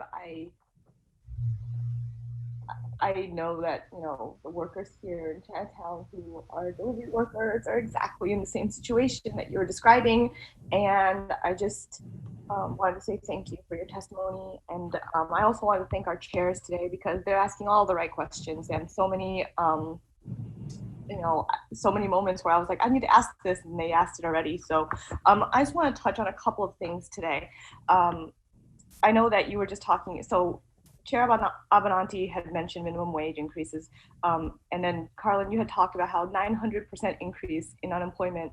I mean, minimum wage increases are great, but if you don't have a job, you know, the wages aren't going to be there and it won't help. And that's why we need to talk about canceling rent and we need to talk about all of these things. But I just wanted to say that, you know, the state made huge cuts to our social services. And I wanted to ask you, what are some of the impacts to the workers, to our social workers, et cetera, to folks who are in our 501c3s, who are actually doing the, you know, the actual footwork? And then on the flip side, what is happening to folks on the ground due to these cuts? Like, what is happening to the folks that you're working with? Yeah. So just quickly, the stat about Asian American unemployment increase is actually 6,900%. Like, that is the scale of the crisis that we are talking about. And that's why, like, yes, we do need to increase minimum wage. We've needed to continue increasing minimum wage for a long time, but that's not going to be nearly enough when people that are earning minimum wage are months behind on bills and many, many more people are unemployed. We need to stop talking about handling this crisis in this measure or that measure. It needs to be this and that and that. It needs to be increasing the minimum wage and an excluded workers fund and canceling rent and mortgages and supporting small landlords and the New York Health Act and all of these other things, because otherwise we are just going to be stuck in perpetual relief and we're never actually going to get to the recovery phase of this crisis. People are struggling too much and we are in too deep. And we see that in the social services sector every day. We deliver over 1,000 meals a day. And on top of that, we've distributed over 100,000 pounds of food, and people are still going hungry every day. We are helping people try to avoid eviction. We're helping people figure out school and jobs and benefits and try to keep people from getting deported. And all of this is happening at the same time as, like, cuts are happening to our programs, and our contracts don't support PPE or supplies. Our contracts aren't flexible enough to actually manage a crisis. They are so rigid that we have to figure out how to manage a crisis around them. And what this means is that, like, staff are spending time, instead of actually meeting people's material needs, trying to get PPE, trying to get it to be allowable within their contract. And we're also losing staff. And if that continues happening, not only is the scale of this crisis going to grow as more and more social service workers end up in the unemployed pool, but we're also not going to have the community-based organizations that have been at the front lines of this crisis the whole time, because we're not going to be able to make it through. Thank you Very good. so much, Carlin. If I could just add to that very quickly, we just had this fight in New York City, right? Like, we had to march and demand and ask that these frontline organizations that are the only ones that are able to reach invisibilized populations that are very difficult to, you know, due to language barriers, due to not understanding the system, due to being new, that we stayed alive and afloat. Right, we have to fight for our own existence in order to fight for the lives of our members, and that is such an unfortunate and ironic twist, considering the high needs of our members in this moment, and that's something that I would like to just spend my day serving our members and helping them thrive, not just survive. And because there's a reason why even prior to the pandemic, this population was on the edge. As undocumented workers in an anti-immigrant, incredibly anti-immigrant political climate, with a healthcare system that does not meet most of their needs. There is layer upon layer. I just want to reiterate what Carlin said in terms of, like, the solution, the actual recovery is not just one policy, right? I do believe that an excluded workers fund is a fantastic way to start, because it'll address that inequity, that generational inequity of billionaires who pay no taxes to a population that is barely surviving, that pays taxes into the system and sees. Thank you, Diana. Thank you very much, Julene. Thank you as well. Senator, back to you. Thank you. Up next, we have State Senator Gustavo Rivera, who we hadn't heard from today. Although I've been in meetings up and down, but I've been for most of the thing. a quick thing. It is very unfortunate. I'm very disappointed that I'm thankful for the assembly members in the minority who are still here. Thank you. I'm quite disappointed that there are no minority members from the Senate right now here. I'm not gonna, that you've already been thanked enough. I'm gonna do something different. I'm not gonna be the devil's advocate. I'm gonna play the devil. Any of you, we can't, you're talking about taxing, we can't tax our way out of this. Right? Does anybody have a response? We can't tax our way out of this. That's completely ridiculous, of course. What do you mean? Our austerity politics have already decimated the Department of Labor that's now supposed to be supporting unemployed workers across the board. It's already decimated our enforcement to support our workers in low-wage jobs who are being exploited even before COVID, right? So we have basically decimated the support systems that we now need and that are not available to us. And now we're allowing the argument that they're going to be cut further so our folks cannot survive. The amassing of wealth, this idea that billionaires will somehow— But they'll leave, but won't they? They'll leave. How, I mean, I recommend that everyone go look at the little things on the internet that demonstrate how much $1 billion really is, right?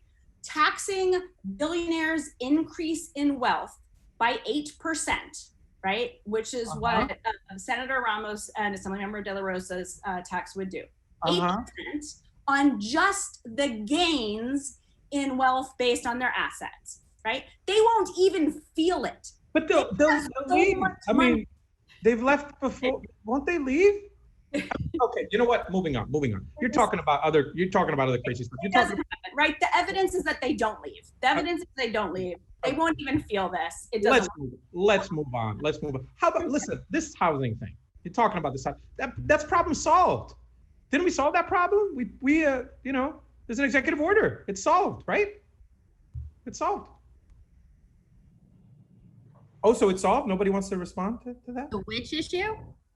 The housing issue. There is an executive order which actually makes sure that you can't get evicted. So the problem is solved, right? I would point to the gap between law and enforcement, and I would point to the fact that many folks, especially in New York City, that participate in an underground economy because they are undocumented, because they're in an informal work situation. They're also participating in an informal living situation in which they don't know their rights. They don't understand how those laws apply to them, and if they do. So whether a governor has passed an executive order, that makes no difference in their lived reality. That makes no difference in the fact that they are out of their home, and all their stuff is sitting outside of their home, and their stuff is locked. Right? Devil mask off. Cancel rent, tax billionaires, tax millionaires. Let's do this. They're not gonna leave. They're not gonna go anywhere. Let's do this. We can't tax our way out of it. How about we do lessen the blow on the people who are really hurting right now? It is completely crazy and ridiculous. Governor Cuomo, it is you, sir. You got your people watching still? It is you, sir. You are getting people to get out of their homes. You are making sure that billionaires and billionaires are treated completely different than the people who these folks represent. Shame on you, sir. Devil mask on. But they'll leave. I'm done. Thank you, Senator. And we will move on. A little bit more passion next time would be appreciated. If we could move on to my colleague, Assemblymember Carmen De La Rosa, who will be finishing out the Assembly's comments this evening. It's always hard to follow Gustavo Rivera and his devil and saint masks, but I will do my best. First of all, I want to thank the panel for your testimony. We've been working really, really hard to bring to light the narratives of the people that you all work every single day to represent. And I just want us to, for our colleagues who may be watching, who do not share a part of New York City, but have a vested interest in ensuring that the solutions that we're proposing here understand that it benefits the constituencies that they also represent. Can we talk a little bit about the tax and the solutions that have been presented and how they will help those constituents who live outside of New York City as well? And I also want to dig a little deeper into the impact as it has been felt by the families that you represent. What percentage of the families that you represent have lost loved ones in this time? And what does that mean for access to healthcare? What does that mean for staying in their homes? What does that mean as families get ready to go back to school? How can we kind of put all of this in a context where people understand that New York State has the ability and the authority to get this done, and why this is a critical moment for us to do it?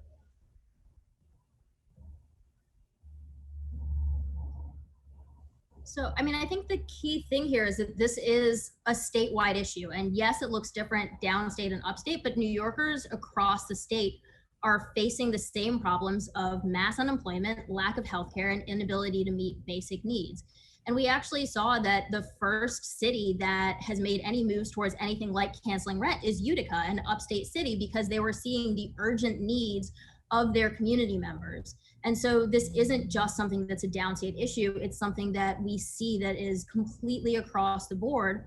And we know that New York has the ability to do things like raise revenue. There's so many bills that are already existing that, you know, with literally the flick of a pen, we could completely change how we are handling this crisis, from just kind of creating little band-aids here and there, when like what we really need to be doing is actually dealing with this, like the gigantic flood it is and is going to continue being as measures like the eviction moratorium expire. You know, as we're facing the end of that, as we're facing going back to school, as we're facing coming into the winter, this crisis is only going to continue to grow. And the measures that New York State already has that we just have to pass are the things that are actually going to begin to address this. Yeah, I would just add a quick glance at a little bit of data. The Fiscal Policy Institute did a geographic breakdown of the excluded worker bailout fund and where it would impact different regions.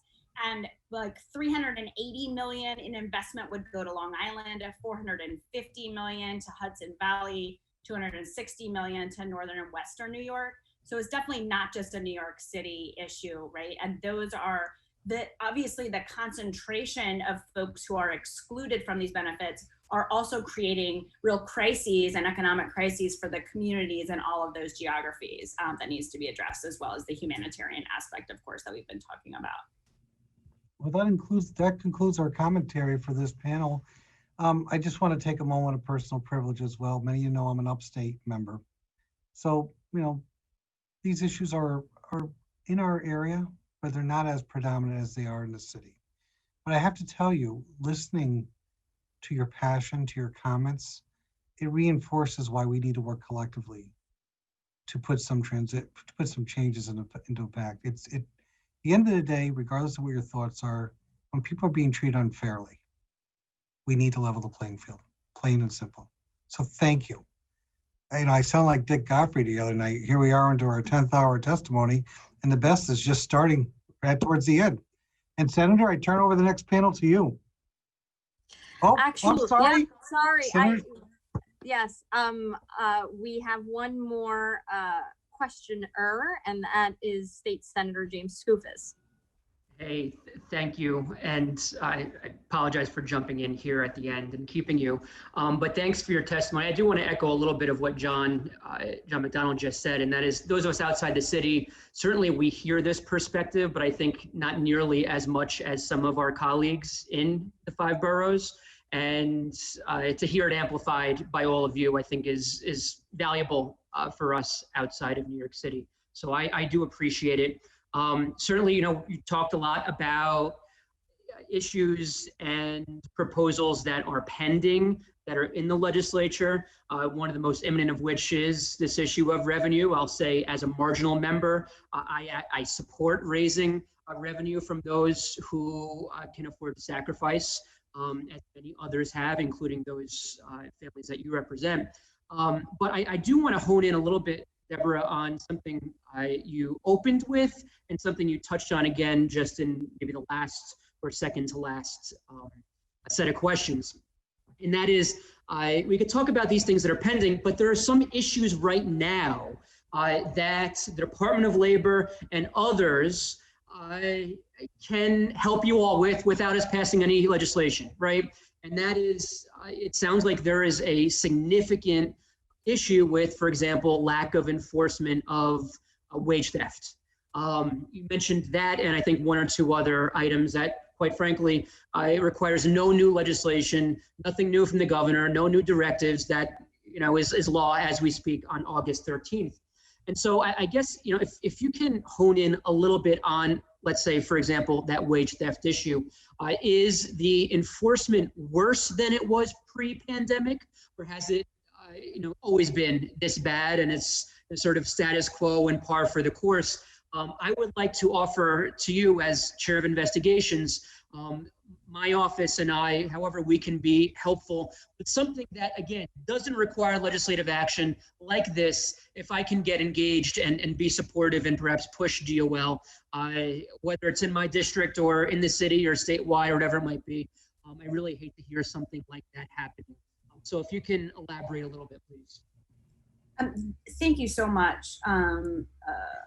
That's a really important question.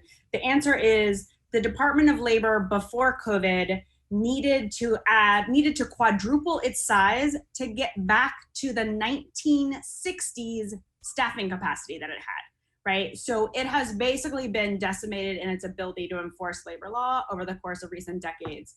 As a result, the DOL for many years now doesn't even attempt to investigate the full 6 years of back wages that workers who have their wages stolen are entitled to. It only tries to investigate 3 years. So that's just one example of the ways that they've just kind of thrown up their hands.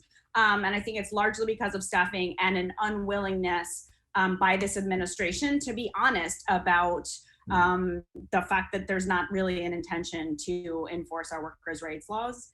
It has, I would say, wage theft enforcement, from what I can understand from our attorneys, and we usually are handling several hundred wage theft cases at any given point in time, has come to a screeching halt. So cases are not moving at all at this moment. So it's worse now than it was 6 months ago, yes, to be clear. Okay, got it. I'd love to continue this offline if you're interested. Yes, Well, absolutely. if I may, I'd like to add, Senator Skoufis, that this is why we recently passed the sweat bill. Oh, I'm well aware. You may recall that the governor vetoed it last year, but the attorney general's office today came out in support of during their testimony. So we're hoping that it gets signed this year. I mean, it would actually, and people don't realize this, it would actually hopefully solve the issue that we have where wage theft happens in New York to the tune of $1 billion every year, according to the U.S. Department of Labor.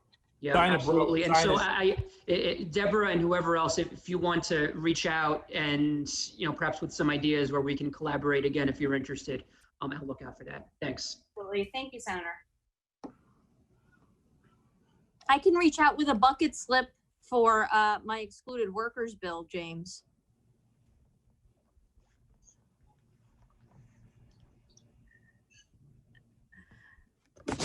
All right. Assemblyman McDonald, do we have the next panel?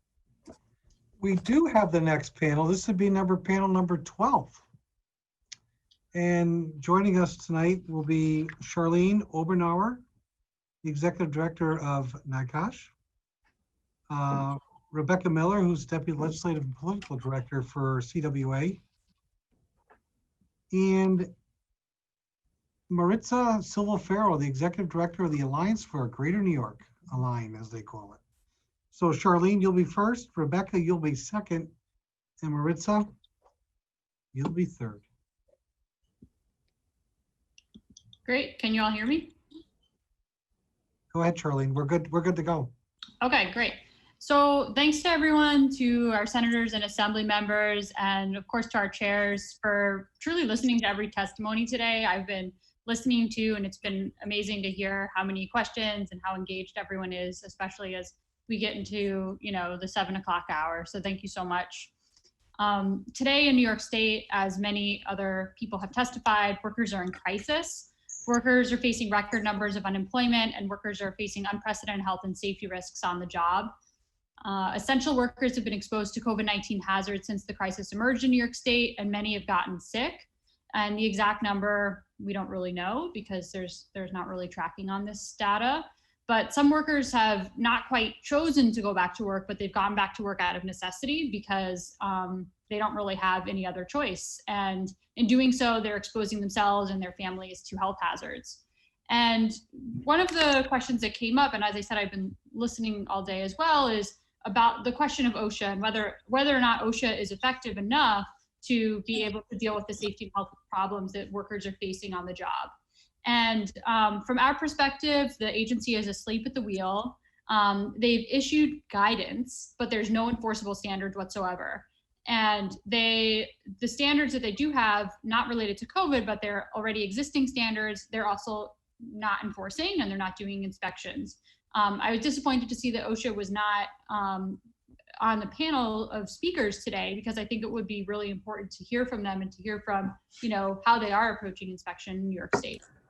And so I'm going to give a couple of examples of, why I have issues with OSHA's enforcement.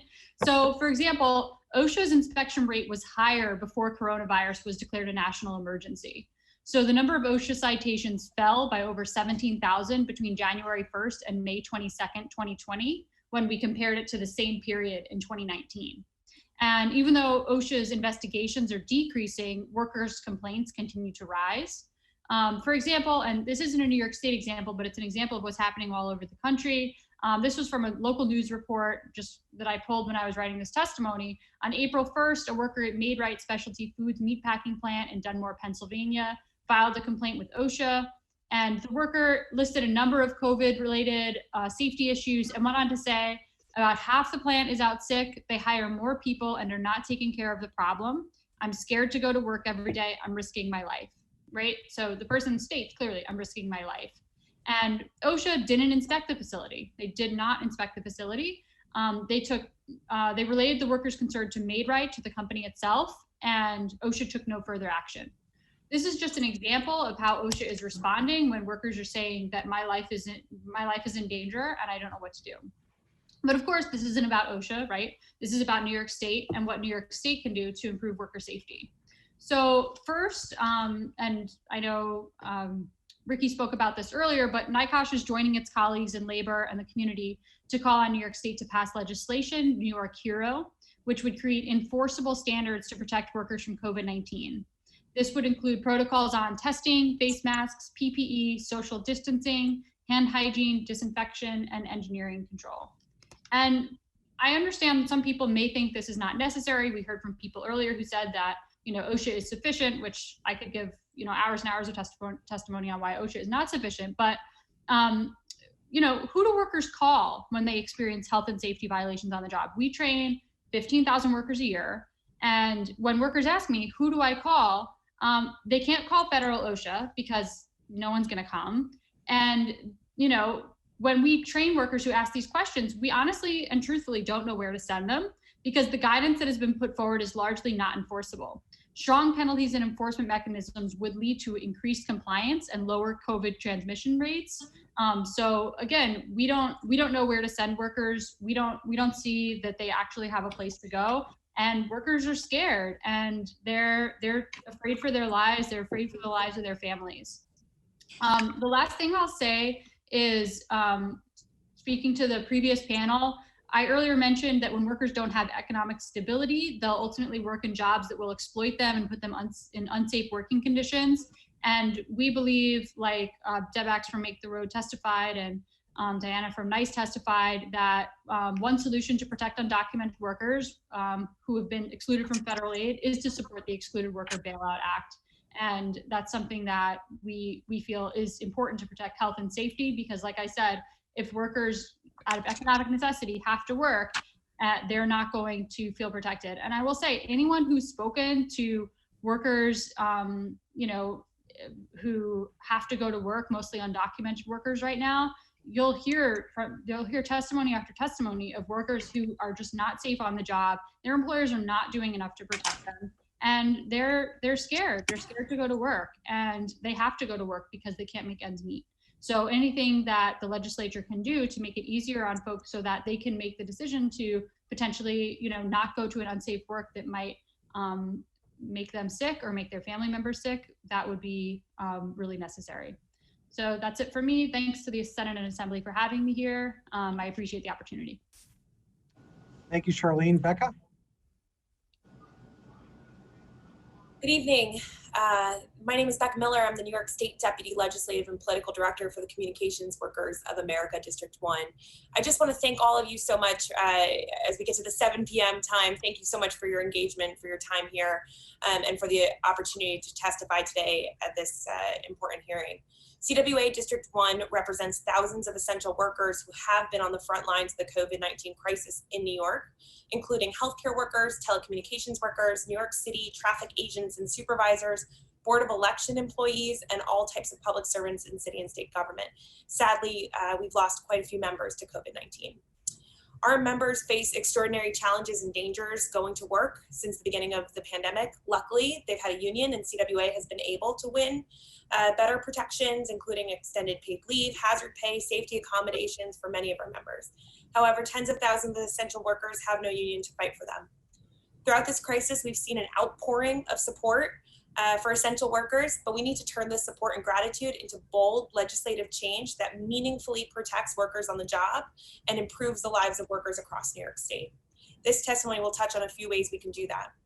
The first I'd like to say is supporting New York Hero. So as we reopen, we urgently need enforceable health and safety protections for all workers. I think we've heard that over and over today. So New York State must pass the New York Hero Act, soon to be filed by Senator Jane Ayers and Assemblymember Carinas Reyes. We have stories upon stories of workers who are afraid to go to work, laughed at for requesting PPE, lied to about the level of disinfection even after numerous confirmed cases in their workplace, threatened with retaliation when they were speaking out. While the union has been able to resolve many of these issues, we know that most don't have a union in New York State, and nobody should have to face these workplace conditions. This legislation would require all employers to adopt enforceable health and safety standards to protect workers from exposure and the spread of COVID. A critical piece of this is worker health and safety committees. In a time where our labor agencies, as we just heard from Deb Axe in the conversation in the previous panel, in a time where we lack the resources to fully investigate and enforce health and safety laws, worker health and safety committees are a critical tool. Workers are in the best position to determine whether a workplace is safe or not. And if a workplace is unsafe, they now have a legally protected tool to work with their employers to address these concerns if this bill passed. OSHA has even lifted these up as central to maintaining workplace health and safety. It's not a new concept, 14 states have it. Lastly on this topic, while I want to say we desperately need this COVID-19 specific infectious disease standard, we should also look towards next session and create a general airborne infectious disease standard to make sure that we're prepared for whatever's to come in the future. The next topic I'd like to talk about is revenue, impending layoffs, and cuts to necessary programs and services. While we know that we need assistance from the federal government, our state was in dire fiscal concerns prior to the pandemic. Our state must raise revenue by asking the wealthiest among us to pay their fair share. This allows us to prevent cuts and invest in the health and future of our state and fund excluded workers. There are a slate of bills. I don't need to tell all of you, ultramillionaires tax, billionaires tax, there's a lot of options that we must support and pass. This is life or death. And this has actually been particularly playing out already in the lives of the 15,000 healthcare workers that we represent. The financial toll of COVID on hospitals has been devastating. So in order to cut costs, they're cutting staffing. What this means is that the concern of safe staffing, which our members have been dealing with for decades and which was exacerbated during the COVID crisis, is now to an untenable level. We have a workforce that is exhausted, traumatized, and now they're being forced to continue taking care of more patients than they should by health and safety standards and also for their own health. So we need to do right by the healthcare heroes that we talk about and that we clap for at 7 p.m. We need to do right by them. We need to do right by those in nursing homes and other healthcare facilities. We need to mandate safe staffing, and the only way to do this is to raise revenue and fully staff our hospitals. One other issue I'd like to talk about is with the Board of Election. CWA represents Board of Election Workers Local 1183. and they conducted a primary during a pandemic. This took an extraordinary toll. As of the last count, 3 of our members in this bargaining unit have died. Several have been on ventilators and more than a dozen diagnosed with the disease and under quarantine. While CWA strongly supports measures to make voting easier and more accessible and safe, we also need to make sure that when this happens, that we don't leave the workers who are doing that work behind. During the primary, more than 10 times the number of absentee ballots were received than in recent elections. But the BOE did not have 10 times more the staff, copy machines, or the space to do social distancing. So as we move forward with implementing necessary election reforms, let's make sure that we also don't forget the workers who are implementing them. And with that, I will conclude at 0 seconds left. Thank you so much for all your time. Yeah, thank you, Maritza. Bring it home. Thank you so much again. My appreciation to all of you for staying here until 7 o'clock. We're gonna have dinner together. Thank you so much for all the work that you're all doing. So my name is Maritza Silva Farrell. I am the Executive Director of ALIGN, the Alliance for Agrarian New York. We are an organization that builds long-standing alliance of community and labor and environmental justice organizations. Since the beginning of the pandemic, ALIGN has built the Essential Workers Table. My colleagues have mentioned about this coalition. This is a statewide coalition composed of 87 labor unions, worker organizations, and other worker advocates to advance the rights of workers during the COVID-19 crisis. To date, even months into a deadly pandemic, there are few enforceable occupational safety and health standards at the federal level or in New York to adequately protect frontline workers from infection, as my colleagues also have mentioned. Racial and gender injustice are at the heart of the lack of protections since the beginning of this pandemic. Essential workers didn't stop working under unsafe conditions at the height of the crisis, and they are disproportionately Black and Latinx workers who are least likely to work in jobs that allow them to work safely from home. New York State can fix this injustice by enacting immediate and effective legislation to protect workers. New York Heroes was mentioned, and that's what we're asking for. The stakes are too high for inaction, and we must mitigate the devastating consequences that this disease will continue to have in our communities. As we heard today from many panelists, COVID continues to spread around the nation, and New York must prepare for a second wave. Effective legislation will require employers to adopt key health and safety standards that cover all workers in our state, including face mask and PPE requirements, social distancing and hand hygiene policies, and disinfection protocols. In addition, these standards must be enforceable with clear consequences and penalties for employers who fail to comply with the law.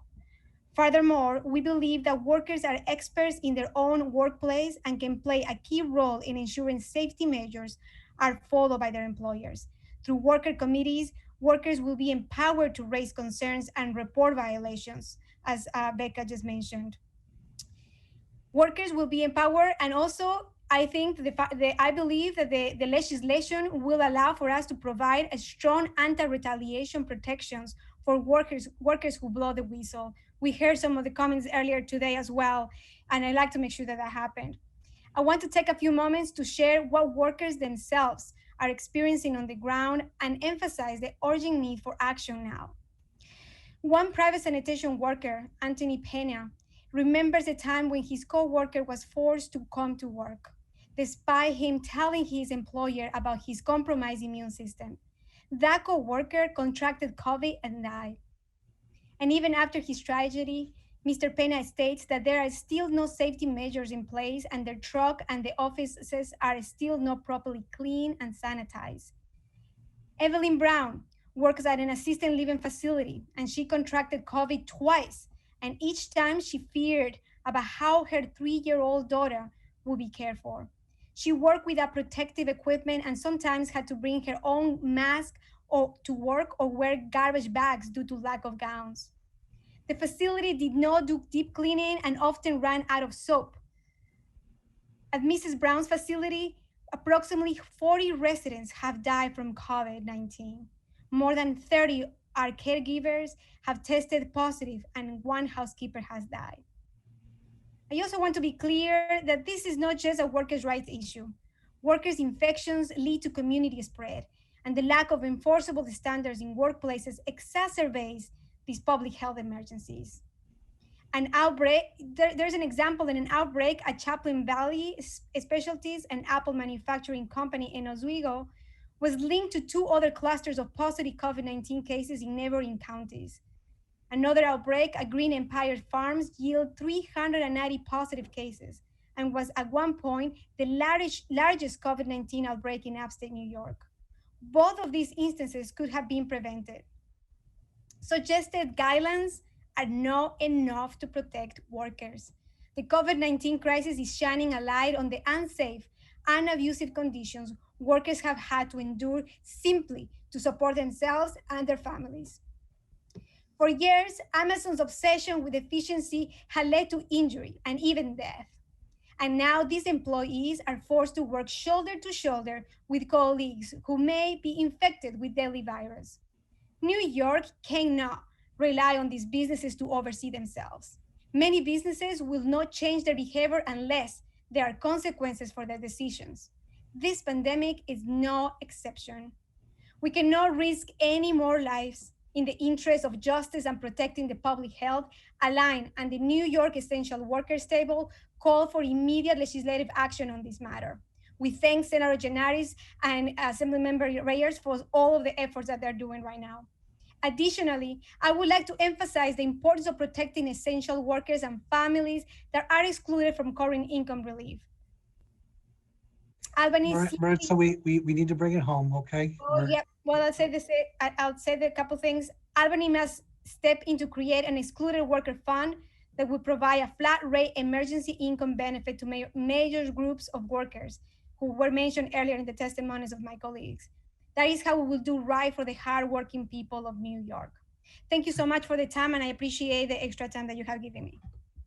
Thank you, Senator. There's no assembly members ready to speak, so to the Senate. Well, we do have Senator Skoufis with a few questions. Senator? Thank you. And you said that as if you were upset with me for getting on the list. I am never upset with you. I am never upset with you. Just pointing out that you have been the consistent question asker. You're the consistent question asker of every panel, which is appreciated. And I'm just still waiting for you to sign that bug slip. Love you. Ask your questions. Hey, this question's for Becca. And I asked this of a previous panel with NYSNA and PEF. Obviously, CWA is very interested in safe staffing. The long overdue safe staffing study is supposed to be released tomorrow. I'm wondering what sort of engagement CWA had with the Department of Health. Were they, did they do outreach? Were they bringing you to the table? Also, what do you expect tomorrow? If you have any sense of what this study might look like, and connected to all that, can you speak to how much of a priority now we're on the other side of this pandemic? We're not completely through it. We're on the other side. Over the past 5 months, looking back, how much of a priority is this getting safe staffing across the finish line ahead of the next pandemic or ahead of the next second wave?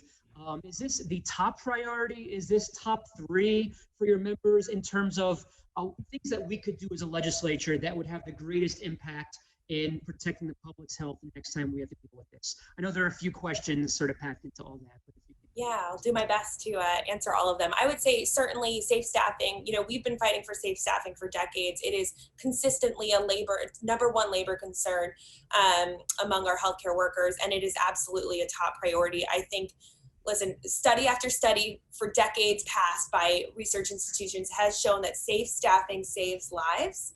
And we have seen that time and time again. And then COVID hit, and it was proven yet even to the nth degree.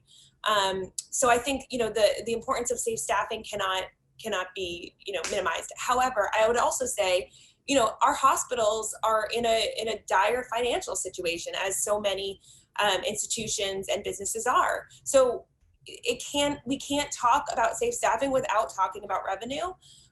We need to raise revenue. We need to fully fund our hospitals.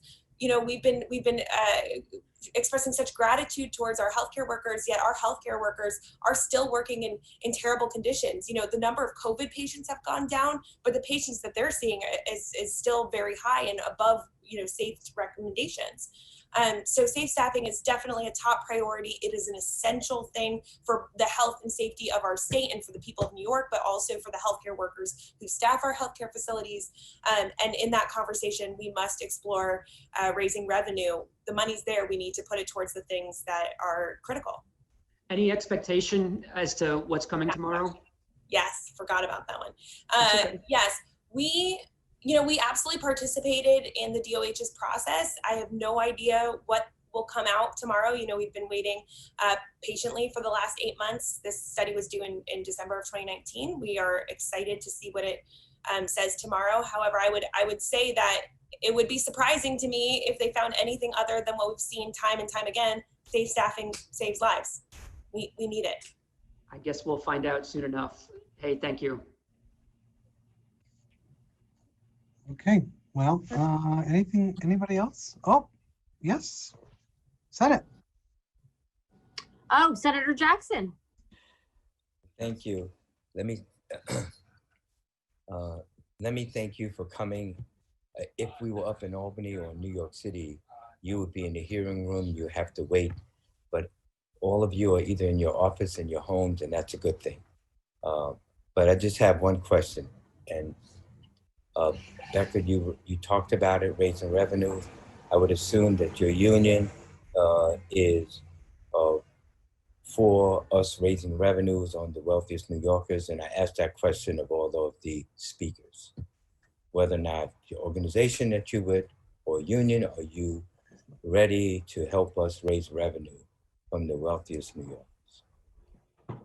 Yeah, absolutely. Our union has been actively in this fight for many years. It is something our members feel very strongly about. We understand that we cannot have the society we all deserve to live in without, an equal revenue raising scheme. We need to tax those among us who have profited the most and who are the wealthiest, and we need to make sure that we have all the revenue we need to support the public programs and services that we all rely on that make us a healthier, stronger state. So 100% CWA is there. Maritza, your organization? Yes, at Align, I think we are fully committed to this. This is a fight that we have had similar to CWA, like for a really long time. If there is a time in which we can actually generate revenue by getting billionaires to actually pay for their fair share, the time is now. So we're fully at Align in support of this. Charlene, if you could speak for your organization. Yes, 100%.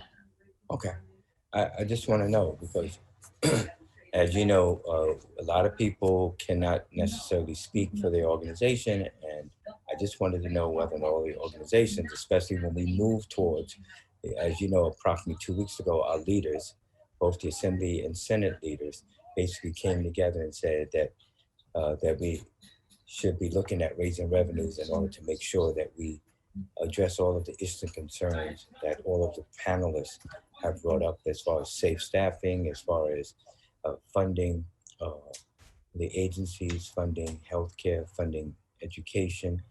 And this is not only for Biddick City, this is for everywhere. Small rural areas, suburban areas. It's very important that we maintain the quality of life that all of us are used to. And those that are suffering the most, we need to make sure that they can survive this pandemic with us. So I thank you. Thank you, co-chairs. Joanne Simon from the Assembly.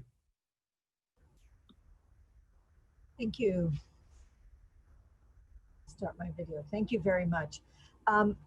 Thank you all for your testimony. It's just been terrific. And we've learned so much throughout the day from all of the witnesses, and you've been just great. I did want to ask a question of Ms. Obernower about OSHA.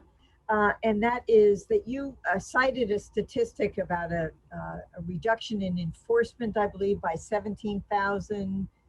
And what I didn't quite get was since when, if you could just clarify that statistic, because I'm not sure I got all of it. It's quite astounding to me that there has been that much of a drop off in OSHA enforcement over the years. I'm curious if you could just tell me a little bit more about that. Sure. So the statistic is that the number of OSHA citations that took place between January 1st and May 22nd of 2020 was 17,000 less, or 17,000 fewer, when compared to the same period in 2019. It's incredible. Yeah. And to what do you attribute that to something in particular?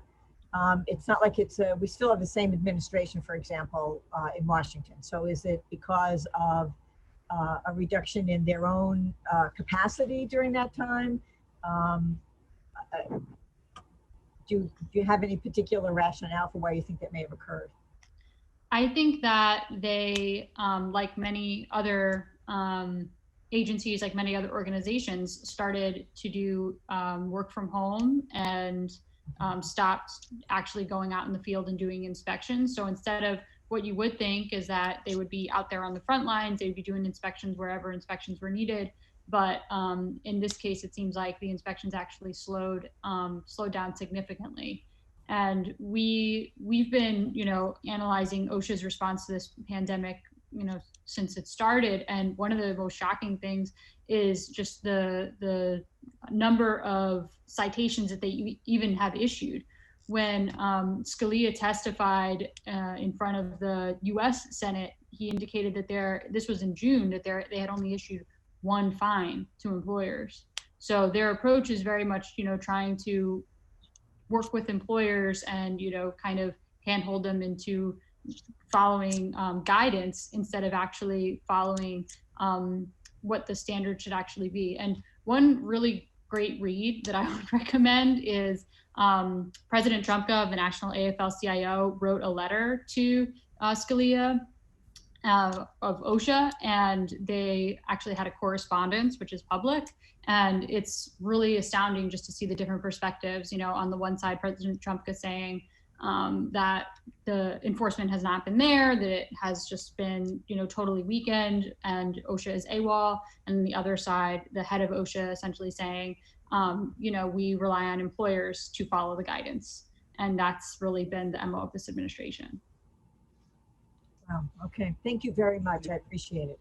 Thank you. Thank you. Senator, do you have any other members? I don't have any other members with questions. Do you?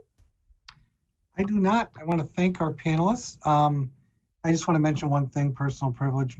Becca, you had mentioned about safe staffing, but also the fact that our hospitals really are under-resourced as well. And the two need to work together. And, as you might have heard from a few of our colleagues, there's many of suggestions of how we can raise revenue, which you all support. But there's also recognition that we need to keep in mind, and I've been very clear on this, for decades, the federal government has refused to reimburse through its Medicare rates to hospitals appropriately. Whereas this state contributes billions and billions of dollars to the US economy through our federal taxes, we get peanuts when it comes to medical services. And that needs to be a larger part of this discussion as well. So to all of you, we thank you for your contribution. Unfortunately, you're panel 12, you're not lucky number 13, which is our finishing panel this evening. And we will now see our last two speakers for the evening. No pressure. From the New York Civil Liberties Union, Legislative Attorney Lisa Zucker. And from the New York chapter of the National Employment Lawyers Association, Margaret McIntyre. Lisa, you have the privilege of kicking us off, or kicking this off. And then Margaret has the privilege of closing it out. Okay. Go ahead. Can you hear me? Great. Yes. Thank you all so much. Good evening. I certainly never put good morning or good afternoon in my remarks. I knew it would be late. Thank you all for staying so late and for all your questioning and interest in this issue. My name is Lisa Zucker. I'm a legislative attorney with the New York Civil Liberties Union. The NYCLU is the state affiliate of the ACLU.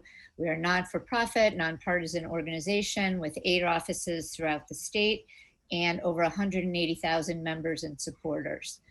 As the last panel, I will limit my remarks to what has not been said already today. Believe it or not, there are a couple of things that I would like to address. One is the special needs of the agricultural workforce, and 2 is the need to strengthen and expand emergency COVID paid sick leave. But before I begin, I want to echo what Maritza said on the last panel. Although today's hearing is entitled The Impact of COVID on the Workforce, we are talking about so much more here than workers' rights. For every worker who toils in an environment where the risk of COVID is high, the impact on family members, friends, separate community, risks that same infection. No one wants to go back to the dark days of April, but that is what we risk if we do not sufficiently protect our workers. So onto the special needs of agricultural workforce. There are an estimated 80,000 to 100,000 farm workers in New York who produce over $5 billion of revenue for our state annually. The first reported infections among New York farm workers began in April. The worst outbreak so far was in May, when 171 workers at the Green Empire Farms in Oneida became infected with the virus. Since then, we have seen more outbreaks across the state. In late June, there was another outbreak, and an Oswego County apple processor infected 82 of 179 workers. In May of this year, the governor issued guidance documents for the prevention and response of COVID-19 on farms. While helpful, as others have said today, we need more than guidance. We need a legal obligation, we need enforcement mechanisms, we need penalties and teeth, really, to make the bad. Not all employers, are bad. The ones who follow the law, follow the guidance are not the ones we're talking about. We're talking about the ones who aren't. That is why we have laws most of the time. We also need enforceable regulations for all employer-operated housing. This is a huge issue in the farm worker community. Too many farmers live in cramped, unsanitary housing with little or no availability to social distance. In fact, the Empire Farm outbreak was traced not to the workplace, but to the way that the farm workers lived, many of whom live in employer housing. Last year, this body, led by Senator Ramos, passed the historic Farm Labor Fair Labor Practices Act, which does include a section on housing and expands DOH's authority over the certification and licensing of farm labor camps. That provision takes effect in January. In addition, there may be some confusion about whether the new provision applies to all farm labor camps or just those that house migrant workers. We need to clarify and fix that. We also need to enact stronger quarantine and isolation requirements. Because farm workers are considered essential workers, they're permitted to work if they test positive and they remain asymptomatic, but they have to quarantine when they're not working. If you're working on a farm in employer housing and you're quarantining with all the other workers there, you are spreading that infection. Another issue that is unique for farm workers is there are 8,000 H-2A visa holders, workers, who are coming into our state as we speak. This is the high season for farm workers. These people are coming from states that have high infection rates. There need to be quarantine and isolation enforcement. We have heard stories where all the workers are just put together in one house when they all are not part of the same unit, and they're just infecting each other, and then they're going out into the workforce and they're infecting their coworkers. I'm running out of time. I do want to address for 2 seconds expanded paid sick and family leave. Governor Cuomo in March signed the emergency legislation. We need what was done for health workers. I believe Senator Ramos asked the commissioner this question, if DOL could do for all workers what they did for health workers, which is ensure that a doctor's note is sufficient for an order of quarantine or isolation, that workers would be entitled to more than one paid sick leave period. And we need to clarify that paid sick leave is in emergency sick leave is in addition to our new permanent paid sick leave that is going to go into effect September 30th. I have you, lots Lisa. more, We but I'm happy appreciate to your answer comments. questions. Thank Thank you. Margaret. Good evening. My name is Margaret McIntyre. I'm a member of the Legislative Committee of NELA New York, which is the New York affiliate of the National Employment Lawyers Association. And we are a group of attorneys who represent employees who have been denied their rights. We deeply appreciate the work of all of you to put this hearing together and to include our perspective here. And I'm going to try not to repeat things said too, but because I am glad that Labor Law Section 740 has come up today. But it is impossible to talk about the health and safety issues in the workplace during COVID without addressing the fact that under New York law, it is legal for an employer to fire workers who complain about what they believe to be dangerous and unsafe working conditions. It is legal for a hospital to fire janitors who raise concerns about lack of gloves and masks. It is legal to fire retail workers who complain they are at risk because they lack plastic barricades or other PPE. It is legal to fire factory workers who complain that they are working side by side in what they believe to be inadequately sanitized facilities or a lack of social distancing. And this is because of New York's whistleblower law, Labor Law 740. 740 only protects people who complain about conduct that is both an actual violation of a specific law, rule, or regulation, and the conduct also has to be a substantial threat to public health and safety. So the law as it exists today fails to protect most workers. And you know, the country's response to the pandemic has led to a lot of confusion and constantly changing information about what kind of workplace is safe. And as we've heard today, there are too few requirements that workplaces be kept safe, too many options for employees who are not working in safe environments. So basically in New York State, if a worker raises a concern about a safety issue that is not actually a provable violation of a law, and her boss doesn't like that, she's subject to termination. Workers who speak up can get fired. Workers who don't speak up are left to work in potentially dangerous situations. So, and because of the, you know, the weak whistleblower law that we have, even essential workers, the ones, people that all of us depend on, are put in a double bind. Speak up and risk getting fired, or remain silent and risk illness or death, not only for themselves, but for their families, their communities, our communities, all of us. And as usual, this situation disproportionately affects low-wage workers, who are disproportionately people of color. And, you know, the more financially insecure a worker is, the tighter the squeeze she is in when the workplace is unsafe. And I mean, it's just not tenable. It was bad enough before COVID, but it's not tenable with COVID. Workers, all workers, must have the right to speak out if they believe their workplace is to be unsafe. And COVID presents a very real and serious threat to public safety and health. But it's a little trickier right now about whether there's any law, rule, or regulation that's violated by these unsafe conditions. And that's what has to change. Since I have just a few more seconds, I would say, first of all, amending Section 740 of the labor law would not cost the budget anything.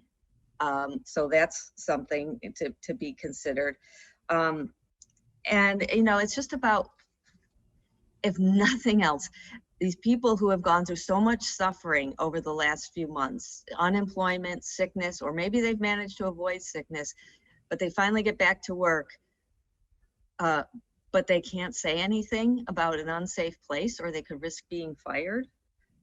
We need to give employees more power in this regard. And I'm glad Sweat came up in the last couple of panels. That's also very important. If workers had the ability to file a wage lien when they're not paid, they would have a much better chance of collecting on unpaid judgments for wage and hour violations. Thanks. Thank you to our final two panelists for the evening. I'm looking to see if we have any comments on the assembly. I do see one, if you don't mind, Senator. Go right ahead. Go first. All right, Joanne Simon. I wonder what she's going to talk about. Gee, maybe expanding 740 whistleblower protections. You know, I did want to thank you, Margaret, for speaking about that. You know, you brought up the laws, rules, and regulations issue, and whether or not that could be proven under the current 740. I have a concern that the guidelines are so amorphous that establishing whether someone would whether a workplace is violating the rules might not be as clear as it needs to be, even with an expanded 740. Do you have any suggestions as to how we might remedy that? A number of witnesses have called for establishing very specific standards, going through it industry by industry, for example, and working between the Department of Labor and Department of Health. Is that something that you would endorse? Do you have any other approaches or proposals to that? Well, you know, I can't speak to specific rules or bills, you know, pending bills that NELA supports in terms of these safety regulations, but I do want to emphasize this, that the probably the most important change to Section 740 is eliminating this requirement that some kind of conduct be both illegal and a threat to public health or safety. Now, if it were just if the and were just changed to or, then people, and if this had, you know, if we had this now, then people who are speaking out now or have been speaking out over the last few months and having no recourse, that wouldn't be happening, because the way the bills that are pending are proposing to change Section 740 is to eliminate that conjunctive requirement and make it so that an employee is protected if he or she has a reasonable good faith belief that the employer's activity is either illegal or poses a substantial threat to public health or safety. So it's that and that has to go. Thank you. I appreciate that. Is that it? I don't believe that we have anybody. We do. I don't believe we have anybody else. You do? Go right We ahead. do. Yes, we do. From the other side of the aisle, our ranker, Brian Mankilo. Brian? There you go. Can you hear me okay? Yes, we can. All right, thank you. Lisa, if you have a few moments, I'd just like to talk to you about the farm workers. My district covers Wayne County, Cayuga County, and Oswego County, the county where the apple packing plant was. In Wayne County, just to give you a positive, myself and Senator Helming met with Wayne County, apple producers, Department of Health, other key individuals in the county. We were very proactive about 2 months ago, knowing that Wayne County is the largest apple producing county in the state, third largest in the country, knowing how many workers would be coming in. So I had a chance to go out to the labor camps, go through the labor camps with the Department of Health, be there with the farmers, coming up with a plan, looking at where they're staying. And I believe that the farmers that we met with and are in Wayne County are doing everything they possibly can. I know that we've talked about 14-day quarantine once they get here. the workers, temperatures, masks, and talking about where we're going to put a worker if they do get COVID.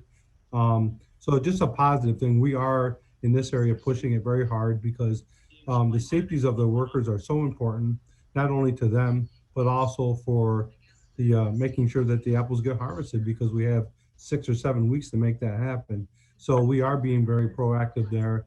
And I want to assure you that we're doing everything we can to make everything safe for everyone.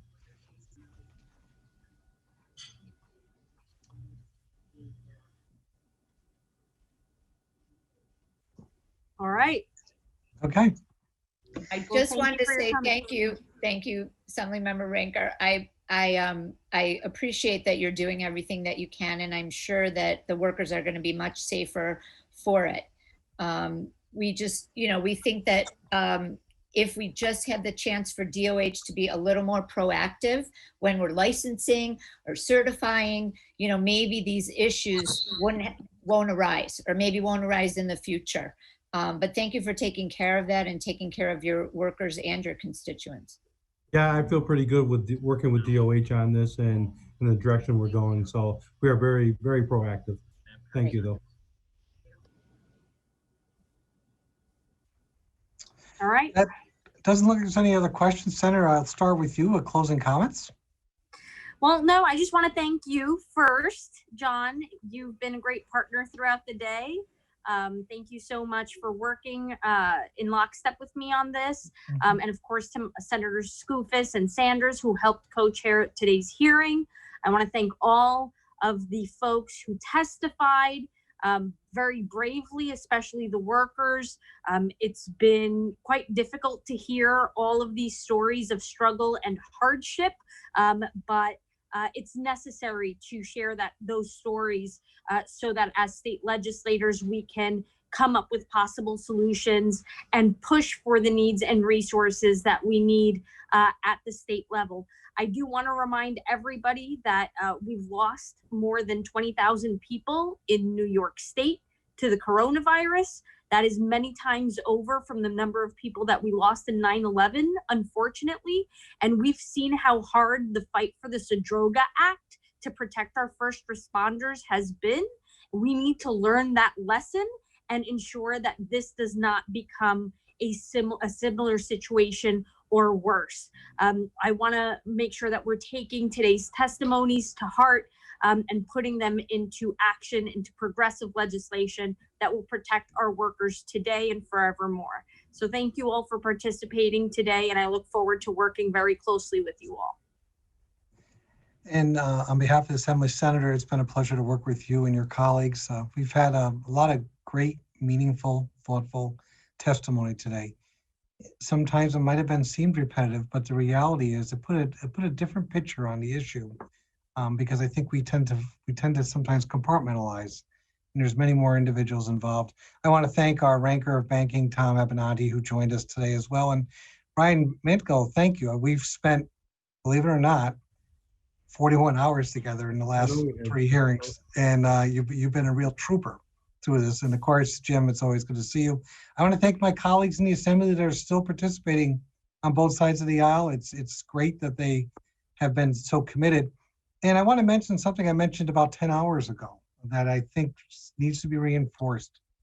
Although sometimes the questions may have been a little bit limited, understand that there's dozens and dozens of staff, hardworking staff, who deserve a great shout out today, who have been taking copious notes, and I know have already been sharing messages with the respective chairs on ideas and thoughts on what we need to do. So with that, we want to bid you adieu. Thank you for tuning in to the New York State Legislator Zoom channel. And with that, we'll say good night. Yes, good night, and thank you to the central staff at the Senate and the Assembly. Thank you so much. Thank you. Thank you, everyone.